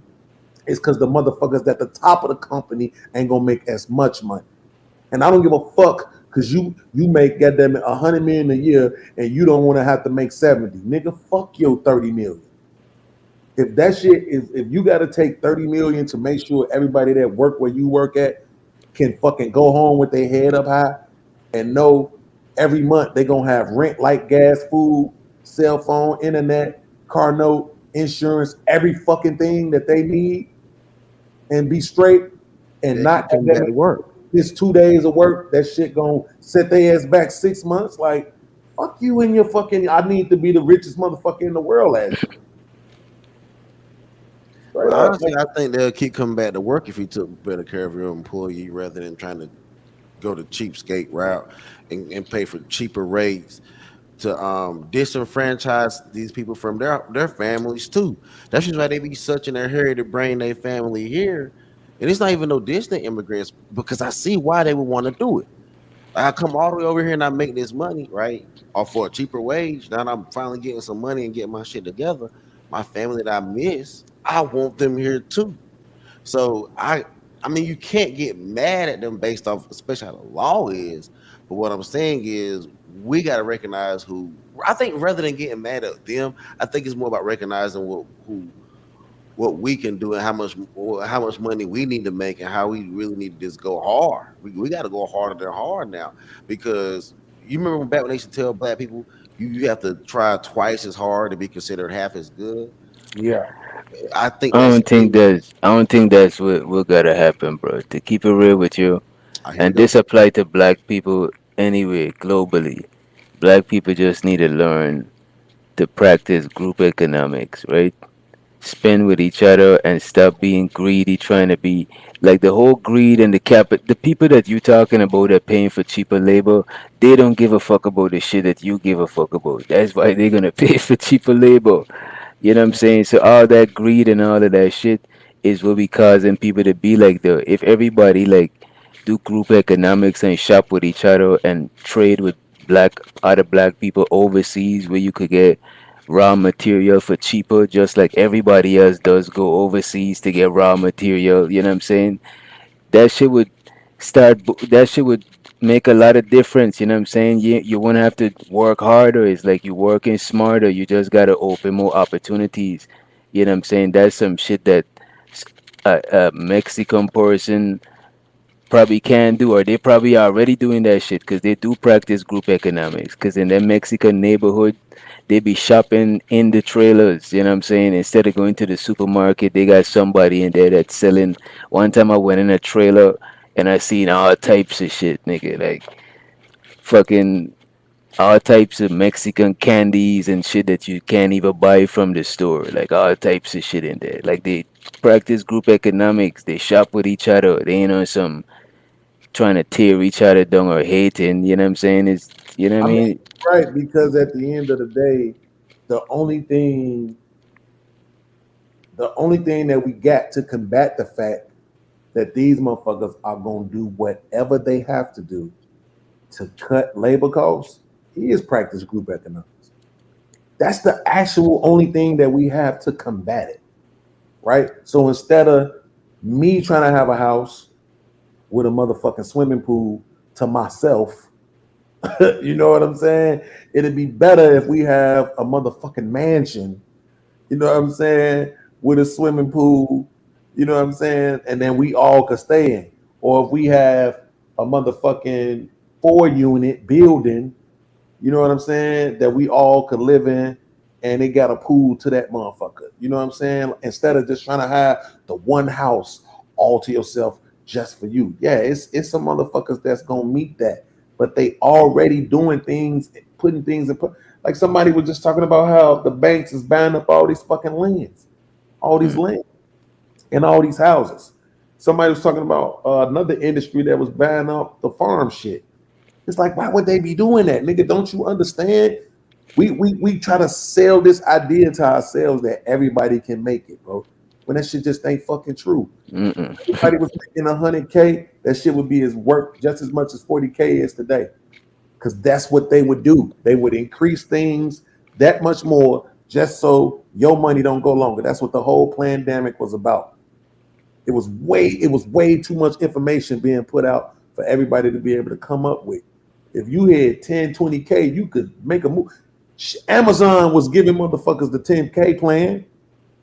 Start your Amazon delivery company with $10,000. And they give you the vans. They give you 5 fucking trucks. They was giving motherfuckers 5 Mercedes-Benz trucks for 10 start up with 10 vans. Right? But the thing is, they wanted everybody to move up to a minimum of 20 trucks. So that's what I'm saying. Like, it was so much different stuff. The real estate shit, all these videos was out about how to do it with the real estate shit. If you had $20,000, $30,000 to play with, it was good. Come to find out, it's chicks that got kids that was getting that type of money in income tax returns. You know what I'm saying? Chicks that be having 3-4 kids, bro, they get that type of money back in income tax. 10 bands. Yes. Yeah. Better. It was a chick on one of them shows we was on who said she got 12. For how much kids? Her kids got to be special needs or something. I think she got 3 kids. That was old girl Tyranny. I think she said she got 3 kids, and she said she was getting back 12,000. 12 bands, like 12 bands one time. That's enough to set you up to don't even have to be working and shit. Yeah, if you got the motherfucking information right, and you know what the fuck to do with it, and that's what I'm saying. The biggest thing is this. The biggest thing is it was so much information that was out there.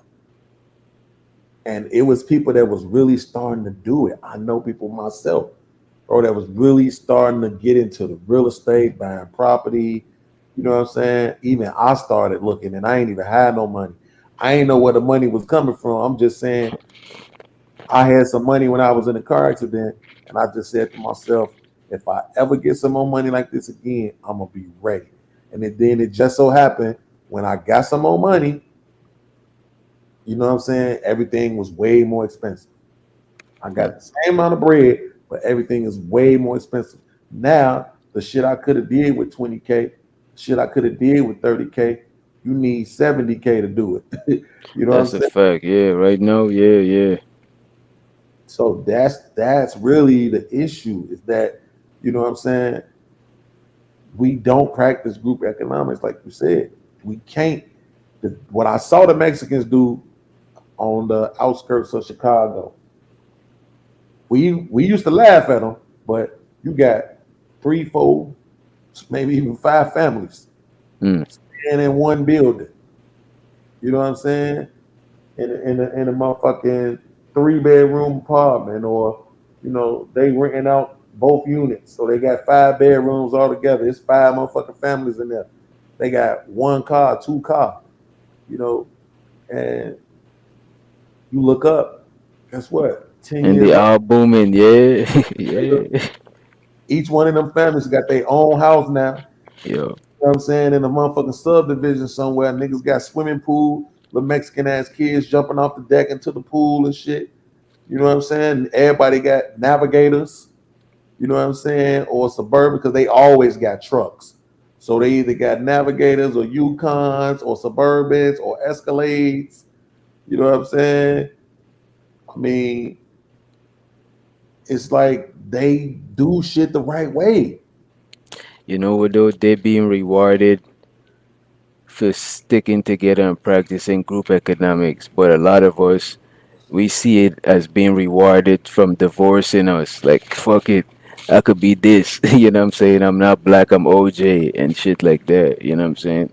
And that's what make it hard to do like group economics. And ain't nothing on like hating on no other race of people, because like I ain't on no extremist or oh fuck the white man and shit like that. But you gotta practice group economics. You could still sell. That don't mean you're not gonna sell to other people.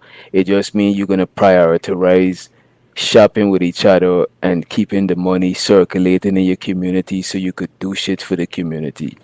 You know what I'm saying? Because the money's circulating, everybody's having, because you ain't spending the money outside. If you keep letting the money go outside all the time, it's just gonna be the same shit. You know what I'm saying? Like, and this why I would say globally too. Like, it would even apply to other people in other places. You know what I'm saying? Like where I'm from, people kind of practice it a little bit, but we ain't got that big of an infrastructure to see no like to see it play out in no big way like it would in America. You know what I'm saying? Like this why that what you call it, Black Wall Street. Like I seen like some documentary on that shit. Like that's why they was booming. You know what I'm saying? They was, you know what I'm saying? They was like up on some upper echelon shit. You know what I'm saying? Yeah, I think they said the dollar circulated like 19 times in that motherfucker before it left out of Black Wall Street. You know, that's fucking. That means everybody's touching paper before it even leave there.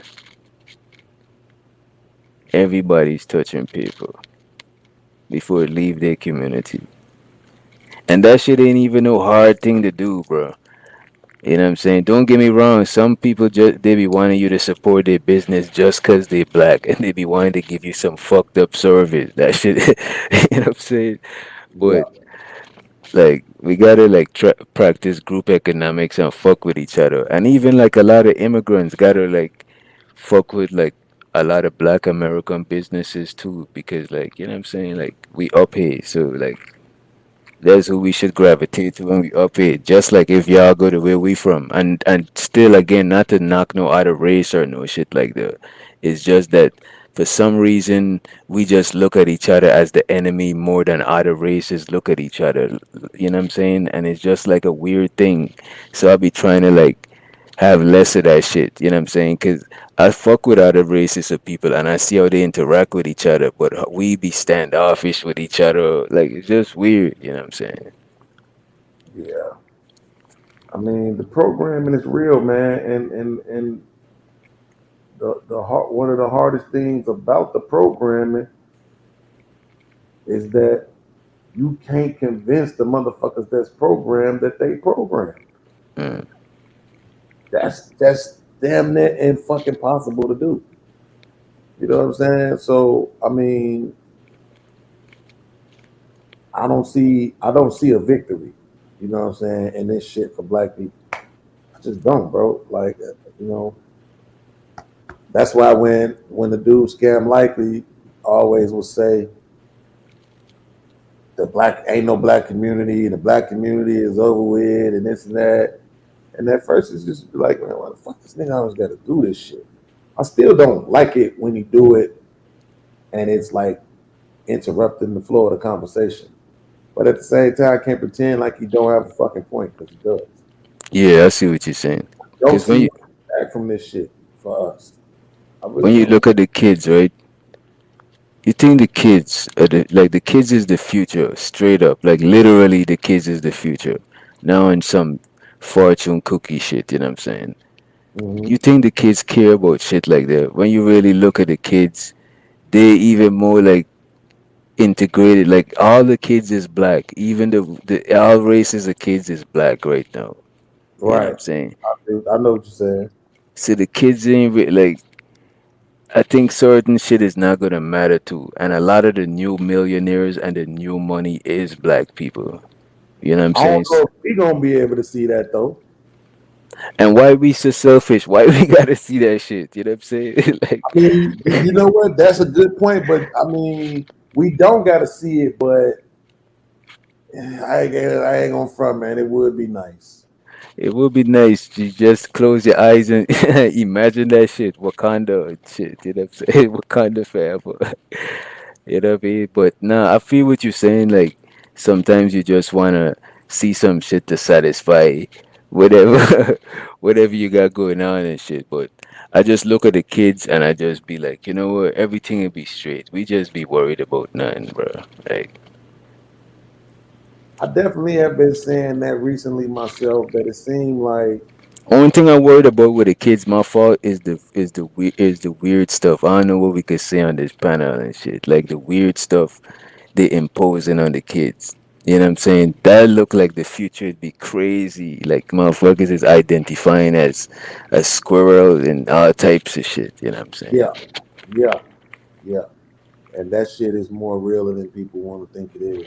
Man, motherfuckers ain't gonna pay. It's like another one of those things that motherfuckers ain't gonna really pay no attention to until it's at their front door, and then by that time it's too late. You know what I'm saying? Shit is already in effect. There ain't nothing you can do about it. You know, because my son go to school with one of them motherfuckers that want to say they identify as a cat. Yeah, I know. I heard somebody say some shit like that. I thought it was a squirrel. Yeah, identify as a cat. I know. I heard somebody say that shit on a panel. There's gotta be you. That shit is crazy. So I mean, you know, like you said, that's the type of shit that motherfuckers gonna have to deal with. Which is why, you know, that's what I be saying. Like that race shit. That's probably the last thing on their motherfucking mind right now. The only people really come around is when it's like. Matter of fact, that might not even be true. I was gonna say when it's like shit, like with the 6ix9ine situation, it probably ain't even true. Like the only time it really come up is because they'll say like, "Why is it okay for 6ix9ine to be a snitch, to be a glorified snitch?" But then when it's young black boys, we want to make it seem like they don't deserve to live. other than that, I don't see young people really dealing with race like that, though. But you see what they just did to 6ix9ine. I got a video right now. You know what I'm saying? Like, you see what they did to 6ix9ine. They did him filthy. They drag him through the thing, through the bathroom, stomped him out. It's like, Bro, a damn. lot of time I just don't be knowing if that shit is real or not. Yeah, it could be some stage shit, cause you know what I'm saying. Like right now, attention is like one of the highest currency right now. So like, you know what I mean. That's why everywhere you see ads is playing, money is being made. You know what I mean. Yeah, I just be like wondering, is this shit real? Like I ain't even watch it. I was on Twitter, and the shit came down my feed. I'm like, what the fuck is this? I look at it, it says 6ix9ine, and I just immediately assumed the shit wasn't real. I kept scrolling. I watched about 4 seconds of that shit, bro. Like, cause I don't be believing it. You know what I'm saying? I'll be looking for other shit anyway. I'll be looking for content. Look at this. This how petty I am. I'll be on Twitter looking for content to do shorts too, and then I still don't do it. Bro, I damn near got 100 videos downloaded to do shorts too, and I ain't did one, bro. So the shards help your channel grow faster or something. I hear people talking about the shards. Yeah, I just can't. It's hard to actually just sit down with them and then try to record my reactions. Like what I would probably be better off doing is just like playing the videos and recording me watching them, right? The only problem is it's gonna look like how it look on here, right? It's not gonna be stacked on top of each other like it would be when you do the shorts and shit. It's gonna be like how it is on here when it's like this. If you Okay, I see what you're saying. So you're gonna change the layout, right? Yeah. So now what I just thought about right now, honestly, StreamYard just made it easier for a motherfucker to do this shit. I just thought about it right now with the editing of the layouts. I could literally create the fucking the whatchamacallit, the shorts layout. The only problem is StreamYard is still filmed in 16.9, right? So it's not filmed in that Instagram TikTok layout. Okay. But I could stack it. Like you could make that layout, bro. You could actually make a layout just for that shit by using like OBS. This, what I could do, I could take the layer, I could move this down like this, and then I would have to delete. Oh shit. Yeah, I would have to delete you. Add camera, boom, add myself. Okay. Update layout. Now, you see it? Yeah. See what I'm saying? Which whatchamacallit is this? I don't know. I don't think that the reaction should look dope when the video is at the bottom of the shit. Cause you're gonna be at the top of the video, right? Yeah, you could be. I just want to put this. Ladies, you gotta stop looking. No, not like, because that's already in short format. I want to pick something that's not in short format. I'll go with this one. Epidemic Sound provides you. Just because it's not in short format. Okay. So basically you would be saying switch it.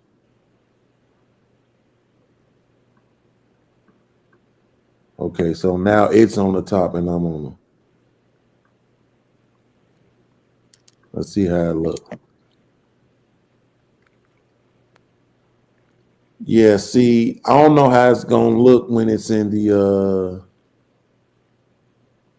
I'm gonna clip this and see how it look when it's in when I put it in the app. Because if I put it in the app and it kind of like straightens it out, that should be good enough, bro.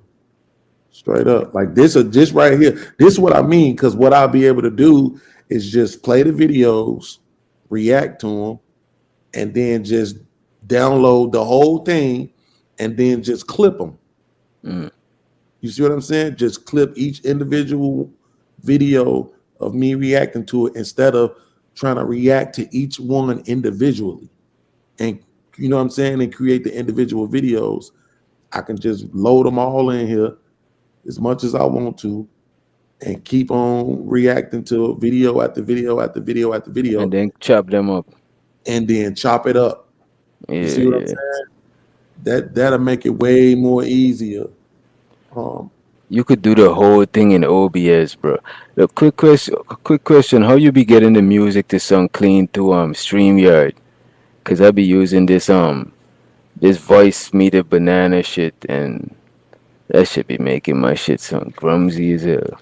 Well, I upload the music, and that's what I'm saying. Like, that's why I said I created the different whatchamacallits for everybody to have their own thing. Cause you upload the music directly, okay? Yeah, I upload it in the background music. I upload it because when you play it, even like if you play it from YouTube, that shit don't be sounding right. Yeah, I don't understand why, but it don't.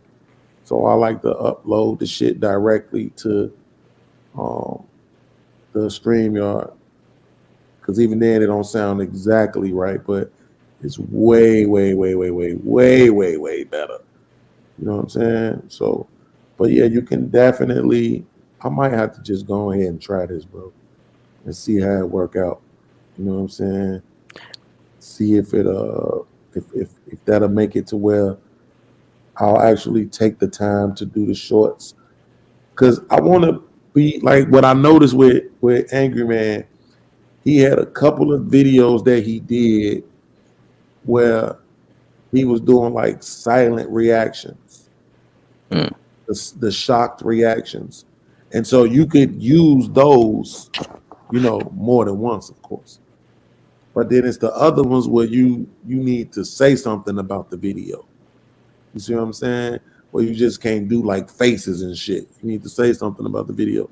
And so it's like, I don't even want to take the time, bro, really. Especially if you about to do a whole show about the video, that could just be like, the short could be like a preview, because a lot of people tune into the whole shit if they got like an opinion. Because I think they show the shorts like the reels. They keep showing that shit to people who wouldn't even subscribe to you. Yeah, I definitely want to get the motherfucking shorts done, bro. Like, bro, you could take one day in the week and do all the shorts. Like, this is how I do my Facebook posts. I'm fucking lazy, bro. I know it's not impressive to anybody to admit that I'm lazy, but I'm just saying, like, I know I am. So, you know, it is what it is. I don't try to pretend like I'm not. I don't be wanting to. I for whatever reason, I don't mind doing the panels. But the videos is because of the way I have to do them and the fact that I have to edit the motherfuckers from my phone, the whole process, bro, of going through all that shit. Like, okay. If you do the whole thing, all right. I was gonna say, if you do the whole thing and send it, if you do the whole thing and send it through, it'd be easy to just throw it in the Premiere and chop it from that shit from the computer, bro. Like, that shit is, because you could always you could even have like timestamp. First of all, I don't got that too. I don't know how to operate it, but the computer that I got that got everything on it, the body is fucked up. I really was thinking about taking the hard drive out of this computer and putting my old hard drive in here, just so I could have it, so I could have all my apps back. But I was just like, no, I don't want to fuck with my computer. So I'm just gonna try to find me another body for my old hard drive that got all the programs on there. You know what I'm saying? Like, if I could just load up Photoshop right now, nigga, I wouldn't even know what to do. You know what I'm saying? And I used to be on tripping, making my shit. You know what I'm saying? So that's what I mean. Like, you know, but it's different shit out here now. So, you know, it's upgraded shit. So, but I wish I could get my QuickTime back, because that's how I was able to make my videos. Now I'm using, like, even though now I was able to put the app that I use on my phone to edit my videos is called InShot. Okay, I use that shit. Yeah, I was able to put it on the computer, but the problem is that I can't load anything from the computer onto it. I would have to, for whatever reason, it's operating from my iPad. So it's like when I downloaded the app downloaded to my iPad, right? But because the app is on my iPad, I'm able to open it up on my MacBook. But the only folders that I'm able to go into is the folders on my iPad. And ain't nothing on my motherfucking iPad. You know what I'm saying? So I'm just like, bro, it's all this confusing ass bullshit. It make you not want to do shit. You know that Apple shit is strange. Bro. You see what I'm saying? So now it's like if I want to do right now, let's say I want to do a fucking short. So I got to download the video from YouTube on my computer. Then I got to upload the video to Google Drive. Then I got to go on my phone, download the video from Google Drive onto my phone. Then pull it into the InShot. Then go on there, record myself reacting to the shit, right? Then add whatever words and shit I want to add to it. Then save it. Then upload it, put all the information on there and upload it. And that shit all together, man, bro, be like a fucking 30-minute process. Okay. Nigga don't even have to go through all that shit. This shit should really be like, you know what I'm saying? Like, bro, there's the formula to do that shit. You record the whole thing, you throw it in the InstaShot, right? And you chop it up to this part, delete the rest, export that shit. Bring it back in again, chop it. That's why I was just saying. Now that I know now that I just thought about the fact that StreamYard is giving me this option for me to create my own layout. Now I can upload video, react to it, upload video, react to it, upload video, react to it. Just keep uploading them bitches till I get tired, and then download that whole video, upload it into the InShot, and just trim that motherfucker at every spot. Boom. You know what I'm saying? It's just about. It's still now. It's just gonna be about. You know what I'm saying? Pulling the energy. You know what I'm saying? And the drive to do it, man. But when you play videos, right, you be downloading the video. You don't play them from the link, right? You don't share the screen, right? Well, sometimes, but like it's like when I was playing those videos earlier, of what's her name, biting his teammate on the fucking shoulder and shit, the girl in the military. I downloaded those videos because I was supposed to do shorts to them. Okay, so I downloaded them. See what I'm saying? Yeah, because sometimes when I share, the audio be kind of fucked up. That's why I was asking you. Yeah, it definitely don't always be right. When you sharing that shit through YouTube, I have no clue why that is. And I was so frustrated in the beginning when I first found out that that's how the shit be sounding, watching the shows back. And so once StreamYard added in the feature for you to be able to upload your own music, I was like, finally, nigga. Yeah. You know what I'm saying? But me trying to make the channel 24 hours, even with that shit, I came across this website where I was able to put the videos up with I don't know exactly what it's called, but like one of them things that make it look like it's like moving to the drum of the track. I know what you're talking about. Yeah, so just even being able to find that, I got way more beats online.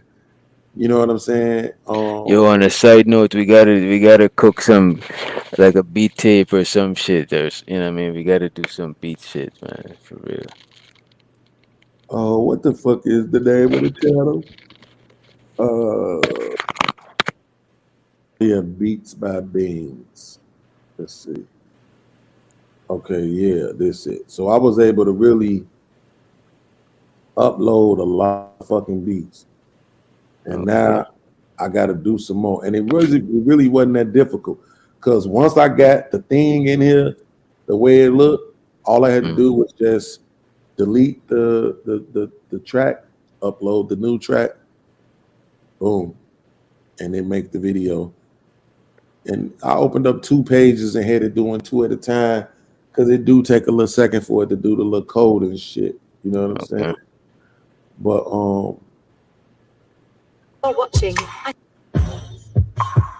You are watching I Seen Yo Little Podcast, the 24-hour podcast network.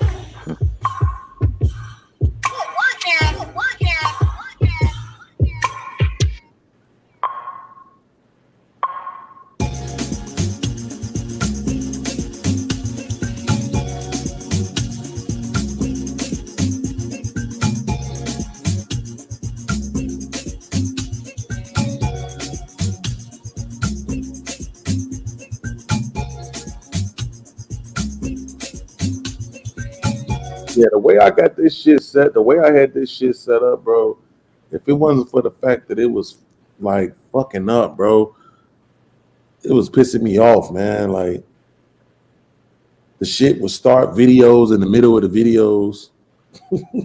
Bro, you could do all of this shit on OBS, I'm telling you, bro. And just have your own screen, share your whole screen, and switch the layout to whatever you want in OBS. You could even make a phone layout. You know what I'm saying? See, I don't know about, I ain't figured out OBS like that yet, bro. That shit's crazy, but it's like the way that I was doing the videos is I was playing them from the playlist. I don't think that, I'm not sure if that's possible through OBS because yeah, it is, bro. You could do when I try to pull up a whatchamacallit, a website, that shit don't be acting right. Bro, let me see, bro. Let me share my OBS on my screen. That shit don't be acting right at all, bro. I'm about to go to your channel and pull up your playlist. Let me see, you got any playlists on this channel? Oh, you got like a play. Nah, this is gonna play some music. Fuck that. All my shit. I think my playlist on the whatchamacallit channel is private, so yeah. I don't think I got no playlist on this channel. Shit, we'll click on the other shit. Some shit that we ain't gonna get flagged and shit. But let me pull up my OBS. You saying the other channel don't got no playlist either? The ISYP channel, the playlist is private. Okay. So you probably ain't gonna be able to see it. Okay, just the guest appearances. I'll just open that playlist. Okay, yeah, the guest appearances is cool. That's all the people who podcast. Alright, you're gonna go in OBS. So it say when you click the plus sign, it says which one is it? Let me see. It's browser. That's what it is. Browser. Okay. And then you put in the website. That shit don't even be letting you scroll or nothing, bro. That shit is trash. Well, I can't say it's trash. Just say I don't know what the fuck. I don't know. I can't even get the sound to play through my OBS no more, nigga. Yeah, the sound is the only part of the OBS now that be strange. You gotta set the sound up and leave that shit like that. Don't even mess with that shit. Cause even I be fucking up with the sound. Alright, I think this is the I really think I need to delete this motherfucker and then upload it again. Alright, I'm about to share now. Just so I can go back to the original settings, because it makes absolutely no sense that I don't get any audio. Don't think you mind if I solo my shit? No, go ahead. Like how this shit set up right here. You could be right here. Let me turn my shit on. You could be right here reacting to the video on this site, like, you know what I'm saying? And you could have the whole playlist. Let me go in my OBS. You could have the whole playlist. Cause I'm actually in the playlist. Cause you could click on this shit named interaction, and it make you interact with the video. So now I could go in here and, oh shit, that shit is crazy. I don't know if you hear that shit. You know what I'm saying? And then you could go through. Okay, so the video you playing right now is through your OBS. Yeah. You can't hear it, right? No, we can't hear it. Yeah, cause I ain't set it up to the Vice Banana shit. Cause I didn't come on planning to use the OBS and shit. So now you could just be playing these shit and just skipping through after you finish, like and there's a playlist actually. You know what I'm saying? I don't know why it's showing like this, but it's actually a playlist. Hey, how did you get it on your screen though? By going into OBS and going down and when you in OBS when you add scenes and shit, yeah, you add browser and then you click and then you copy the playlist browser. You copy the playlist browser and you paste it in browser and you just set browser up wherever you want it. There's browser right there. I just took it out. And the URL. Yep. Just copy the URL for the playlist. Right, but see, that's what I'm like. Okay, I'm gonna show you on my screen. Damn, we got some new subscribers too. Salute to all the new subscribers, man. Thank y'all. Let's see. Come on, Solo. Damn, Didi, you got 1,400 motherfucking videos. No wonder you got 103,000 subscribers. I didn't even know you had that many subscribers. Who's that? Didi, yeah, she been putting in that work. Oh hell yeah! I did not know that. Let me see. Go here. Okay. Now, let's go back to OBS. URL. So when you do the OBS and you go to browser and you put the URL in the box where it says URL, right? Ain't nothing else that you do? Ain't nothing else you do. You just click OK and then you fit the size to wherever and you shift it around to make the layout however you want to make that shit.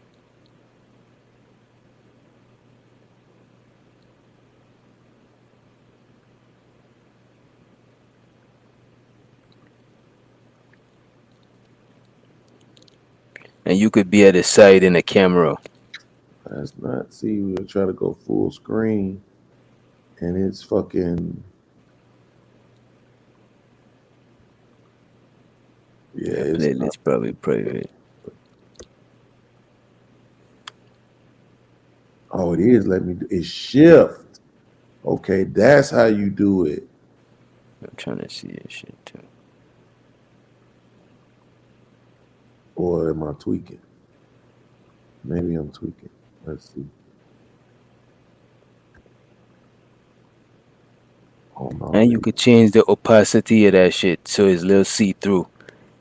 Have that shit like you could do all types of shit fucking around with that shit, bro. I think if you compartmentalize your time and be like, all right, this day I'm about to fuck with this shit, it'll make you do shit. Cause this is how I be having to do that shit, bro. Cause some shit be tedious as fuck.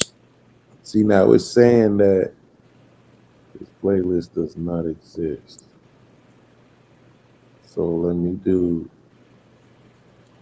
make it public. Fuck it.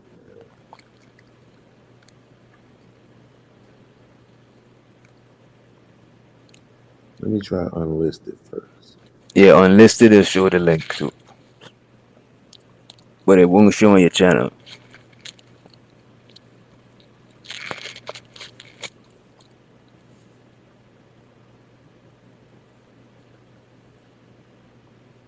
This is what I was trying to figure out. Because I know usually when I go I try to put something on browser like you can't scroll or nothing. Shit was irritating. I was like, it's fuck it. Okay. And I just figured out you can use the shift button to stretch the. Yeah, that shit's kind of looking okay, there we go. See that? That's the whole playlist. I want to stretch it out. Okay, there you go. Hold on, you can see what I'm doing? Yeah, I solo the shit. Solo the screen. Everybody could see that shit. Yeah, but why? Oh, because I'm using the OBS. I'm tweaking. Yeah. I'm tweaking. I'm like, how the fuck can you see what I'm doing? But I forgot I'm on the OBS. So that's what. You want to take it out of solo? Not yet. Where that sound coming from? Which song? You don't hear that?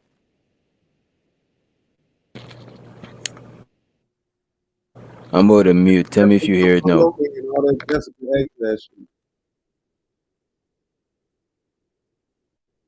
You still hear it when you hear it when I mute up? Yeah, that's yeah. Well, hold the fuck up. You muted now. How do I still hear it? No, I just unmuted. What the fuck is you muted?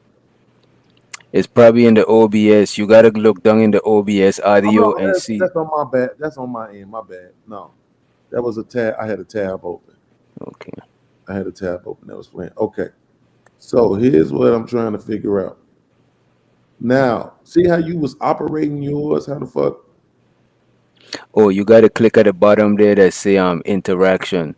Let me go back to my OBS. You see at the bottom of the screens above sources, you see it say properties, filters, interaction. Yeah, I clicked on it. No, you click on interaction, you could maneuver that same browser screen. Yeah, I just clicked on it. It still ain't doing shit. You got it on browser? You gotta hit up a window. You gotta click on browser.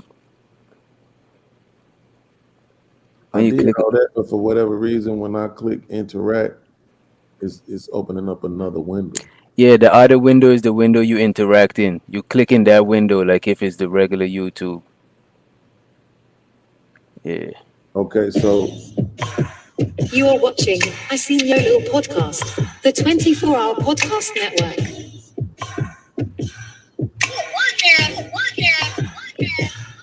Okay. So the way I would have to do it is this.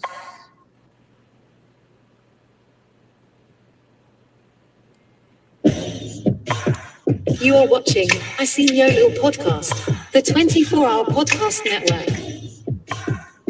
See, it's not in, why is it not in full screen? You said why is it not in full screen? Yeah. I wanna put it in full screen. How you gonna react to it though if it's in full screen? I don't want to react to it. I just want to let it fucking play. Oh, okay. You see what I'm saying? I mean, you could crop it. There's a way you could crop it in there if you go to I think properties or let me see. See, right now it's not showing right on the screen. Let me see. Okay, so it's just switched to the other video. But see, it's like it's low. I think I know why though. Let me see.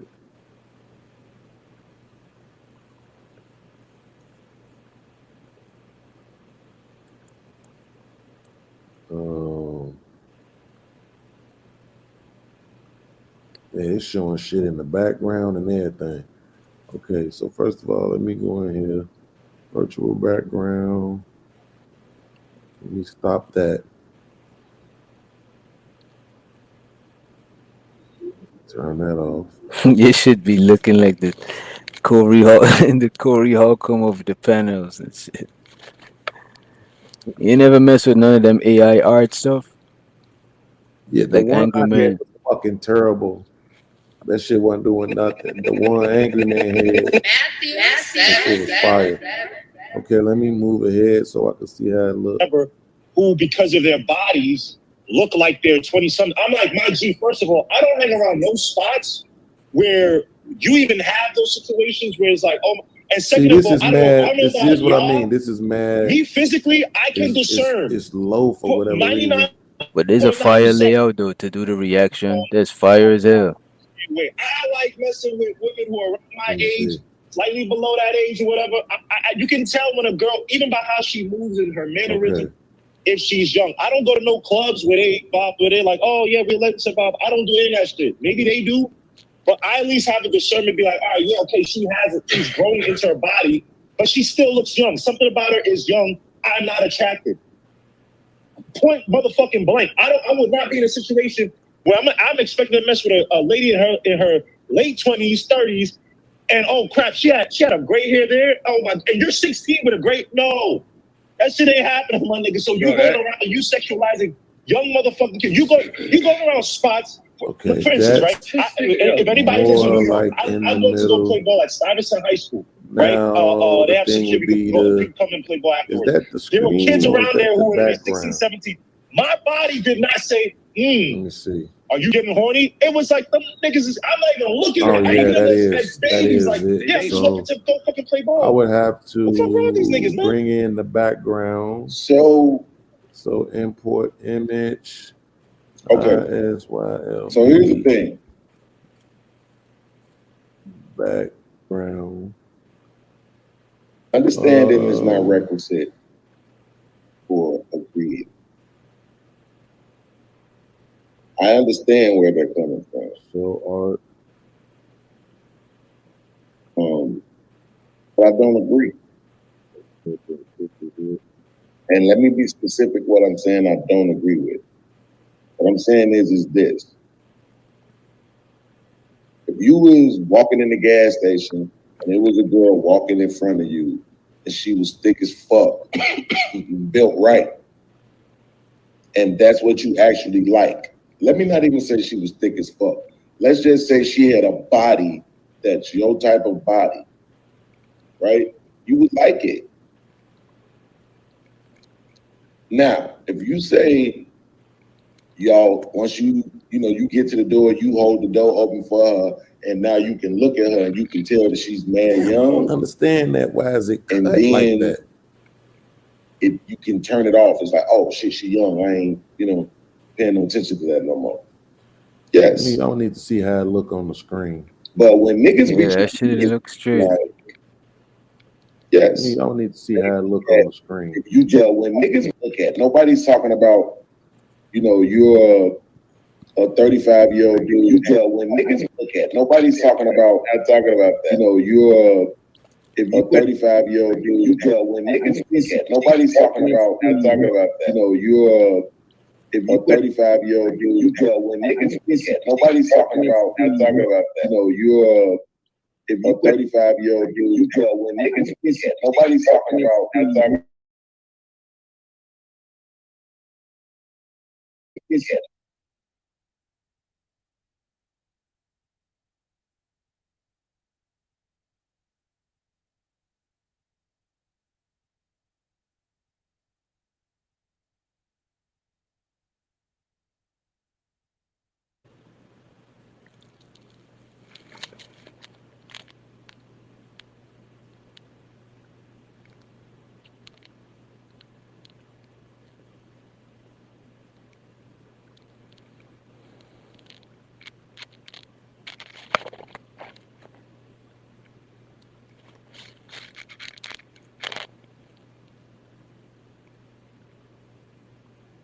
I can't hear shit you saying.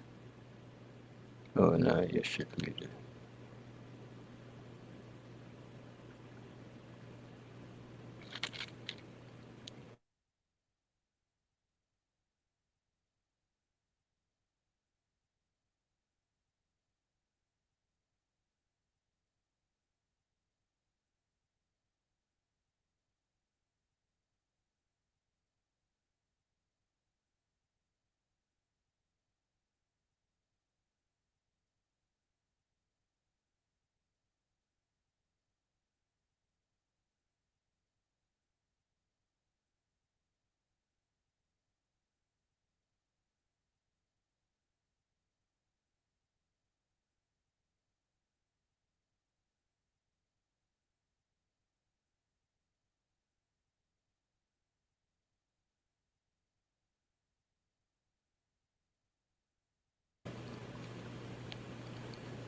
Think you gotta unmute your mic.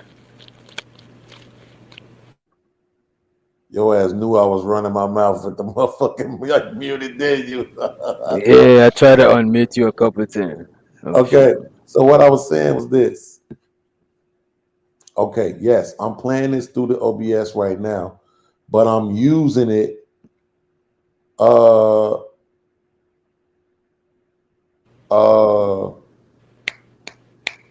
I'm using in the StreamYard. From what I was told is that you're supposed to be able to stream directly to YouTube from the OBS. Yeah. So you the learn. only thing you need StreamYard for is to have other people.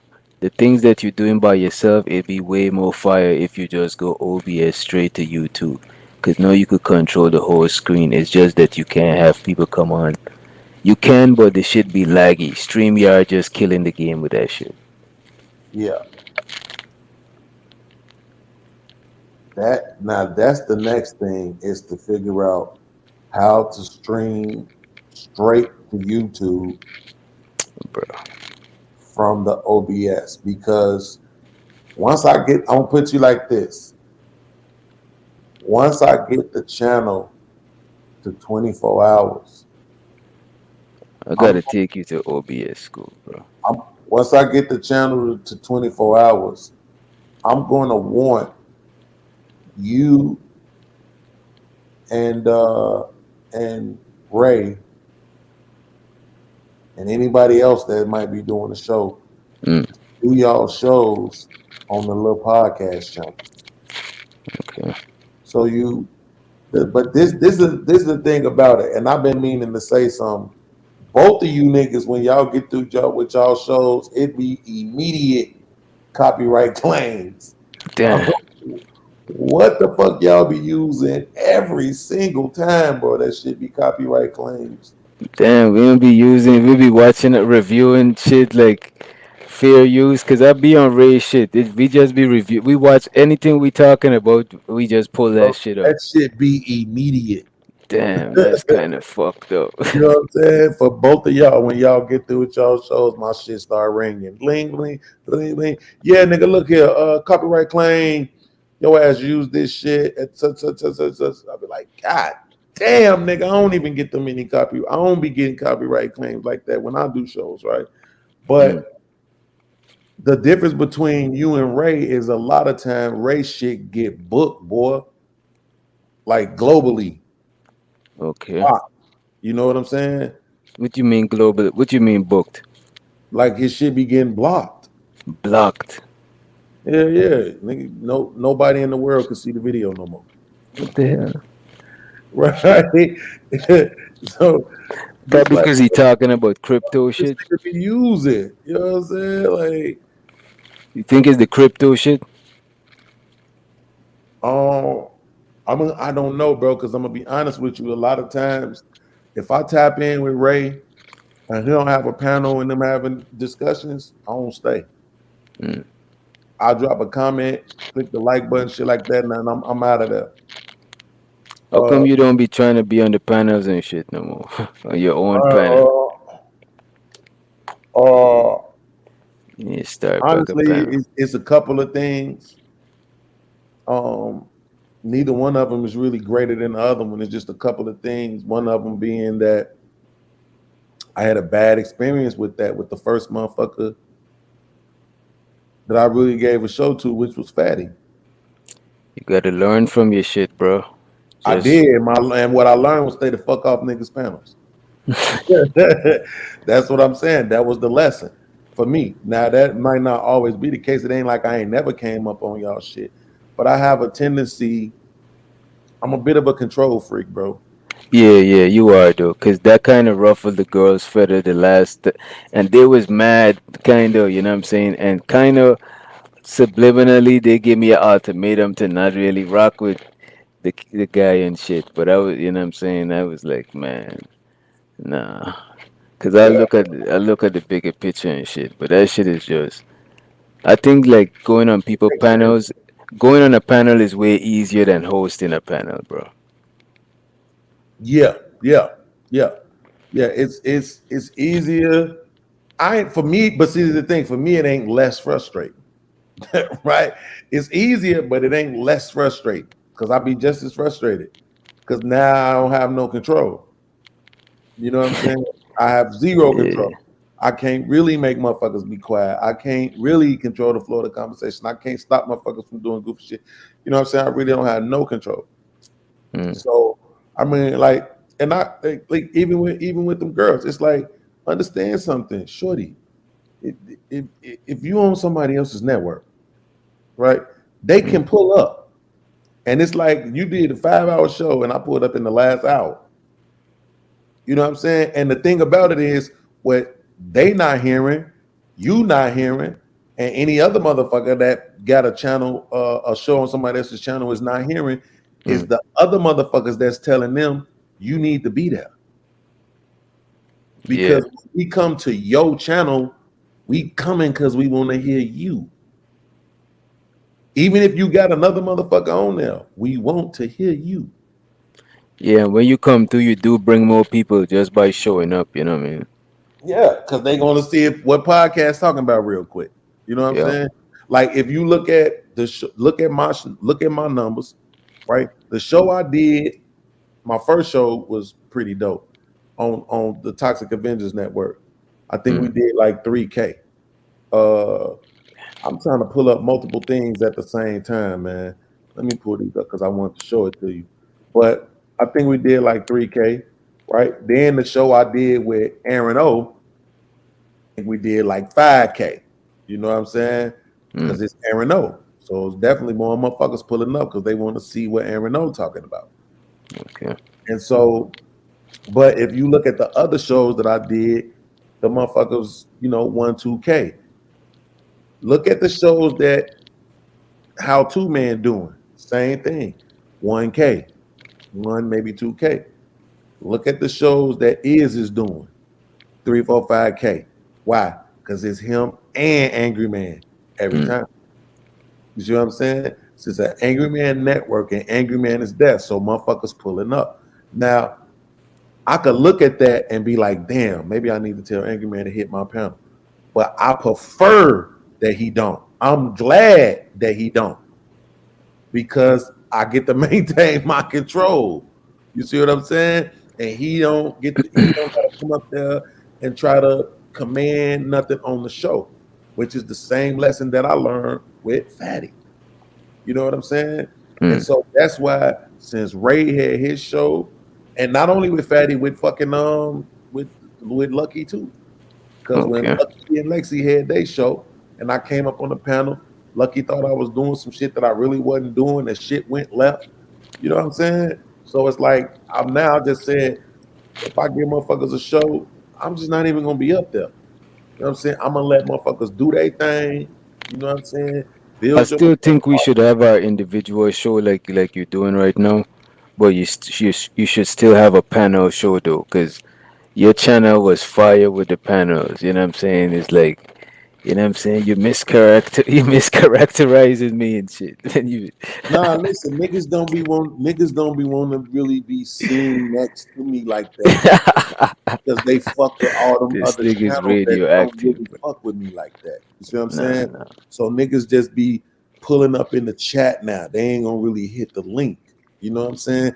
Like, and then when I say certain shit, they be like, "No, you ain't nobody saying that. Ain't nobody saying that. No, you not saying it, nigga. Your actions is saying it. Your actions is saying when you come to my chat and you say something in my chat and then you leave, nigga. Your actions is saying you don't fuck with me like that. I'm not mad. I'm just saying don't try to gaslight me. You know what I'm saying? Like it's okay because I don't go up on everybody else's panels. I don't go on Jay Prince panels. Ain't like he never talked to come. I just don't go up there because most of the time you gonna have people up there that I don't fucking rock with.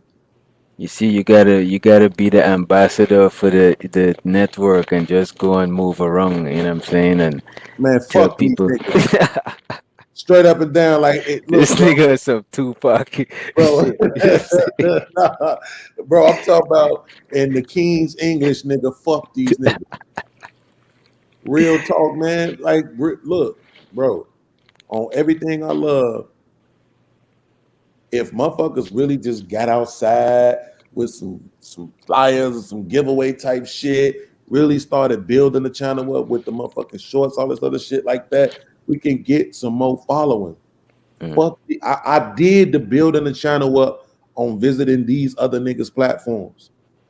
That shit ain't about nothing, bro. You need your own motherfucking following. Yeah. Up and down, bro. Because if you ever fall out with any of them niggas, them motherfuckers gonna say fuck you. Straight up and down, bro. They don't give a fuck about you was in the right, you the realest, you none of that. They rock with who they rock with. It just is what it is. But you know though, that I respect that shit too though on a level because like that's why I like with the Jay Prince for president shit. I ain't gonna lie, I was over there, you know what I'm saying? Like that shit was entertaining as hell. But then they fell out and shit. But Fatty got like a Fell out with the team. same motherfuckers I fell out with. Ain't that ironic? Yeah, but you know what's effective though? That team production shit is the future of the podcast shit. Because one thing I Bro, could say about Fatty, everybody that's killing it got a team. that's why you gotta have a team, Every bro. fucking body that's killing it got a fucking team, bro. My thing is this, bro. That's what I was trying to do, right? Was to build a squad, right? But I ain't gonna lie, I was really looking for content creators. I wasn't necessarily looking for motherfuckers that could do great ass thumbnails. I damn sure wasn't looking for nobody on the music side because I got that. I was trying to find a motherfucker that could do edits, right? So that motherfuckers could have like decent intros and shit and outros to their shit, right? But I never really did. Oh wait, hold on. Bro, you know it's important the loyal moderators. I know what I'm doing. I'm clicking the wrong button. When DJ Academic say chat niggas or Logic say the chat ninjas, that shit is important, bro. You gotta have that shit and you gotta amp that shit up. That's like your beehive or your what Nicki Minaj get the barbs. That's like bro, listen. Fuck these niggas right now, tripping, bro. You need you need your church. You know I'm saying fuck these niggas right now, bro. Straight up and down, like not these niggas. These niggas ain't real. These niggas that's over here now that I could say put a 1 in the chat or doing anything and they don't fucking do nothing. These niggas, man. You know what though? Because from the jump you've been anti-chat. You've been anti-chat. I peeped that shit about you. You too nah, bro. I don't like phony ass people. Bro, look, I ain't gonna lie. If I have to build this channel off motherfucking socializing with the chat, I might as well just give up now. You don't gotta socialize. They be having the girls in the chat that they let the girls in the chat socialize with the other people. You don't even got to in Angry Man shit, a bunch of other people be socializing with the chat. Bro, Doc, when I be on Angry Man channel, if a motherfucker come in his chat, he could have just started the show. It could be 20 motherfuckers in the chat. If a motherfucker come in that chat and say, Angry Man, you puss ass nigga, timed out, blocked. Yeah. And he don't even know it happened. Right? On my channel, all these motherfuckers had wrenches. Niggas in my chat talking cash shit. Ain't nobody doing nothing. Nah, me and Jill be what you call it, man. Especially Jill. She be definitely timing people out. You know what I'm saying? Bro, this nigga was in the chat earlier today. Come over to Fight Club, broke ass nigga. Anton want a box. I went over and looked at it. He ain't said shit about me and not that I saw. But I mean, bro, you gotta have a channel chat, right? A lot of these, not to cut you, bro. A lot of these people, they got channel chat that they be adding people to. Like I've been even in some channel chats, and they tell people when they about to go online, so the moderators already be ready and they're trigger happy. It be already a setup. You just think the shit is happening organically, but it's like a lot of shit is smoke and mirrors, and a lot of shit is prep shit. You know what I'm saying? Like People be having their think tank chat groups and shit. Oh, this is some bullshit. They blocked one of my favorite videos. I got kicked out of the demon time shit, the demon tribe chat thing. Hey, look. So this what it was. I don't even know. It's a waste of time even showing this shit. Matter of fact, you know what? Fuck it. I'll go and pull it up. And I might as well. YouTube Studio. Okay. So you go to the lives. Look at this shit. Okay. This was one of the last Guns and Butters. Let's see. Yeah, that one. Then it was your show. Then this was it. So the one before the last on March 17th. Blocked, nigga. What is said about it? This video contains copyrighted material. As a result, it has been blocked worldwide. Right? Let's see what the fuck was the copyrighted material that blocked it worldwide. King Kong. Oh yeah, we did watch that King Kong video. Them niggas was, but you know what though? Video cannot be seen or monetized, right? Yeah. This Thai Dragon shit says blocked in some territories. Ip Man blocked in some. We was watching fights. We was reviewing fights and shit. So see, this is what I'm saying. But you see, video cannot be seen or monetized. So if the shit was monetized right now, nigga, this video wouldn't be making no money. Yeah, you gotta take it down. It's That's what I mean, like niggas can't.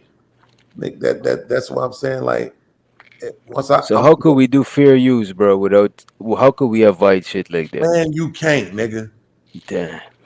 That's some bullshit. You asking me, so I gotta. Bro, that should take away from the show. Like, they got another platform other than YouTube. That shit is fucked up.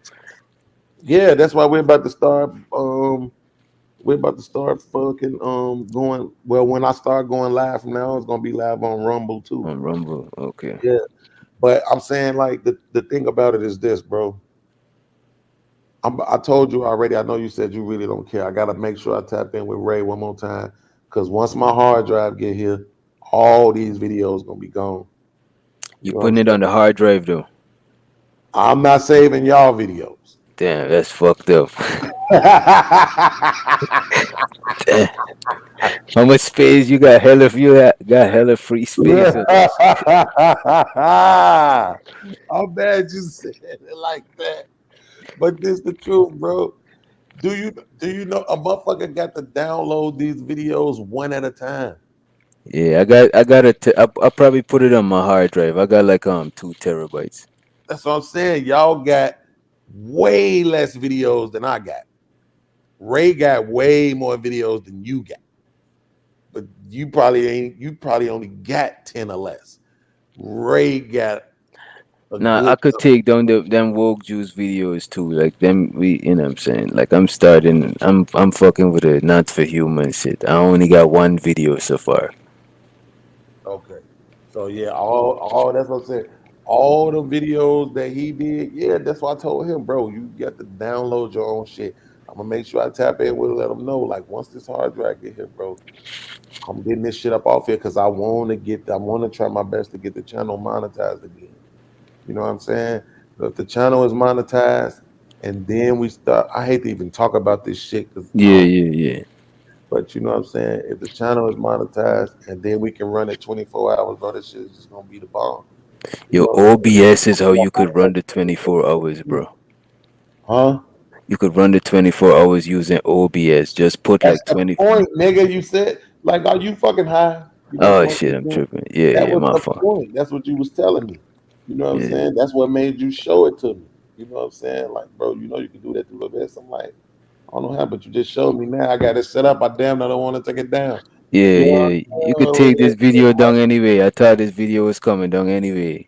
So what I could do is though I could start right past where I left off at. I could start where I left off at, because the way I did want to be able to do it was to be able to take the shows and rerun them the day after they run.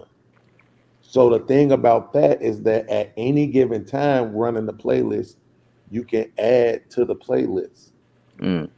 So even if something is playing, you know what I'm saying? If the video, like let's say you do your show, the next day I could take your show, add it to the playlist in between whatever is gonna be on at whatever time, and then it'll rerun the next day. You see what I'm saying? So that's the shit that make it so much fucking easier to be able. Damn, but you downloading all the videos though. I'm How much you downloading. gonna run at a time? I'm downloading all of the videos up until the point when I got monetized. So not all of them. No, I just mean for the all- 20. My fault. I mean for the 24/7 channel, right? You're gonna run it through OBS. You're gonna put them all in a folder. You're gonna have the episodes from the previous day. You're gonna have it downloaded. You downloading all the videos and shit. No, I ain't downloading shit. What you talking Oh, about? so you just restreaming them with a link? Yeah, the way that you just showed me how to do it. Just Okay, through okay, the playlist. okay. I So see that's what I'm saying. With the playlist, when you add something to it, you can move it wherever you want it to play at. Yeah. Now I see what you're saying. Yeah. So like even if right now something was playing and I wanted this show to play after that, I could just add it to the playlist and then slide it up behind that. Yeah. They'll go off, this will come on. You know what I'm saying? So that's what I mean by I'll be able to play it the next day. And I was thinking about that shit when I was running it Sunday, and then the bandwidth and all that other goofy shit, the Wi-Fi was acting funny, so I just stopped it for a second. And then Natasha was the one that was like, I really like the idea of the 24-hour podcast. You really need to figure out what you got to do to get that going. And so I knew it had to be a way to do it through the OBS. It's just I'm lazy, nigga. I don't like learning new shit like that. You know what I'm saying? Like I like learning it the way you just showed me. Because what happens a lot when you're trying to learn something is you got to go through this process where you getting all this shit that you don't give a fuck about right That's now. a fact, bro. That's a shit. It's just this one thing or these two things that I'm trying to figure out how to do right now. I always watch the shortest tutorial, 2 minutes. Fuck about, right? So I be watching tutorials on YouTube. I watch the shortest one, the 2 minute or less, cause I can't. right. Yeah, I feel you I on do that shit. that too. I be feeling guilty every time I do it, but that's exactly what I do. When Cause I you want figure to the try rest out later. Once you get comfortable, you figure the rest of the shit out. You know. and I need it. You know Yep. what I'm saying? When I need it, then I'll go ahead and try to figure it out. If I don't need it, fuck trying to learn that shit right now. That's how I be thinking about it, bro. Like, That shit just straight up and make my down. head hurt just thinking about that shit. Yeah, like my baby mama be trying to punish my son and shit because he be falling asleep while he reading. I'm like, do you know how many motherfuckers that shit apply to? Hell yeah. Yeah, motherfucker don't fucking like read. Thank God for audiobook. They got this shit name damn, I forgot his app. You could take a picture of the page and that shit read it for you. Some new shit. That shit is fire. Yeah, it's all kind of shit out here, bro. Let me see if this shit. Okay, so this how I'm gonna do. I'm gonna look at it like this. Okay, so you got Israel show from today was 3.2. His show from yesterday was 2.8.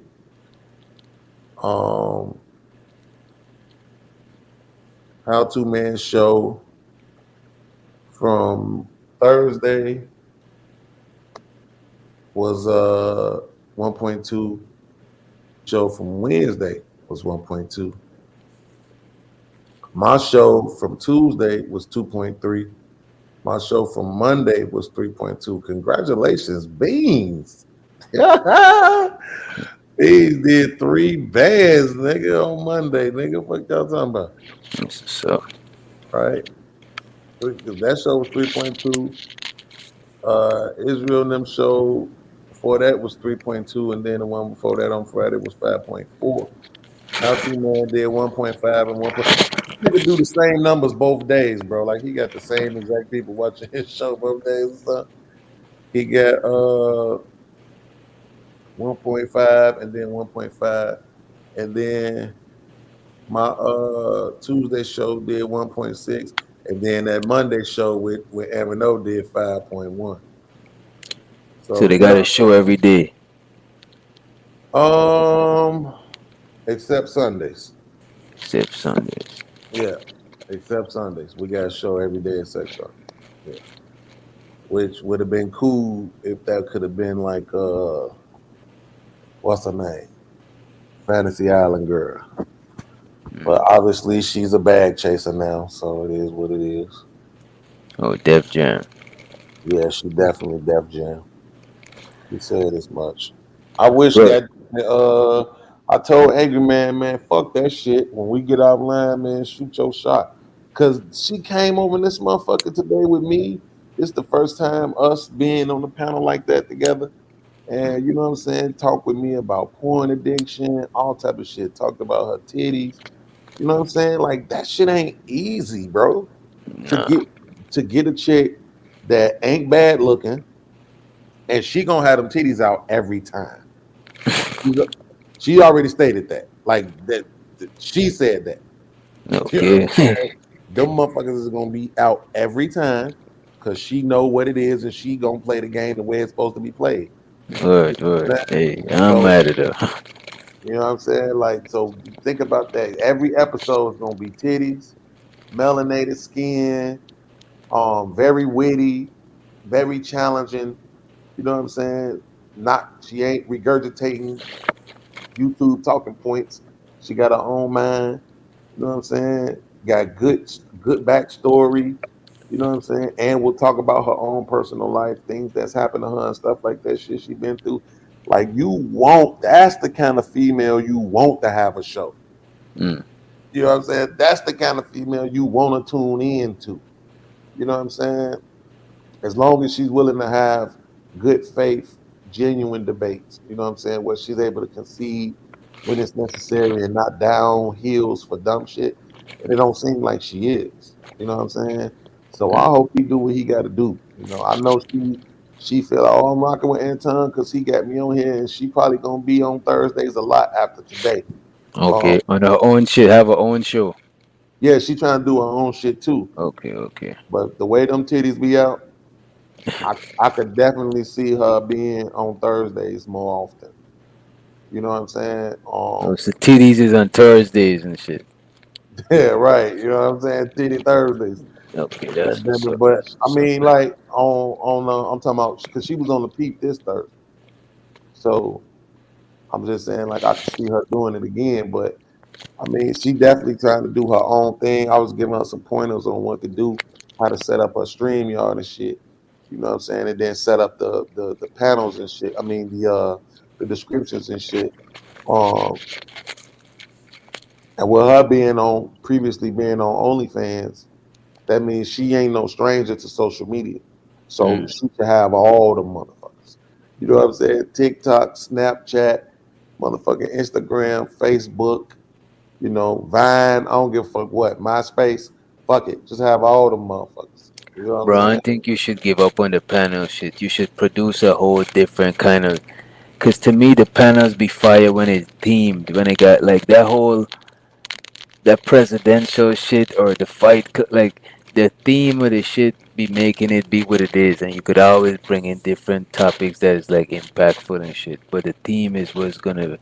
It's just branding, like. But I don't think you want to give up on the panels. You just gotta come at that shit a different way. See what went wrong the last times, and just you know what I'm saying. Put whatever fuck these niggas, man. Look, bro, you don't realize that this shit just gave me an out, nigga. Like for real, okay.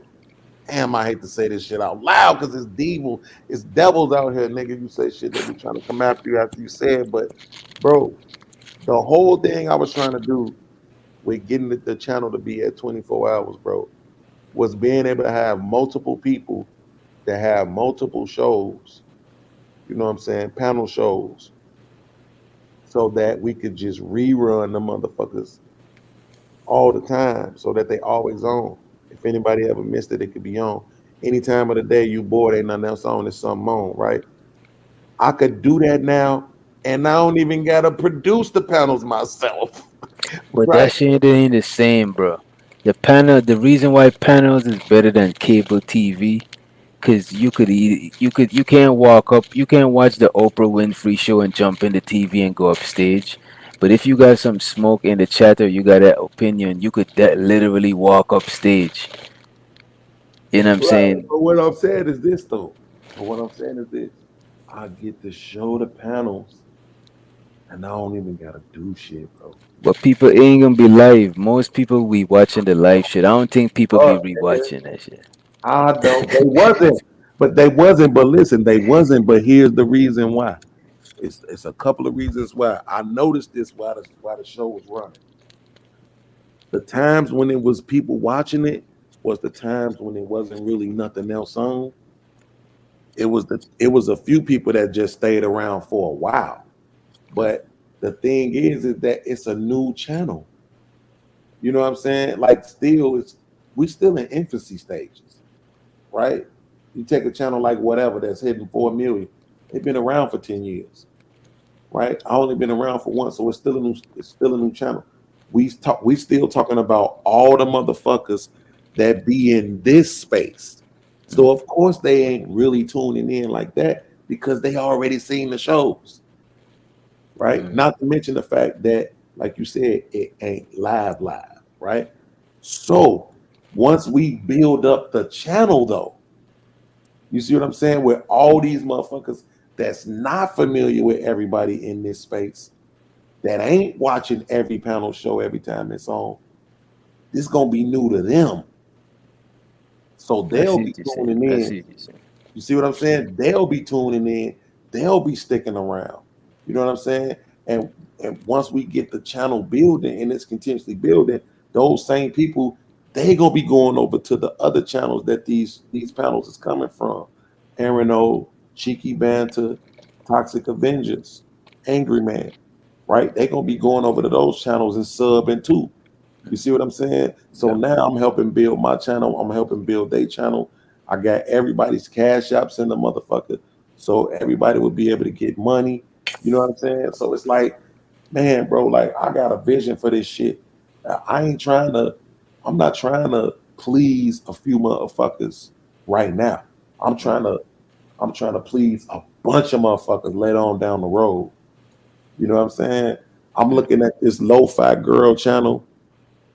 That motherfucker been live since July 22nd. That's a fact. And still pushing. That's that OBS, bro. That motherfucker got 20. I've seen that motherfucker at 17,000 viewers. That's the lowest I ever seen it at. Bro, you know what keeping that shit running, bro? The branding. Cause look at this. That shit don't play a bunch of different type of beats. It's one type of beat.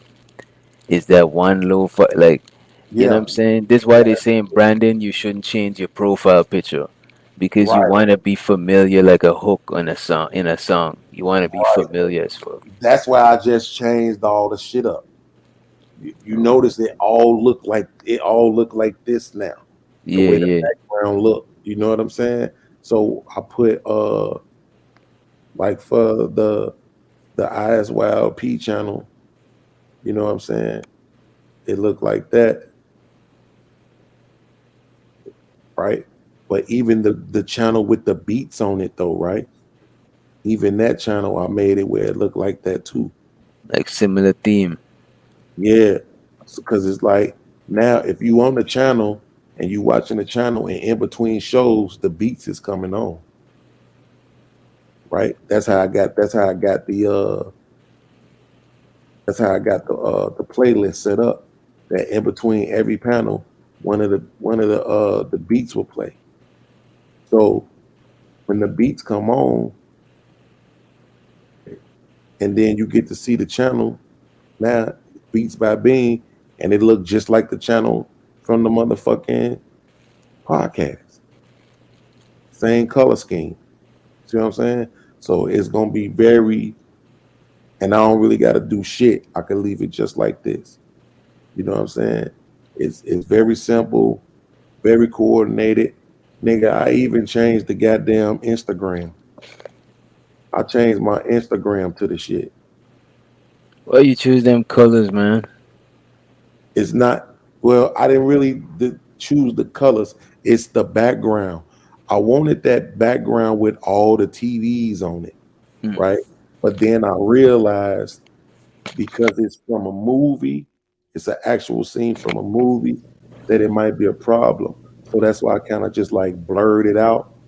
And because the way the color was in the picture, that's why I just used the color on the you know, the wrap around the ISYLP and shit, because it just matched the color of the background. That's the only reason why I did that. It wasn't intentional. You know what I'm saying? It wasn't intentional at all. It just happened to work out that way. So like I said, I got the Instagram that way. I even got the motherfucking Rumble that way. You know what I'm saying? The Rumble got the same shit on it. You know what I'm saying? Go to Rumble. We ain't made no money on Rumble yet. That's some bullshit. Okay, let me see how the Rumble layout look when you're watching it. Okay. I got the same shit on the Rumble. You know what I'm saying? We have 4 followers, dog. Yeah. I need to get up on that shit. We just need 1 more follower and we can start streaming live. I never watched a video on that shit. I heard about it. I never watched the video either. It's, to the other day when I watched Tommy shit on here, because I was building my platform over here, and then I seen Tommy saying about he was playing on Rumble. So Tommy's a funny dude, bro. So yeah, it's like, I just need 1 more follower. You gotta have 5 followers before you can start streaming live. Then I'm gonna start streaming live to this motherfucker. So if you're watching right now and you on Rumble, go ahead and slide over to Rumble and goddamn it, get your boy a follow, man, so I can have my 5 followers and start streaming live to Rumble. See, Rumble is where we gonna leave the videos at. You know what I'm saying? So when we do our lives, we just gonna take them down off of YouTube and leave them on Rumble. You know what I'm saying? Unless it's a live that ain't got no issue. If it's a live that ain't got no issue, then we'll leave it up and add it to the if it's a panel, then we'll add it to the playlist. Man, I'm talking about, bro, this shit, man, I got a whole motherfucking idea back here, bro. For like, if I was an ass kisser, my shit would be up and popping already. Cause I would have been kissing Anton ass. I'd have been kissing a few of these other motherfuckers' ass that I knew had some money, like. But it's longevity, though. It's like you could make up for not kissing ass by just being strategic and real with people, but strategic in how you move. Just don't go out of your way to offend people. But kissing ass, to me, that shit is not long. That shit don't last long. You know what I'm saying? See, it's the one. It's the one. You gotta respect yourself and shit. You know what I'm saying? Most definitely. Most fucking definitely. That's last check. Not available. You ever try to get people like from the conscious community and shit? No. No. What about like O'Shea and shit like that? No. Like, I ain't reached out to nobody, bro, because I don't got no money for these people, bro. Yeah. And I know they're gonna want it. See, I remember, bro. I remember when my cousin invited me out to this poetry shit because I was trying to do this calendar, and I wanted my cousin to tell me about this girl that did poetry and how bad she was. She was. That motherfucker was every bit of an 8. You know what I'm saying? Like, I should have. If I would have ever saw her feet, she probably was a 9. That motherfucker was absolutely gorgeous, bro.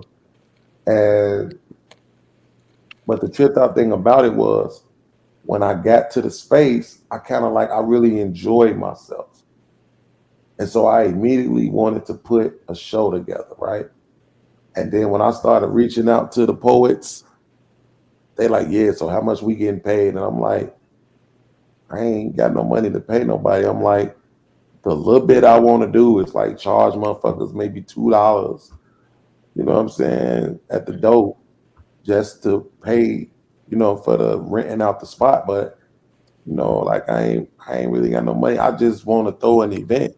I just really want to throw an event. And motherfuckers, With people from YouTube, you wanted to event with it people. wasn't from YouTube. I'm talking about the poets, the people that do Okay. spoken word. Okay. Right? So the thing about it was though, you know, because a lot of them, they had been around. They had been in them situations where, you know, you had a quote unquote promoter, and the promoter is making all this money and he want to have the poets on the show, but he don't want to pay the poets. He might have musical guests. He'll pay them, but don't want to pay the poets. So they want to feel valued too. You know what I'm saying? And it was afterwards that I actually just took the time to understand that. But during the communication, I was just like, bro, if y'all don't get the fuck out of here with this shit. Like, nigga, I'm doing a local ass show in the hood, you know what I'm saying, at a little spot with a stage in it where motherfucker gonna let me rent it out just because I just like the poetry shit. So I'm gonna do the show so all of us could get to perform. Y'all can come and do y'all poetry shit, sell whatever shit y'all got to sell. I could do my music shit, you know what I'm saying? And because if I throw an event and make it just about me, nobody ain't gonna fucking come. But if I offer them some R&B, if I offer them some poetry, if I offer them some other artists to see, now it's more of a show. You know what I'm saying? So I got a couple people to come, but the people that was really good that I wanted to come, of course they weren't gonna come out because they didn't want to do it for free. You know what I'm saying? And my cousin was one of the biggest dudes from Chicago in the spoken word scene. His name was Triple Black. So, you know, with me being his cousin, a few people fucked with me on it. You know what I'm saying?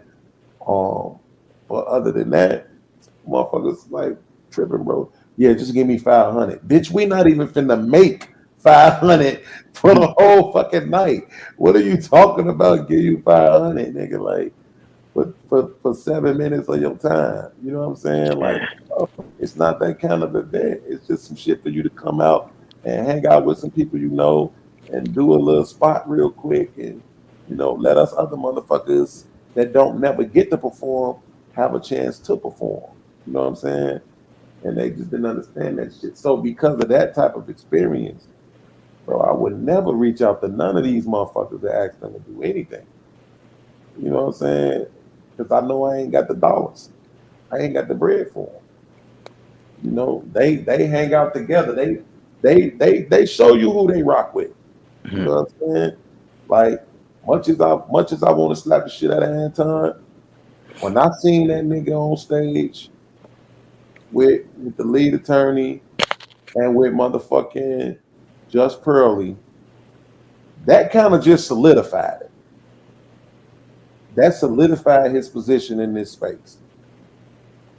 Because even the motherfucker who is considered arguably the biggest person in the space right now, which is odd because it's a white woman. I ain't hear nobody else say this, but motherfuckers gonna be probably saying it after this. Bro, Just Pearly is basically the Eminem of this shit at this point, right? She done came in, took this shit over, production wise. She got a fire team, like Just Pearly Things team. God. And look, she branch off. She do like how people do when they hustling. They hustling this so they get a little bit extra bread. They dabble in that. No, she get King Riches, and these other people got their own show. The auntie lady, you know what I'm saying? Like, You see what I'm saying? Same shit I was trying to do, just on a smaller. You know what I'm saying? Like you said, a fucking team. Now, you and Ray really been the only two motherfuckers that have stuck around with me on this shit. I don't know if it's because y'all don't got to pay for the StreamYard or what. I mean, shit, I really be thinking about that, but then it's like shit happened with me where I ended up on Angry Man shit. You know what I'm saying? So it's like the universe pays shit back. You know what I mean? And that's getting me to a bigger crowd. I still ain't really took advantage of that the way I need to. I think I'm gonna try to this Monday. how often you go on Angry Man channel? I got a show on Monday and Tuesday. Monday and Tuesday. Yeah.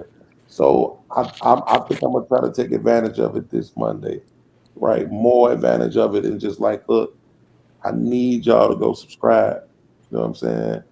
Like, I need people to really subscribe to this channel, and I really want to try to send them to the Eyes Wild P channel. This Cabrini Beans channel is just gonna be some bullshit. They already gave me one community strike, so at this point, I'm not even worrying about trying to get the channel monetized. Seriously.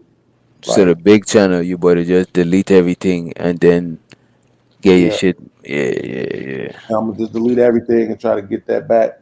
And then if we get that back, that'll be great, because it'll just be all of the current content. You know what I'm saying? And we won't even have to. It'll be like fucking working for Amazon, because we won't have to worry about the content on the channel. So as long as that's running, then that channel will be self-sufficient. You see what I'm saying? So what we do on the other channel, we could do whatever we want to do. It won't even fucking matter. You know what I'm saying? If it's good to be on YouTube, it can stay on YouTube. If not, it'll just stay on Rumble. We could broadcast on YouTube. If motherfuckers could get some cash apps or whatever, cool. And we can leave it on Rumble. Because at this point, I don't think that channel is gonna get monetized. Like I said, the older channel. If you take all of the videos off, I'm talking about the little podcast channel. yeah, if you take all the videos off and they don't monetize you, they really don't fuck with you. That's personal. That's a fact. They already don't. I know they don't.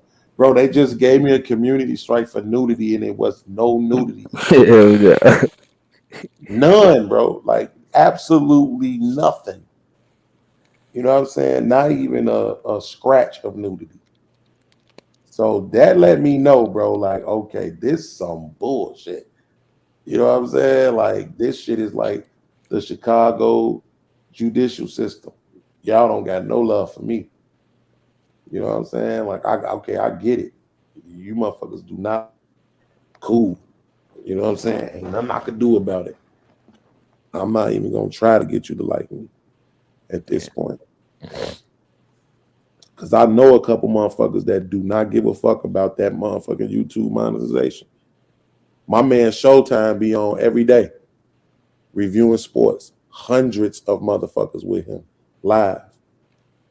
And I remember when I asked him, I was like, bro, you like 3,000, 4,000, 5,000, one of them subscribers in. I'm like, why you don't have the monetization shit up there? He's like, man, fuck that shit. I don't want to give YouTube no motherfucking money like that, no way. You know what I'm saying? So you motherfuckers finna sit here and piss and moan, you know what I'm saying, about the content, and then at the same time, I gotta watch other motherfuckers do the shit that you condemning me for. Bro, do you know how maddening that shit is? You can't let that shit get to you. But I feel you though. I know you're not supposed to, but bro, like, I would slap the shit out of the YouTube exec, bro. For real, like what the fuck are you thinking? That shit makes no sense to me, bro. And they do it on purpose to induce some sort of feeling or something, bro. It just makes no sense. You wanna motherfucking get, not just fucking, bro, not like talk shit to me. You give me a community strike, ban my channel for 7 days, knowing that shit is gonna affect the viewership. Right? You cannot stop doing shit for 7 days and expect to have the same motherfucking viewers. It's not gonna happen. Nah, you lose momentum. Hell yeah. So, bro, you gonna ban my shit for 7 days for some shit that didn't even happen? Like, nigga, what? You know what I'm saying? I'll just be like, bro, this shit is out of fucking trouble, bro. At this point, it's out of control. And I download this. How you know it was some bullshit, Doc? Bro, the same way how I'm streaming this live to both the channels right now. Yeah. I stream that live to both the channels. So how the fuck do you give me a community strike on one of the channels but not the other one? That means somebody's reporting your shit and then reporting both at the same time. But even if they did report it, bitch, it wasn't nothing in there. But bro, you know how long of a stream them shits be? Them people not about to check that shit. They about to just play it safe and take your shit down. That's what Right. they do to everybody. That shit is fucking. And then you ain't even gonna tell me who did it. Nah. You're not even gonna tell me who said the shit. You see what I'm saying? Like this shit is this. I hate to say it, bro, but this shit is trash. If I was a fucking billionaire nigga, I would pay everybody that would be willing to move the Rumble. And then I would buy. First of all, I would buy Rumble just so I know the motherfuckers wouldn't just sell it to YouTube. The minute YouTube started feeling the pressure. Get them a premium membership for the first free. Fuck out of here, bro. On God, the first 10 million motherfuckers who sign up, you get the premium service nigga for $10 a month. Just to sign up. After that, everybody else, you gotta pay full price. I would do that shit, bro. Just so YouTube could feel the pressure, bro. To start saying, okay, look, all right, we sorry, y'all. All right, we changed the rules up a little bit. We're not gonna just be blocking videos no more. You know what I'm saying? Just because somebody said something, like, we're gonna actually take the time to figure this out. Because the thing about it is, what the fuck is the point of having an appeals process if you ain't really gonna look? So when they gave me the copyright strike, I went to the appeal, and in the appeal box, I just cussed their ass out, bro. And what did they reply with? Huh? And what did they reply when you cussed them out? What They just sit back like, so yeah, we decided to stick original our original decision. Like, bitch ass nigga, we don't give a fuck because you cussed us out. You know what I'm saying? We still blocking this shit, whole ass nigga.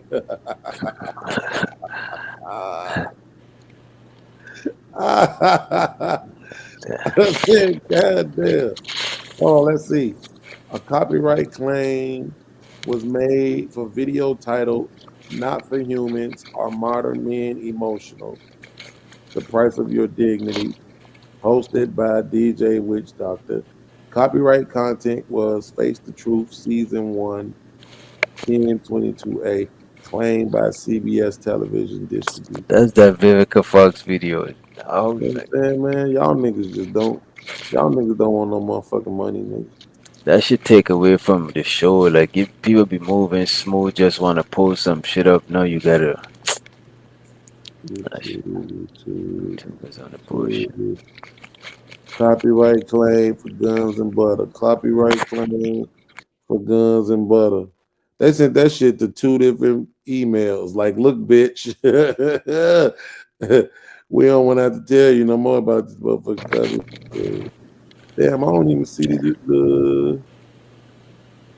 I was trying to see if I could find an email that they sent me, but I don't even see that shit on here. Yeah, but I cussed their ass out. Like, nigga, wasn't no motherfucking nudity in there. Like, why the fuck y'all trying to sabotage me, nigga? What the fuck did I do? What I say? Huh? Which one of you pussy ass motherfuckers jealous or mad? Not jealous, mad at me because I said some shit you don't like, so you just gonna sabotage my channel. Boy, they sent that motherfucking email back like, Jesus loves you. And so do we. And you still getting this community strike, motherfucker. Like, you goofy ass, pussy ass nigga, man. Punk ass, coward ass nigga. Anyway, man, I'm about to go and shake it. What's today? Sunday? Yeah, I ain't gonna hold you. I'm dozing off and shit. I wonder if Sir Hell doing something tonight, man. I hope he ain't mad at me. Well, for motherfucking treating what's the name? Man, I'm just too raw on these beats though. You raw with this shit. Nah, you don't want no smoke with the beats. In real life though, this shit is sick. Somebody fucking stop me. This shit is hard though.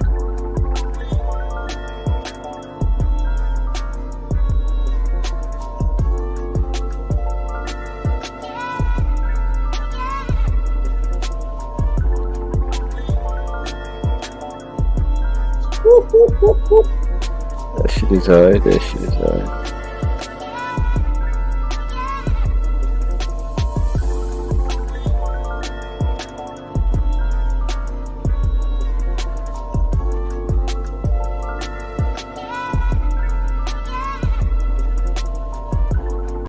Just too nice with you.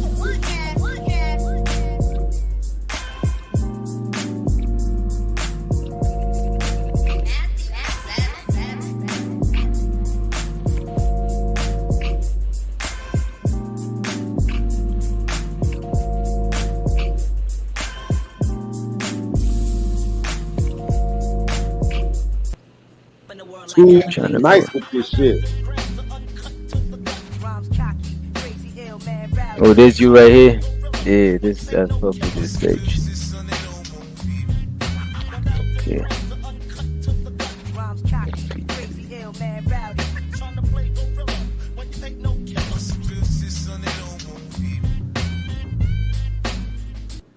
Yeah, I was really impressed with myself when I did that one, bro.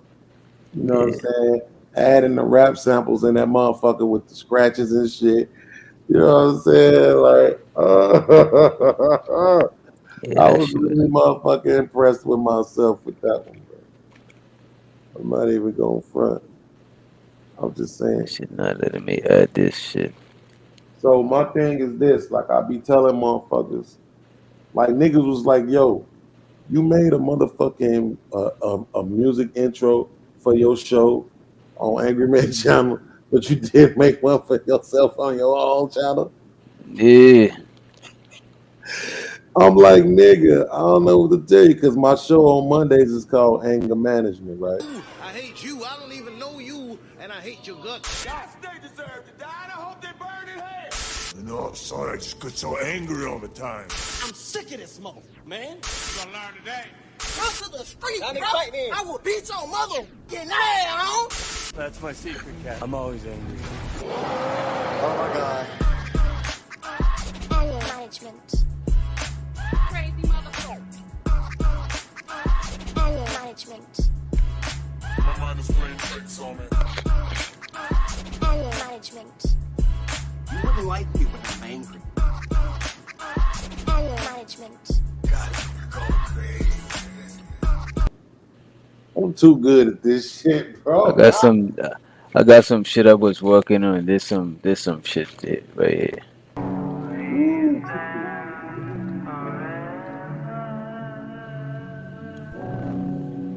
I'm a god. I will live forever. Doctor.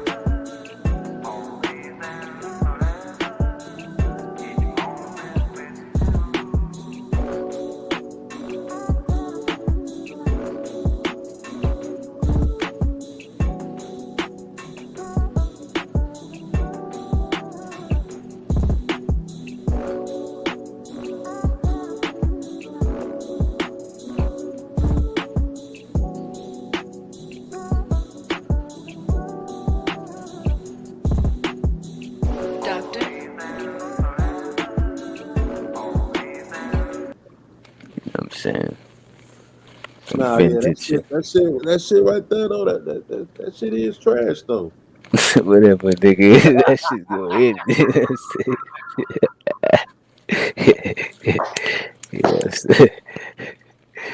I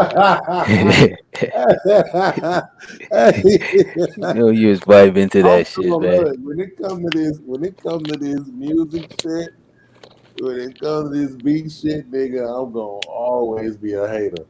Ain't no motherfucking way around it. I'm not complimenting shit, nigga. Like, yeah, it is what it is. You know what I'm saying? It is what it I'm is. on bullshit, nigga. Like, yeah, that shit's hot garbage. Yeah. Yeah, man. But yo, them beat tapes be. That shit definitely. I'm gonna be honest. I don't like the way you did the sample, but the beat itself is definitely on some. Which on one? some, The Always and Forever. Yeah, I don't like the way you did the sample. Yeah, I was trying. I found the BPM for that shit, but for some reason it wasn't lining up with the BPM in the FL. So I was like, fuck it, I'm gonna just chop it up. However, Like if somebody added like a hook to it, it might hit a certain way, but just over the track, the way it was playing, you know what I'm saying? It just, it didn't do it for me. But when the sample went out and the beat was just playing, that was dope. I think the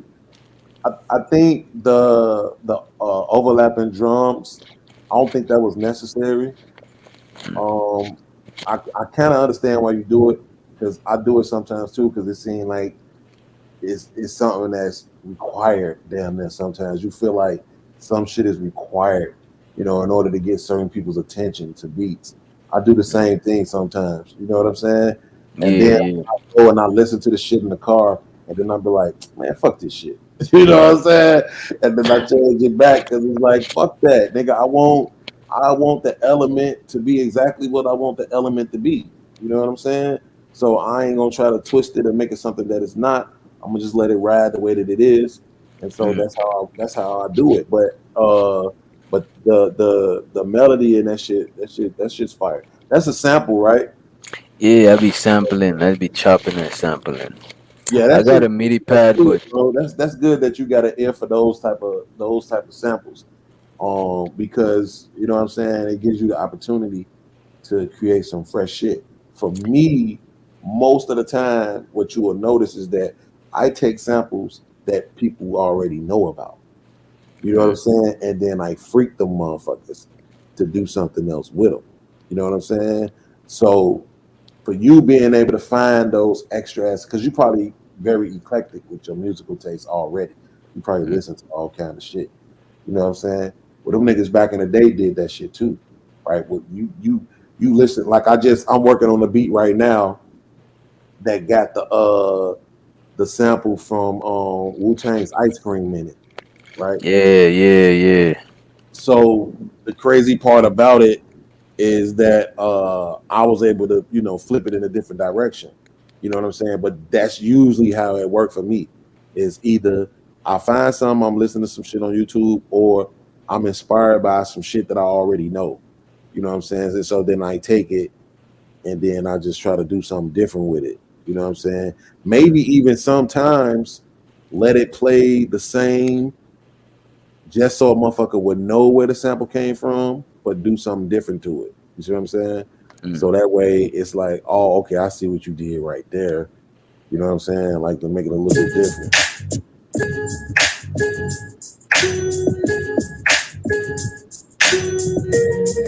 What the fuck is that? That ain't it. I don't know where it's at. I don't know what I did with it. But okay. Yeah, I got some shit I'm working on with Nas, AZ, Foxy Brown. I just need to mix that. I think this shit's gonna be pretty dope. Yeah,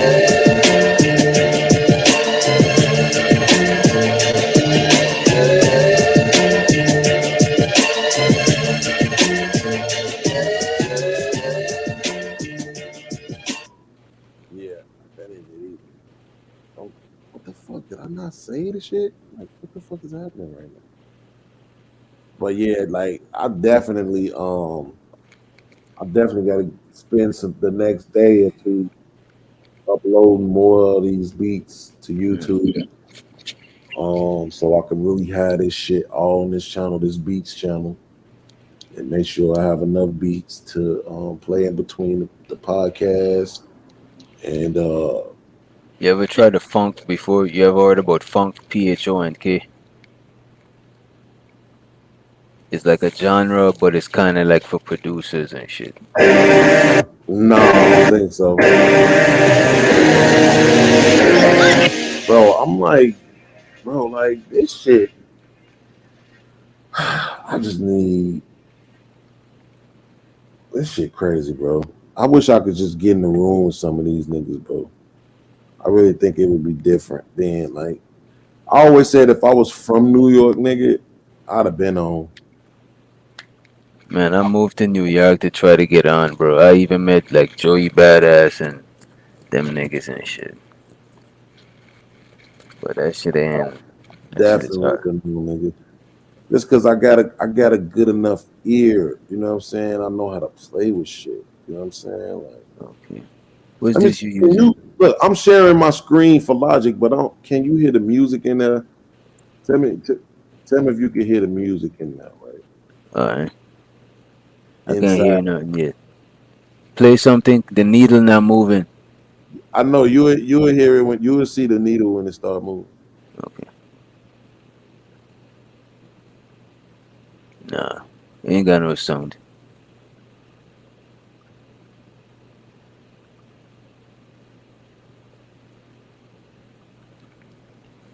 Yeah, don't hear nothing. Yeah, I figured as much because on the window it don't show the mic tab. You know, it don't show the audio tab like it do when you sharing shit from YouTube. So I figured as much. Yeah, I don't like that shit. Like damn. Cause there's so much shit you could do really, but to use that you gotta use that Voice Meter Banana shit. It's like a mixing board. It's a fucking it's a app, like because it's an app on the computer, I feel like it should definitely be able to share the audio. You know what I'm saying? Yeah. Just because it's an app and it's on your computer, like I feel like it should definitely be able to sync up with the whatchamacallit. I wonder if you could share this into the OBS though. Oh hell yeah, I be doing that shit too, bro. Like I got a OBS layout for billing beats. Okay, media. Let's see, display, image, media source scene. You go to window capture. Window capture, yeah, that's what you want. Window capture, and then you choose your program. Let's see. OBS property. Yeah, this shit ain't in here. You should be able to see that your program. Yeah, it ain't showing it. It's showing. This is my shit for FL Studio. If you see my screen, that's that. Yeah, I see it. Yeah.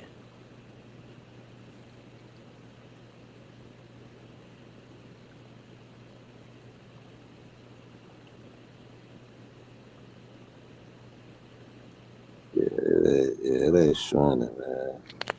This shit don't want me to be great, bro. Some days when you wanna set your OBS shit up, bro, you could just set that shit up and just leave that shit just like it is, and have a bunch of layouts for different shows and shit. Oh God. Yeah, you never gotta change it back because it's already in your presets. Like I don't know if you could see my shit, but I could click through different layouts right quick. Like I got this layout right here. Got this shit right here. This is for the phone. If this is on a phone, it's gonna look more like phone layout type shit. Yeah, you could just make your own layout to that shit, man. Yeah, I mean, look, this normally how it is with me is I have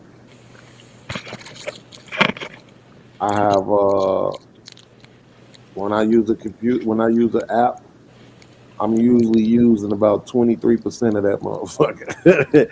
You know what I'm saying? Where everybody else probably around 70%. You know what I'm saying? 80%. I'm usually around 20, 25%. You know what I'm saying? Because I just want to do what I want to do. And if I don't want to do it, I don't give a fuck about knowing how to do it. You know what I'm saying? Like, that's really what it be for me. No, ain't it? But yo, I'm about to get me some sleep, bro. I'm running to eat. Yeah, we supposed to been jump up off this motherfucker, man. Your ass start running your mouth again, trying to play your beats and shit. I'm out of here. My beats already, my shit already crushed your shit. I want to leave gracefully, though. You know what I'm saying? Shit, I'm out of here. Somebody, I just deleted a comment in the chat that said, "Tell Doc he can't fuck with podcasts on this beat shit." But I ain't want you to see it, so I deleted it. You know what I'm saying? That's probably patriarchy. That gotta be patriarchy. I'm out of here, man. All right, bro. All right, peace. Hell no, nigga. All right, man. Listen, bro. It's your boy Beans, aka Lil Podcast, aka the most talented motherfucker in this space. My fucking beats are incredible. You know what I mean?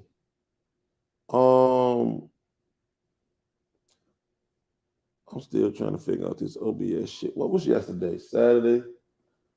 This shit come on yesterday. I ain't missed nothing.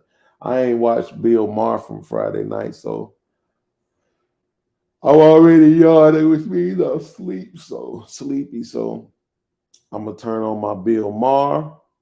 I'm gonna turn on my fan noise, and I'm gonna go ahead and get me some sleep, man.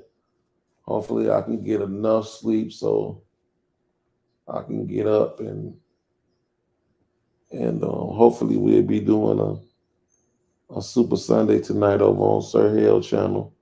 If so, I'll definitely share it to the community tab. And y'all tap in. I want to say to the people that recently subscribed to the Cabrini Greens page and to the people that subscribe to the Senior La Podcast page, thank you. It feels good to see the needle move. It's been a minute since we had any new subscribers on the old page. So just to get that much closer to 1,600 felt good. And shout out to the last two people who sent the cash apps in. We definitely appreciate you. My man Witch Doctor, who was just on the show with us, he got a show tonight that he doing, I believe. Let me make sure that was him. Yeah. Wait, no, this is old. Oh no, it was Credo. Yeah. Witch Doctor got his show tonight on our Senior La Podcast Network at 11 p.m. Is religion still relevant today? So that's his show tonight, man. So y'all make sure y'all tap in with that. I probably pull up on them, talk a little shit as well. But I just sincerely want to thank all the people who came to the panel tonight, all the people who came to the chat and rocked out with us, man. Like, I ain't trying to gas you, but just know that your support, it really means something to a few of us out here. For real, for real. You know what I'm saying? Y'all make the world that much more easier to bear by rocking out with us, bro. So salute to y'all. Your boy, Beans, aka Lil One. You know what it is. We about this bitch.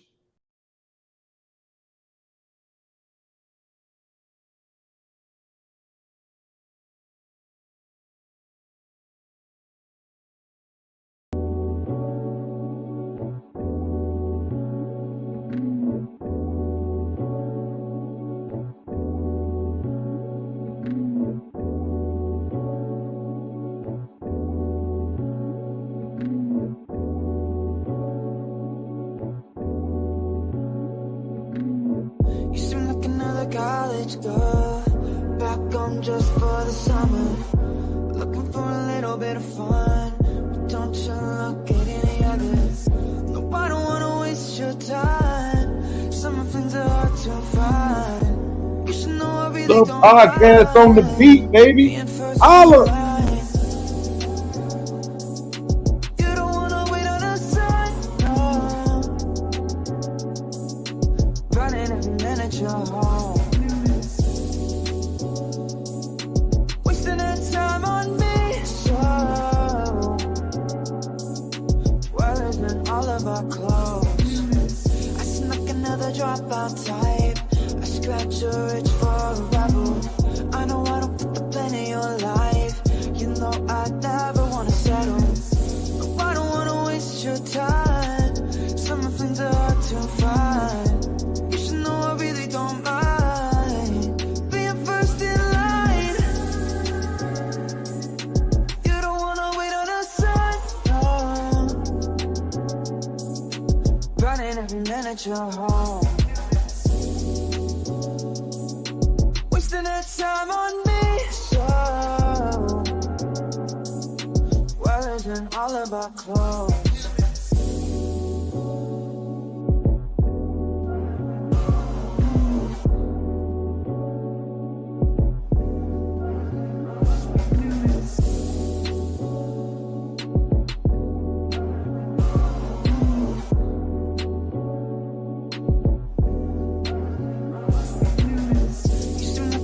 College girl, back home just for the summer. Looking for a little bit of fun. Don't you look at any other. No, I don't wanna waste your time. Some things are hard to find. You should know I really don't mind being first in line. You don't wanna wait on the sun, no. Running every minute you're home. Time on me, so well isn't all of our clothes.